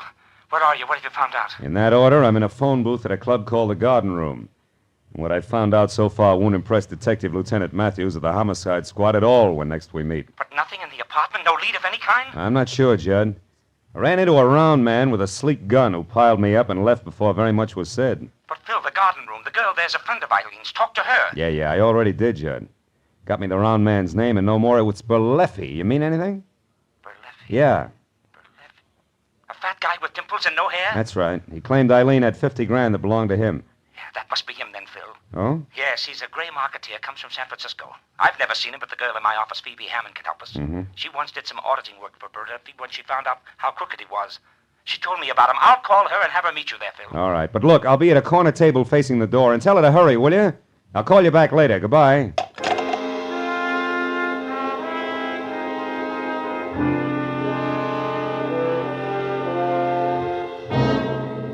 It was exactly 1 o'clock when what was at least 3 parts CPA to each part woman pushed the front door out of her way and entered. At the top, there was close-cropped hair, streaked with some gray. No hat. At the bottom, dark brown stockings running into darker brown shoes, no heels. In between, severely tailored tweed, closed tight at the neckline. It took all of 15 efficient seconds to decide that I was her man, and less than that again to introduce herself, ask for a cigarette, and name her drink. When it was my turn to talk, I brought her up to date, Eileen Voss's murder included. It's too bad, Marlowe. Judd's a great guy. Yeah? It was only lunch today that he was knocking himself out, trying to figure what would be 4-0 for my birthday next week. Now this. Tell me, what can I do to help? Well, at the moment, Burlesque. All I know about him, Miss Hammond, aside from what I've told you he said at Eileen's, is that he and Judy Monday are a team. And Judy was a friend of Eileen's. How cozy. Isn't it? Well, it goes like this. Burlesque's front name is Steve, and he's out of San Francisco via Detroit and Chicago.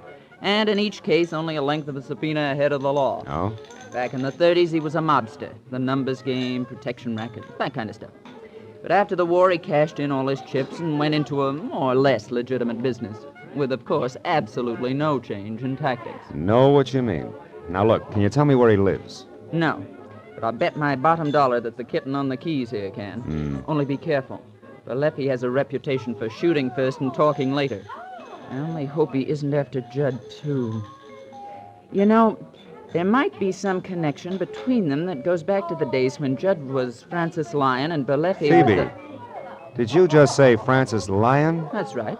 Lyon. Uh-huh. Judson Angel is the name he took when he came out here.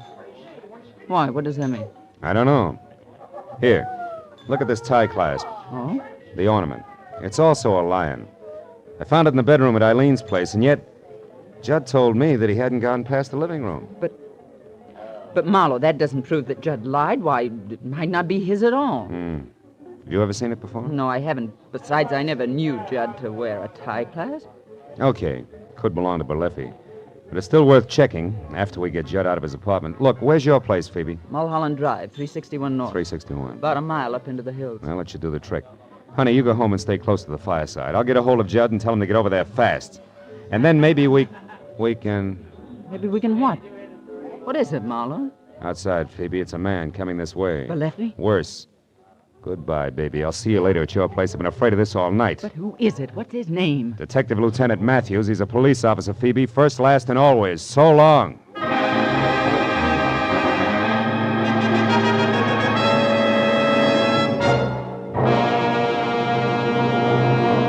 In just a moment, the second act of Philip Marlowe. But first, music you like best of all, whether it's classical favorites or popular old ballads, is the music you hear when you tune in Sunday afternoon to the Symphonette and the Choral Ears.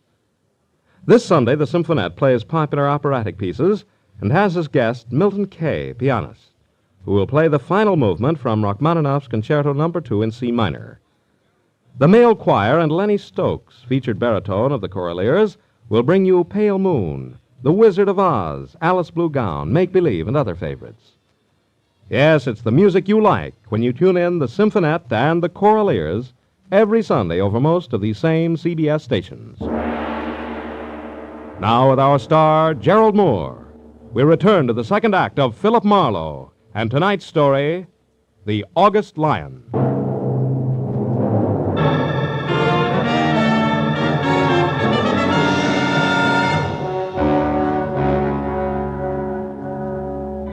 When I left Phoebe Hammond at the table and moved toward the bar, my first impulse was run, do not walk. This is a different kind of an emergency.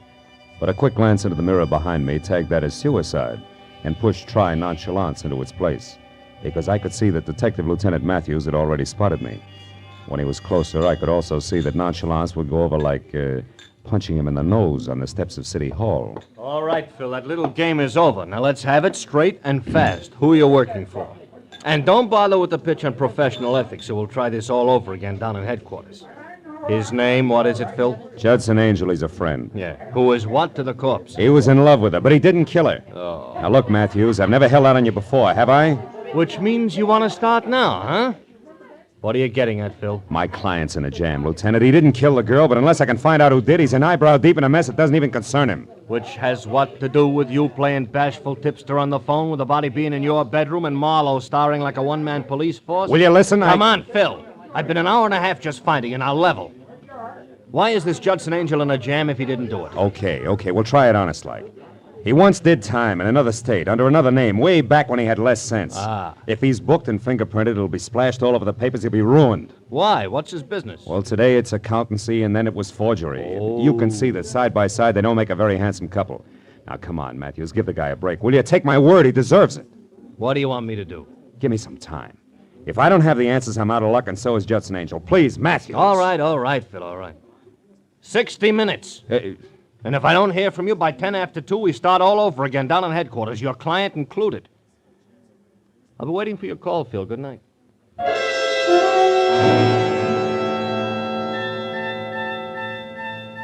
Detective Lieutenant Matthews was nobody's Keystone cop, and I knew that when he said 60, count 'em, 60 minutes, he meant just that and no more.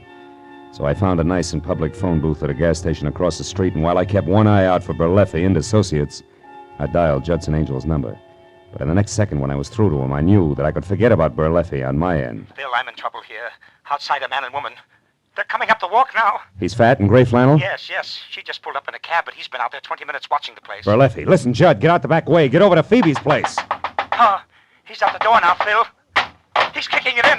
Phil, get up here. 21 South Orange Lane. Judd, do as I say, will you? Get out. Get to Phoebe's place on Mulholland Drive. I'll see you there. Hurry. All right, Marlowe. All right. Marlowe, he's in! Judd! Put that phone down, Angel, or I'll kill you. Now!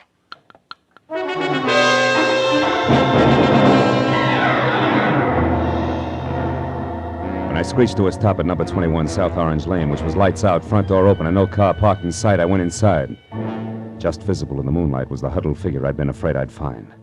What I didn't know until I was nearly next to it was that it was Judy Mundy, not my client, and only unconscious, not dead. There was a large white envelope lying next to her, and beyond that, a litter of broken porcelain that had once been a lamp. I switched on a light, found some brandy, and then brought her to as fast as I could.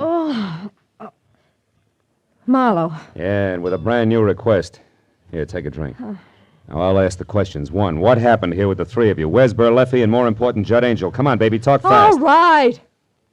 I think Angel got away. I don't know where he is. Berleffi? Dead, I hope. I got him to thank for that lamp getting together with my head. How come? Angel made a break for it, kicked out the lights, and tossed a lamp at the same time. Hero Berleffi used me for a shield, then took off after him. Your connection with both Berleffi and Eileen Voss, what was it? I forget. Come on, Judy, baby, talk. You're not going to get another chance this side of the witness box. Witness box? What for? Your girlfriend's murder, trial by jury, an old Yankee tradition, you Wait remember? a minute, Marlowe. I didn't have anything to do with Eileen getting killed. They can't tie that onto me. They can try. Now, what'll it be? It'll be what you want. That's better. I only got chummy with Eileen in the last month, Marlowe, because Berleffi told me to. He was my boyfriend. Hooray for love. Go on. What was in it for Berleffi? He wanted to know where Eileen got her tips on the market. That way he could skip paying her any commission. Figures. What went wrong? Nothing. Only instead of finding out how well she knew who, I discovered she was going broke, period. The rest of it, you, Eileen being dead, that muscle woman you talked to in the bar, all Wait the a minute, music... wait a minute. What about that girl in the bar? You two get together? Oh, not for very long. After you left her table, she went outside, so I followed. Why? Because the cow jumped over the moon. Why do you think? I was still working for Berleffi, remember? I thought it would help if he knew where she fit in. What'd it get you? A slap in the face that said she was raised on barbells. And this envelope here that fell out of her pocket. Oh? Don't get excited about it. It's only one of those horoscope charts. What do? Collect them as a hobby? When there are notes on the back, yeah. However, for friend Berleffi was unimpressed. Yeah, look yourself. It's double talk. Cost plus 10%. 90 days will yield the same. Yeah, it's strictly a CPA's margin notes. Doesn't mean that you owe. Marlowe, your mouth's open. What is it? You look dumb. Dumb I am and have been all night. Sweetheart, in your own clumsy way, you may have saved Judson Angel's life. What are you talking about, Marlowe? According to this horoscope, it's written in the stars. Maybe I'll make a good cop happy. Goodbye, sweets.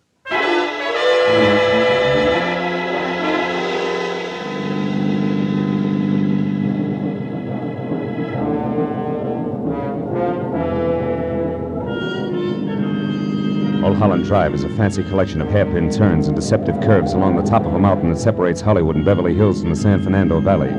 But when I was on it and burning up good rubber at each bend as I headed for number 361 North, gas pedal on the floor, driving conditions were the least of my worries. And it wasn't until I had parked away from the bungalow that perched on the edge of a cliff and was out of my car, 38 in hand and close to a half-open French window, that I breathed a long, long sigh of relief.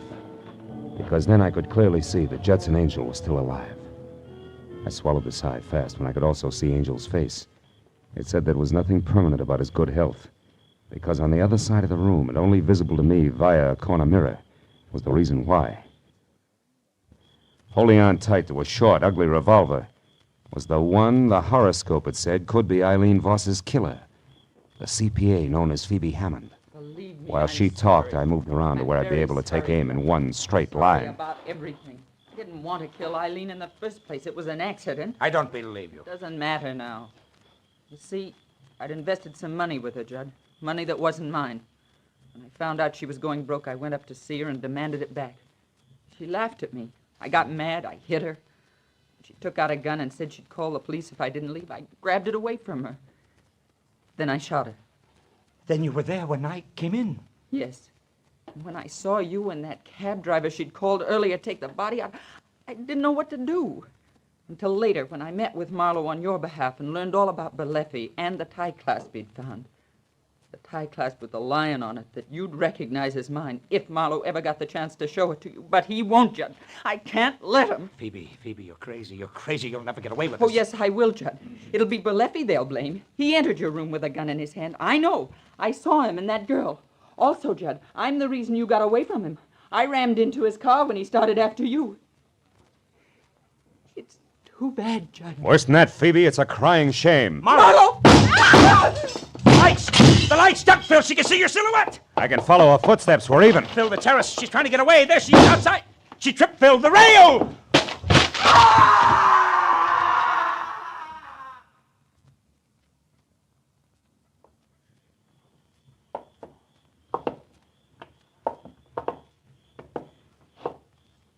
Oh, holy smoke. Phil, it's a good 200 feet down. Just solid rock. Yeah. Come on away from it, Judd. Time we made a phone call.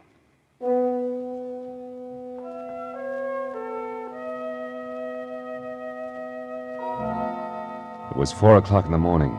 We were still on top of the mountain before the police had found the broken body of Phoebe Hammond. And Berleffi had been picked up and in lieu of anything better booked for breaking and entering Eileen Voss's place. When the parade of law, press, and just curious who always show up at the scene of a murder had finally left, it made it just me and Judd and a cop named Matthews. Well, let me see if I got this straight for the records, Phil. First, you thought it was a tough called Berleffi. And second, you were afraid you'd been a sucker and it was really your client. And finally, you figured it had to be a woman who all the way looked like she was no more than along for the ride. Huh? What? You mean you really believe I could have done it, Phil? Well, yeah, it looked that way for a while, Judd. You know, you said you hadn't been past the living room up at Eileen's, and yet I found a tie clasp in the bedroom there ornamented with a lion. And then I found out your real name was also Lion. It almost added. Yeah, but since you didn't have a chance to find out whether or not Berleffi was missing a tie clasp, you still considered that was only circumstantial evidence, am I right? Right, yeah. Till I ran into the switch, which was an envelope that had belonged to Phoebe Hammond. There was a horoscope chart inside. Which meant what? Well, it only meant that she went in for that stuff, no more, until I remembered her mentioning that her birthday was next week, which is early August. And that, no doubt, puts her under the sign of the Zodiac run by one Leo the Lion. Uh-huh. Yes. Yes, and the mannish, tight-necked suit she always wore could have meant a shirt and tie underneath, minus clasp. Exactly, gentlemen. That's it. Now, me, Lieutenant, What? Look, when you get back down to headquarters, you know, you start the paperwork. Yeah. Do you have to mention a guy named Judson Angel? A guy named what? Judson Angel. Nothing. I was just thinking out loud. Yeah, that's a bad practice, Phil, you know? It's kind of like only telling a policeman half of what you know can get you in trouble. Unless you're lucky. Oh, give you a lift, Mr. Mister. You already have. Thanks, Lieutenant. And Phil, Good night, Judd.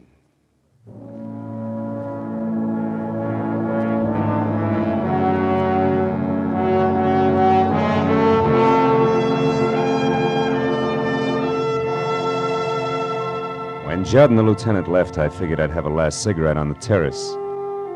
Think a little about the desperate people I'd met on a night that had started out to be quiet. I found myself not smoking, not watching the early sun brighten the valley below, and not thinking about much of anything except the overturned stone flower pot that was lying next to the splintered rail where Phoebe Hammond had tripped and taken her final plunge. It was an ordinary square flower pot with an ordinary flower in it. The figure in relief on the side was a lion resting on its haunches. And you know, as I looked at it, I thought it was a little more majestic than most.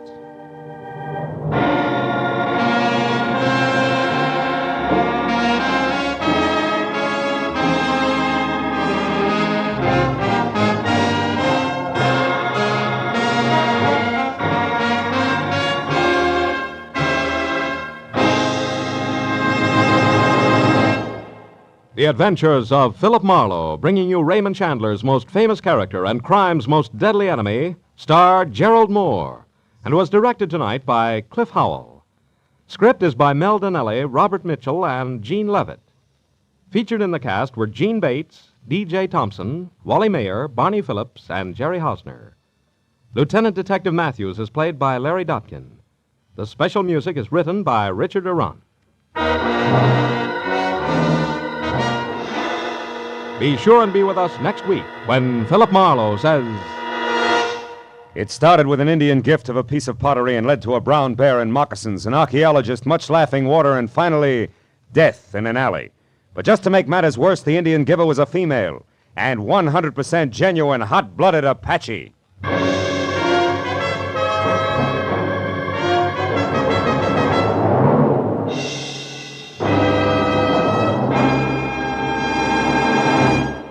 They cracked the phantom voice question on Sing It Again last Saturday, so the jackpot is down to minimum, only $50,000.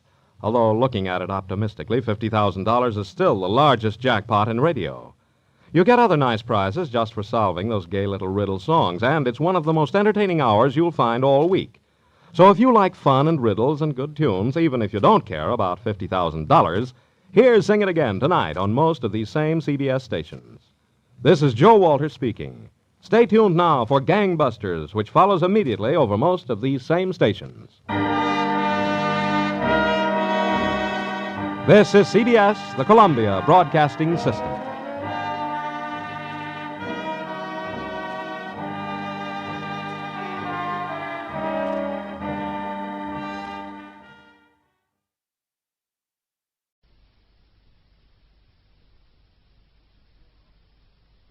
So, Mrs. Florian didn't get her letter today. Right.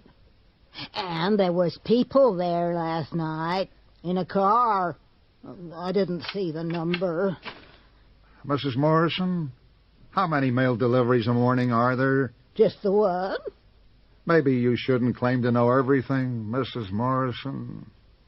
We didn't need to go there to know what we would find. It was done with just a pair of hands. But what a pair of hands. The moose had taken hold of Jessie Florian's neck just once. Then he shook her. She couldn't tell him who got the reward for turning him in. Randall started checking. Amthor and the Indian had left town. The house in Bay City was cleaned out and empty. Randall told me to let it lay. So I got the car out and drove down to Bay City. City Hall was a cheap-looking building for so prosperous a town. John Wax, chief of police, was far from cheap. Counting what I could see of what he wore, and not counting his wallet, he had $500,000 on him. I figured his wife had money. Trouble, Mr. Marlowe. Trouble is something our little city don't know much about. I look out of my western windows and I see the Pacific Ocean. Nothing cleaner than that, is there? I look out of my northern windows and I see the busy bustle of the boulevards and the lovely Californian foothills. I look out of my southern windows and see the finest yacht harbor in the world. I don't have no eastern windows, but if I did, I would see a residential section that would make your mouth water. No, sir. Trouble is a thing we don't have a lot of in our hands in Bay City. I guess I brought mine with me, Chief. I'm not here without backing. I have important people behind me. How far behind? How far is Astor Drive, where Mrs. Lewin Lockridge Grail lives? Mrs. Grail happens to be my client. Lock the door. You're a younger man than I am.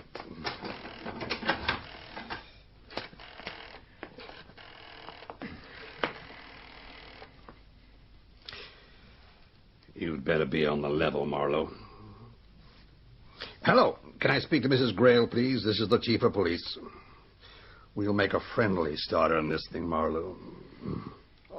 Good afternoon, Mrs. Grail. I have a gentleman with me, a Mr. Marlowe. Do you know him? Yes. She wants to talk to you. Thanks. This is Phil. What are you doing with that fat slob? Is there anything new? I guess you know what I mean. Are you aware, my good fellow, that you stood me up the other night? I ran into trouble. How about tonight? Tonight is... What day of the week is it, for heaven's sake? Friday. Liar. It's Monday. Same time, same place. No fooling this time. I'd better call you. Hard to get. Perhaps I'm a fool to bother. As a matter of fact, you are. Why? I'm a poor man, but I pay my own way. All men are the same. Be there, Phil.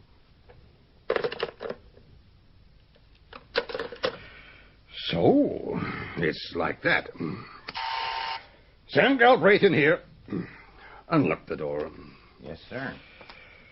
Galbraith will take good care of you. You wanted me, Chief.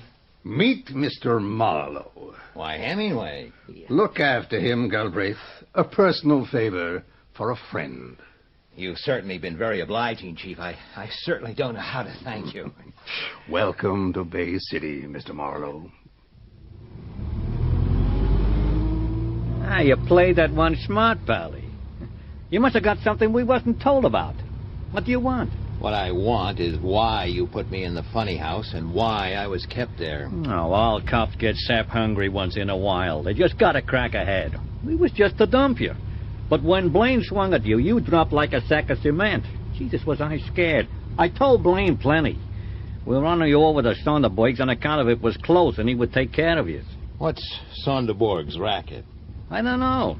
If we did, we would never have dumped you there, or you wouldn't have ever come out, not walking. But maybe Blaine knew. You ever think of that? There's a drug called scopolamine, truth serum. I think I was being milked to find out what I knew. But I don't think Moose Malloy knew I was there. I can't even see your dust. Who the hell is Moose Malloy? He's on your teletype for a killing. Sonderborg was hiding him.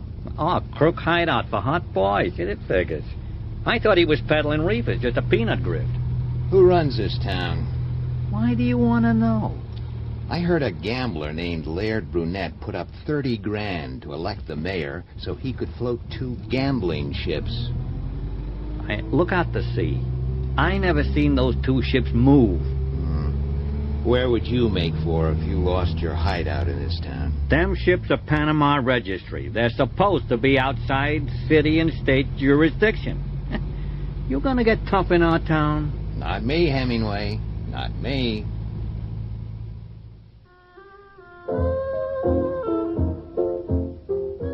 The reflection of a red neon light glared on the ceiling. When it made the whole room red, it would be dark enough to go out. Outside the hotel, cars honked along the alley they called the Speedway. It got darker. The glare of the red neon sign spread further across the ceiling. I needed a drink. I needed a lot of life insurance. I needed a vacation. I needed a home in the country. What I had was a coat, a hat, and a gun. I put them on and went out of the room.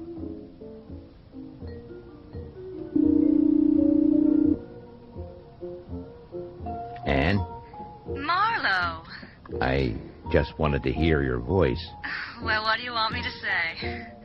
Be seeing you. Be seeing you. Where are you?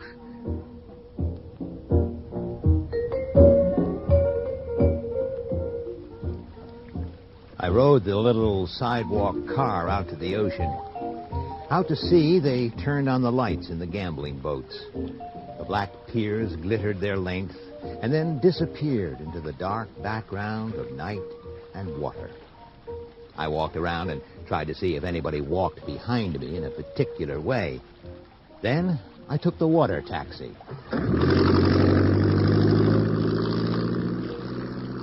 There was plenty of room on the launch that early in the evening.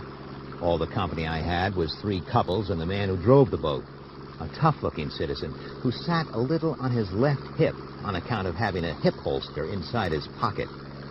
The 3 couples began to chew each other's faces as soon as we left the shore.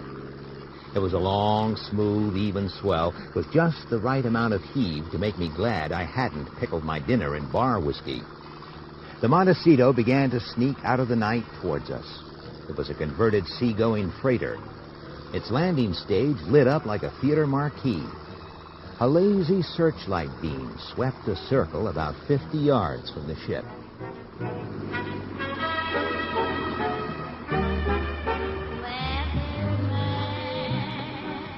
Welcome to the Montecito. Just up the steps, ladies and gentlemen, you find all your favorite casino games. Roulette, blackjack, Jimmy the Third. Excuse me, sir. Could you wait a moment, please, sir? What's under the arm? No gaps on the boat, laddie. Sorry and all that rot. It's just part of my clothes. I could check it. I'm a fellow wants to see Brunette on business. Never heard of it. We're not in Bay City now, not even in California. And by some good opinions, not even in the USA. Beat it.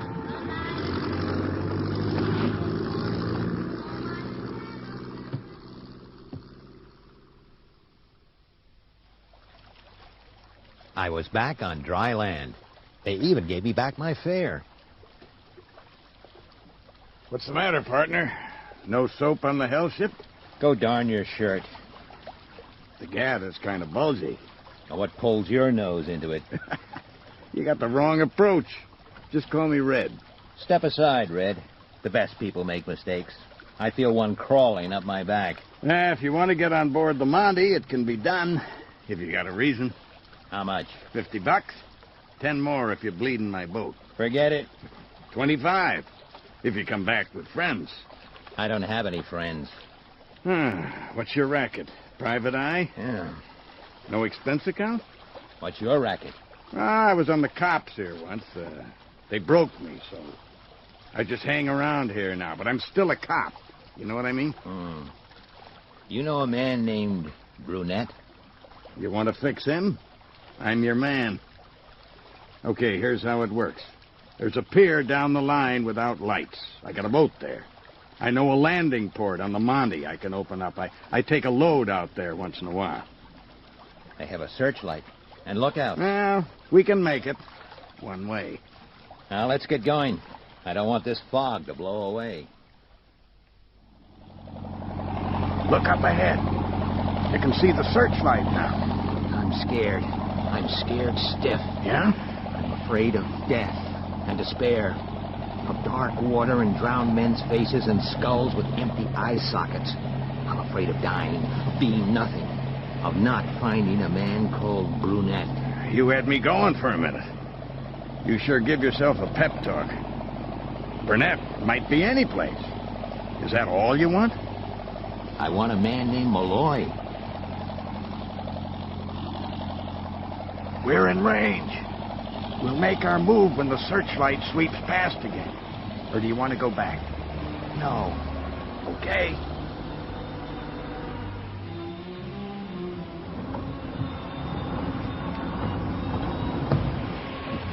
So far, so good.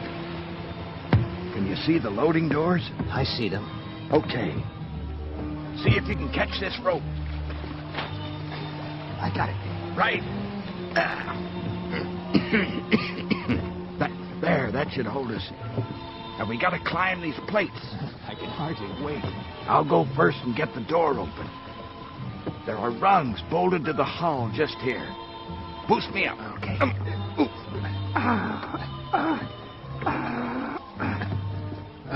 Okay. I'm there.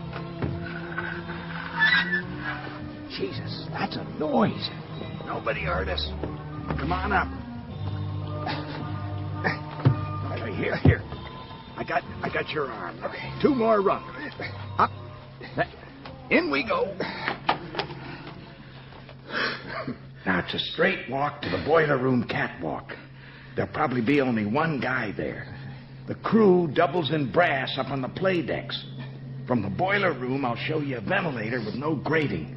A ladder in it goes up to the boat deck. Now, the boat deck is out of bounds. Will you come back fast? I ought to make a good splash from the boat deck. I think this weight's more money. You don't owe me nothing more, partner. I'm buying the trip back. handle the body as if it was your own. I think you're scared. I'll get over it, one way or another. Now, I'll handle the guy below. That'll clear the way for you. Now, before we go, this open loading port here, it might buy you a break if you need to tell about it later.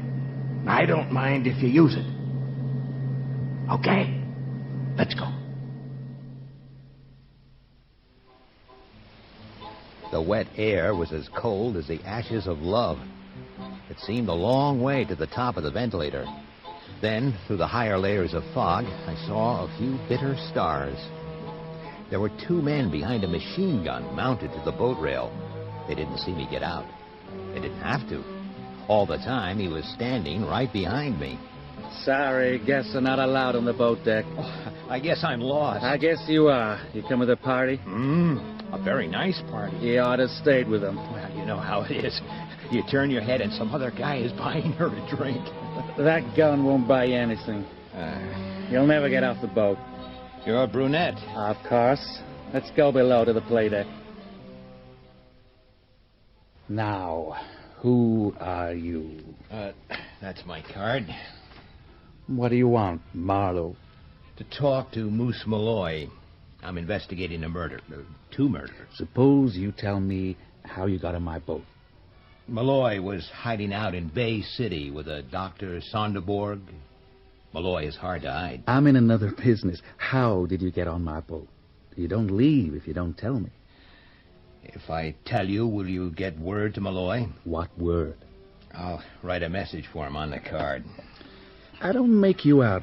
You risk your hide to come out here to hand me a message to pass on to a thug I don't even know. There's no sense in it. I met a guy. He brought me out and showed me a loading port that's left open from the inside. You ought to check on your crew. Somebody's cheating you. Too bad nobody named Malloy is on this boat when you just played your ace, Marlowe. Can you still get in the message? The things I do, and the things they say I do. I run towns, I elect mayors, I corrupt police, I peddle dope, I hire out crooks, I heist Jews. What a lot of time I must have. But, Marlowe, I do have a few contacts. Thanks for telling me about the loading port.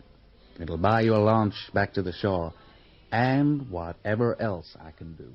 I went back and paid Red off. He was another big man I had strangely liked. Then I drove home and called Mrs. Grail. Is this another stand-up, Marlowe? How about dropping by to pick me up? Should I really bother? I'll show you my etching. Just one etching? It's a single apartment. Don't act so hard to get. But wait for me. There was nothing left but prayer. I slipped the catch and left the doors unlocked. I laid out glasses and a bottle of liqueur scotch I had been saving for a really high-class seduction. I lay down on the bed. I fell asleep. Marlowe. Marlowe. Malloy. I got your note. I make this joint clean. I don't make no cops outside. But if this is a plant, 2 guys goes out in baskets. No copper knows anything about this. I just wanted to see you. I'll put the gun down. Hey, you ain't sick or anything. No, I had a hard day. Door was open. Hey, expecting someone? A dame. What dame? Just a dame. If she comes, I can get rid of her. Well, what made you think I was on the ship? A Bay City cop. Bay City cops after me? Would that bother you? A lot. You killed Jesse Florian. That was a mistake. Yeah, I'd drop that one if I could. You take some awful chances, brother. The way I've handled it, I don't know the difference anymore. You wanted her to tell you something. Well, it's too late. Well, ain't it too late? I know what you wanted her to tell you. Yeah? But when do we do what you said on the card? I had a hunch you were leveling. Well, I wouldn't take the chance to come here otherwise. Where do we go? Hey, you get it. Be smart. Who is it? It's the Duchess of Windsor. Open up. Go in the next room. Wait, I'm coming. Okay. Come in, Mrs. Grail. You take your time. You're not dressed to go. I get the picture. Let's understand each other. I'm not this much of a pushover. There was a time in my life when I had too much of it. I like things done with an air. Will you have a drink before you go? Am I leaving? You gave me the impression you didn't like it here. I wanted to make a point, honey. Do I have to be a little vulgar to make it? I am not one of these promiscuous bitches. I can be had, but not just by reaching. Okay. I'll take a drink. I liked you a lot, but I could get over it. Most men are just lousy animals. In fact, it's a pretty lousy world. Money must help.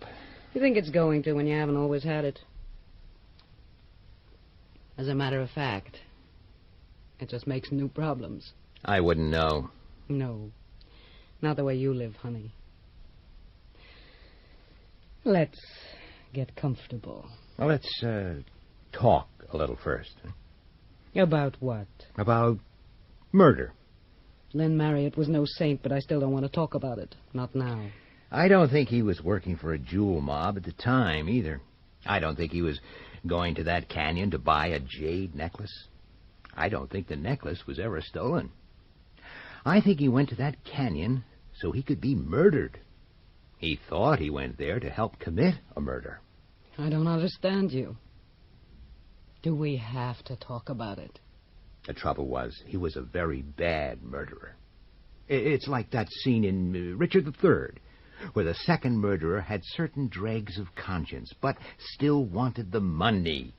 And in the end didn't do the job at all because he couldn't make up his mind. And who was he supposed to murder?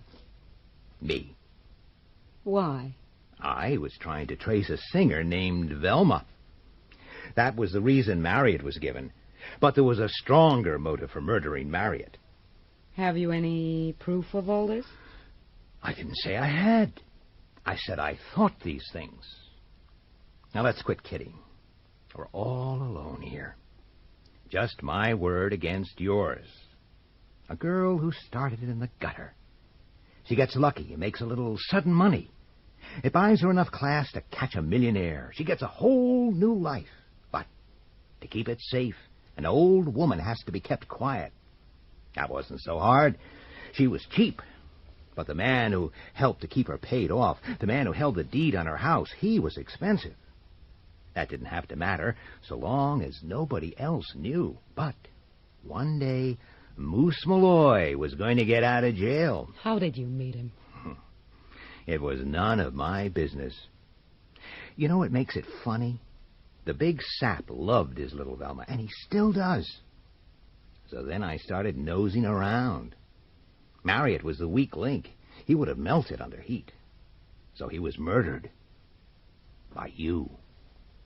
Velma. All she did was take her hand out of her bag with a gun in it. All she did was point it at me and smile. All I did was nothing. But that wasn't all that was done. I listened to that voice for 8 years. All I could remember of it. You can't change the sound, babe. I kind of liked your hair red, though. Hiya, Velma. Long time no see. Stay away, Moose. I never thought. It just came to me. It was you. You turned me into the cops. You. The little Velma.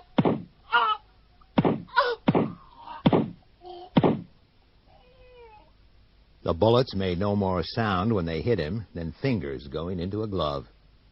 Then she turned the gun on me. God damn! Moose! Moose! Val!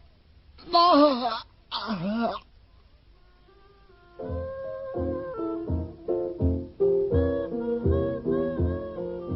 It took 4 men to get him onto the stretcher.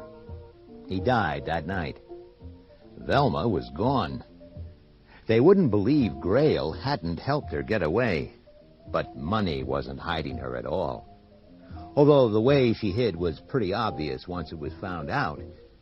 One night, 3 months later, a Baltimore detective with a camera eye as rare as a pink zebra wandered into a nightclub and listened to the band and looked at a handsome black-haired torture who could sing like she meant it.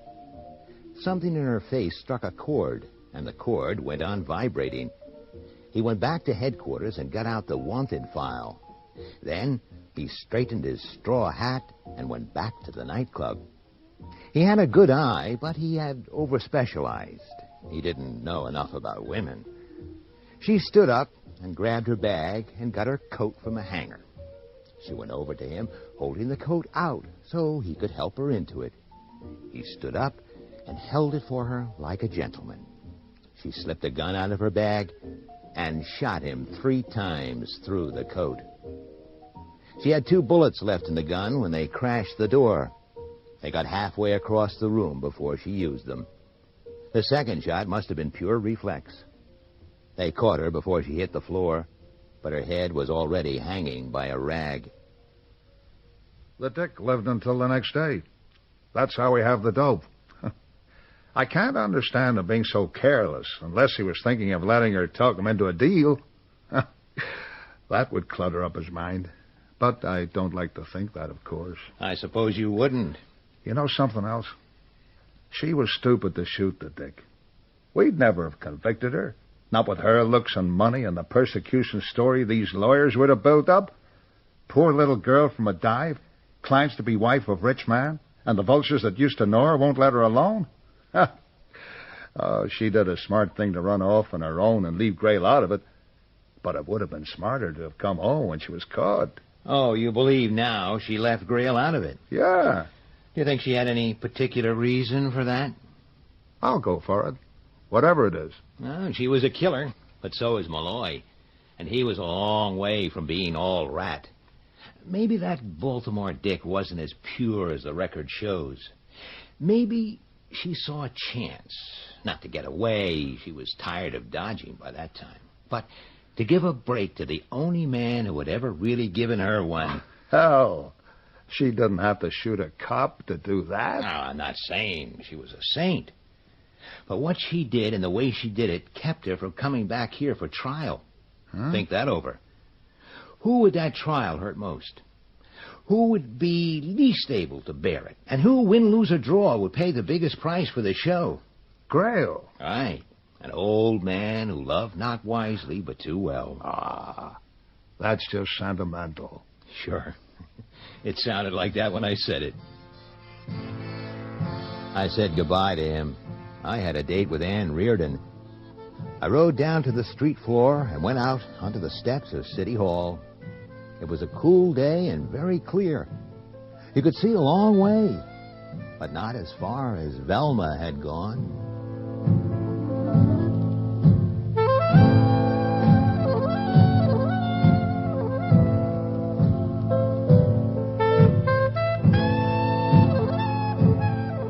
Ed Bishop was Philip Marlowe in Farewell, My Lovely by Raymond Chandler. Dramatized for radio by Bill Morrison.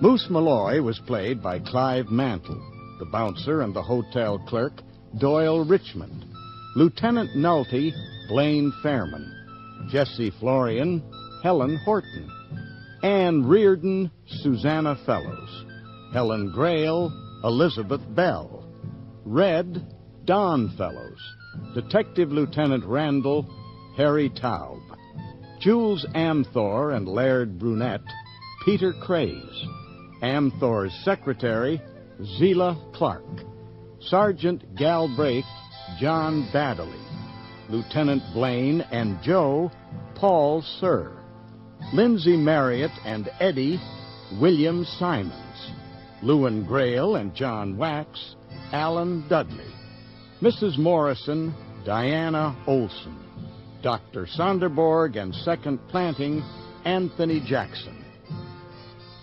The play was directed by John Tiedemann.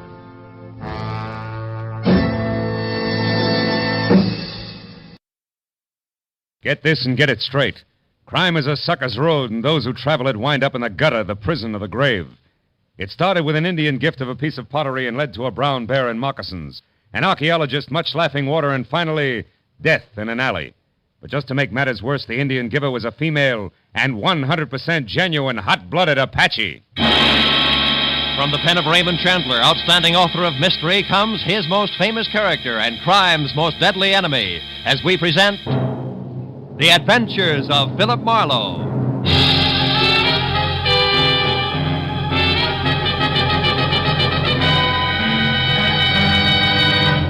Now, with Gerald Moore, starred as Philip Marlowe, we bring you tonight's exciting story, The Indian Giver.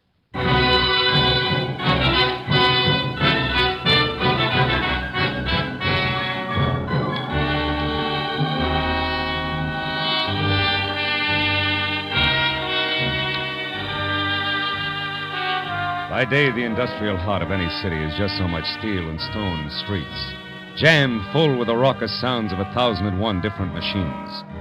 But by night, all of that is gone, and there are only endless, smooth-sided, lonely canyons that overflow with a steady humming silence that everywhere hangs like a distant echo of the day that's passed.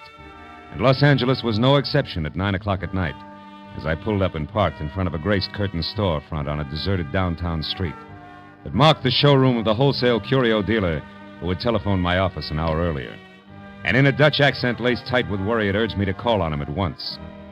A raised gold lettering on a side door that showed a strip of yellow light at the threshold said Alex Van Noord, private, in an ornate 18th century script. So when I knocked, I was ready for something continental with thick bifocal glasses. When the door swung open, my jaw dropped to my chest, and I couldn't help gaping because the huge V of a man in front of me, in cheap, snug clothes who had dark hair, dark skin, and darker eyes, had to be no less than a full-blooded American Indian, moccasins and all. What you want? Mr. Van Noord, is he in? Name your business. Well, it's personal. What's yours? Hate. For those who would destroy our culture. Oh!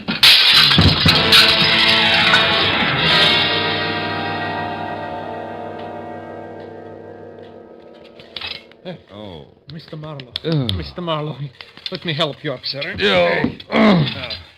I'm Van Noord. Are you all right? Oh, sure, I'm fine.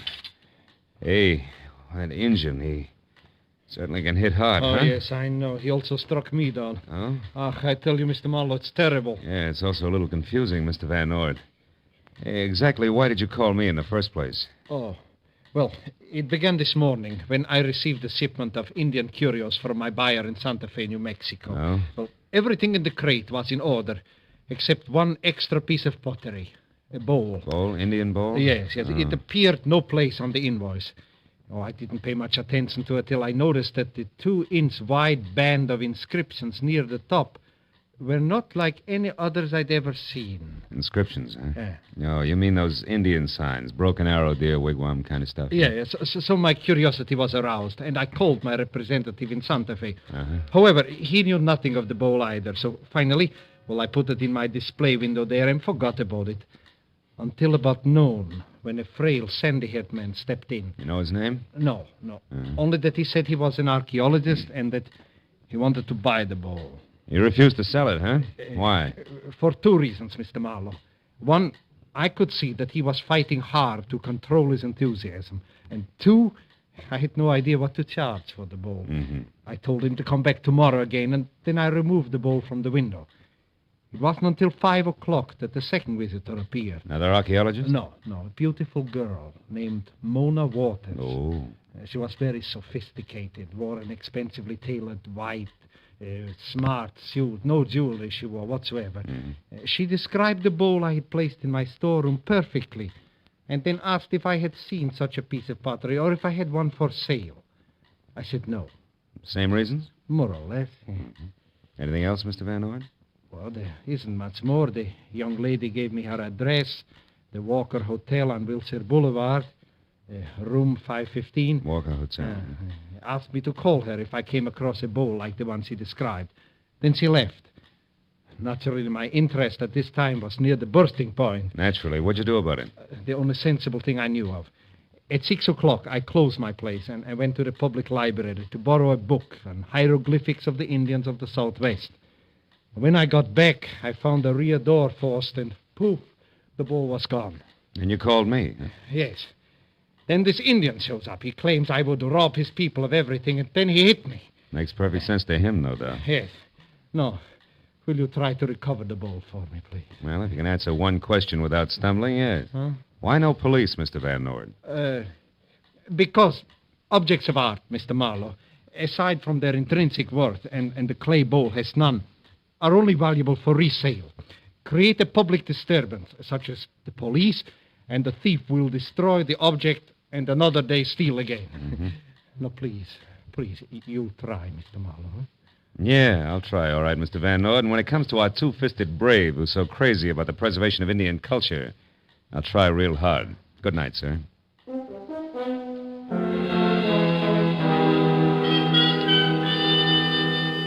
Van Nord's enthusiasm and the $100 he pressed into my hand before I left were encouraging, and I drove straight to the Walker Hotel on Wilshire Boulevard, where a moment after I entered the plush lobby, encouragement came once more. Because gliding from a travel agency booth toward a cocktail lounge was what my client had described as beautiful girl, expensively tailored, smart white suit, no jewelry whatsoever. But when we were both inside and at adjoining stools at the bar, where the soft lights accented her high cheekbones and jet black hair, I knew that Mr. Van Nord had skipped something important. Because in spite of a full mouth, neatly rouged, eyebrows penciled come hither, and a coiffure shingled vintage 1949, Mona Waters could also be full-blooded American Indian, which is what I was working on when she turned, blew a smoke signal in my face, and spoke with an accent that was about as Apache as Vassar. Don't let me make you lose your place, but do you mind telling me why you're staring? I collect the reasons for a hobby. You know, like some people save stamps. Uh-huh. And others pottery. Who are you? A ceramics fiend named Smith. Now, Mona, let's talk about you, huh? Why? Because I've already been offered $10,000 for the bowl. What? Good enough? You have the bowl where? Well, not in my pocket, honey. It's too bulky. I've got it tucked safely away outside in my car. Oh? Yeah, you know, you didn't hide it very well after you stole it from Van Nord. You've been in my room. Could be. Now, do we talk business, yes or no? Yes. What do you want to know? Well, for one thing, what's the bowl to you? Everything. It's mine. All mine, via primogeniture. Which is Apache for what? Listen, Mr. Smith. I'm an Indian, all right, and an Apache at that. But I was born in a duplex, not a teepee. I drink martinis, not firewater, and I've got a Mills College diploma and an IQ that'll probably make yours look sick, so let's clear the air in a hurry. Yeah, well, that's clear enough. Yeah. Now, smart boy. My late Uncle George Waters, also known as Chief Laughing Waters, giggle if you want to, owned the bowl you want $10,000 for. So? So a long time ago, he willed it to my father. However, my father died a year ago, leaving only me as heir apparent. Hence, that bowl is mine. All mine, via primogeniture, which brings us right back to where we were. Except you haven't mentioned why the bowl means so much to you. And I won't. No, will you pay the $10,000, huh? I didn't say that. And I won't say anything more until I see that bowl. Now, I've got to make a couple of calls. It should take about 20 minutes. After that, I'll be in my room. Please call before you come up. And if you don't have the bowl, don't come up. Okay, baby, fair enough. So long.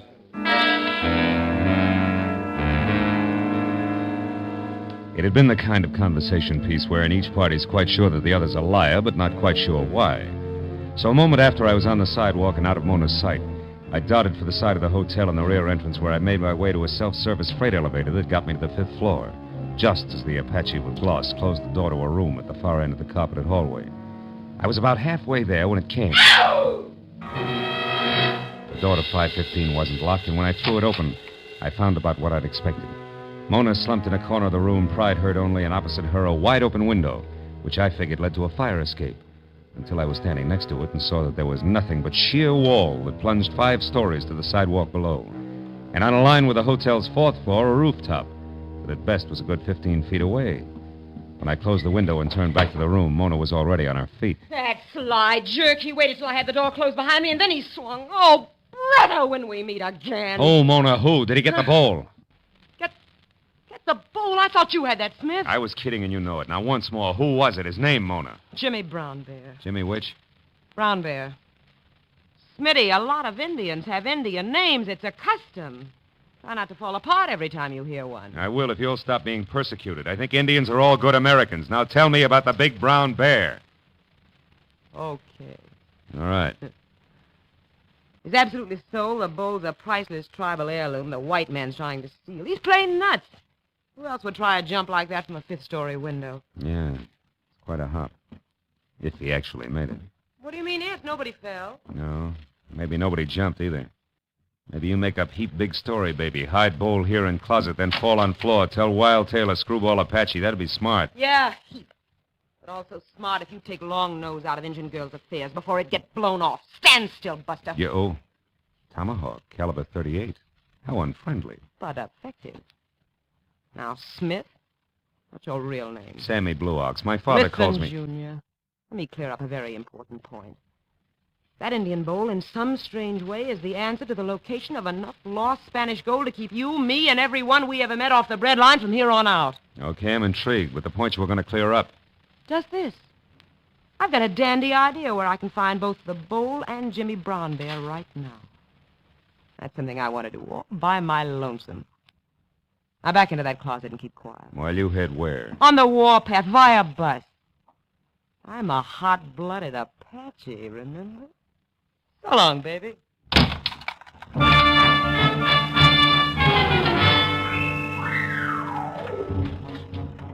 There are times when things look black enough without staying put in a dark closet. So I kicked up the lock, spun in the casing, and walked out in room 515 just in time to hear a timid knock on a hall door. When it opened up, one frail, sandy-haired man wanted information. Oh, I beg your pardon, sir. Can you possibly tell me where I can find Miss Mona Waters? Who are you? My name is Clark Erskine. I'm an archaeologist. I'm sorry, friend. I can't say any more than Miss Waters is out after a wild-eyed Apache who's got a piece of pottery tucked underneath his arm. What? Oh, not the bowl. It's supposed to be in Van Noort's place. Not Jimmy Brown Bear. Yeah, right on both counts, Mr. Erskine, but what makes the name Brown Bear ring a bell? You two met before? Well, we certainly have. Why, that idiot has hampered every archaeologist who has so much as set foot in New Mexico. Well, now that you've mentioned it, Mr. Erskine, why your keen interest in the bowl? What does it mean to you? What does it mean to me? Yeah. Well, my good man, those inscriptions circled around it are going to prove invaluable. Possibly another Rosetta Stone. An open sesame to the countless undecipherable writings we've already collected. About Spanish gold, maybe, huh? Spanish gold? Oh. Well, sir, what are you talking about? Nothing. Look, Erskine, one question. How did you know that Mona Waters was staying here at this hotel? Well, it wasn't simple How to learn. When Mr. Van Noort refused to sell the bowl to me until tomorrow, I wanted to be certain that he also didn't sell it to anyone else. So I watched his showroom. Oh, that's smart.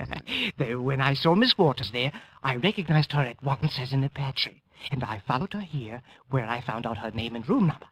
Now, I'm going to wait for her until she returns. I'm not going to give up. That bowl means Now, too wait a much. minute. Wait a minute. Hold it, Erskine. You happen to know Jimmy Brown Bear's hometown? Come on, quick. Well, yes, I do. It's Sakona, New Mexico. Sakona, New Mexico? Yes. By bus. Thank you, friend. I'm sorry to have to leave you to do your waiting alone, but I gotta catch a bus. But where, Mr. Marlowe? At the downtown Central Bus Depot to put cart before horse, to turn tables, a switch. In short, Mr. Erskine to track an Indian. So long.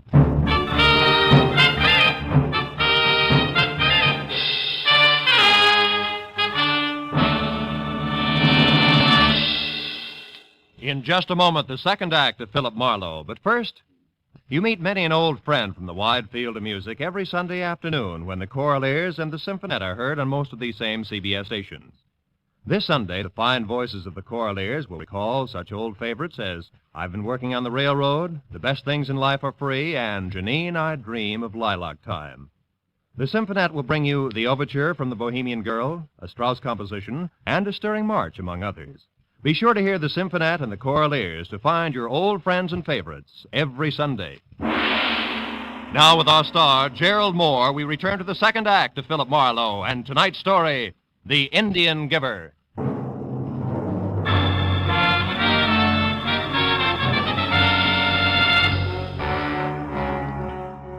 Tracking an Indian over the busy concrete of downtown Los Angeles sounds a lot tougher than it turned out to be. Apparently, a 6'4" Apache in a full-crowned black hat and moccasins was an oddity even in a city of oddities. And everyone who'd seen him remembered him, from the guy behind the bus depot's ticket desk to the newsboy outside the flop house nearby, where Jimmy Brown Bear had made camp. The next bus was still 45 minutes away. so I decided to visit the flop house. But Jimmy Brown Bear must have seen me coming and was expecting trouble, because when I stepped into the hall, I saw him duck out the back door to the alley. I ran after him and watched him turn down what would have been a dead end to a normal man, but Jimmy made a jump at a 9-foot wall, caught the top, and was pulling himself up when it happened. Jimmy stiffened on the wall. When the second shot came, he dropped rigidly like a poison fly and lay very still. I started over to him, but stopped at the excited voice of a cabbie running toward me from the open end of the alley. Hey, mister. Hey, what happened? I heard a couple of shots here and I...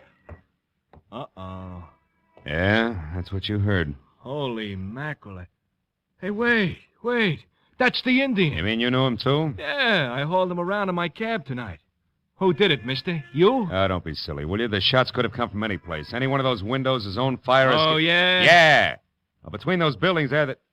Hey, that dame running for the street. Will you get out of my way? Not so fast, buddy. You know her? Yes, I know her. Mona Waters. Brother, will you get the cops over here right away, will you? I gotta catch that girl. No chance, mister. She's long gone. Oh, no. Marlowe, is that you?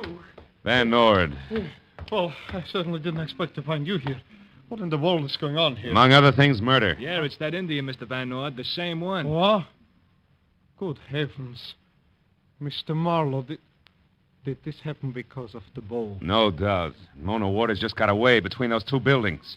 Oh. I'm pretty sure she's the one who took the bowl out of your place tonight because Jimmy Brown Bear got it away from her later. Now, she's got it back again, and he winds up like that. Then you think the girl killed him to recover the bowl? Right now, I'm too balled up to think anything. Say, just a minute. How do you manage to show up here? Why, I started home in this man's taxi and found out that he was the one who brought Mr. Brown Bear to my shop tonight. Yeah, that's right. I picked the Indian up right out here on the corner. So we came down here because I thought if we found where the Indian was staying, it might be a help to you, Marlowe. You were waiting in the cab when he was shot? No. I started into this place alone, and then I thought better of it and came out to get you, cabby, to come in with me. And then I heard the shots. Mm-hmm. Now, look, Mr. Van Nord, you better keep your nose out of this mess. Huh? Go on home and sit on your curios. I'll call you when I got something.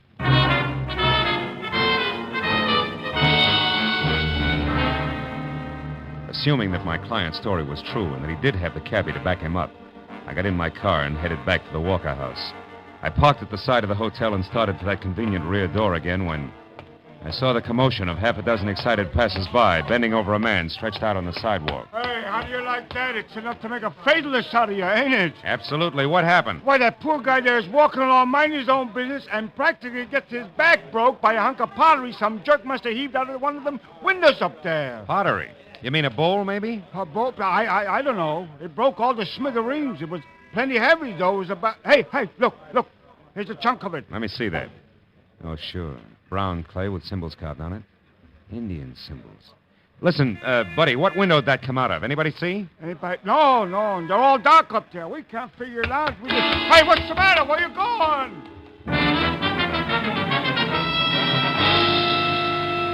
There was no doubt about it. The broken piece of pottery I'd clenched in my hand must have come from the Indian bowl.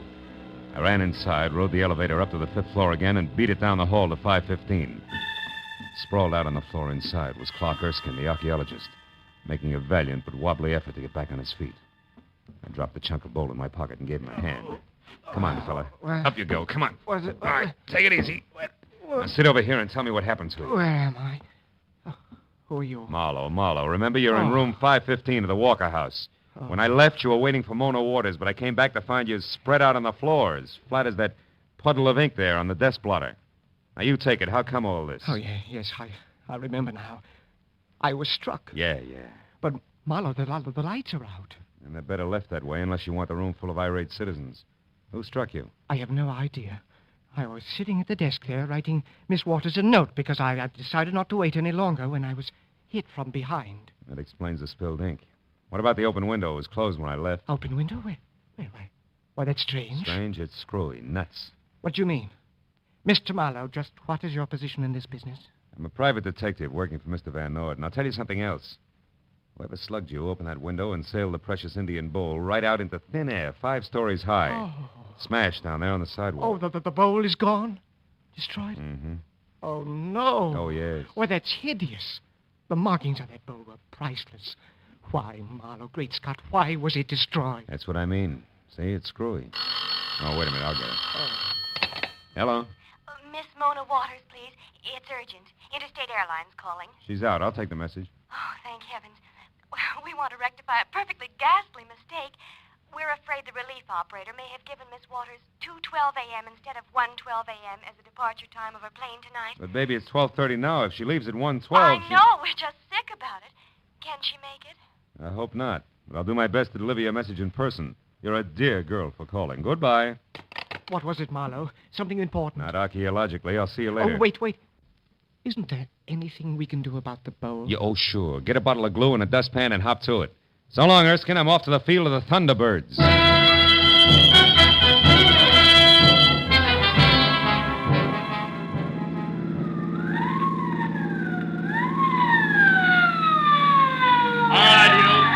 Oh, fine. Now, look, officer, I was just... Never mind. Well, Mac, you're batting 1,000. You pulled out of the hotel driveway 2 blocks back, ran 1 full stop and a red signal getting this far. That's great. So what's your story? Been drinking? Not a drop, believe me. Now, look, I've got to get to the airport in a hurry. Why? Yeah, to catch an Indian girl. A guy named Jimmy Brown Bear was murdered tonight because a bowl was stolen. Wait a minute, hold it. Who was murdered? Oh, I know. What's the use? There's no use in going into it. Officer, my name is Marlowe. I'm a private detective working on a case, and I got to get to the airport. Private eye, huh? Let's see your papers. Oh, sure. Here, they're all here. Yeah. Mm-hmm. Philip Marlowe, license number. Hey, what's eating you? What are you staring at? Blue black lines on the palm of my hand. They look just like... Holy smoke, they are. That's the answer. I got to get back to that hotel. It's a matter of life and death. Now, just Please, a minute. give me a ticket. Give me 3 tickets. Only let me get back to the Walker House right now, will you? Life depends on it. You better be right, Marlowe. Wait till I stop the traffic, then make a U-turn. Now, go ahead.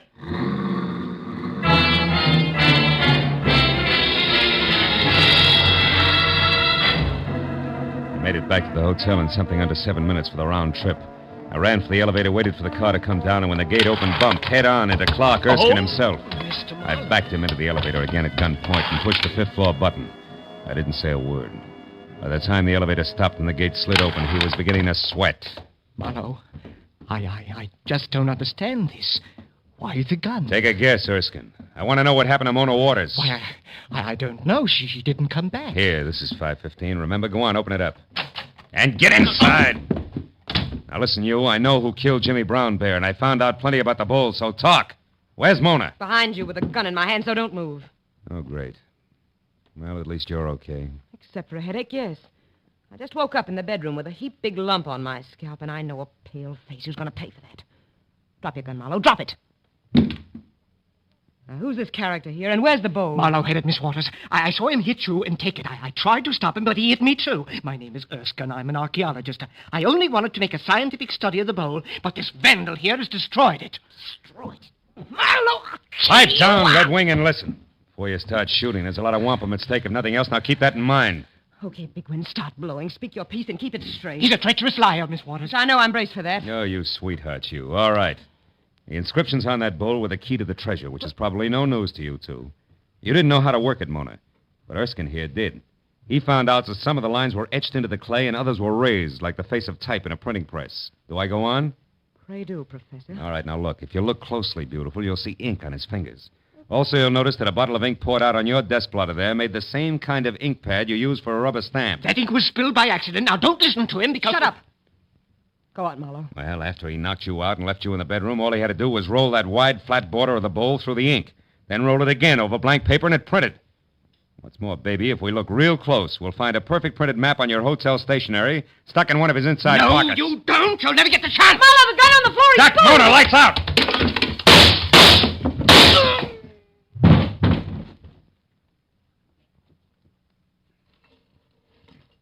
Marlowe? Marlowe, are you all right? Yeah, I'm okay. Oh. Then I did shoot the right man.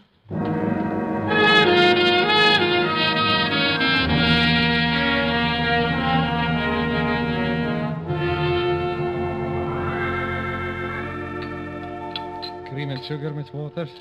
Thanks. Well, that's about the story, Mr. Van Ord. Mona here slipped the Indian bowl into your shipment to keep it away from the guys she knew were after it. And, of course, she had to follow the bowl here to L.A. Erskine followed her. I see. It's amazing, isn't it? Positively amazing. Marlowe, how did you discover that the intricate pattern on the bowl worked like a printing press? Oh, well, after Erskine had made his print of the map, he threw the bowl out the window to smash it so no one else could duplicate it. I got hold of a chunk of it and clenched it in my hand. I found out later, when I passed that cop my credentials, that the chunk of pottery had left separate, distinct lines of ink on my palm. Terribly clever. Isn't he, Mr. Van Noo? Oh, take it easy, baby. Indeed, he is clever, Miss Waters. But what of poor Jimmy Brown Bear? Well, Erskine followed me from the hotel to Jimmy's place and shot him, so I'd never have a chance to talk to him. He was a ruthless little guy, Clark Erskine. But if he survives that bullet wound, the state will get him for murder. Yes. Oh, Miss Waters, you'll have to hurry and finish your breakfast so that you can catch your plane. But before you go, I have a little gift for you. Excuse me, I'll get it.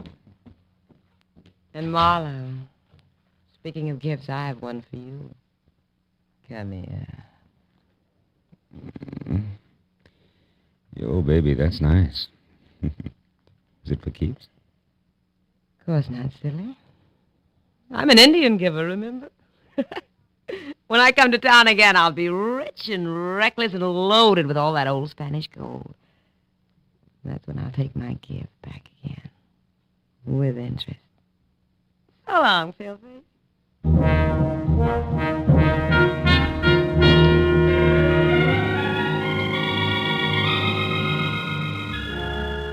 Well, when I finally got home, completely fagged out at 10 o'clock in the morning, I took one look at my favorite chair, the big, deep, soft one, and then sank down into it good and hard.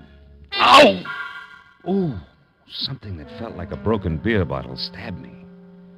I reached for it, and it turned out to be the jagged chunk of the Indian bowl I dropped in my pocket earlier. For the first time, I really looked at the hieroglyphics on it. There were 3 Indian figures. The first was breaking sticks into uneven lengths. The second was holding a small fish, and the third was running away with all the wampum. It took me a long time, but I finally got it, I think. The Indian picture message could only be translated one way. It had to mean, never give a sucker an even break. And right then and there, I thought about Mona and what she'd said. That's when I'll take my gift back again. With interest. So long, Philface. So long, baby.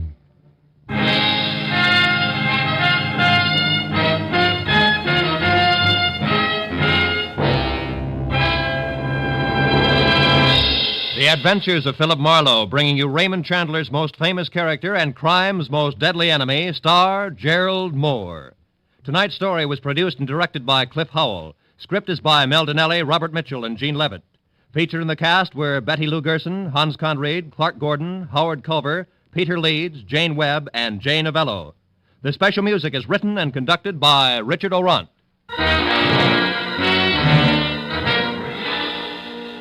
Be sure and be with us again next week when Philip Marlowe says...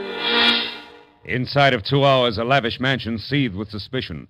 A sealed cabin filled with gas and an artist's retreat had a corpse on the floor.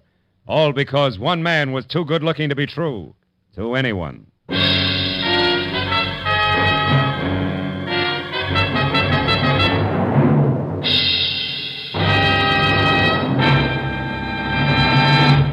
There'll be a couple of unusual twists for mystery fans on Gangbusters and on Basil Rathbone's adventure tonight. Gangbusters will present a former chief of detectives on the New York City Police, narrating the case of a bet on a long shot that ended in murder. Basil Rathbone's drama will find that suave gentleman going to jail himself in order to deliver a man to the police. This is Roy Rowan speaking. Now, stay tuned for Gangbusters, which follows immediately over most of these same CBS stations. This is CBS, the Columbia Broadcasting System.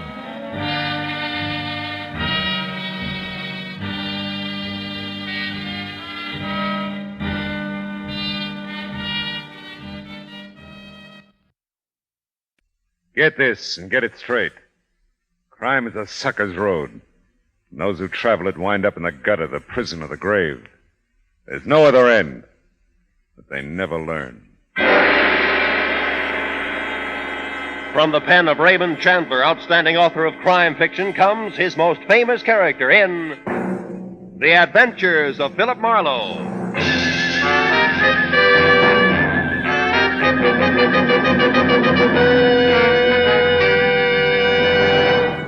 Now, with Gerald Moore, starred as Philip Marlowe, we bring you tonight's exciting story, The Good Neighbor Policy.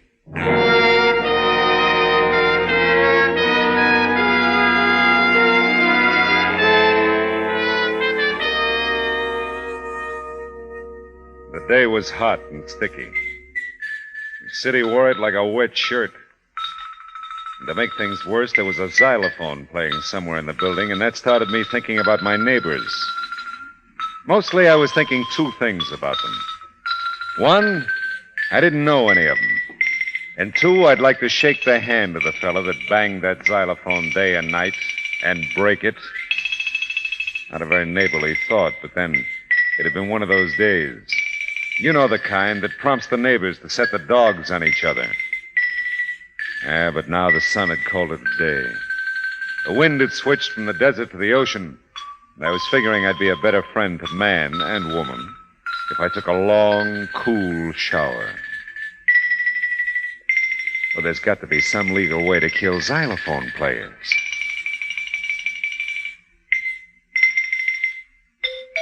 Oh, no, big finish yet. Hey.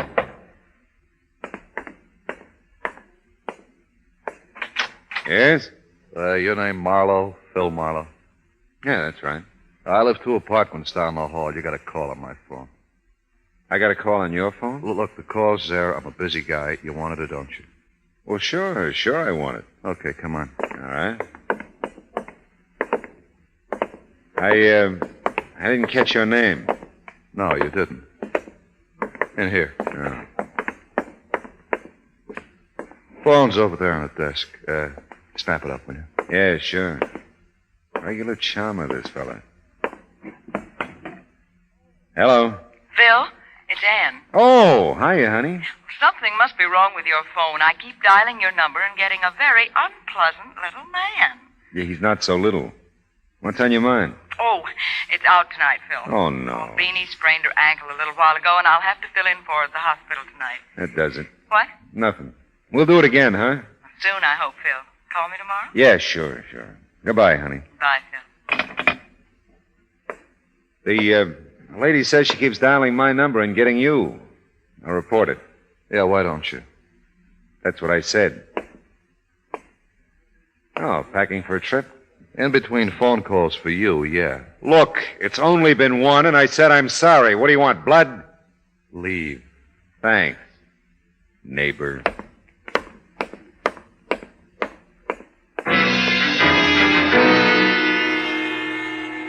Like I said, it had been hot all day. And I wasn't getting any cooler exchanging pleasantries with Laughing Boy.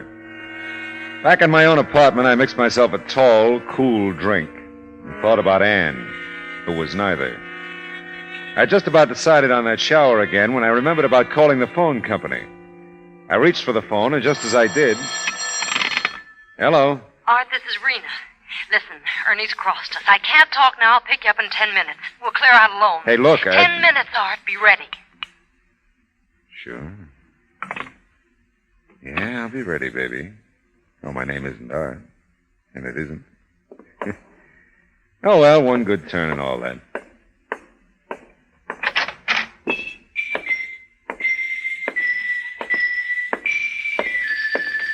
Oh, no.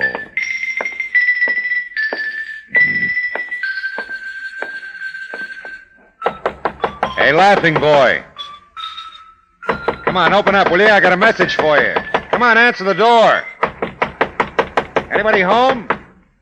My, we're being rather boisterous out here, aren't we? Yeah, oh, I'm sorry. I guess he's not home, huh? It would almost appear that way, wouldn't it? Yes, I guess it would, yeah. You're apartment 6, aren't you? Philip Marlowe, is it? Well, yeah, I am. Mrs. Miss Garrity. Oh. Miss Adelaide Garrity. Rather a nice name, don't you think? Well, yeah, I do, Miss Garrity. I'm apartment 2. Are you really? Well, apartment 2. I've passed you ever so many times in the hall or coming in and out of the door, you know. But I just never felt that I'd known you somehow. No, I suppose not. But then, you see... I often say to Mrs. Evans, she's apartment 1, isn't it shameful, I say, that we don't know our own neighbors anymore? Here we are, under the same roof, as it were, and yet, what do we share with each other, really? The utilities? Oh, but that seems so little. Why, except for Mrs. Evans, the Randalls, the McCombs, the Nelson girls, and, oh, let me see now. Oh, yes, that young girl who plays with that softball team. Oh, what's her name? Well, I really don't know. Hattie. Hattie, that's it. Yeah. Hattie Netherton. Well, as I say, except for those 2 or 3 people, I don't know a soul in the building. Well, that's the way it goes, isn't it? Some days you don't know a soul. Tell me, Miss Garrity, among the people in the building you don't know, do you also not know the fellow who lives here? Apartment 3. Yeah, this door I've been beating on. Who's that? You don't know? And you're making all that fuss? Yeah, well, it does seem silly, doesn't it? Well, I should say so. But I'm afraid I won't be much help to you there, Mr. Marlowe. He's our newest tenant, you know. Moved in less than a month ago. Oh, well, I just thought... No, I don't feel that I really know him at all. He's rather a tall young man, brown hair, quite nice eyes, I've always thought. Oh, that sounds like my I phone. never see anyone Excuse- with him, though. Something's a lone wolf type, I Yeah, guess. well, look, thanks, Miss Garrity, but my and phone now is... that I is- think of it, I have seen someone come in with him. Can I catch up to you again, Miss But Garrity? whether That it was call- man, woman, or child, I really couldn't honestly say. Mostly Mr. Minter keeps to Mr. Minter, himself. huh? Well, thank you, and good night, Miss Garrity. Well, find out.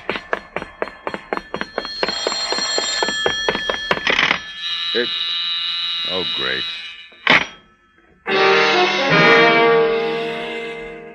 Whoever it was, it hung up while Adelaide Garrity was telling me all she didn't know about the man named Minter. On the call before, someone named Rena had called him Art. Could be my unfriendly neighbor in apartment 3 was Art Minter. Yeah, well, that's pretty simple. Left me nowhere. Then there was Rena's message. Ernie's crossed us. I'll pick you up in 10 minutes. We'll clear out alone. Not exactly social conversation. I had a hunch about the phone call mix-up, but before I began to build a case about it, I called the chief operator at the phone company. Chief operator. Yeah, well, we've got a friendly little wager going here, operator. Will you settle an argument for us? I'll try, sir. Good. Is it possible for 2 telephone wires to get crossed in some way so that I could dial one number correctly and actually get the other number? Yes, sir. That is possible. Uh-huh. It could happen only in the case of a slight equipment disorder, and only if the 2 numbers in question were on the party line. Well, in other words, by dialing my number correctly, you get the person on my party line, and by dialing his number correctly, you get me. Is that it? That's right, sir. Would you like to report such a difficulty? No, thanks. Like I said, I just wanted you to set a little argument for us. Thanks very much. Not at all, sir. Well, now I knew that much. Neighbor Minter and I were on a party line, and the strange switch in calls was legitimate. Now, I'd gone this far with the thing, I decided to leave the wires crossed for a while, just for laughs. And I looked at my watch. It was time to get a look at Rena. If she was coming from Minter in 10 minutes, she was due. I left my apartment, started down the hall toward his, and sure enough. Art, it's Rena. Oh, please, Art, hurry. Hurry. Nobody home, lady? Oh, I'm sure he must be. I just talked with him on the phone a few minutes ago. Oh, well, maybe he's in the shower. Yes, maybe that's it. Yeah, Now, please, would you mind? that sounds like his phone. Yes, it does. I wonder... Yeah, so do I. What's that? Nothing.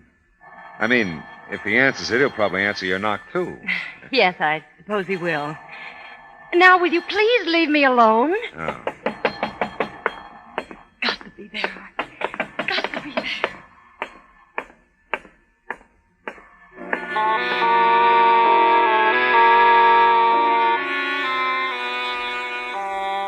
The phone ringing in Art's apartment was far more frustrating to me than it was to Rena. I knew darn well the call was really for me. I opened the front door out of the welcome freshness of the evening breeze and the scent of night-blooming jasmine. By the time I'd inhaled a little of both and walked out to the end of the sidewalk, Rena suddenly barged out of the building, looked desperately up and down the street, and then headed toward a car parked across the way. And her car had an Arizona license. In a minute, she drove away.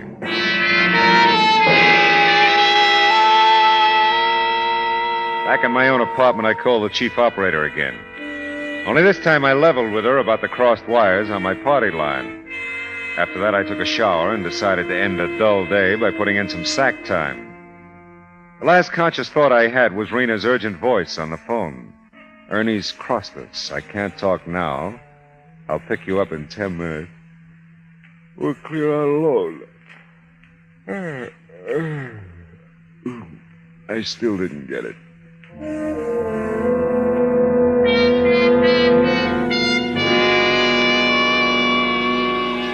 I didn't get it the next morning either.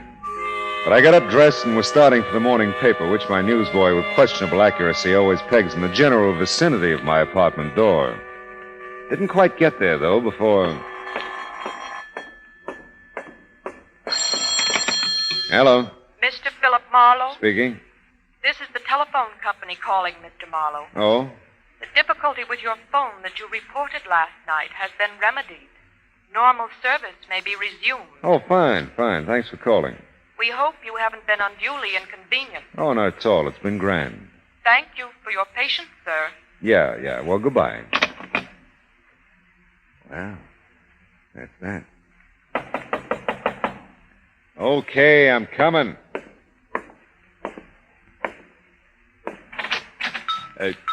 Oh. Hello again.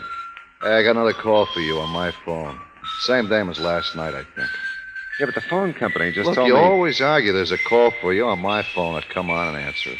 Well, how can I resist an invitation like that? Funny, though. Wonder how that happened. Yeah, you said that before. Yeah, I know, I did, didn't I? Did I say before that I don't much care for xylophones? Or you? I don't remember. I don't care. Oh.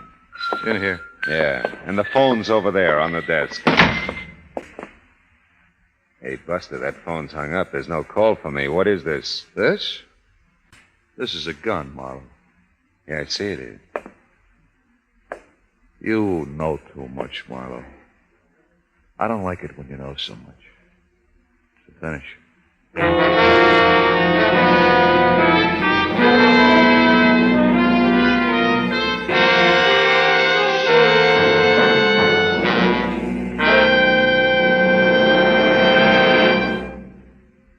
In just a moment, we will return to the second act of Philip Marlowe. But first, a blind auction racket in which employees in a customs house have a confederate purchase a battered suitcase containing a fortune in jewels.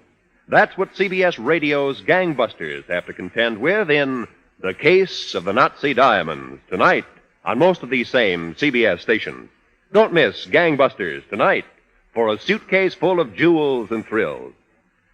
Say, friends, the flood victims of Kansas, Missouri, Oklahoma, and Illinois need your help. Many are injured and homeless, and you can help to give them food, clothing, shelter, medical care. You can do your part by giving through your local chapter of the American Red Cross. Now, with our star, Gerald Moore, the second act of Philip Marlowe, and tonight's story, The Good Neighbor Policy.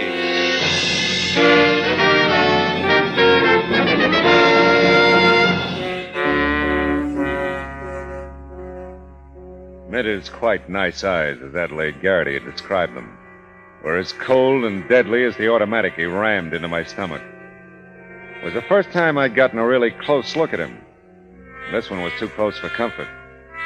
I had to keep looking at him, though. I knew that if I glanced away, blinked an eye, or made anything resembling a key move, he'd blast me to kingdom come. A little ahead of my time. He was dead wrong on one score, though. You got my call from Marina last night. You know too much. How can I know too much? I don't know anything. Now, look, Minter. When I saw you last night, you didn't know my name. You've been asking questions around, huh? Yeah. Well, so have I. Come on, Gumshoe. We're going to take a little walk. Now, look, kid, you're all wrong. And after we take that little walk, we're going to take a little ride. You can tell me all about how wrong I am as long as you can talk. Let's get going. Okay.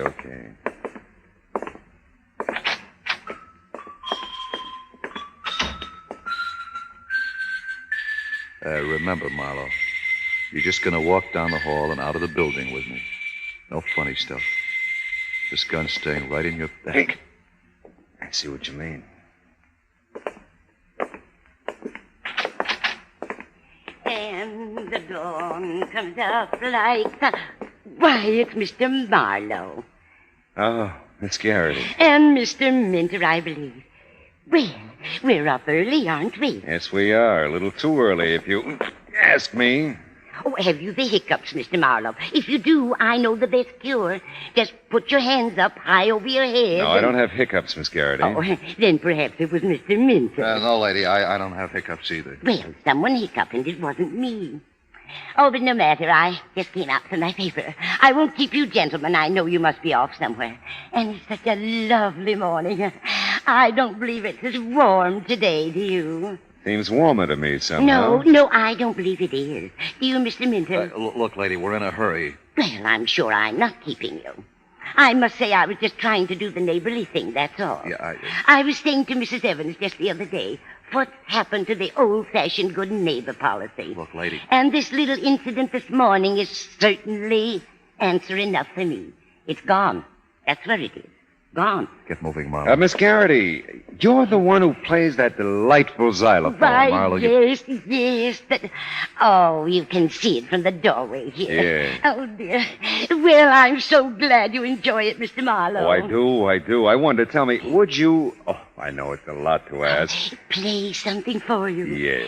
Mr. Marlowe, come in. You make one move for her door. Gonna kill her too, Minter? She's right in front of me. Well, come in, gentlemen.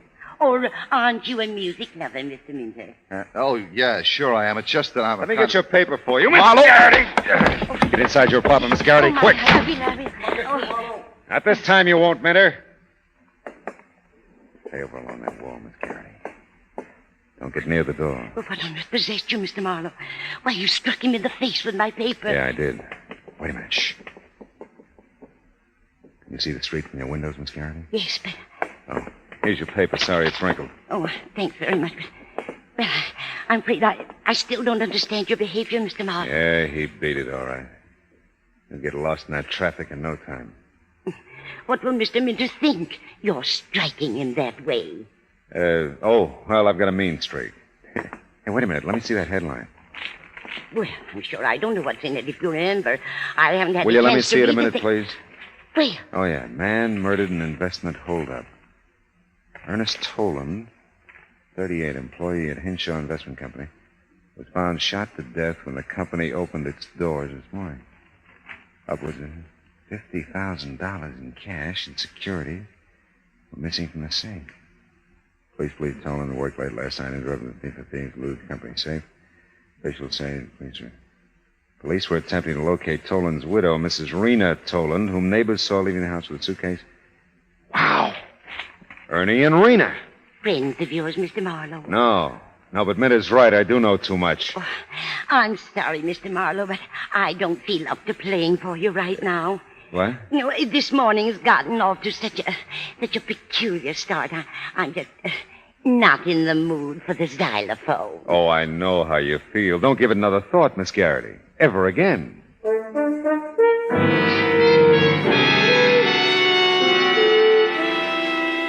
I called the landlady when I got back to my own apartment to see if she knew anything about Minter, like where he worked. She was good enough to be out of town. I even went back to Miss Garrity's, but she'd already hit the trail to share the morning's excitement with any of a dozen people, including probably that girl who played with the softball team. But old Mr. McWilliams, the janitor, was bringing up the morning mail.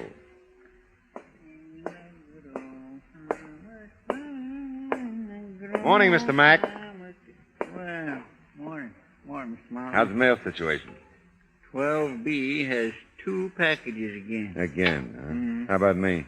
Well, sir, you don't even rate an advertisement this morning. How it is. Sorry. Yeah, well, you can't win all the time, huh? No, can't. Tell me, how about Mr. Minter? How's that? Mr. Minter, you know, he's in apartment 3. He asked me to pick up his mail if there is any. Sure. If you can carry it all. Just this postcard. Oh, I can manage, yeah. Well, thank you. It's from his mother in Tucson. Really?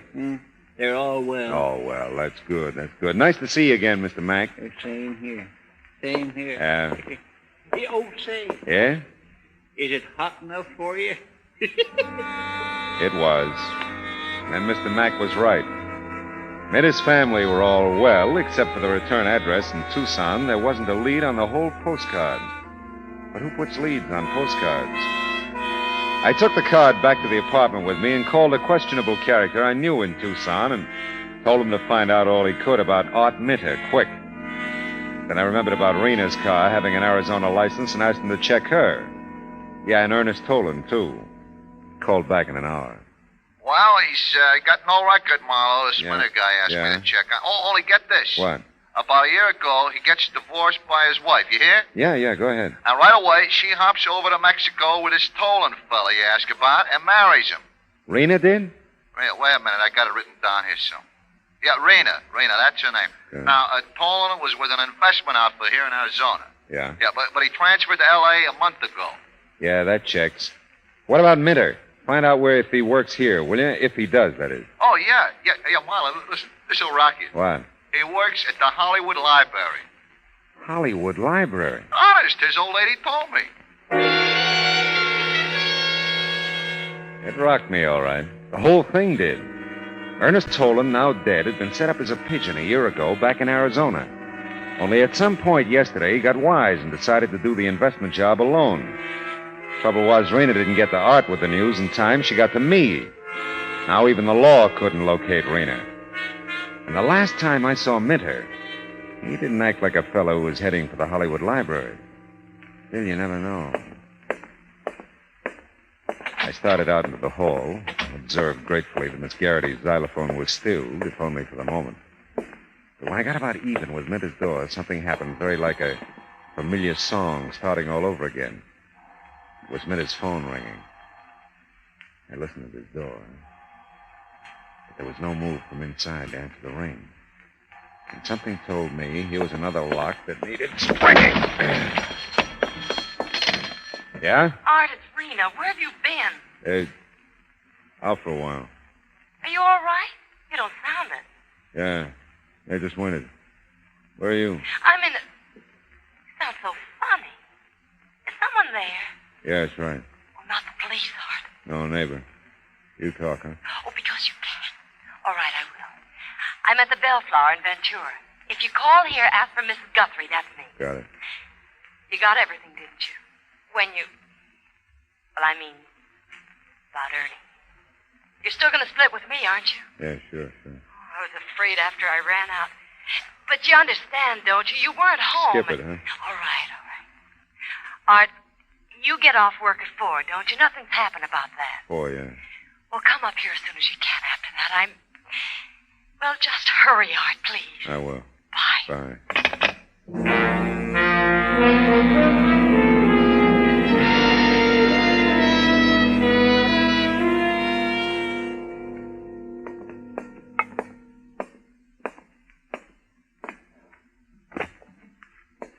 Excuse me, but can you... Please, not so loud. You. Lost my head, I'm sorry. Can you tell me where I can find Mr. Minter, please? Mr. Arthur Minter? Yeah. Oh, well, he's in the stacks on the mezzanine. That stair ahead. Thank you very much. Oh, not at all. And walk as quietly as you can, please. People are reading. Wouldn't disturb him for the world.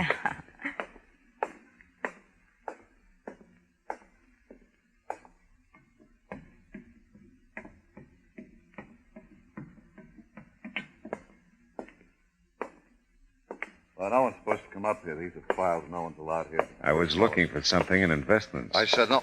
Hello. Come on. Take it easy, Minter. I got a message from Rena. Yeah? She says you killed Ernie. Look. Oh. Yeah, and I got a message for Rena, too. The Ventura cops probably have her by now. Might call Lieutenant Matthews did any good, and it always does. I'll kill you, Marlowe. You're in a rut, aren't you, Minter? Come on. Where's the dough you took from Ernie and the securities? Are they in these permanent files, too? Is that why you had to show for work today? Yeah, gum show. But you never get them or me. Yeah, Throwing books is a good idea. Oh!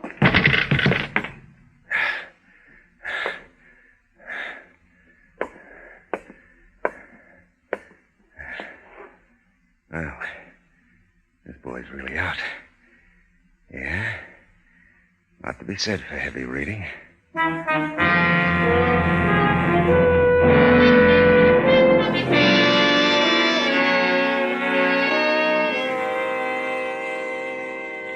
I kept my foot on his neck till Miss Hush downstairs called Matthews.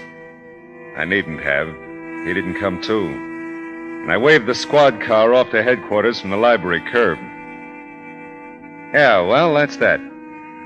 On the way back to my apartment, I got to thinking about a house with no neighbors, no xylophones, no crossed wires.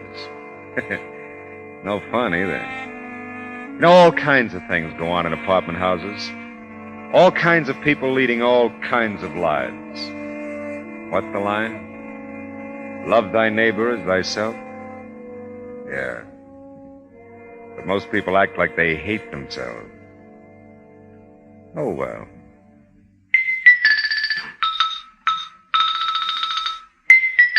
There's got to be some legal way to kill xylophone players.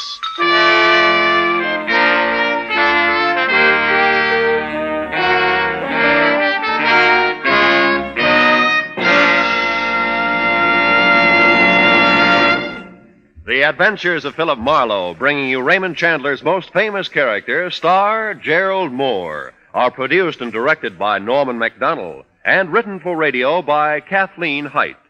Featured in the cast were Hy Averback as Art Minter and Jane Morgan as Miss Garrity, with Vivi Janis as Anne, Dora Singleton as Rena, Parley Bear as old Mr. McWilliams, and Gene Bates as the chief telephone operator.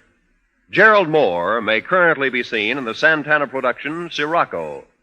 The special music for Philip Marlowe is composed by Pierre Garrigank and conducted by Wilbur Hatch. Be sure to listen again next week at the same time when Philip Marlowe says... This time I did a cook's tour of the San Fernando Valley in search of a missing woman. The case had a lot of positive developments. But the clincher was a negative development. And in a camera shop.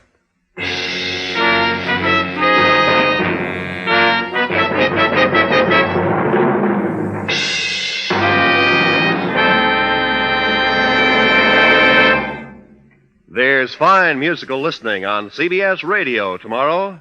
Don't miss Guy Lombardo Time, featuring Guy's distinctive music with vocals by visiting Janice Page. The program comes from Norfolk Naval Base, where Guy Lombardo Time entertains the Navy. Also on tap tomorrow night over most of these same CBS stations is CBS Radio's Mario Lanza Show, with Mario and musical company offering a special program of Jerome Kern favorites.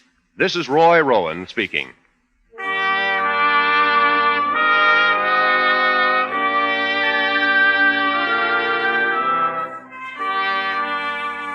Just as systematic exercise builds a strong body, so does systematic saving build a strong future.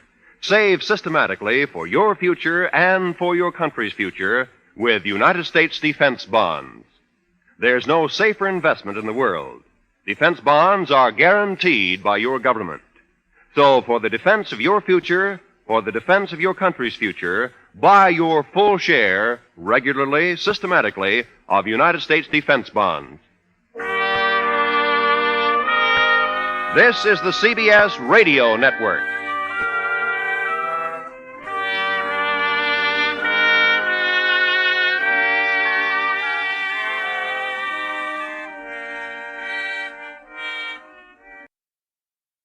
For the safety of your smile, use Pepsodent twice a day. See your dentist twice a year.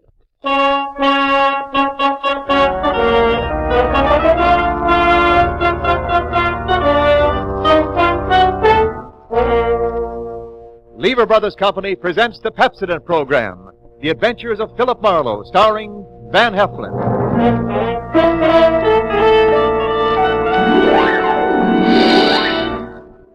Pepsodent presents Philip Marlowe, Raymond Chandler's famous private detective. You've seen him on the screen in Lady in the Lake, Murder My Sweet, The Brasher Doubloon, and The Big Sleep. Now Pepsodent brings you the adventures of Philip Marlowe on the air, and starring MGM's brilliant and dynamic young actor, Van Heflin.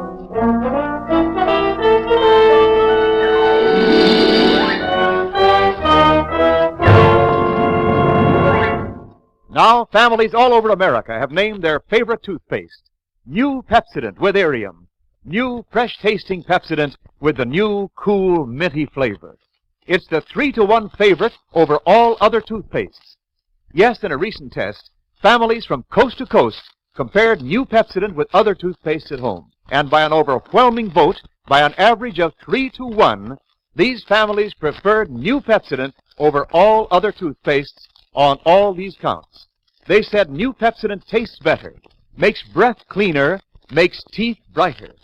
Yes, on all these points, families 3-to-1 declared new Pepsodent better than the average of all other toothpaste they tried.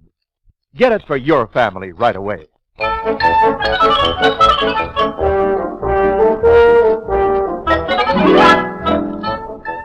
There comes a certain time in the year when I don't want to see midget auto races. I just want to see midgets. When I prefer sawdust to stardust and popcorn to all other kinds of corn available in Hollywood. The circus was moving in on the grounds at Washington Boulevard and Hill Street, and I was turning in my usual fine job as sidewalk supervisor. It was exciting. It brought back all the sounds and sensations and convictions of childhood. And then someone had me firmly by the wrist, and I turned to look into a pair of steady, smoky, dark eyes that could be dangerous.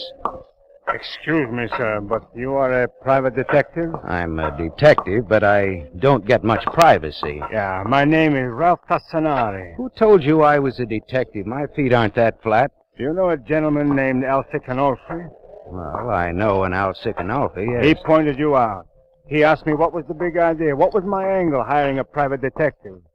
He gave me an idea. When has Alcic Canolfi had any ideas to spare? Mr. Marlowe, besides owning 1/3 of this very fine little circus, I am Tassanari. Of Tassanari, the Swede, and Glorian. Trapeze stuff. The most brilliant aerial act in the business. I own this circus with Glorian and the Swede. Well, where does Alcic Canolfi fit in here? Now, the Swede gets drunk and gambles fantastic sums of money. This circus is worth $250,000. Already the Swede has gambled away much more than his third of the circus. And a partner may sell out his other partners without even consulting them. Oh, you're afraid the Swede will sell you out to pay for his debts? Yeah, and if he did that, I should not hesitate to... Uh-oh. Watch yourself. Alcic Canolfi has made it plain that the gamblers expect payment immediately now. Would you consider giving us your protection during the 3 days we're going to be here? $25 a day in expenses. That's the nut. Cheap enough. I know, but you see, I'm a sucker for circuses.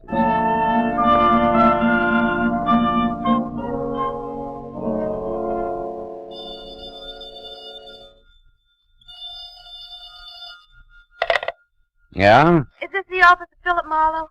Better still, this is Philip Marlowe. Ralph Tassanari hired you this morning, didn't he? Go ahead. This is his partner, Glorian. I'm in a downtown bar with a Swede, and he's terribly drunk.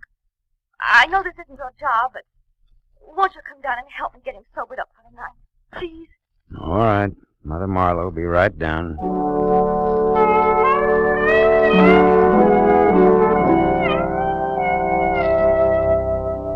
I found the Main Street bar where Glorian said I'd find her and the Swede.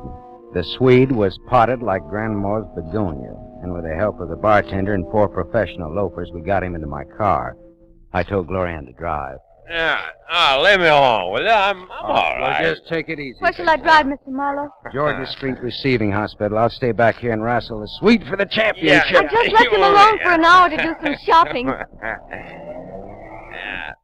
I'm telling you something, honey girl. At Tassanari makes any more passes at you, I'll beat him brainless. Oh, please don't pay any attention to him, Mr. Marlowe. He thinks everyone at the circus is in love with me. Okay, now back in your seat. Yeah, and that flip doctor, too. Oh, be still. I'm telling you something, honey girl. One of these days, I'm going to get absent-minded on that trapeze, and I'm not going to catch you, friend Tassanari. How's that, huh? Don't listen to him, Mr. Marlowe. Well, then tell Muscles to let go of my ear. Yeah, perfect crime. Who'd know if it was an accident or not? And then I'd own half a circus instead of just a third. Please, Mr. Marlowe. He's drunk. Yeah, but drunk or sober, he's got one doozy of an idea there. Drunk or sober. Hey, my wrist, what's that?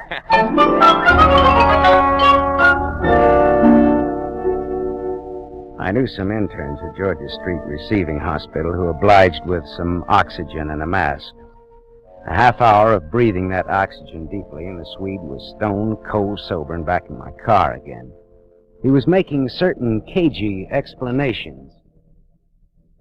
Marlowe, you don't want to take that stuff I was mumbling about seriously, you know. I was drunk. You certainly were. After all, Gloria Ann's my wife. Oh? Naturally, I don't like other guys giving her the eye.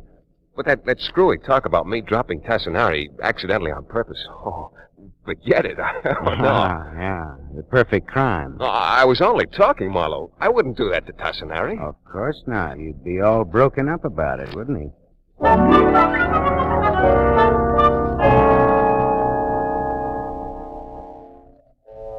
I sat in a field box that evening as the small, neat circus unwound toward the big act. And the big moment arrived with butterflies warming up in my stomach and a pulse thumping madly in my neck.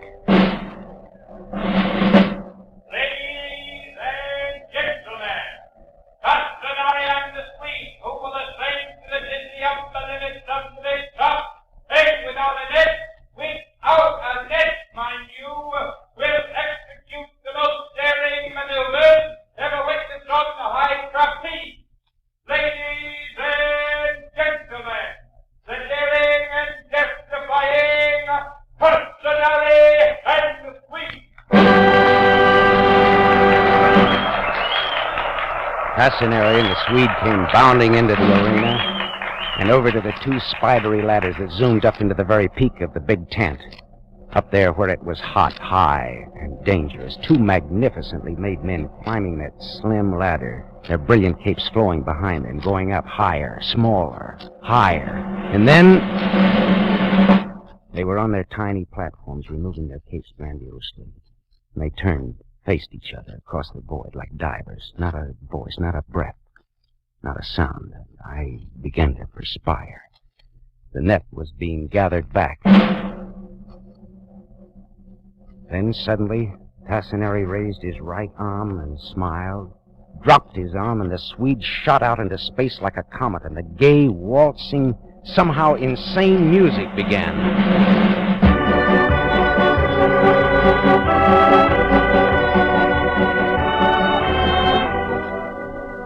It was all the announcer said, at least to me, daring and terrifying. Whirl and spin and contact. Swing, swing, swing, and spin.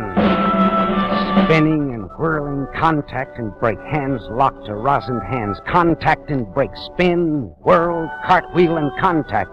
Swing, swing, swing, and leap. Split-second timing and the split-second split again, with trapeze bars flying into place where and when they were needed. I looked away, my head drumming and swimming. And I looked up again. I looked up, and the thing that had been tying my stomach in cold, hard knots, the thing I was afraid of, happened. Look out!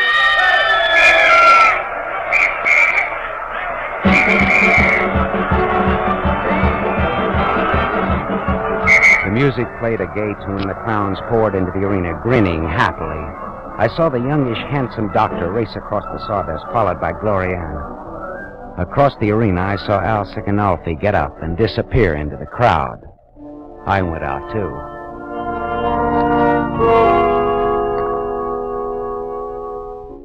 Outside, I managed to get a shaking match to a quaking cigarette. In my mind, I heard again and again the drunken voice of the flying Swede come back to me. One of these days, I'm going to get absent-minded on that trapeze, and I'm not going to catch you, friend Tassanari. How's that, huh? Only it was all wrong. It didn't add up. Because the body that had plummeted to the ground hadn't been the body of Ralph Tassanari, but of the man who had plotted the perfect crime, Gloria Ann's husband. the Flying Swede.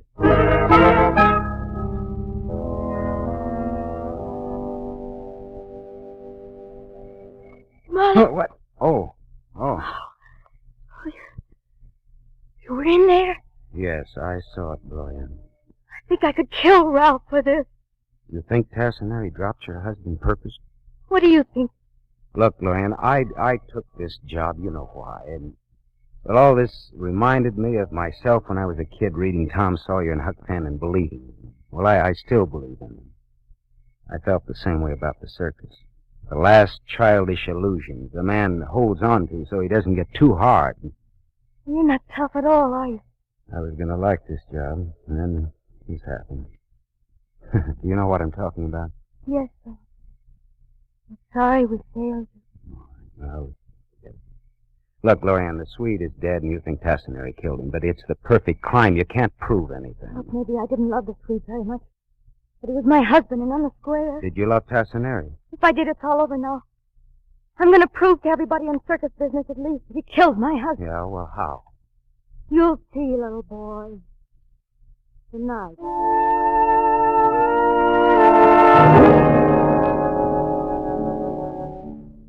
I watched her go back into the big tent, and then I drove home and dreamed all night of Al Sikanalfi smiling his yellow smile and disappearing into the crowd. I got up late and went down for coffee and a newspaper. The story was there on page 1. Also, a silky, leggy picture of Gloriana beneath it, the caption reading, "Show must go on, dares high trapeze with Tassinari after mate falls to death." I looked at my watch. It was late, later than I thought. For the daring young dame on the flying trapeze, it was almost too late.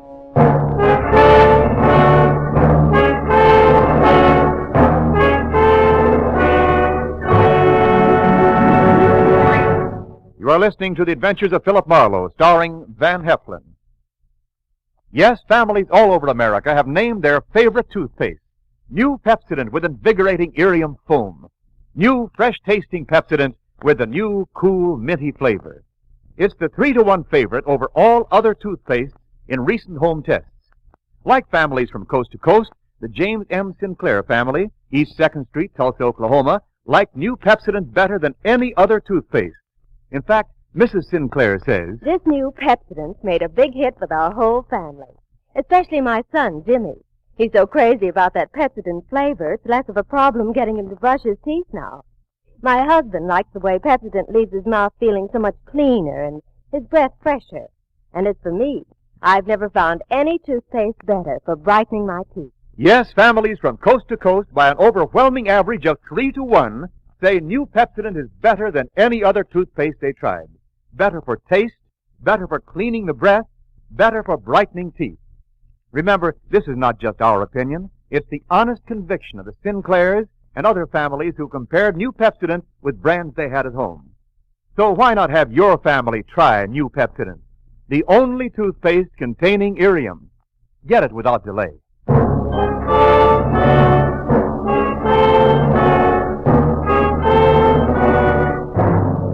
We continue with the adventures of Philip Marlowe, created by Raymond Chandler and starring Van Heflin, who appears by arrangement with Metro-Goldwyn-Mayer, producers of The Hucksters, starring Clark Gable.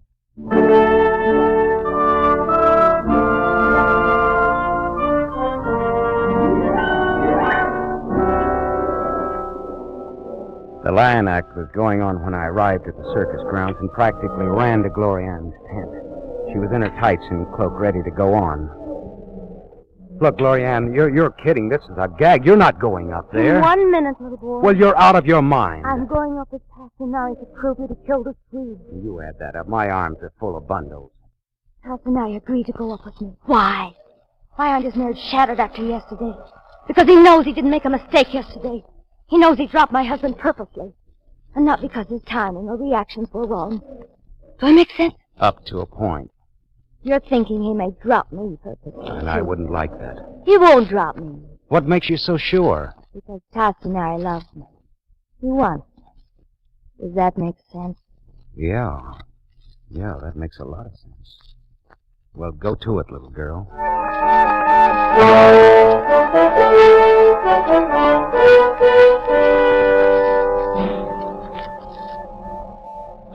I watched Glorianne, so small and slim and fragile, as she went up that thin ladder. My throat swelled tight, and the butterflies took off in my stomach again. She was on the platform, removing her silk cape, folding it carefully over the rail. They were facing each other, smiling. Smiling. Dead, sultry silence. Then...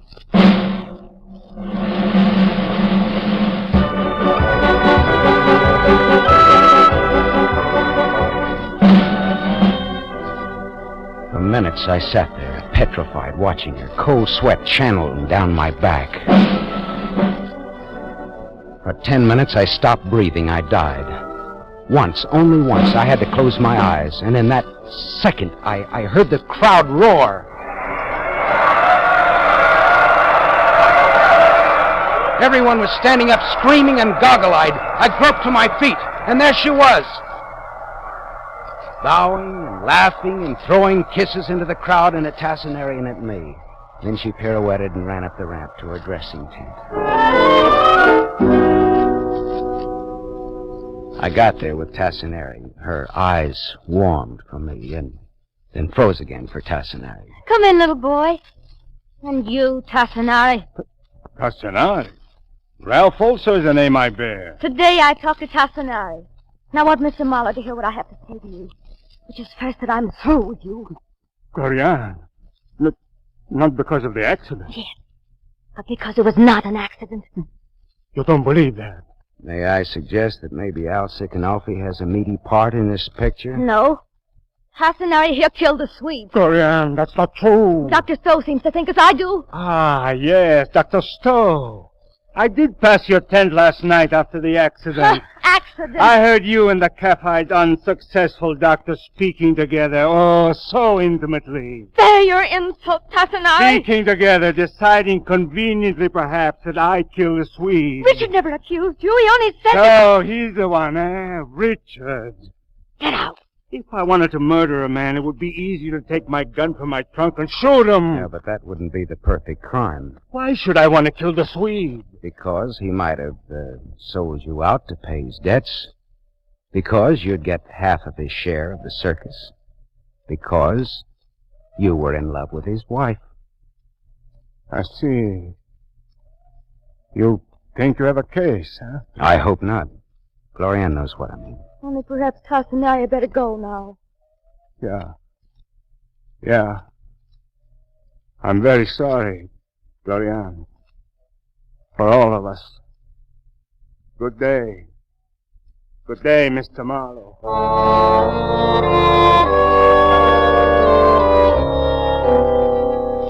He padded out softly like a panther, resentment and hatred smoldering in his eyes.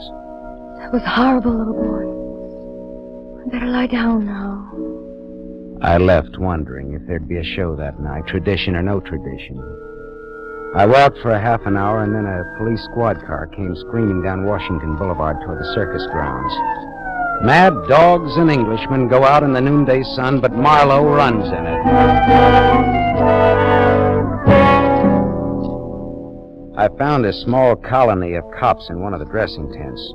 The man on the cot had taken a lot of pulses in his time, but he didn't have a single one to show for it, not even his own. Good-looking, youngish Dr. Richard W. Stowe was dead. Detective Lieutenant Ibarra held out a small automatic to me. Hello, Marlowe. I hear you've been masterminding things around here lately. Ever see this gun before? I may have heard of it. A man named Ralph Tassinari, connected with this show, has disappeared. Know something about that? He was fresh from a lover's quarrel last I saw him. Uh-huh. Or maybe just out walking it off. Possibly. But the dead doctor and Tassinari both went for a pretty little trapeze queen named Glorianne. Was anything stolen here? No. The circus hand who heard the muffled shot came running before anything could have been taken. Well, the gal, Glorianne, how does she feel about this? She's in her tent, heavily committed to a case of hysterics. Marlowe, divvies on any information you get out of her.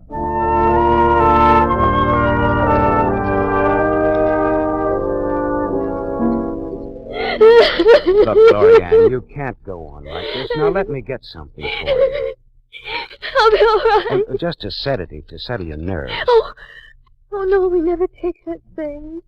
It's bad for going up on the track. No, I'll sleep. That's the best thing. Sleep.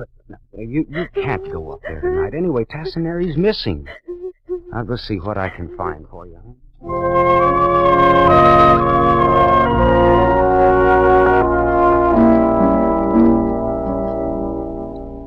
I rummaged through Dr. Stowe's medical bag while Ibarra watched from across the tent. I found a small black book. I leafed through it with my hand still hidden in the bag. It was a small case history book with sketchy data about his cases, the treatment given, the medication prescribed. I very quietly tore out the last page, palmed it, and slipped it in my pocket as I creaked to an approximate upright position. Find anything to quiet the little woman, Marlowe? No, not a thing, Lieutenant, not a thing. I'll try a drugstore.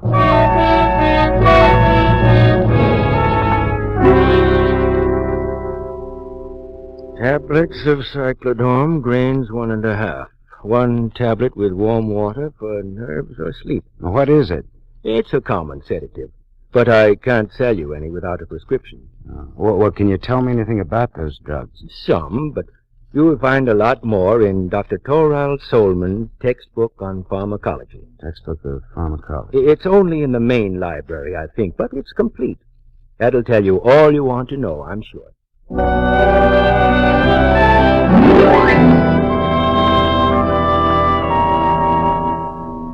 The druggist was right. The textbook of pharmacology told me all I wanted to know. Also, this was a very limited edition. It was probably the only one of its kind that had on the page devoted to cyclodrome a smudge of lipstick in the shape of a woman's fingerprint.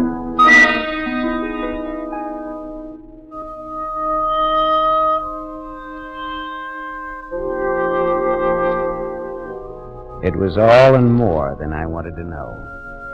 And all at once, I was old, very old. From now on, I was going to leave illusions to high school girls and magicians.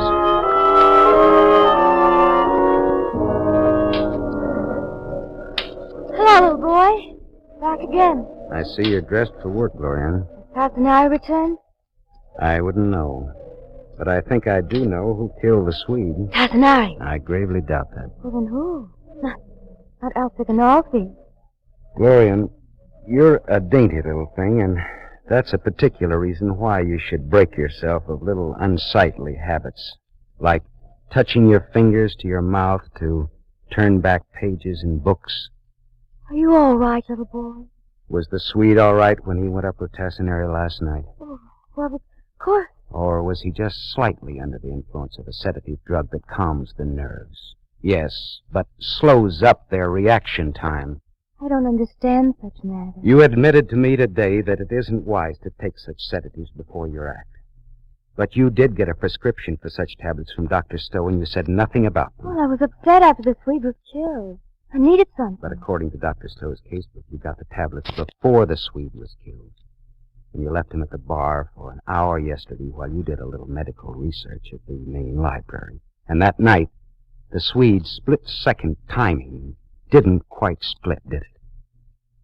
Of course you weren't afraid to go up with Tassinari today. He didn't miss the Swede missed him. I hated him. You didn't want him. You just wanted the circus, all of it.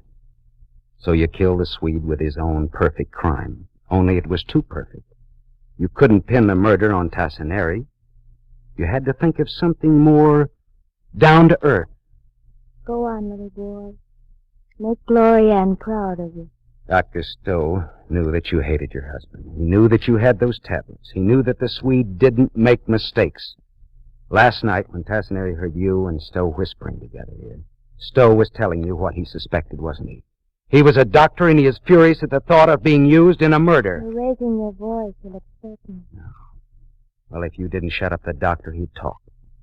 So you shot him with Tassinari's gun after staging a very nice row with Tassinari in front of me. That would pin it on Tassinari. You let Stowe take you in his arms to muffle the shot. That was particularly pretty. No, little boy, was not. No, it was not. Little boy, you've had a bitter day. Well, it's time that I grew up anyway. That's for my act.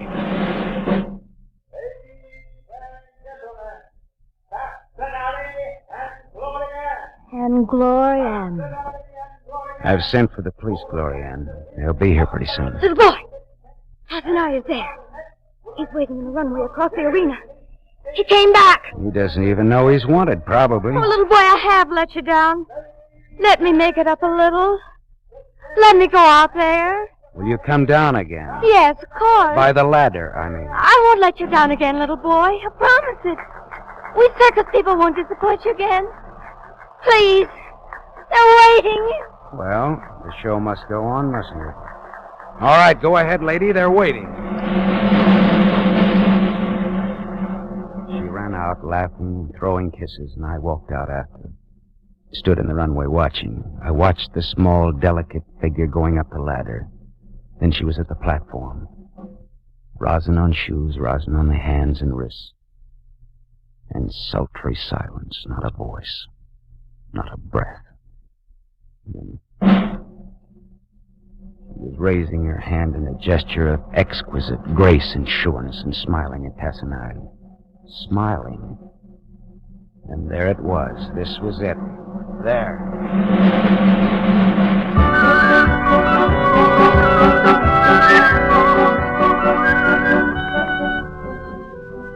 Ghostly packs of small fry from my school days gaped up with me and shivered with kid delight.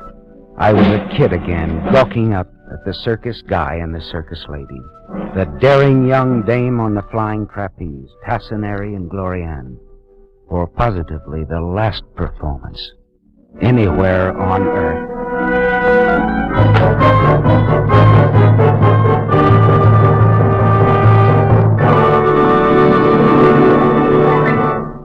You have just heard Van Heflin starring in the new mystery series, Raymond Chandler's The Adventures of Philip Marlowe, brought to you by the Lever Brothers Company, makers of Pepsodent. Van Heflin will return in just a moment. Have you tasted the new Pepsodent toothpaste? Its lingering, minty flavor is so fresh and inviting, families prefer it by an overwhelming average of 3-to-1 over all other toothpastes in a recent nationwide test. They said new Pepsodent tastes better, makes breath cleaner, and makes teeth brighter. Remember, new Pepsodent gives you more invigorating irium foam. It sweeps dulling film away. No wonder it's the 3-to-1 favorite with families all over America. Get new Pepsodent with irium for your family right away. Now, here's Van Heflin, star of The Adventures of Philip Marlowe. King Leopardi had the hottest trumpet and the coldest eye in show business, and he loved yellow silk, so they called him the King in Yellow. We consider his short, eventful life next week when, as Philip Marlowe, I have some business with the King in Yellow.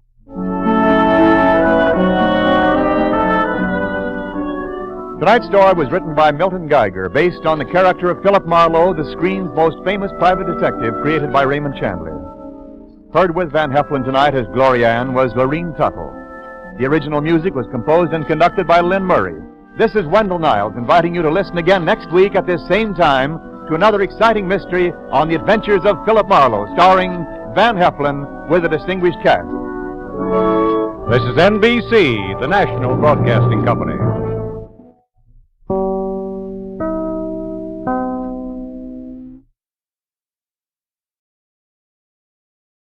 Get this and get it straight. Crime is a sucker's road, and those who travel it wind up in the gut of the prison or the grave. This time, a friend with millions, a myopic chemist and a long-haired piano player, were thrown into panic because a brilliant young lady with a gun was taking a big step in the wrong direction. It happened like this. From the pen of Raymond Chandler, outstanding author of crime fiction, comes his most famous character in The Adventures of Philip Marlowe.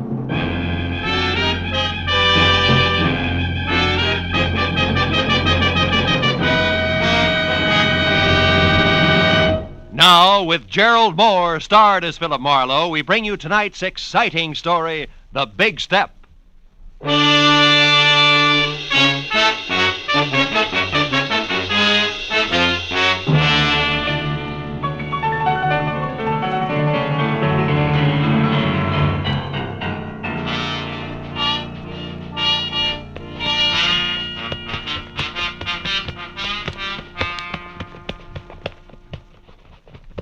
sir, Mr. Marlowe. I always figure shoes are just like faces. How's that, champ? Well, they make it old and they make it wrinkled, but they're still okay as long as they got a shine on them.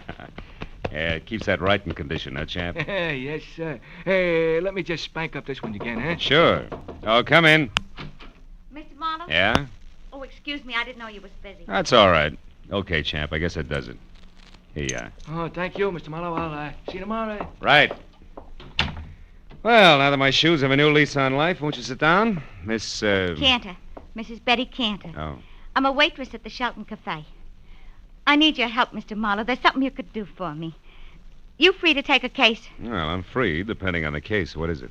Well, today, this friend of mine, Shirley Vitello, comes into the restaurant where I work. Yeah. She takes her usual table, and while she's waiting for her order, she starts reading the paper. Well, it's all quiet so far, Betty. Yeah, but just when I'm bringing in the tomato juice, it happens. She sees something in the paper that scares her.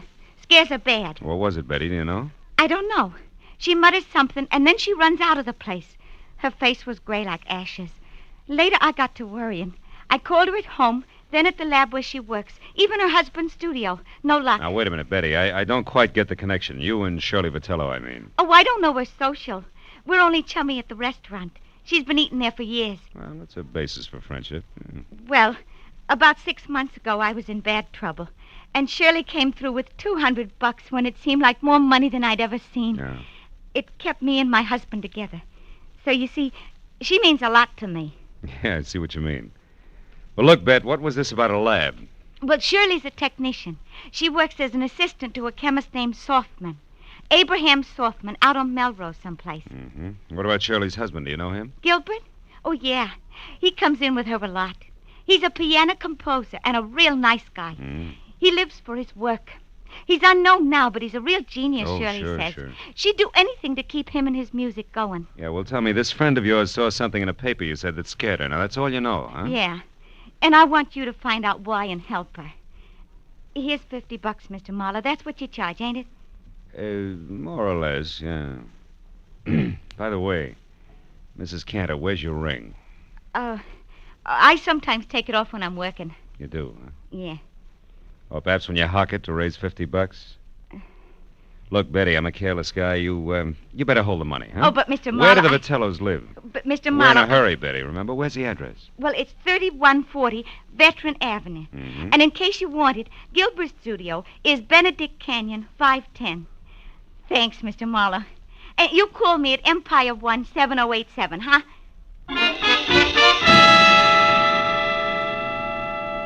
When Betty Cantor was gone, I got in my car and drove out to Veteran Avenue. You know, she was a pathetic little creature. And with a little effort, she could have that touch and glow look. Oh, well. 3140 was one of those small but neat houses that grow like mushrooms overnight on the post-war California landscape. And it was locked, dark, and quiet. I went around to the back and started on the windows. The third one opened when I tried it. I climbed in, turned on some lights, and made the grand tour, then entered in the den. The only indication that anyone had been there all day was a current issue of the L.A. Star crumpled in the wastebasket. I pulled it out and started through it. On page 5, I found the hole where a 2-column story had been clipped out. And then somebody was at the front door. I started toward it, but changed my mind at the sound of the key in the lock. And instead moved back into the den and watched. A head that belonged on a gopher wearing a battered fedora and inch-thick glasses above a fur-collared coat peeked in. Gave the place a myopic once-over and headed straight for the den. So I stepped out where he could see me. I have never seen you before. What are you doing here? You tell me first, Pop. I'm bigger than you are. I'm Dr. Abraham Softman. Softman? Oh, the chemist Shirley Vitello works for. Is that why you have a key? Yes, she leaves unfinished. She leaves work here for me to pick up. It's a convenience for both of us. But now you can also explain, maybe? Well, a friend thinks your assistant's in trouble. I'm trying to find out. The name's Marlowe. Aha. I suspected now I'm right. What? Shirley came to the laboratory late from lunch today and very much upset. She left again soon, right in the middle of our most important crimson test. Your what? Our crimson test. Oh, yeah. Without one word to me, she left. Never does this happen before. In all the 5 years, she has been my loyal right hand. Well, tell me, what's the nature of your research, Dr. Southman? We are developing new commercial dyes. Oh, such a beautiful crimson we have now. Really? Shirley knows as much as I do about all of it. Hmm. Mr. Marlowe. Was it you who opened the desk drawer there? No. I didn't notice it till now. 2 boxes of .32 caliber ammunition. 9 shells gone from the top one. She kept a gun there. I've seen it before. That's gone, too. What kind of trouble needs a gun, Mr. Marlowe? Oh, I could think of a few. And they all say we better locate Shirley, and soon. Now, look, Doc, I want to ask you... Just one moment, What? please. Maybe you will know if this means anything. I found this under her work table after she left this afternoon. Is it maybe something? I don't know. Let me see. Empty reservation envelope from Federal Airlines, L.A. to New York, departure 11:35 tonight. Made out to Ruth Britton. Ruth Britton? Who's that? Well, I don't know her, but she must be something to Shirley. Perhaps this Ruth Britton is the trouble. Well, the airline number's here. Where's the phone? It's out there in the other room, there Oh. on the table. Yeah, I got it. Hudson 28610.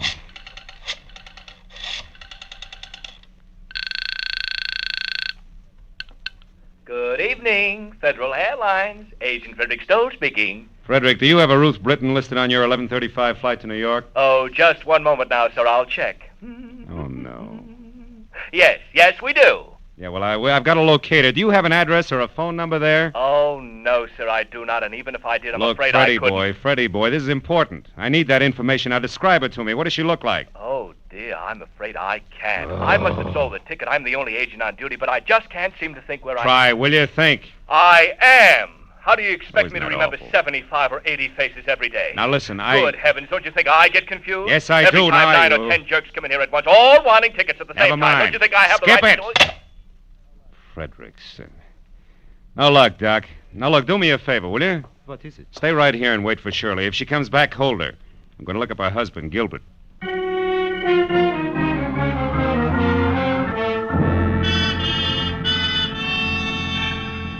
The first stop was a newsstand. I bought an L.A. Star, turned to page 5, and found that the missing story was on a man identified only as Deniker, who'd been hit by a taxi on Temple Street at 8 a.m.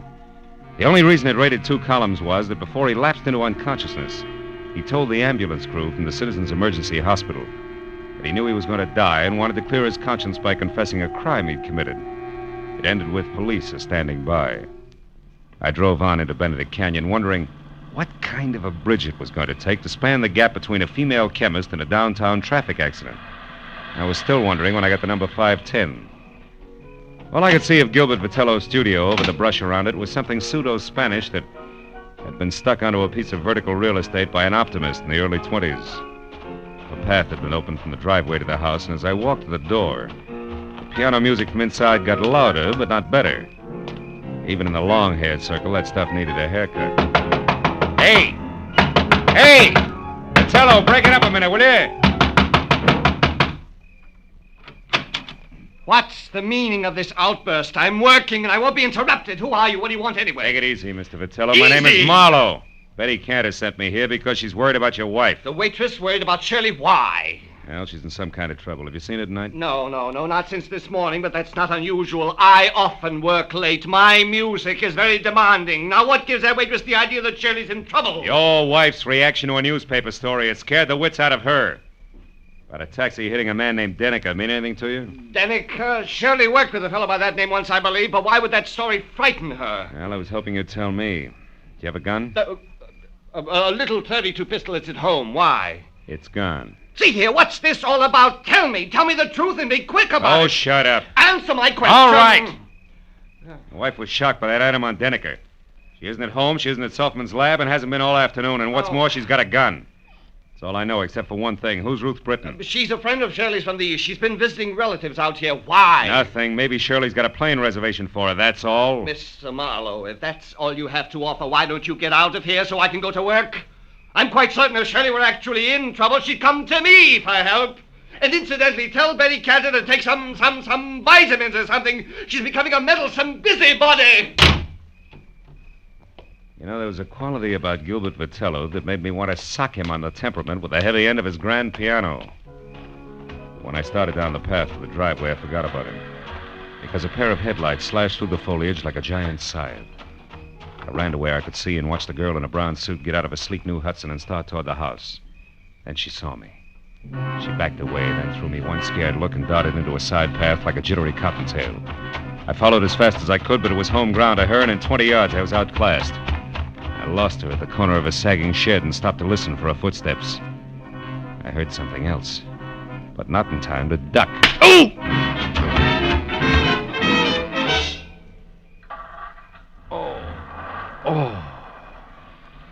Oh. You there, you. Marlowe, is that you, Marlowe? Marlowe, what happened, Marlowe? I heard a car come in with a crowd. Shut up, shut up. It was Shirley. She slugged me. I don't believe it. You're lying. Okay, I'm lying. For what it's worth to you, Die Hard, your wife isn't kidding. She told me personally with a blunt instrument. Play that knee flat, Jack.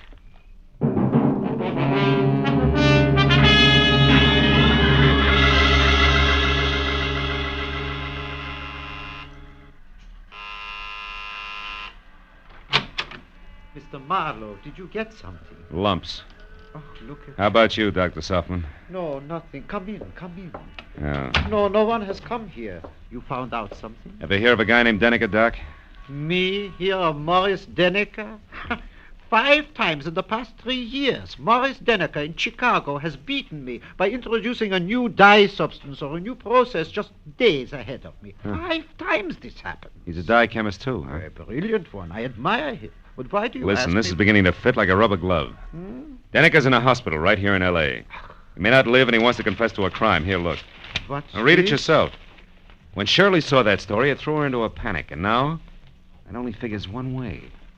Your assistant has been selling your new developments to Denneker before you released them. No, it is not true. Shirley would not do this thing, not to me. Okay, Doc, we'll see. Now, look, why don't you go back to your lab and wait? I'm going to the hospital now and do some more fast addition. If it comes right, just don't forget you're a scientist, will you? Oh, I would not forget. Now, you remember something, Mr. Marlowe. 2 plus 2 does not always make 4, especially when you are adding up human hearts.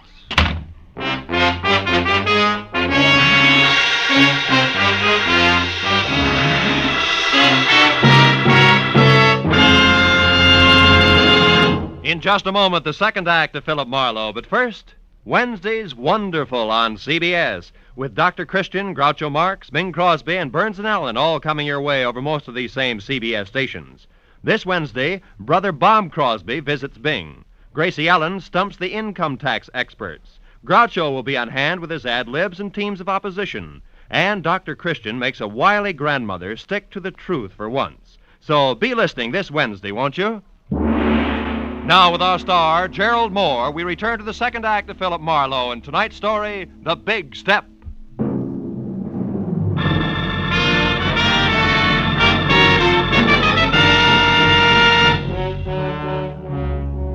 It was 20 stop-and-go minutes through the snarled early evening traffic over to the Citizens Emergency Hospital. All the way, I kept hoping that Denneker's confession wasn't going to have anything to do with Shirley Vitello. But when I was there, standing next to Detective Lieutenant Matthews and filling him in to date, I racked that hope up under wishful thinking. Morris Denneker had already come, too. Yeah, Marlowe, about a half hour ago. He didn't say too much. How much? Only something about this woman you mentioned, this Shirley Vitello, and Yeah? the formula for some kind of a bleaching agent. Then he went out again. Hey, look, this Vitello girl who currently adds up to something very dishonest, what does she look like? Oh, blonde, about 5'4", maybe 30. Wearing a dark brown suit, no hat? That's right. She been around? Yeah, I spotted her here in the hall about 45 minutes ago. Claimed Oh. she was a reporter, but she didn't make any small talk with the other news hands. I got a little suspicious. Just then Denneker came too, so I went in there. When I came back out, she was gone. Hey, Marlowe, you know where we can pick her up? No, I don't, Lieutenant. Doesn't look so good for her. She could be pretty desperate right now. Like a quick trip to the country. Or like worse, she's got a gun, Matthews. And now with Denneker starting to talk, very little hope left. I better be going. Where? Just going, Matthews. Hey, wait I'll a keep minute. in touch. Wait a minute. Look, we have a big organization, Mr. Marlowe. We're equipped to handle all kinds. We could do almost as good a job as you. Just keep that in mind, will you? Yeah, and I'm glad you said almost. So long.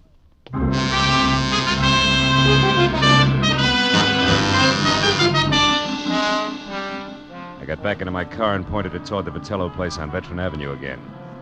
Because I didn't know where else I could possibly pick up Shirley's trail. I felt like an uncomfortable emptiness was in the pit of my stomach. You know, like the guy who stands on a street corner and watches an ambulance intern scrape up a traffic victim. He knows he didn't have anything to do with it, but that knowledge doesn't make him feel any better. Shirley Vitello was headed for trouble, bad trouble. And the pathetic little kid, Betty Cantor, who came into my office and started the whole thing, could get hurt in the process. Well, I parked in front of the place, which from inside, a desk lamp showed a circle of light the size and color of a lemon lifesaver, and the front door was open inches, as though somebody had left in a big hurry. I walked on eggs as far as the door and nudged it. And I saw it. On a table in a far corner of the room, a note propped up against the lamp and nothing else. I started toward it. Don't move. I'm behind you, and I've got a gun. Oh, fine. .32 caliber out of the desk drawer, no doubt. No doubt. Marlowe, why are you mixing into something that's no business of yours? I'm a private detective working for your friend Betty Cantor. She's worried about you, Shirley. Marlowe, what's done is done.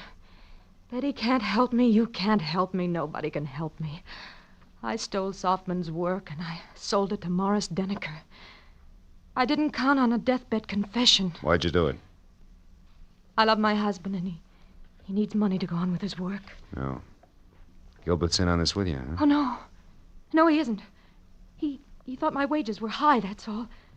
The note I left there on the table makes that clear. Also, Also what? it says goodbye.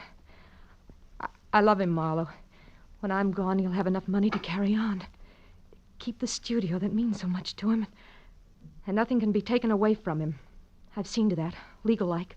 Just what do you mean gone, Shirley? How far is gone? A long way, Marlowe. All the way. Suicide?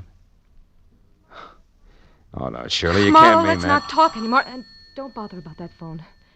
It's only Gilbert. How do you know? Well, when I pulled up outside here after I came from the hospital, he was home. I didn't want to speak to him, so I drove on until I came to a phone booth. And then I called here and told him to meet me at the Saffron Bar. It's an old hangout of ours. You wanted to leave a note for him, but didn't want to face him, is that it? Yeah. He'll keep calling on and off for quite a while before he comes back here. I figured it would be better that way. I didn't want him chasing me. The sea air might give the big lug a cold. It always did. Well, Marlowe, it looks like it's about time to put you away for safekeeping. I don't think so, Shirley. I think the phone is about... No! Next time, Marlowe, it'll be more than a vase, but just as fragile. Now, the closet's cedar lined and strong. It should hold you long enough. Get in, Marlowe. Go on. Okay. And it is, baby. But first... What? The step you're about to take, Shirley, Yeah, listen... I know all about it. It's a big step, isn't it, Marlowe? We'll save your breath. I wouldn't be any happier in prison or running away, believe me. Not a bit happier. So long, Marlowe.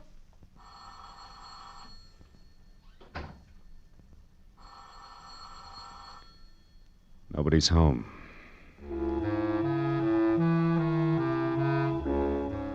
Shirley Vitello was mixed up about a lot of things in life, but that doesn't include closets, because the one she put me in was strong. The lining she called cedar must have been hand-me-down armor plate from a retired battle wagon. So all in all, I was 45 minutes alternately kicking and resting while the insistent telephone marked the 5-minute intervals for me. But finally, it was the wood around the lock that gave way. I was out. Hello? Hello, who's this? Marlowe Vitello, and save your questions till you hear what I have to say. Marlowe, where's my wife? She was supposed to meet me here at the Saffron Bar. I and said she's save not... it. Now listen. Your wife's out to kill herself. No, Marlowe, no! Yes, tell me, did you two have a favorite spot out near the ocean? I don't see what I that don't has... care whether you see or not. Did you or didn't you? Yes, the Redondo fishing pier below Santa Monica. Good. Now keep listening, Vitello, and do as I say. Come straight home. But, Marlowe, it surely... Do as I say, Vitello. Come back here and sit tight with fingers crossed. I'll worry about the pier. Goodbye. The second the connection was broken, I picked up the phone again, dialed 116, got through to police emergency operator, and from there to Matthews, who was still at the Citizens Hospital. I told him to pick me up in a squad car and get ready for a fast 10-mile drive to the Redondo fishing pier, where Shirley Vitello was going to kill herself. Then I got outside and waited the 4 longest minutes of my life. Until finally Matthews screeched up to a halt. When I piled in, we took off, siren wide open.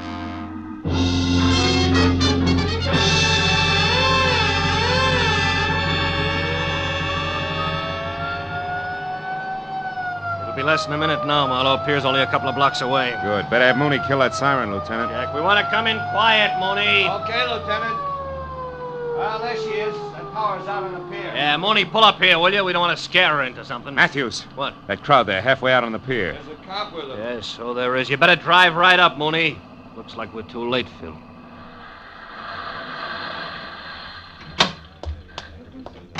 We were too late. At the center of a circle of the morbidly curious who always stand and gape, we found her lying face down on the greasy planks of the pier, dead. She'd shot herself through the heart, and the gun, the same .32 she'd used on me, was lying next to her. 2 bullets gone. I explained the extra shot to Matthews. Uh-huh. Okay, 1 bullet fired up at her place and the other one here. Well, I hope you're satisfied, Marlowe. What do you mean, satisfied? I mean single-handed. You had to leave the cops out of it, didn't you? You had to go up to Veteran Avenue all by your lonesome, didn't you? Now, you wait a minute, Matthews. I was only trying to... nuts. Hey, Mooney, where's the nearest phone? Over there, Lieutenant, across the street, the Triple Eagle Cafe. The patrolman here's already called an ambulance. All right, tell him she can be moved. Come on, Marlowe, I want to turn in a first report on this. Mooney, pick us up at the cafe. Right, Lieutenant. Okay, folks, okay, let's make it. So Shirley Vitello was stealing formulas for those dyes from her boss and selling them to this Morris Denneker. Yeah. All was rosy until Denneker walked out in front of a taxi early this morning. That put him close to death and in a mood to talk. Also put Shirley Vitello on the spot. Hey, is that the place you want to phone from? Yeah. Look, one thing more, Marlowe. The girl's motive all the way through. She loved her husband, he loved his work. Yeah? Her too? Yeah, after his work. So since he didn't make any dough, she stole to keep him going and close to her. There's the phone, Phil. Come on, will you? I may need you to fill in the blanks for me. Marlowe, I said I heard you. The phone can wait, Lieutenant. Come on over here. What? I want to talk to that piano player. Piano player? What about? The tricky way he has of playing Blue Skies. What? Yeah. Hey, Bud, that's all right. You got a mean left hand there. Yeah, I open in Carnegie Hall next week. Don't miss me. I'll try not to. It's just terrific what you do with that tune, you know? It's my own particular arrangement. Nobody else's, huh? No, nobody's. I've been working on this arrangement for a week. That's all I wanted to know. Hey, Marlowe, what are you getting at? The phone, I've heard enough. Where'd you say it was, Matthews? Over there, the left of the bar. But, Phil, what are What we time doing? is it, Lieutenant? 5 after 12. Marlowe, what is it? A switch, Matthews. A switch? Yeah, one that'll knock your badge off. Will you get a load of this? I'll listen. Good evening, Federal Airwaves. Agent Frederick Stoll. Listen, speaking. Frederick, I'm the party who called before about the reservations for Ruth Britton on the 11:35 for New York. Oh, yes, I remember you. I'll probably... Never mind. It's police business, Freddie. Did the plane leave on schedule? Of course it did. But Miss Britton didn't make it, and she didn't bother to call and cancel her reservation. Thanks. I've heard enough. So far, so good, Matthews. Yeah, which means what? The Saffron Bar in Hollywood. Which means what? Shirley Vitello didn't commit suicide, Matthews. She was murdered.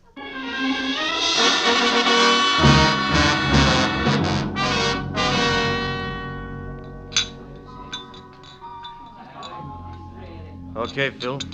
Where's your man? Right there. That table against the wall. Oh. Come on, Matthews. Hawaiian music. Sentimental rocks. Degradation.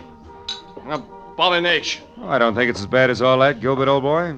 Marlowe, you a cop, the most insensitive of all people.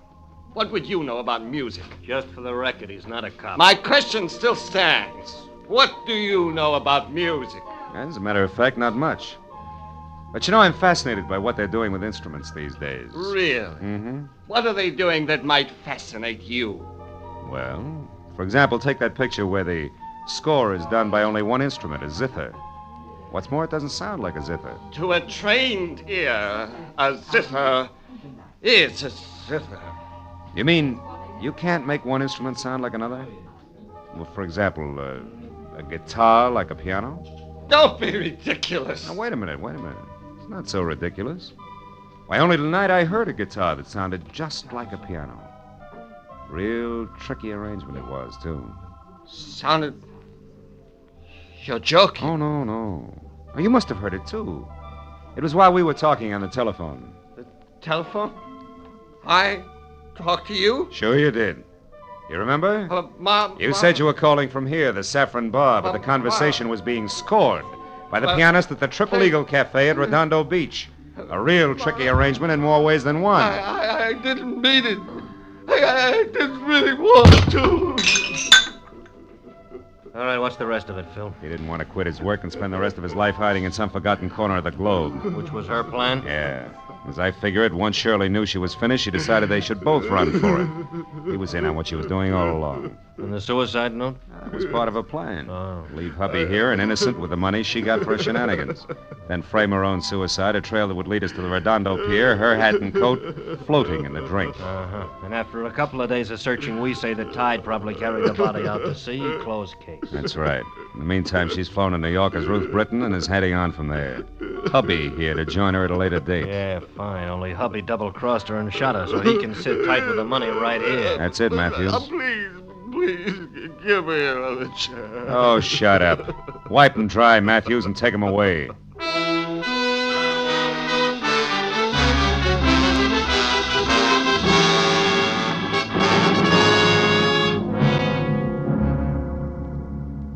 I didn't go along with Matthews.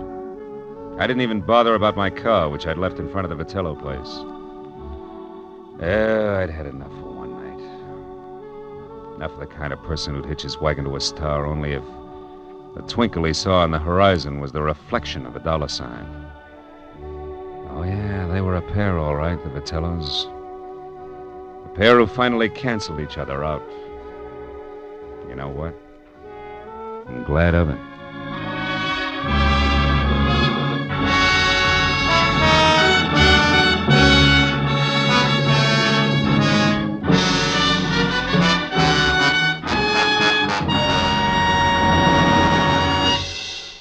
The Adventures of Philip Marlowe, bringing you Raymond Chandler's most famous character, star Gerald Moore, are produced and directed by Norman MacDonald and are written for radio by Robert Mitchell and Gene Levitt. Featured in the cast were Gene Bates, Paul Dubov, Vivi Janis, Edgar Barrier, and Peter Leeds. Detective Lieutenant Matthews is played by Larry Dobkin. The special music is composed and conducted by Richard Orant. Be sure and be with us again next week when Philip Marlowe says...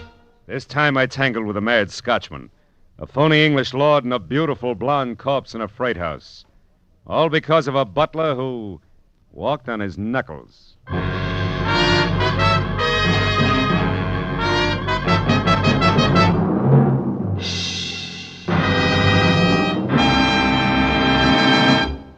How about tying a mental string around your finger today to remind yourself to file your 1949 income tax return as soon as possible? The 15th of March isn't several miles down the road the way it used to be. It's almost at your front door. And you'd certainly get a scare if you came home one evening to find it sitting right smack in your living room saying smugly, "Well, you forgot to file your income tax return. What now, little man?" So why not set aside tonight as income tax night and file your 1949 return? This is Roy Rowan speaking. This is CBS, where Burns and Allen are heard every Wednesday night, the Columbia Broadcasting System.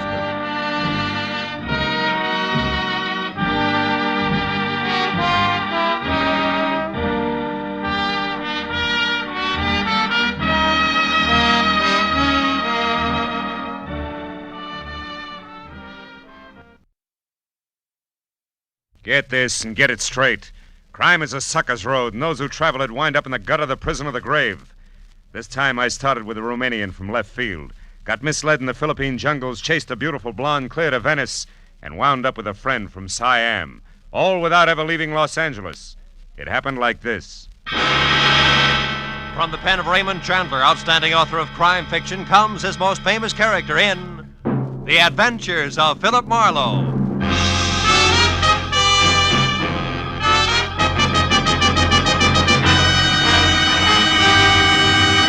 Now, with Gerald Moore starred as Philip Marlowe, we bring you tonight's exciting story, The Sword of Cebu.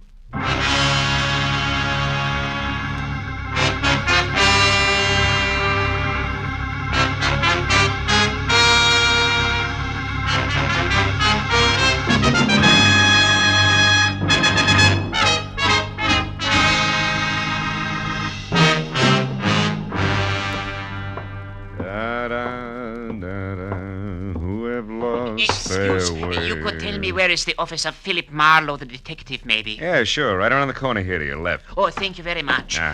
My friend, you know this Mr. Marlowe, eh? Well, yes. Yeah, I think you could say I know him. Tell me, he is a reliable man? Well, it depends on what you want to rely on him for. Excuse me, will you? I want to unlock the door. What? You are Philip Marlowe? Yeah, you're so right. Come on in, Mr. Never mind. Now listen to me. I will pay you twice what Henry Pound has offered to you. Also, I will add to that $1,000 for a bonus. Wait a minute. What is this Henry Pound 1,000? Please, I have not the time for haggling. We make it $2,000. But you must work for me, not for Henry Pound. You only pretend to work for him. Now, look, Bud, in the first place, I haven't heard from Henry Pound since I worked for him 4 years ago. Huh? Second place, I still don't know who you are or what you want. Huh? Maybe you better sit down over there, start at the beginning, and tell me. You are lying to me. Very well, Mr. Marlowe. The short, dumpy man with wild black hair turned suddenly savage, swung a hard fistful of knuckles at my front teeth, and piled me back up against my office desk. By the time I got out into the hall, he was gone. I was going to follow him, but my phone, screaming for attention inside, stopped me. I decided to be philosophical about it. After all, screwballs find me all the time. Hello, Marlowe speaking. Phil, this is Henry Pound. Remember me? Yes. I just had a reminder. I've been trying to get hold of you for 2 hours. My boy, where have you been? Out to dinner. Now listen, Mr. No, Pound, me first, Marlowe. This is most important. What? I need your help again, immediately. Yeah, it no doubt includes a stubby crumb with a head full of wild black hair and a nasty temper that left here on the run 10 seconds ago. Kurt Babesco. Whatever you call him, it's probably it. Babesco, Kurt Babesco. He's the one man I have reason to fear, Marlowe. Yeah? Come out here to my place at once, will you, my boy? Old Henry Pound's future is dangling over a very deep abyss by the merest thread, all because the sword is gone. What sword? What sword are you talking about, Mr. Pound? From the island of Cebu in the Philippines, the sword of Cebu. What? It means everything to me, and it's gone, vanished. I must have it back. Hurry, Marlowe.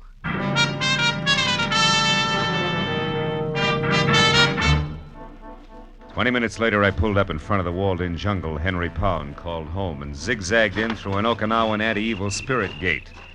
Waded past a grove of dripping elephant ears and ragged banana trees and finally made the front door. The house itself, from turned-up eaves to thatched nipa lanai, must have been gathered piecemeal on Pacific Islands, all the way from Hokkaido to the New Hebrides. It was Henry Pound himself who answered the door. Oh, Marlowe. You know, the only thing wrong with you is I never get to see you except when I'm in trouble. That's the business I'm in. Well, come in. Sure. Hey, it's quite a place you have here, Mr. Pound. The islands, my boy, yes. Since business keeps me away from them, I brought their atmosphere here to me. Even the music, huh? All but the mosquitoes. Oh, shoo-shoo. Now, stay away from underfoot, will you? Go on, scat. Shoo-shoo, huh? That's an albino Siamese, isn't it? Yes, quite unusual. Yeah. But he sheds that abominable white fur of his like any common cat this time of year. Yeah. By the way, did you see my servant Hideki? Was I supposed to? Well, when I couldn't reach you by phone, I sent him down to your office to wait. Well, he must have gotten lost then. Well, no matter. Now, let's get down to cases, my boy. Now, sit down, will you please? And listen closely. All right.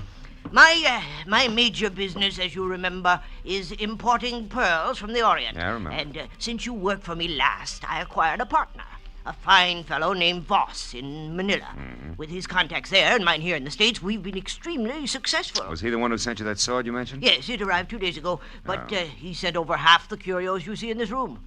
That's why I failed to realize that there was anything special about the sword of Cebu. Well, what is so special about it, Mr. Pound? Here, read this letter I got from him. Henry, I'm certain now there's going to be trouble. From one Kurt Babesco in particular. The man you saw tonight? Yeah, I see. However, I've taken every precaution. Rest assured, Henry, that if anything ever happens to me, I shall somehow get the complete list of my contacts here into your hands. Sincerely, Eugene Voss. Well? Eugene Voss was murdered 4 days ago in Manila. Murdered for that list of contacts. You think the sword ties in some way? Well, I'm positive of it. Well, what's it look like? Well, it's 3 feet long, Marlowe. The handle and the sheath are from the same gorgeous piece of white mahogany, and literally covered with intricate and exquisite carvings. Sounds wonderful. Oh, it is. When the sword is in the sheath, the 2 pieces form a complete pattern. I thought of it at once, of course, but when I came in to examine it again, it was gone, stolen. Naturally, I called you instead of the police. I've got to get it back, Marlowe, intact and without publicity. Why, that sword is worth... what the... Hi, Dickie. Hey, he's hurt. Hi, Dickie. Oh, Mr. Palm, I, Dickie, very sorry. He did not see Honorable Mr. Morrow. I, Dickie, was attacked outside the minute he left. By a stocky guy with wild black hair? Oh, yes, Ah. that him, yes. He find out where Hideki was going, then he hit Hideki. That all Hideki remember until few minutes ago when he waked up again. Oh, well, do you need a doctor, Hideki? Oh, no, thank you. Just the same, Mr. Pound. Hideki already feel much better. Well, if you're sure, if you... well, now you better go lie down anyway. So, thank you. We wash head first and be ship-shape no time. Yeah. Very sorry, Hideki was Well, such fool, Mr. Pound. Excuse, please, very sorry. Well, now, that explains how Babisco got to your office, my boy. He's our man, all right. Yeah, but I don't think Babesco has the sword. You see, he's looking for it. He offered $2,000 to me to double-cross you. Oh. I can't understand it. Babesco is the only one who might know the truth about the sword. If he didn't take it, then who... Oh, shoo! You stupid cat, get out there. Look out! I knew it. Now see what you've done. Broken my siling vase. He was playing with a piece of paper over there. Wait a minute. Oh, yeah, here it is. Eh? It's a rent receipt made out of somebody named Saunders. Let me see it. Sure. Received $40. Rent 1 month in advance for 812 Front Street, Venice. It is dated yesterday. Marlowe, I've never heard of this Saunders person, yet this thing was dropped here in my house. Perhaps by our thief, Marlowe. Do you realize what a break this is? Dropped isn't the word. This was deposited. Oh, what do you mean? It's a plant complete with name, address, and date. It was left here by someone who wanted it to be found, because whoever has the sword of Cebu right now might also have it up for sale. I think you're right, my boy. Wait, what do you plan to do? The only thing I can do, go to Venice and strike a bargain in our favor, I hope. I'll call you, Mr. Pound. I pushed my way out through the jungle to my car, turned around at the dead end of the street, and went down the way I'd come. At the first intersection, leaning against a lamppost, was 6 feet of lantern-jawed redhead in a turtleneck sweater and seaman's jacket. Gave me a hard, steady once-over until I was out of sight. Later, halfway to Venice, I picked up a pair of very sticky headlights in my rearview mirror, but lost them again. I turned out to Front Street and finally found number 812 all by itself out at the far end. I parked a block away and walked back. It was a battered, rickety beach shack. I moved in gently and found a crack wide enough to look through. There was no furniture, just one big packing crate, a kerosene lamp, and a blonde. Ho, what a blonde. She belonged in that joint like an orchid in a blacksmith. In one hand, she held a cigarette, in the other, a small automatic. I went quietly to the back of the house, found a tin can, and threw it. Then I plastered my back up beside the door and waited. She came out slowly, gun first, and when there was enough showing to get a hold of, I grabbed. Let go. The gun, sister. Come on, give. There. That's better. Now we can go in and talk, huh? You think you're so clever. I get by. Hey, cozy little spot you picked. You got here, so it serves its purpose. Who are you? Philip Marlowe, Henry Pond's private detective. Where's his sword? We've things to talk over. Your first. bargaining position is lousy, Miss Saunders. What's the offer? 0, baby. I'm getting it back for free. Now, where is it? Take your hands off me. The sword is here in the house, but the scabbard isn't. And one's quite worthless without the other, you know. You're not taking a lot of chances, are you, kid? The sword has already brought me $5,000, Marlowe, and I've only just begun. So make an offer, and make it good. You're a liar. Sword's not worth 1/10 that. Not of itself, no. But this one's special, and I know why. And I'll tell you something else. You bet you will. You'll tell me where it is and fast. Not that fast, mister. Don't move. Drop the gun. Now you can turn around. Well, a lantern jaw with red hair. So you were tailing me after all. Ah, you said it. Now, wait a minute. Shut up. But I... Get out. The front doors. Go on, beat it. I'll see you later. Now you, mister. Now what? Now we sit down, a couple of smart guys, and find a good, sensible way to work this out. Only I'm just a little smarter, because I got the only gun. Keep talking. What'd you say the sword was? Speak up, fella. Time's running out. Sounds like time's not the only thing that's running out, Red. Somebody's in the back room. Sorry, Tootsie, but now this only works one. Wait!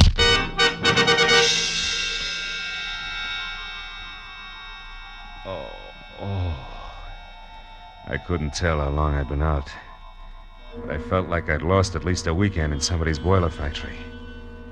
I got back far enough to realize that something was going through my pockets. He was snaggle-toothed, had a week's growth of beard, and put the room in need of a healthy spraying of sweet air. Yeah, that's a little better. I thought you was done in there for a minute. Yeah? Who are you? Oh, what happened anyway? Yeah, that's what I'd like to know. Call me Sid. Okay, Sid. Yeah, thank you. I was walking along the beach out there like I always do, and all of a sudden I heard a scream. You know, like it was a wounded cat. It came from in here. And I know this house has been empty for years. Was it you was screaming? No, I went out too fast. Yeah. Well, I come a-running, and just when I stepped up in the porch, a fella in a pea-jacket come charging out and beat it down the street. Yeah, I remember. Red and the noise in the back. Oh! Have you been in there, that back room? Me? Yeah. Sid? No, I just looked this far, and I found you. What's it all about, mister? What's back in there? Hey, bring that kerosene lantern, will you? Yeah, sure. Here, I got it. Look, a guy. Yeah, a wild-haired Romanian named Bibesco, with the sword of Cebu sticking clear through him. Dead center.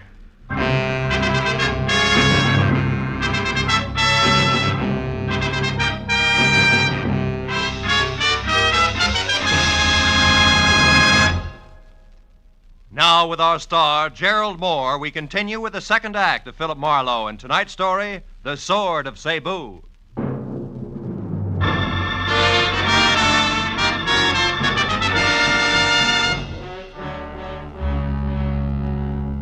While the beachcomber gaped like a marionette with broken jaw strings at the impaled body of Kurt Bibesco slumped at our feet, I quickly covered the room and the back porch which led to the beach outside, looking for the wooden sheath that belonged to the sword of Cebu, just in case Claire Saunders had been bluffing. But 5 minutes of that got me nothing more than a little exercise and a lot of salt air. Well, what should we ought to do now, mister? Call the cops? Yeah, I guess so. Sure would like to take that sword. So would I, Junior. But the homicide boys are kind of narrow-minded. You see, they like their corpses as is. Yeah? Come on, let's get to a phone. Yeah, okay. Nearest one's a couple of blocks away. You got a car? Yeah, it's out front. Got a light? Yeah, here's some matches. Thanks. Hey, wait a minute. Huh? What do you do with the conga club? Me? Yeah. Oh, them matches ain't mine. Just picked them up off in that barrel. Just picked them up. Conga club, huh? You know where it is? Hey, sure, it's right here in Venice. Ex-Marine runs Oh? it. Kinda wild, though. Cops raided it once. They had some dancing. Where girls. is it? Where is Oh, it? Come on, it could be important. Straight down Front Street, Broadway, then left one block, and you're there. Uh-huh. Now, look. You call the cops and get back here and wait till they come. Tell them my name is Philip Marlowe. I'm a private detective. Yeah. Oh, no. No, sir, not me. I ain't waiting here alone. $10? That's all? You heard me here. Tell the law I'll get in touch as soon as I can. Also, Sid, I'll match that 10 the next time we meet if you've kept your mind on your work. Yeah. Okay. Well, where'll I tell him he went to? The conga? You catch on fast. The conga, Junior.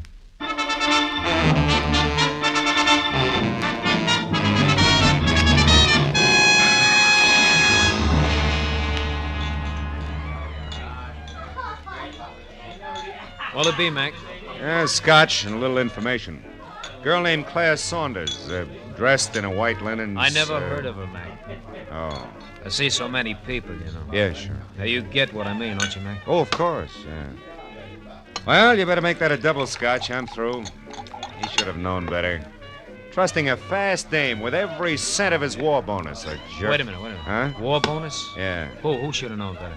Well, Sarge, I'm running out of ammunition. Yeah, I'll be with you in a minute, Kelly. Wait a minute. Look, who should have known better, mister? My kid brother back in New York. He's a vet, Marines. He got his check from the state, and he turned it over to this Claire Saunders. They were going to get married. That's what she said. And that was the last he saw of her. Oh, well, it happens every day. He'll know better the next time. Wait a minute, man. I just happen to remember. I know the doll. You do? Yeah. Been around a couple of days now. It's pretty flush, all right. Know where she's staying? Yeah, sure I do. A ritzy motel about 4 blocks from here, the Pavilion. Pavilion, huh? Yeah. She got bungalow 10 there, Mac. I know because she was complaining about it being the N1 and too long a run for the bellhop and a cracked ice detail. Oh. You go get her, Mac. And when you do, tell the kid brother that another ex-Marine tipped you off. Yeah, you bet I will.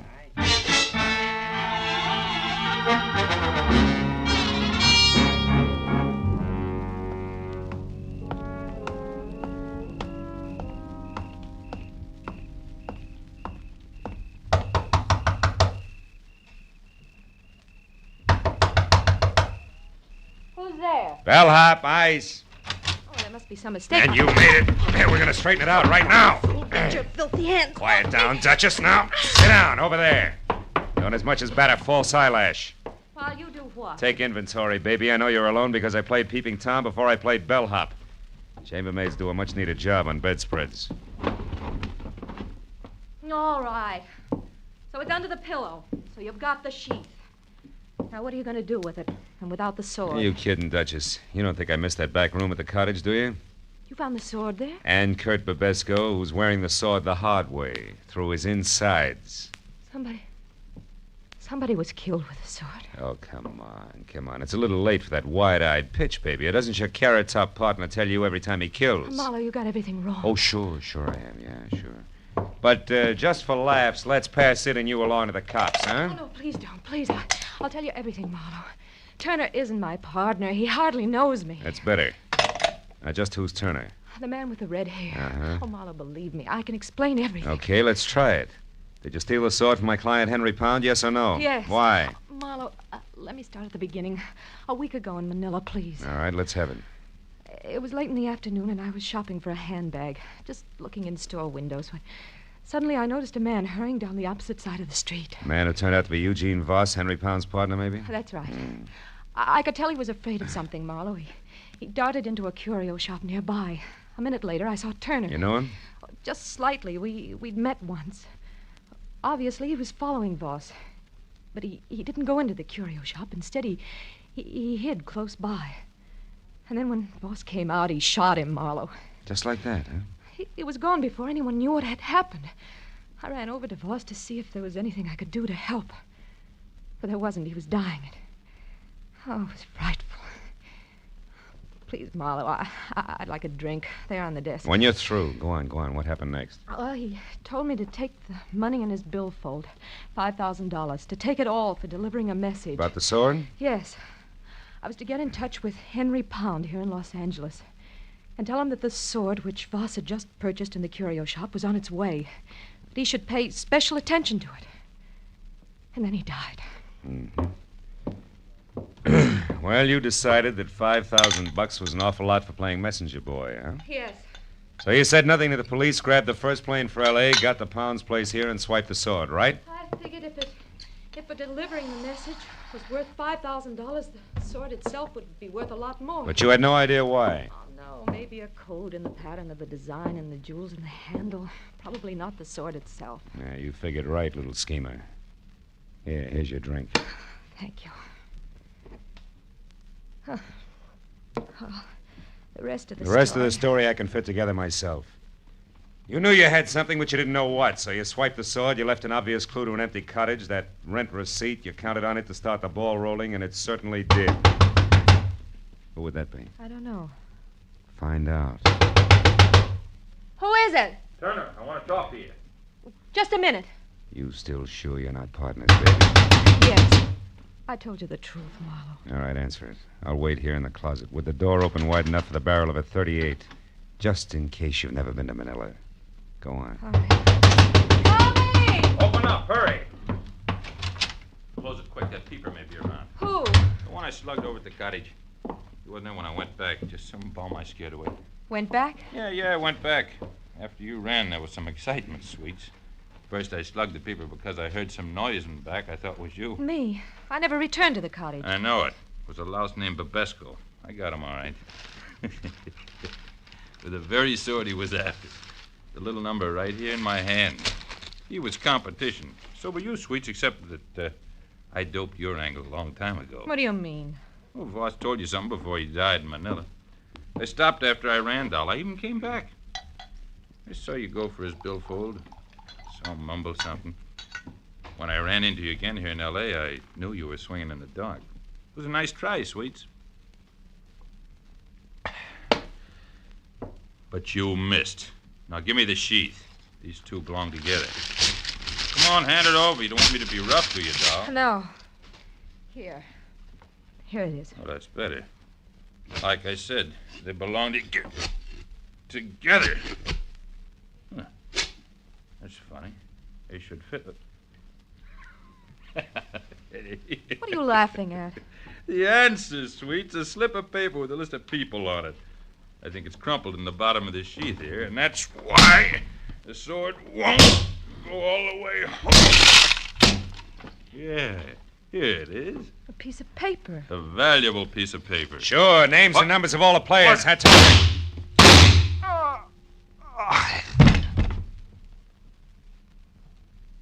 Marlowe. Marlowe, he's dead, isn't he? Yeah. Just about as dead as a guy named Eugene Voss was last week on a sidewalk in Manila. Or the party called Bibesco. What is it? Turner's dead, but I don't think his partner is. Marlowe, you thought I was his partner. Oh, yes, and I thought wrong, Claire.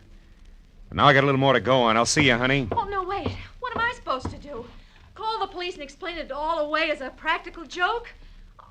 Marlowe, have a heart. Where are you going? Back to my client, little dreamer. I think you can give me a line on that partner. Be good.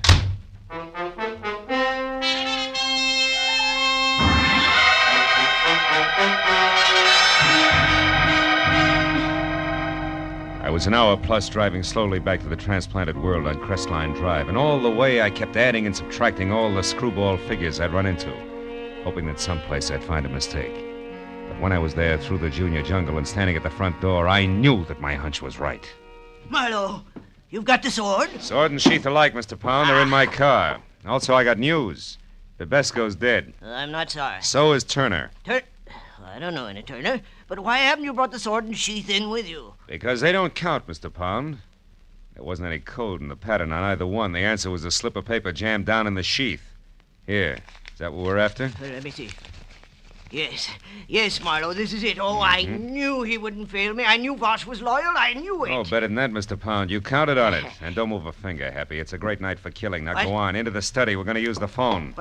Marlowe, you're insane. Sure I am. So much so that I let the hairs from an affectionate Siamese cat change my mind.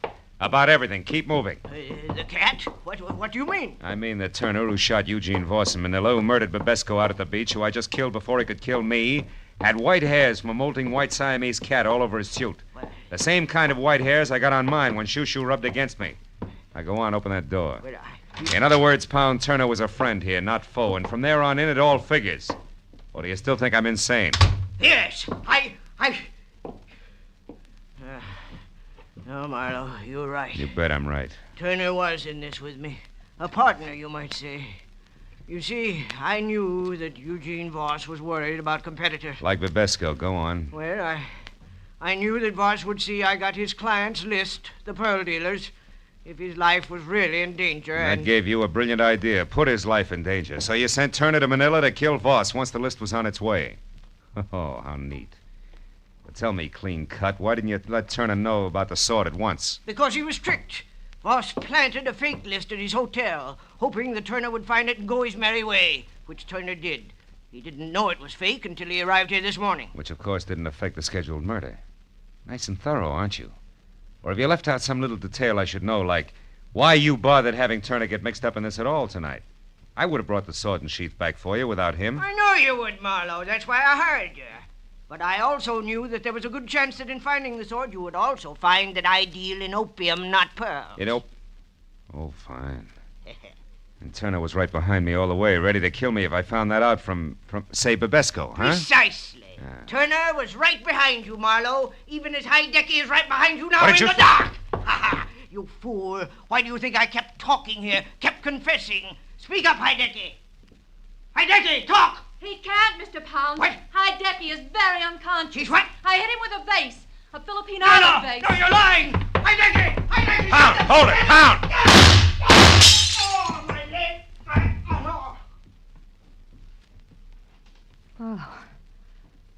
Marlowe, you got him.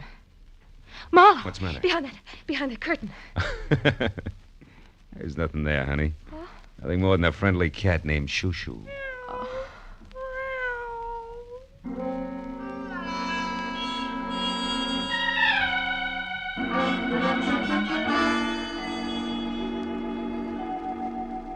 It took a long time.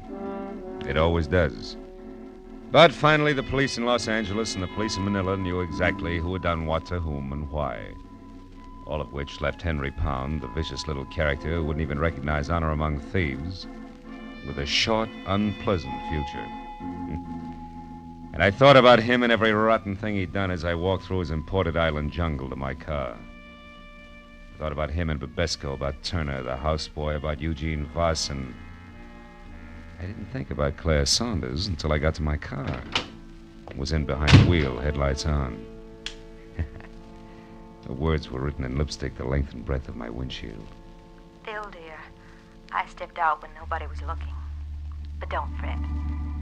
Because from here on out, I'm going to be very good. I've learned my lesson. P.S.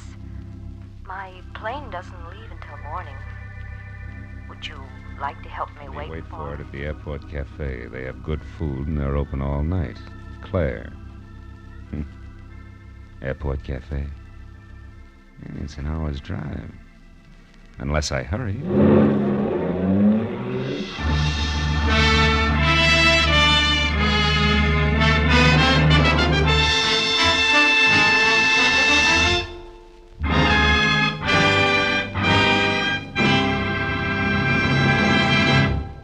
The Adventures of Philip Marlowe, bringing you Raymond Chandler's most famous character, star Gerald Moore, are produced and directed by Norman MacDonald and are written for radio by Robert Mitchell and Gene Levitt.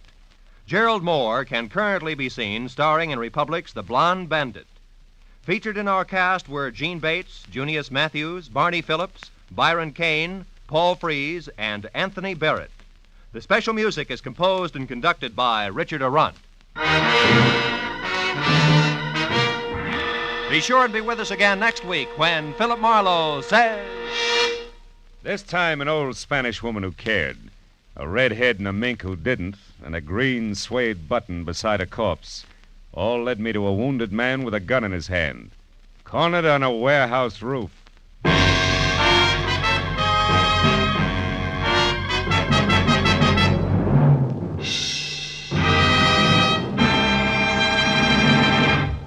Now, stay tuned for Pursuit, which follows immediately on most of these same CBS stations. This is Roy Rowan speaking.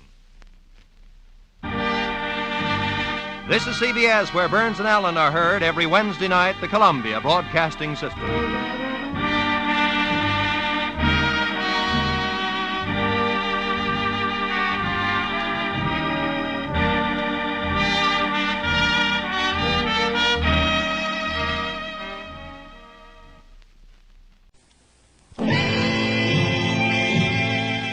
We present The Long Goodbye by Raymond Chandler, dramatized in 3 episodes by Bill Morrison, with Ed Bishop as Philip Marlowe. Episode 3, California, 1953, at the home of Roger Wade.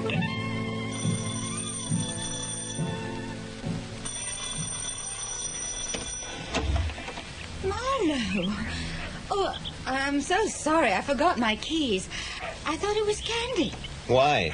It's his day off. Oh, yes, of course. Why are you here? Is anything wrong?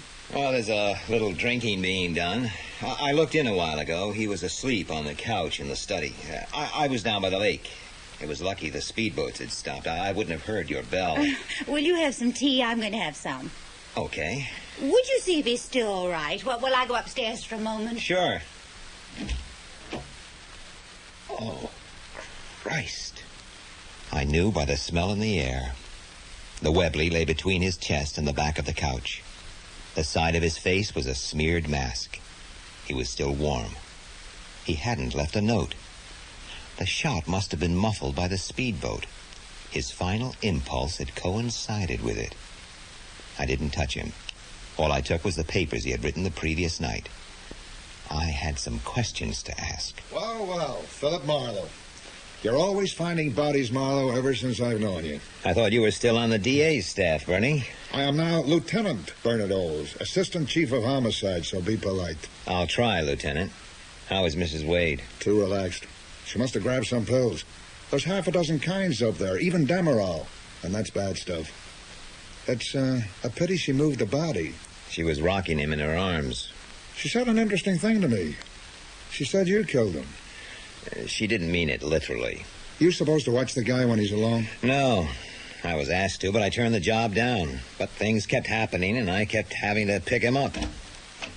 Lieutenant, is there anything else you want from me? Dr. Loring, yeah. What did you give her Demerol for, Doc? I prescribe for my patient as I think proper. I am not required to explain why. She's got a regular drugstore up there. And you just hand them on, huh? Is the lady suffering from something serious? A drunken and violent husband can be a very serious complaint indeed for a sensitive woman. You wouldn't treat him, huh? That is impertinent. I shall report you. Yeah, do that. Look, let me make it clear. I do not treat alcoholics. And I shall do exactly what I think best for Mrs. Wade.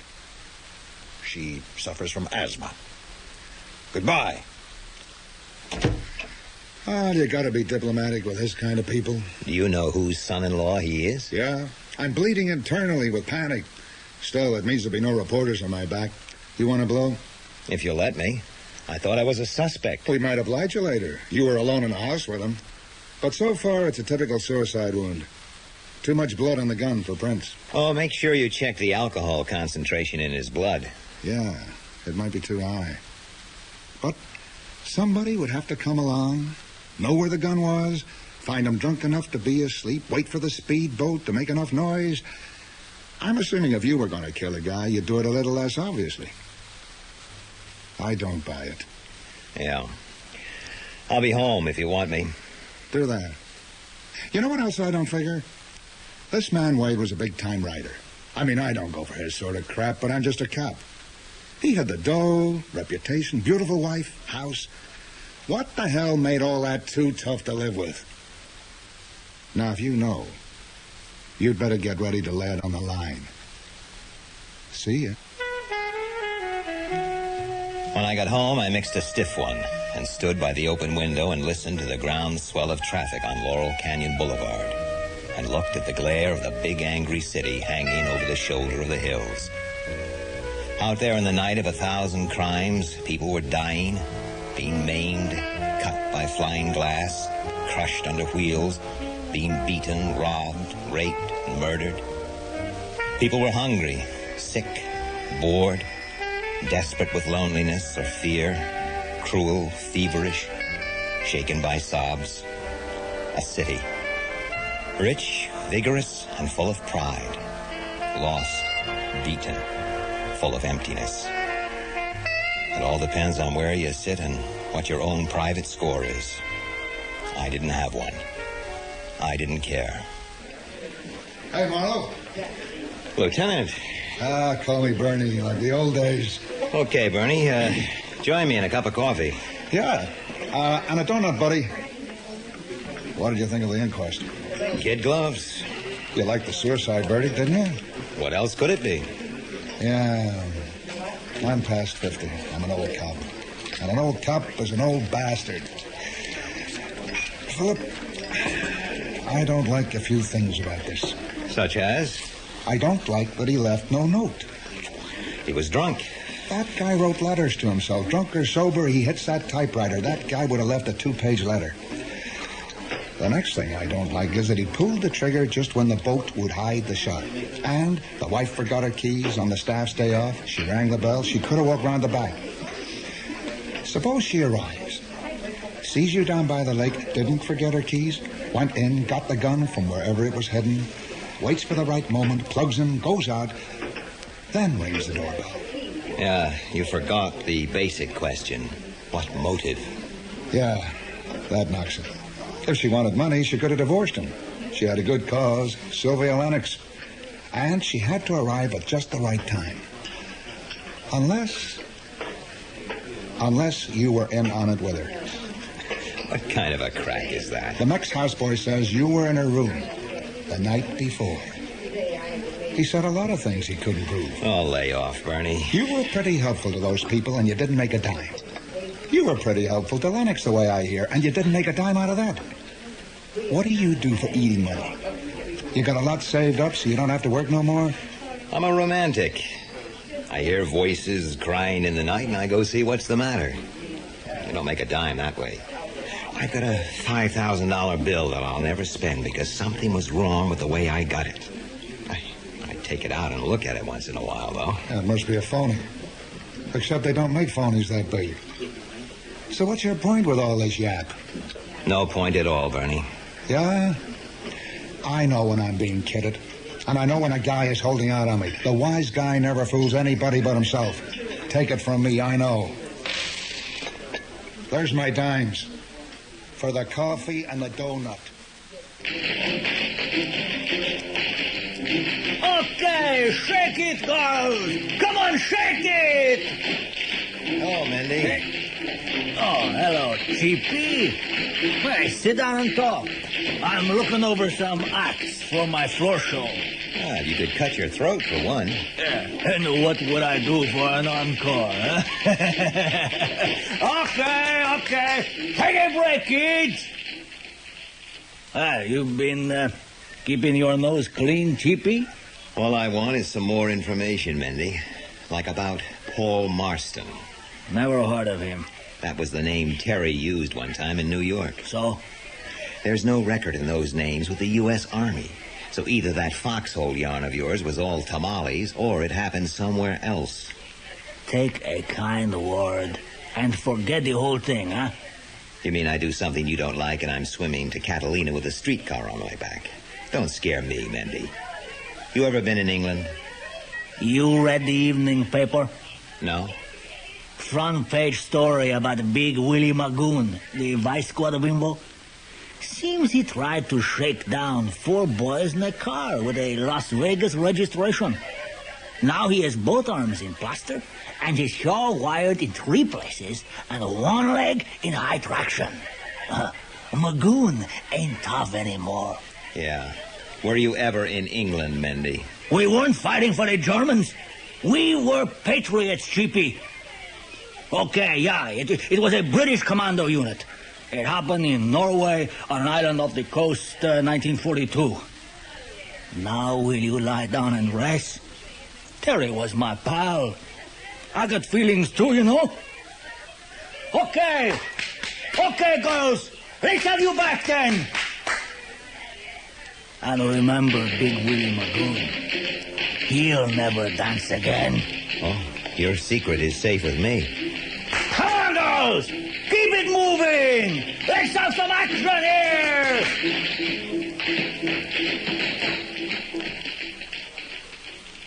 I called George Peters at the Carn organization and asked him to get in touch with their investigators in London. It took 5 days to get the answer I wanted. By then, Howard Spencer was back in town. He was still after Wade's unfinished novel. I told him what had happened, and Bernie Old's suspicions, and asked him to take me to see Eileen Wade. I needed a witness. I don't know anything about this, Eileen. Of course. I see you're wearing that pendant again. I often do.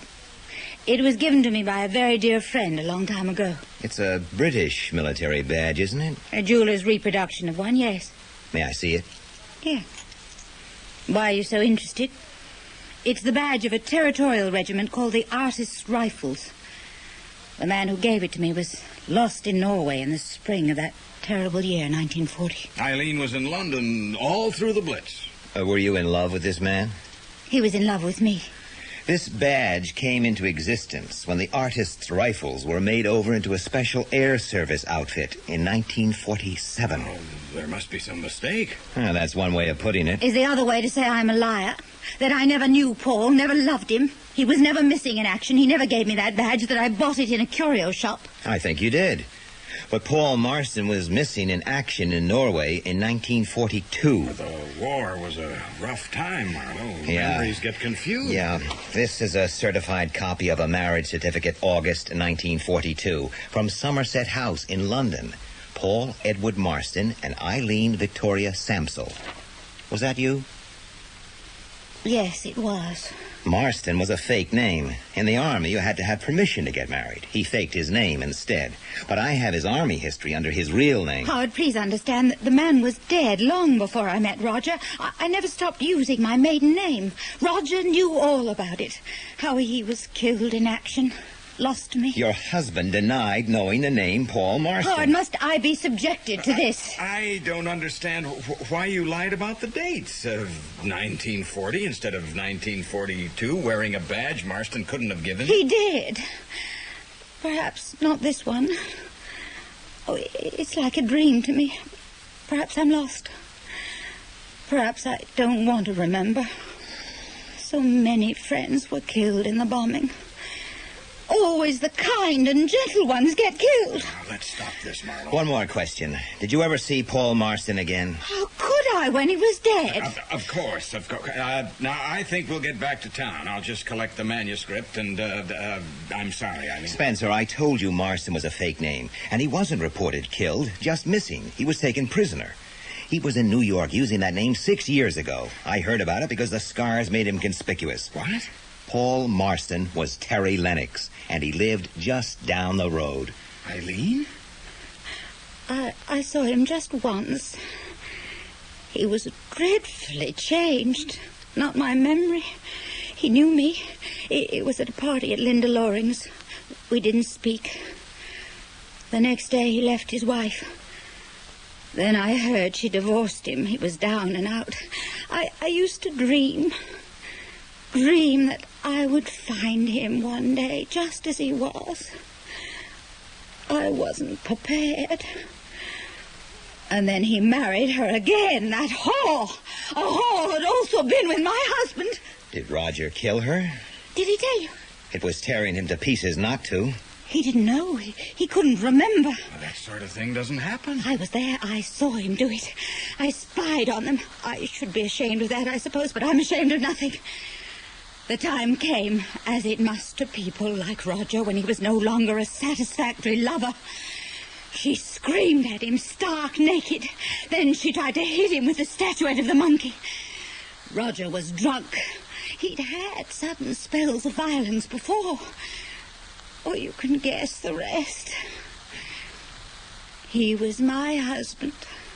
He'd done an awful thing, but she was an awful woman. Have you any more to tell us? It was destroying him. Perhaps he'd remember that afternoon he killed himself. We'll never know. Do we want to know? Please, Howard, I'm very tired. I can't answer anymore.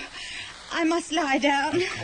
Of course. Sylvia Lennox wasn't beaten to death. She was shot to death first by a Mauser. Oh, you don't happen to have one? I've told you my story. I'm going upstairs now. I do not wish to be disturbed any further. What was all that? Did she kill Sylvia Lennox? Yeah. Shot her and then beat her face to pulp. That set up Wade as our suspect. But Terry was a gentleman. He protected her. He took the rap. Except that I didn't believe it. So she had to know how much I knew. And in the end, she had to kill Wade to stop him talking.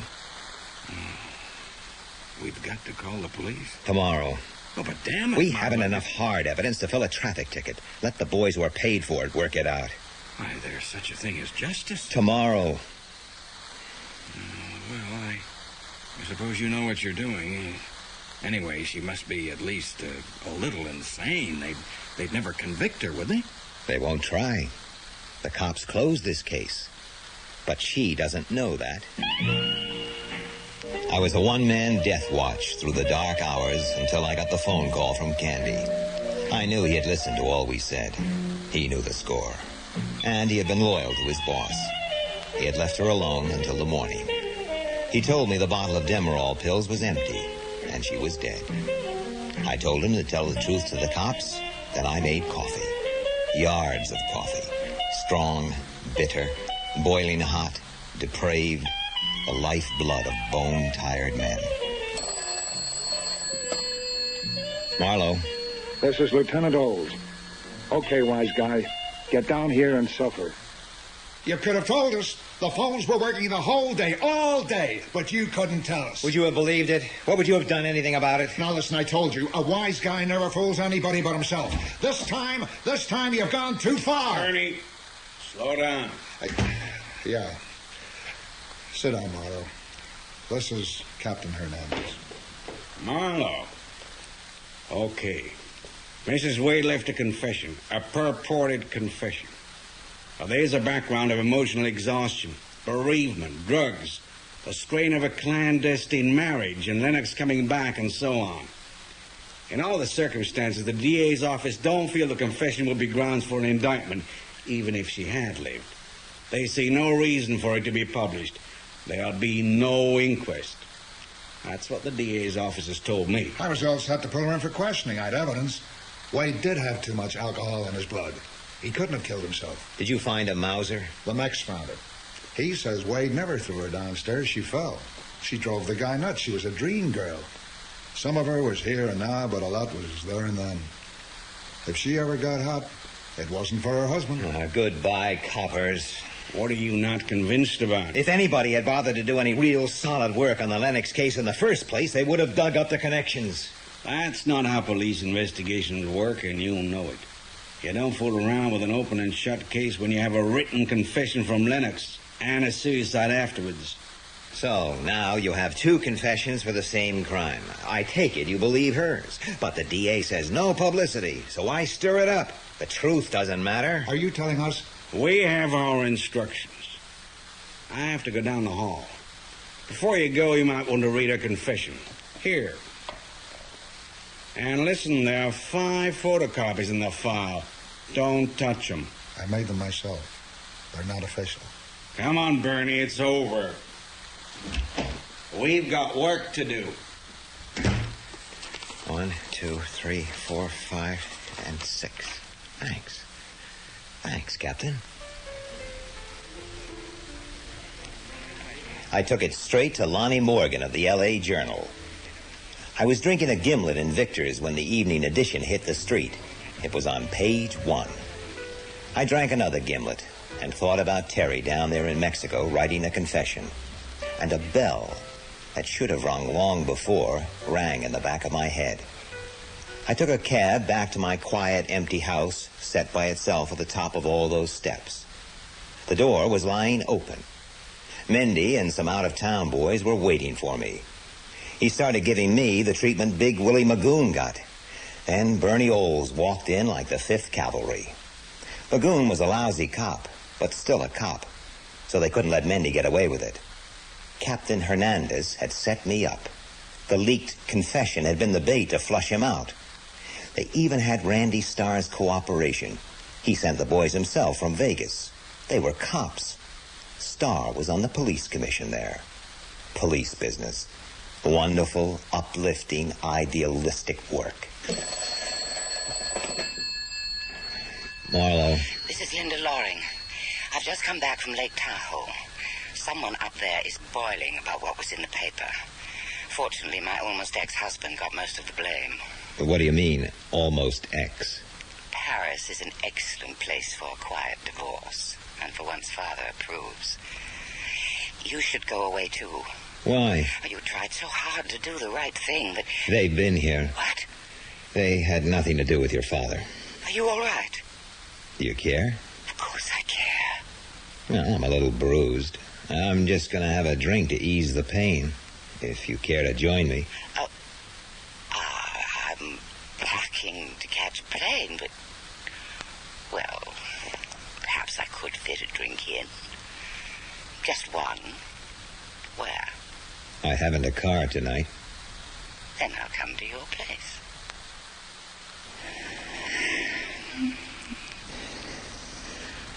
Hello. Would you consider marrying me? It wouldn't last 6 months. For God's sake, what do you expect from life? I'm 47. I'm spoiled by independence. I'm 36. It's not a crime to have money or to marry it. We could both fly to Paris. Do you have something against marriage? Well, for 2 people in 100, it's wonderful. The rest, just work at it. In 10 years, you wouldn't know me in the street. You bastard. I want more champagne. This way, you'll remember me. You conceited bastard. Why should I remember you? I'll get the champagne. I've paid you the greatest compliment I know how to pay. I asked you to marry me. You paid me a greater compliment. Oh, you fool, Marlowe. You utter fool. All right, I won't remember you in 6 months. Bring out the champagne. The French have a phrase for it. Dire adieu, c'est mourir un peu. To say goodbye is to die a little. The bastards have a phrase for everything, and they are always right. Well, there was just one more thing to do. I went to Potter's lawyer and asked him what he had seen in Mexico. He told me about the body. I asked him why a town with only one street like Otataclan would have a street mailbox. Then I waited. A month later, an elegant Mexican walked into my office. He had dark hair and a mustache, and a note from Randy Starr introducing him as Cisco Mayoranos. Senor, I was at the hotel at the time, working there as day clerk. The mozo was afraid to go up to Senor Lennox's room. I went. He gave me the letter and some money, which I did not take. He had it gone. I hid the letter. I was going down the stairs when I heard a shot. Any Americanos at the hotel? 2, on a hunting trip. Did they go near the room? Why should they? Go back to Starr and tell him to send somebody who knows what he's talking about. Senor, you doubt my word? Did you mail the letter in the box in front of the hotel? Otataclan is a very small place. He has no need of a street mailbox. You never went to his room for a letter. The 2 Americans went there. I'm telling you what I think happened. One of them was Menendez. He bribed the local police. Then they slugged Terry, put a blank in the Mauser, put it to his head, and made a nasty powder burn. Then he was doped and packed in ice, so that Potter's lawyer thought he saw a cold and very dead stiff. The next day, a coffin with stones in it was buried. Possible? If the Senor Menendez had relatives in Otataclan, possible. But you are still accusing me of lying. You say I did not go to the room for the letter? No. You were already there. You were writing it. I suppose it's a little early for a gimlet. You like the plastic surgery, old top? They even changed my nose. How close did I come? Close enough. Mendy didn't like me writing to you, but I held out for that. He undersold you. He didn't notice the bit about the mailbox. Did you know who killed Sylvia? It's pretty tough to turn a woman in for murder. Even if you knew her long ago and in another country. How is Mendy these days? Retired to Acapulco. How about that gimlet? Here. Your portrait of Madison. I enjoyed playing with it. The 500 is still in the coffee can. I'll keep that for expenses. Keep it all. You could have let things lie. Sure. After Eileen killed her husband and got away with it, she might have gone on to better things. What did he matter? He just wrote books. I didn't see any choice. I was the prime suspect. I got scared. Mendy was there to help. I only had a few hours to sort it out before I got to you that morning. What should I have done? Pick up the money, Terry. We were pretty good friends once. Yeah. For a long time, I couldn't figure it. Till I realized you were a nice guy only because you had a nice nature. You're a moral defeatist. Maybe the war did it to you. Maybe you were born that way. I grew up in an orphanage in Montreal. The act is all there is. I couldn't have told you any more than I did that morning. You wouldn't have stood for it. Oh, thanks for saying that. I came back too late. You wouldn't have come back at all if I hadn't smoked you out. I am what you see. Senor Mayoranos, who lives in Mexico and has a nice time. Adios, Senor Mayoranos. Goodbye, Marlowe. I sat and I sat. Maybe I wanted him to come back and talk me out of the way I felt, but he didn't. Nobody could. That was the last I saw of him. It was goodbye. Goodbye to all of them, including Linda. Except the cops, of course. No way has been invented to say goodbye to them in this cruel world.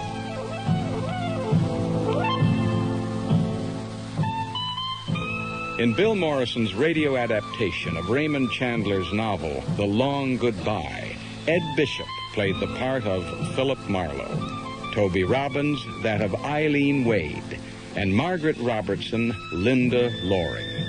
Roger Wade was played by David March, Terry Lennox, Peter Marinker, Howard Spencer, Don Fellows, Mendy Menendez, Blaine Fairman, Bernie Olds, Harry Taub, Dr. Loring, Paul Maxwell, Harlan Potter, Bob Sherman, Captain Hernandez, Gordon Stern, Lonnie Morgan, Henry Knowles, Grants, Rod Beecham, Sergeant Green, William Roberts, Detective Dayton, Neville Jason, Willie Magoon, Bill Morrison, Chick Agostino, Malcolm Gerard, Candy, Anthony Daniels, and the barman, Brian Hewlett. The music consultant was Adrian Edwards.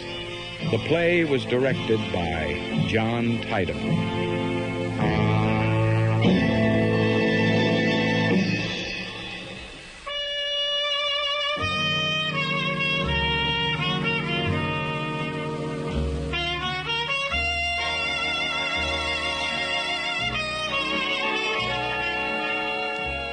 You're listening to KCRW's special Thanksgiving Day Philip Marlowe Marathon. That was The Long Goodbye. The Big Sleep is coming up in just a moment. This is KCRW Santa Monica. We have a news flash from the Associated Press. British Prime Minister Margaret Thatcher has resigned. British Prime Minister Margaret Thatcher announced today that she's stepping down after 11 and a half years. She'd been faced with rising opposition and had failed to beat back a challenge this week from within her own Conservative Party. One member of Parliament says Thatcher is the greatest peacetime Prime Minister Britain has ever had. Even opposition Labour members of the House of Commons are paying tribute to Thatcher as their longtime opponent. But Thatcher has said no to Labour's call to hold elections now. That appeal came from Labour leader Neil Kinnock, who says the British people should be able to choose a new government in the wake of Thatcher's resignation. Even though she's stepping down, Thatcher's Conservatives still have a majority in the Commons. Tory lawmakers will choose her successor next week. Again, British Prime Minister Margaret Thatcher has resigned. There'll be more on the story when we go to All Things Considered from National Public Radio at 4.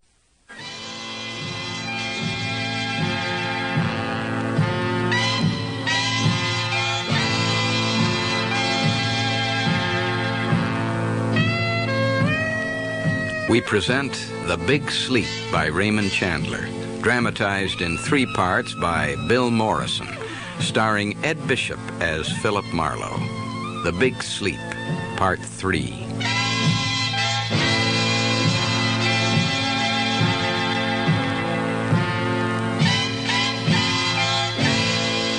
California, 1939. When old General Sternwood hired me to protect his 2 daughters, Carmen and Vivian, from blackmail, it seemed a simple case. I took the blackmailers off his back, but the questions wouldn't go away. Why was Vivian still afraid? Where was her husband, Rusty Regan? Why was a racketeer like Eddie Mars involved? I'd had a belly full of the Sternwood sisters, but the memory of a dying old man stayed with me. He deserved better. Everybody deserves to die in peace. But I didn't have the answers. A gray sedan had been following me, a small guy in it, alone. It wasn't getting either of us anywhere.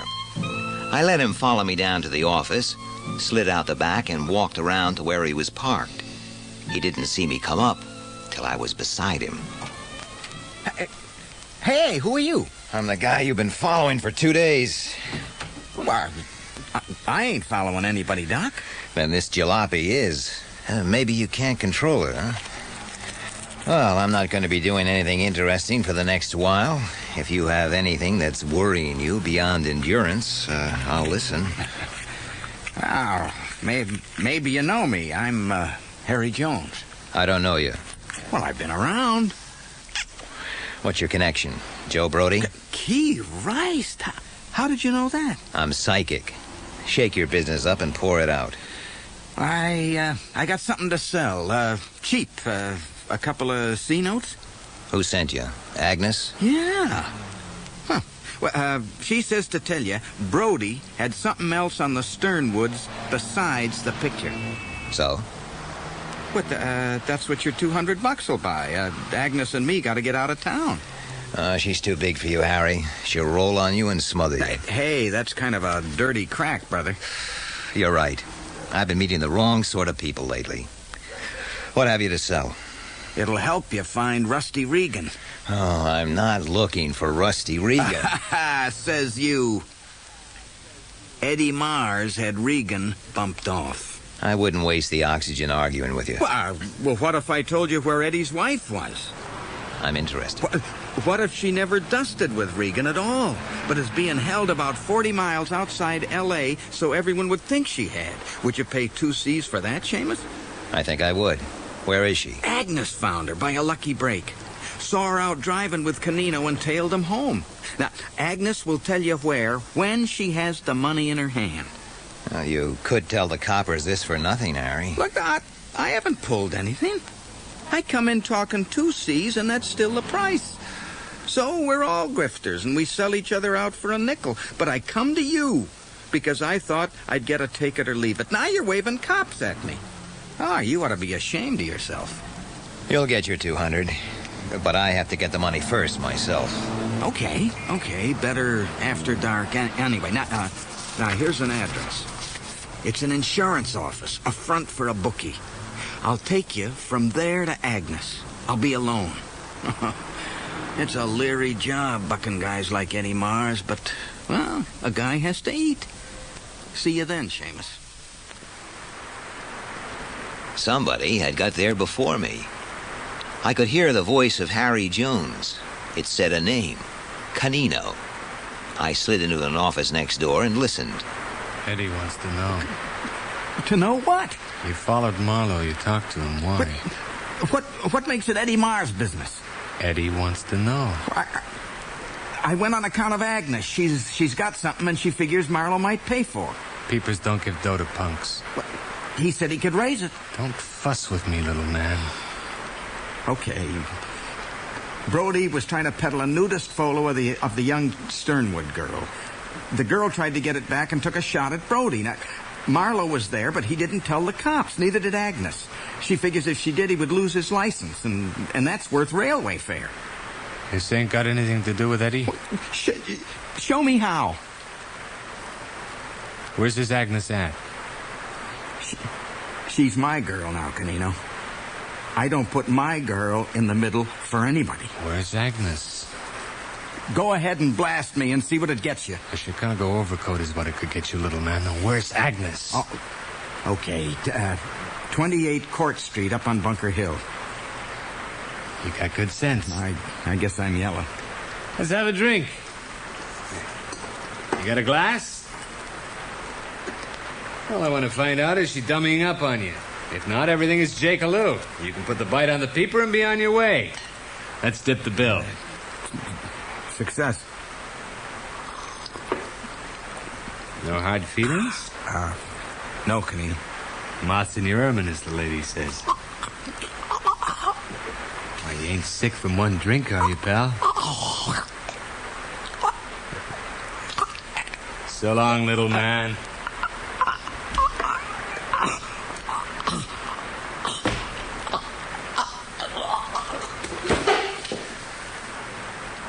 I had no gun, so I had to let Canino go. I smelled the bottle, the odor of bitter almonds. Harry Jones, dying, had vomited down his coat. Cyanide. I had a vision of Canino driving fast through rain to another appointment with death. I called information for a phone number for the Court Street address, then made police noises at the apartment manager. No Agnes. Harry had lied and drunk his cyanide like a little gentleman. He died like a poisoned rat, but he was no rat to me. It occurred to me that Mr. Canino is the kind of self-confident gentleman who would not mind returning to the scene of his crime. Yeah? Is Harry around? Not for a minute, Agnes. Who's talking? Marlowe. Well, where's Harry? I came over to give him the money. The offer still holds. Where are you? You got the money? 200. It's all there. Okay. Brody and I were out driving Sunday before last. Saw Eddie Marr's wife and Canino out for air. Joe tailed them back to east of Rialito. That's orange country, but just there it's bare as hell's backyard, except for a cyanide plant where they make the stuff for fumigation. There's a garage run by a G named Art Huck. Deals in hot cars for Eddie Marr's. Behind that is a frame house. That's where she's holed up. Canino's the watchdog. Well, that's it. Goodbye, Peeper. And wish me luck. I got a raw deal. Like hell you did. In the end, fate stage managed the whole thing.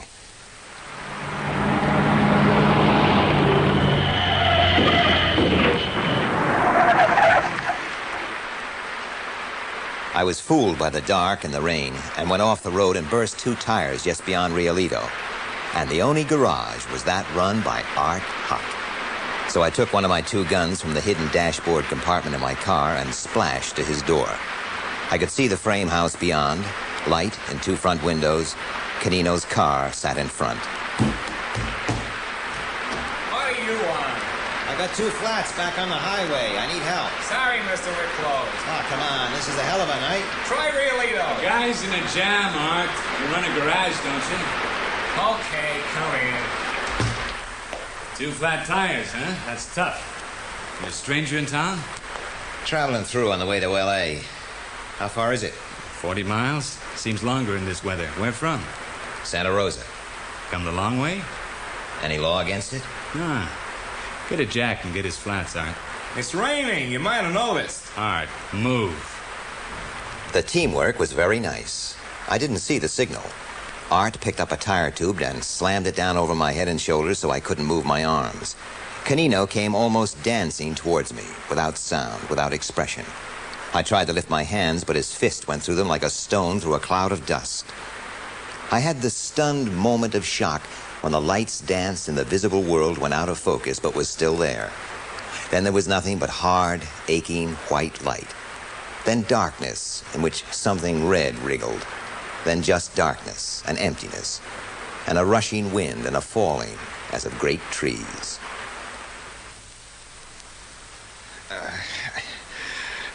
Who? There was this woman. She was so platinum that her hair shone like a silver fruit bowl. I moved my head a little. It hurt, but not more than I expected. I was trussed like a turkey ready for the oven. How do you feel? Great. Somebody built a filling station on my jaw. What'd you expect, Marlowe? Orchids? And just a plain pine box. Don't bother with bronze or silver handles. And don't scatter my ashes over the blue Pacific. I like worms better. Did you know that worms are of both sexes and that any worm can love any other worm? So you're a detective. How did you know? You slept well. They had plenty of time to go through your pockets. They did everything but embalm you. What time is it? Why? You have a date? What are the boys doing? Digging a grave? They had to go somewhere. You mean they left you here alone? You don't look dangerous at the moment. Besides, you don't know much. I know who you are. Then I'm afraid you're in a bad spot. From your husband? Eddie Marr's? I hate killing. How about a drink? My blood's going round like a tenant looking for a house. Here. Why'd you have to come here and stick your neck out? Eddie wasn't doing any wrong. You know, if I hadn't hid out here, the police would have been convinced Eddie murdered Rusty. He did murder him. That's a lie. Anyway, it's none of your business. The whole thing is my business. I'm hired to find out. Eddie's not that sort. You like racketeers. As long as people want to gamble, there'll be places for him to gamble. You think he's just a gambler? I think he's a pornographer, a blackmailer, a hot car broker, a killer by remote control, and a suborner of crooked cops. He's whatever has the cabbage pinned to it. Don't try to sell me on any high-sold racketeers. They don't come in that pattern. Eddie's not a killer. He has Canino. Canino killed a man tonight. A harmless little guy who was trying to help somebody out. I don't believe you. You know what Canino's going to do to me. Beat my teeth out and then kick me in the stomach for mumbling. At least you be quiet. I want to think. Isn't platinum hair out of style? It's a wig, silly. Well, my own hair grows out. See? Nice. Who cut it off for you? I did it myself. To show Eddie I love him. Good. To show him I was willing to do whatever he wanted me to do. To hide out. That he didn't need to have me guarded. I wouldn't let him down. I love him. But you've just met me, Silverwig. You're a kick. Kidding with every breath the spot you're in. What spot? I have your word, Eddie's no killer. Why did you come here? A little bird named Harry Jones led me to you. A little bird that used to hop in and out of bars, picking up horse bets for crumbs. Information, too. This little bird picked up an idea about Canino, and it led to you. He came to me to sell. I got his information, but Canino got the little bird. He's a dead little bird now, with his feathers ruffled and his neck limp and a pearl of blood on his beak. But Eddie Mars wouldn't do that, would he, Silverwig? He never killed anybody. He just hires it done. I don't believe you. You believe me. No. You know Canino. Canino's going to kill me. No. What happened to Rusty Regan? Eddie didn't kill Rusty. Eddie doesn't kill anybody. Maybe he just hides the bodies. You'll find Rusty alive and well when he wants to be found. But you left Eddie for him. I haven't seen Rusty for months. He just went away. And you're not a prisoner down here? Why did you have to come here? I hate killing, Silverwig. Get out of here. You've got to get out. Quick. Thanks for cutting the ropes. About these handcuffs. Canino has the key. Then let's go. You better come with me. No.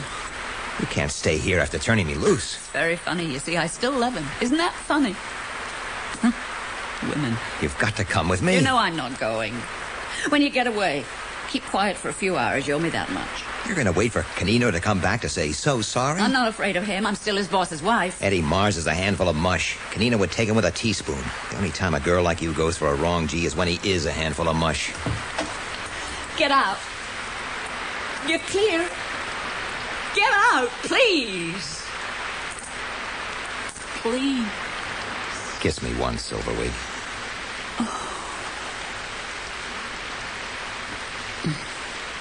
You're cold. Your lips are ice. Go.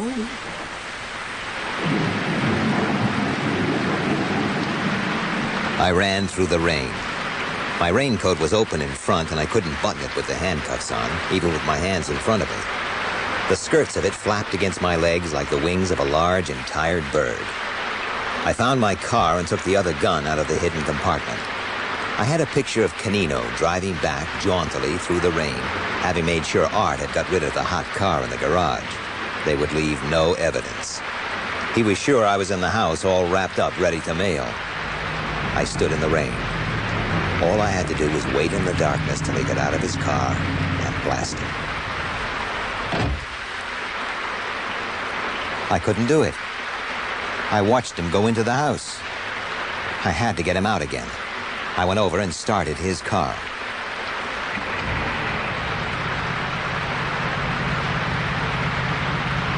Walk in front of me, doll. Slow. Can you see him? It's too dark. I can see nothing. Stay in front of me. Walk to the car. I see him in the car behind the wheel. Goodbye, peeper.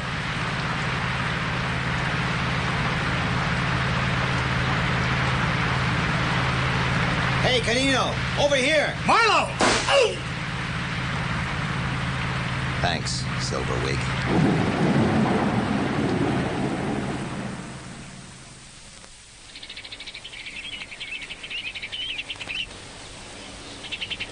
The sunlight was so bright it danced as I walked up to the Sternwood place. The birds in the ornamental trees were crazy with song after the rain. The terraced lawns were as green as the Irish flag. The night above the door had still not rescued the lady. It was 5 days since I had rung the bell for the first time. It felt like a year. Sit down, Mr. Marlowe. You'll excuse me receiving you in bed. I've not been too well lately. You may smoke. I know. I'll blow it around. I did not ask you to look for Regan. You wanted me to, though. I usually ask for what I want. I feel you betrayed a trust. I want to give you your money back. Why?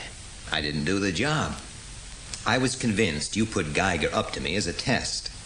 You were afraid Regan was involved in the blackmail. You wanted to know, so I kept looking. Do you consider that ethical? I do. You don't know what I have to go through, over, or under to do your job for you. I do it my way. I do my best to protect you, and I may break a few rules, but I break them in your favor.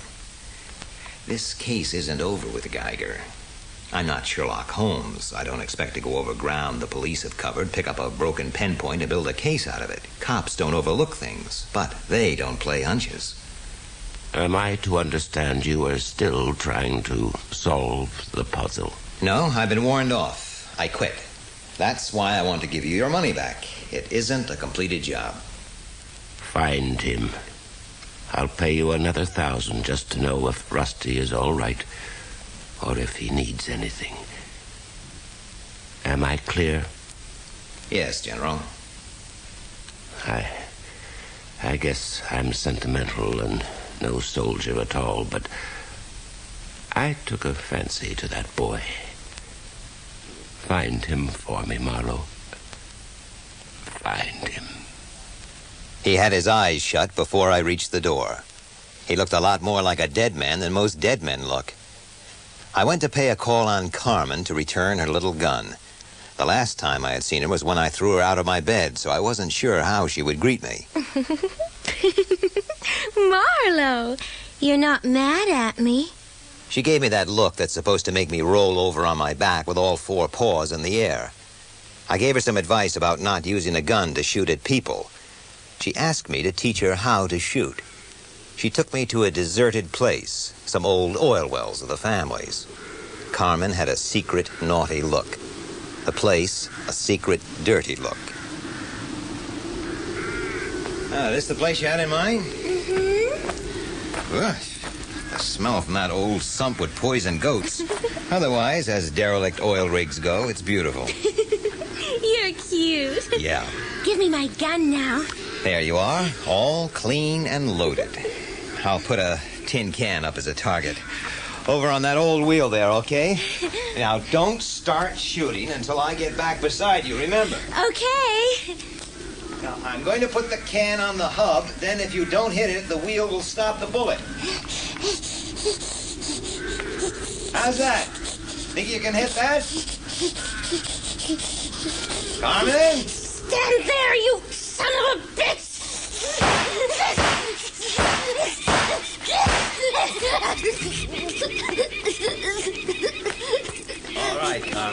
All right, Carmen. All right. Just let me get my handkerchief between your teeth. Ow! That's it. Take it easy. My, but you are cute, Carmen. I don't think you would have missed me with a single one of those if they had been real bullets. What sort of a brute are you, Marlowe? You killed a man last night. Now you come here and frighten my kid sister into a fit. What did you do to her? What has Eddie Mars got on you? I told you not to ask me that. What happened to Carmen? Seemed like a mild epileptic fit to me. She has them once in a while. Do you know a man named Canino? I seem to vaguely remember the name. That's who I killed last night. How did you hear about it? Never mind. It all ties together. Geiger and his blackmail, Brody and his pictures, Eddie Mars, Canino, and all the little dead people who got in the way, and you. Eddie Mars was behind the blackmail. He was testing your father to see what he knew. But your father sent for me, which meant he wasn't afraid, which meant he didn't know what really happened to Regan. So Eddie couldn't blackmail him for a lot of money in a hurry. He had to wait for you to inherit the millions. Am I boring you? You tire me. Your father offered me $1,000 this morning to find Regan. Why? That's a lot of money to me, but I can't do it. Why not? This is Carmen's gun. She fired all 5 chambers at me in her fit. Too bad I had it loaded with blanks. I had a hunch she would do it if she got the chance. You're a horrible man. You're her big sister. You can't prove this. What? You were alone with her down at the oil wells. It's only your word for it. I was thinking of another time. A time when there were real bullets in it. When she asked Rusty down there to teach her how to shoot, and he put up a can and turned around for her to shoot him, just like today, and for the same reason. What reason? Do I really have to tell you? Yes, I'm afraid you do. Night before last, I came home to find her in my bed, naked. I threw her out. I guess maybe Regan did the same. But you can't do that to Carmen. I suppose you want money. How much? $15,000. Just what Rusty had on him. Is that what Canino got for disposing of the body after you went to Eddie Mars for help? You son of a bitch. Yeah, I'm a very smart guy. I'm so money greedy that for $25 a day I do my thinking for myself, what there is of it. I risk my whole future, the hatred of cops and racketeers. I dodge bullets and eat saps and say thank you very much. If you have any more trouble, I hope you'll think of me. I'll just leave one of my cards in case. All for $25 a day. And maybe a little to protect what pride a sick old man has left in the thought that his blood is not poison. That his 2 little girls are a trifle wild, as many nice girls are these days, but they are not perverts or killers. And that makes me a son of a bitch.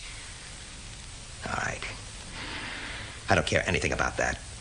You offer me $15,000. That makes me a big shot. For that, I could own a house, a new car, 4 suits of clothes. I might even take a vacation without worrying about losing a case. That's fine. What are you offering it to me for? Will you put her away? Somewhere where they will keep guns and fancy drinks away from her? Hell, she might even get herself cured. It's been done. He's in the sump down at the old oil wells. She came home and told me about it just like a child. I knew if Dad found out, he'd call the police, and sometime in the night he'd die. Rusty wasn't a bad fella. I didn't love him. Oh, he was all right, I guess. He just didn't mean anything to me compared with keeping it from Dad. So you let her run around loose? He was playing for time.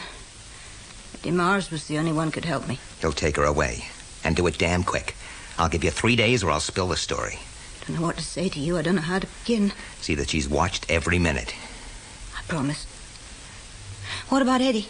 I'll handle Eddie. He'll try to kill you. His best boy couldn't. I'll take a chance on that. Marlowe. Put her away.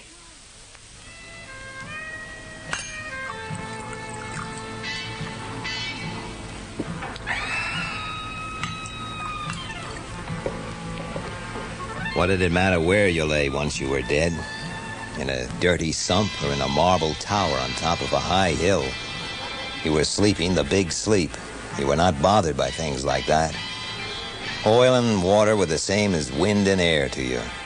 You just slept the big sleep, not caring about the nastiness of how you died or where you fell. Me? I was part of the nastiness now, but the old man didn't have to be.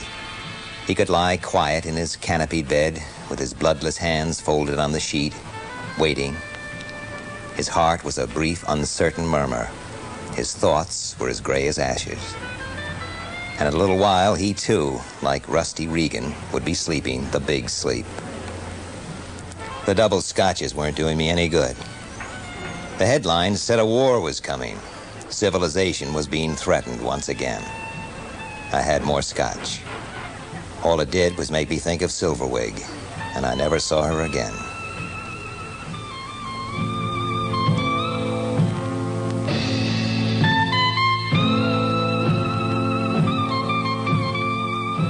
In Bill Morrison's radio adaptation of Raymond Chandler's novel, The Big Sleep, Ed Bishop played the part of Philip Marlowe and Robert Beatty that of General Sternwood.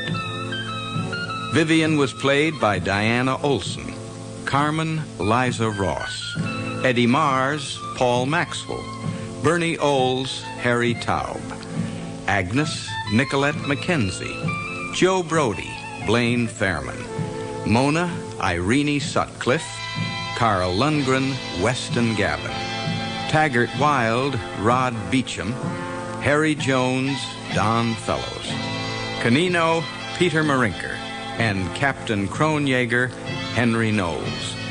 Other parts were played by Malcolm Gerard and Walter Hall. Music consultant, Adrian Edwards. The play was directed by John Tiedemann.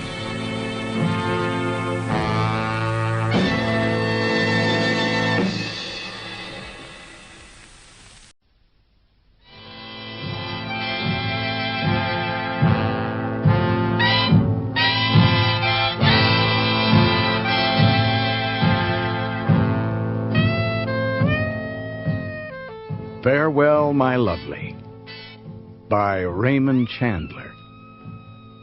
Dramatized for radio by Bill Morrison.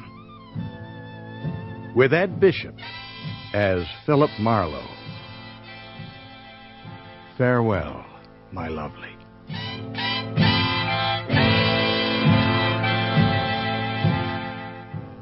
California, 1939.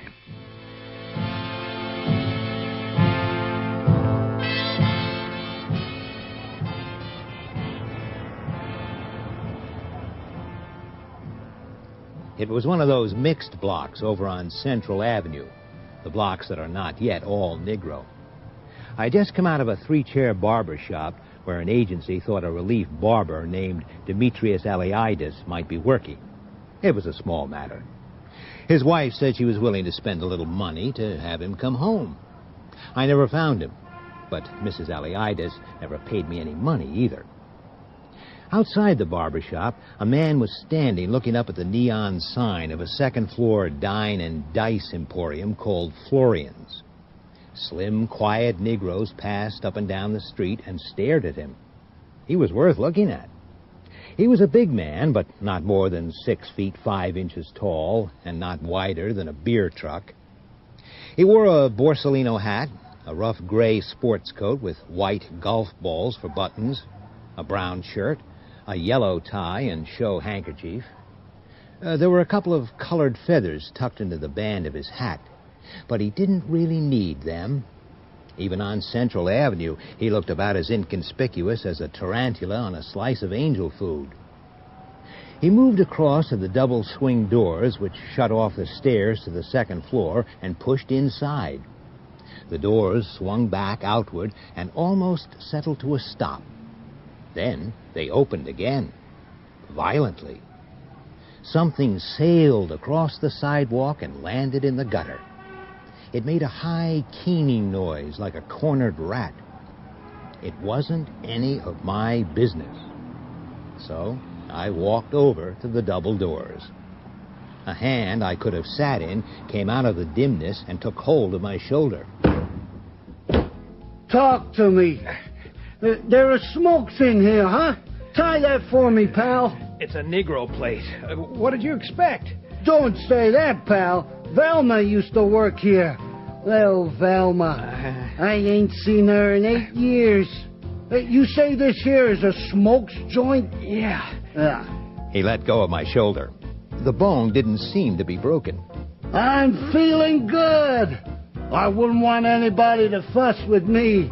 Let's you and me go on up and maybe nibble a couple. They won't serve you. I ain't seen Velma in 8 years. 8 long years since I said goodbye. She ain't wrote to me in 6, but she'll have a reason. Let's you and me go on up, huh? All right. Just lay off carrying me, huh? Let me walk. I'm all grown up. I go to the bathroom alone and everything. Just don't carry me. Little Velma used to work here.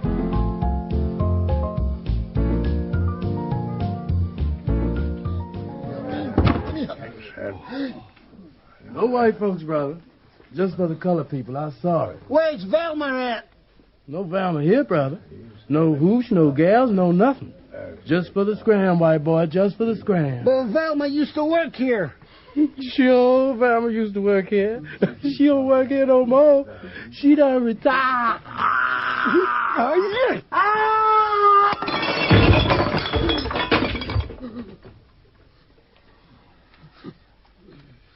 Some guys has got wrong ideas about when to get tough.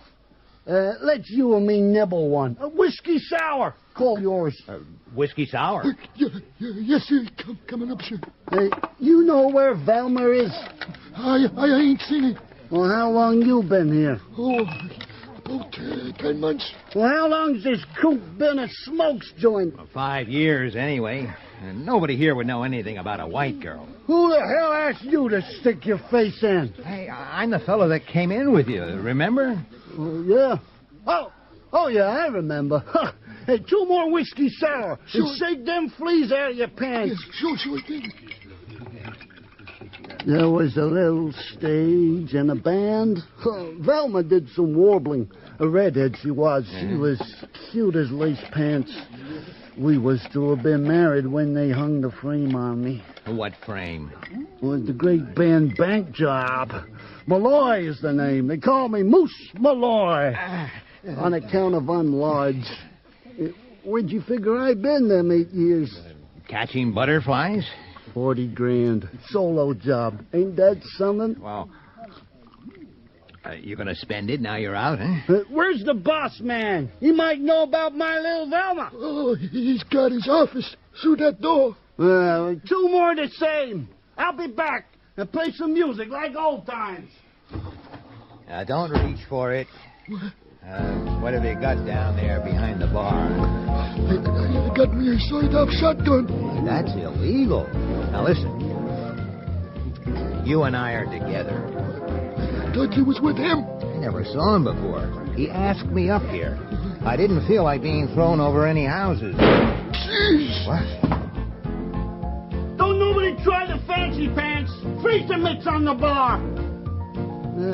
The boss didn't know where Velma was neither. He tried to tell me with this 45. So long, punks. I gotta catch a streetcar. You didn't pay for the drinks. Well, maybe you got something there, but I wouldn't squeeze it too hard.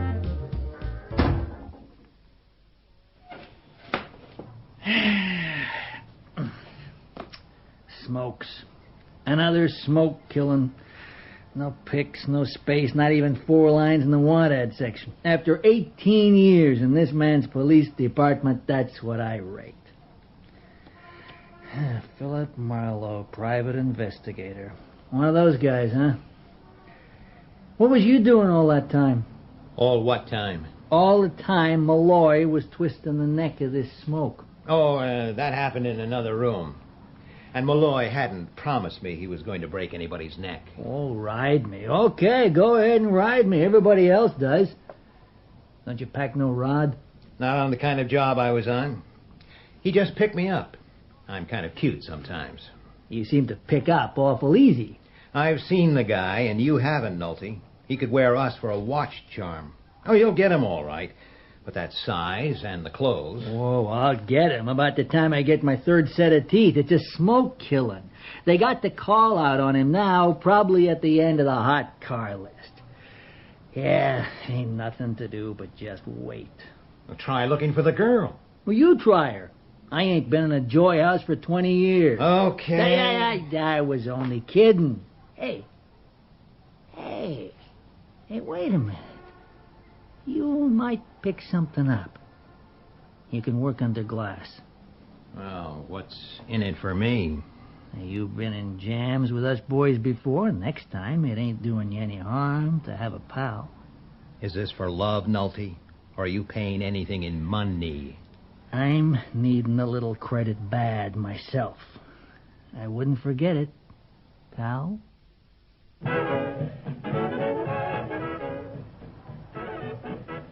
Nothing made it my business except curiosity.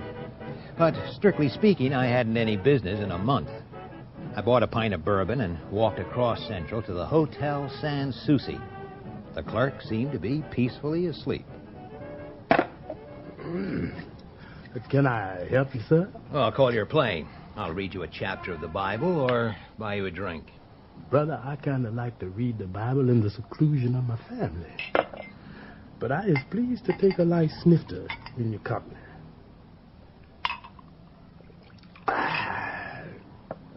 Yes, sir. This liquor comes out of the correct bottle. In what manner can I be of service to you? When Florian's was a white joint, what was its name? Electric signs come kind of dear, brother. Oh, who ran it? Poor sinner named Mike Florian. And what happened to him? Gathered to the Lord 1934. Wasted life, brother. Case of pickled kidneys. But mercy waits for him up yonder. Damned if I know why. Have another drink. Your method of approach is soothing to a man's dignity. Yes, sir.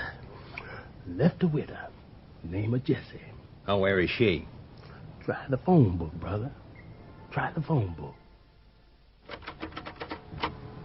Mrs. Florian? Mrs. Jessie Florian? What do you want? I want to ask you about your husband. He's been dead 5 years. Who did you say you was? I'm a detective. I'd like a little information.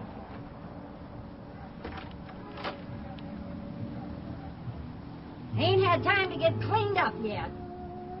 Come on. Through here. The radio's all the company I got. Is that the newest model? Expensive? Loud? The way I like it. Mike ain't done nothing new, has he?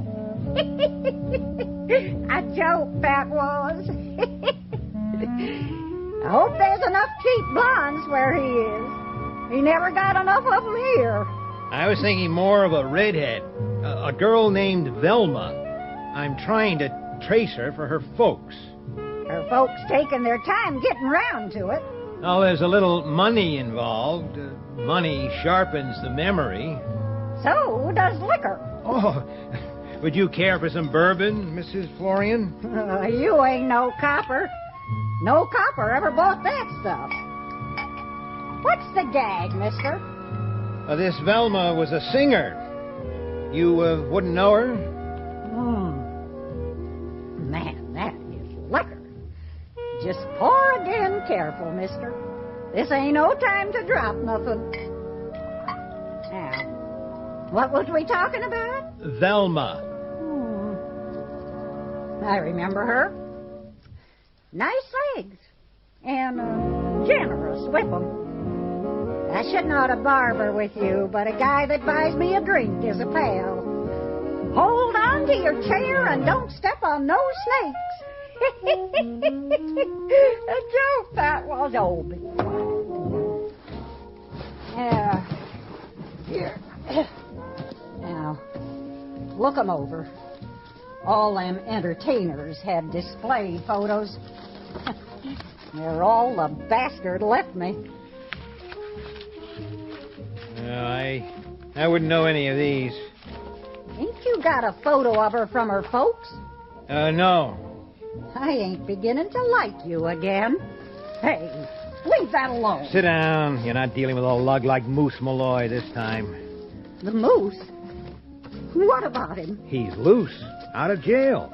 He killed a man over on Central this morning. He's looking for the fink that turned him in 8 years ago. Ah, this is it. Velma Valento. Now, why hide this photo? She's dead. Now beat it. That still doesn't say why you hid it. I am a poor, sick old woman. Now, you get away from me, you son of a bitch. Help yourself to the whiskey, Mrs. Florian.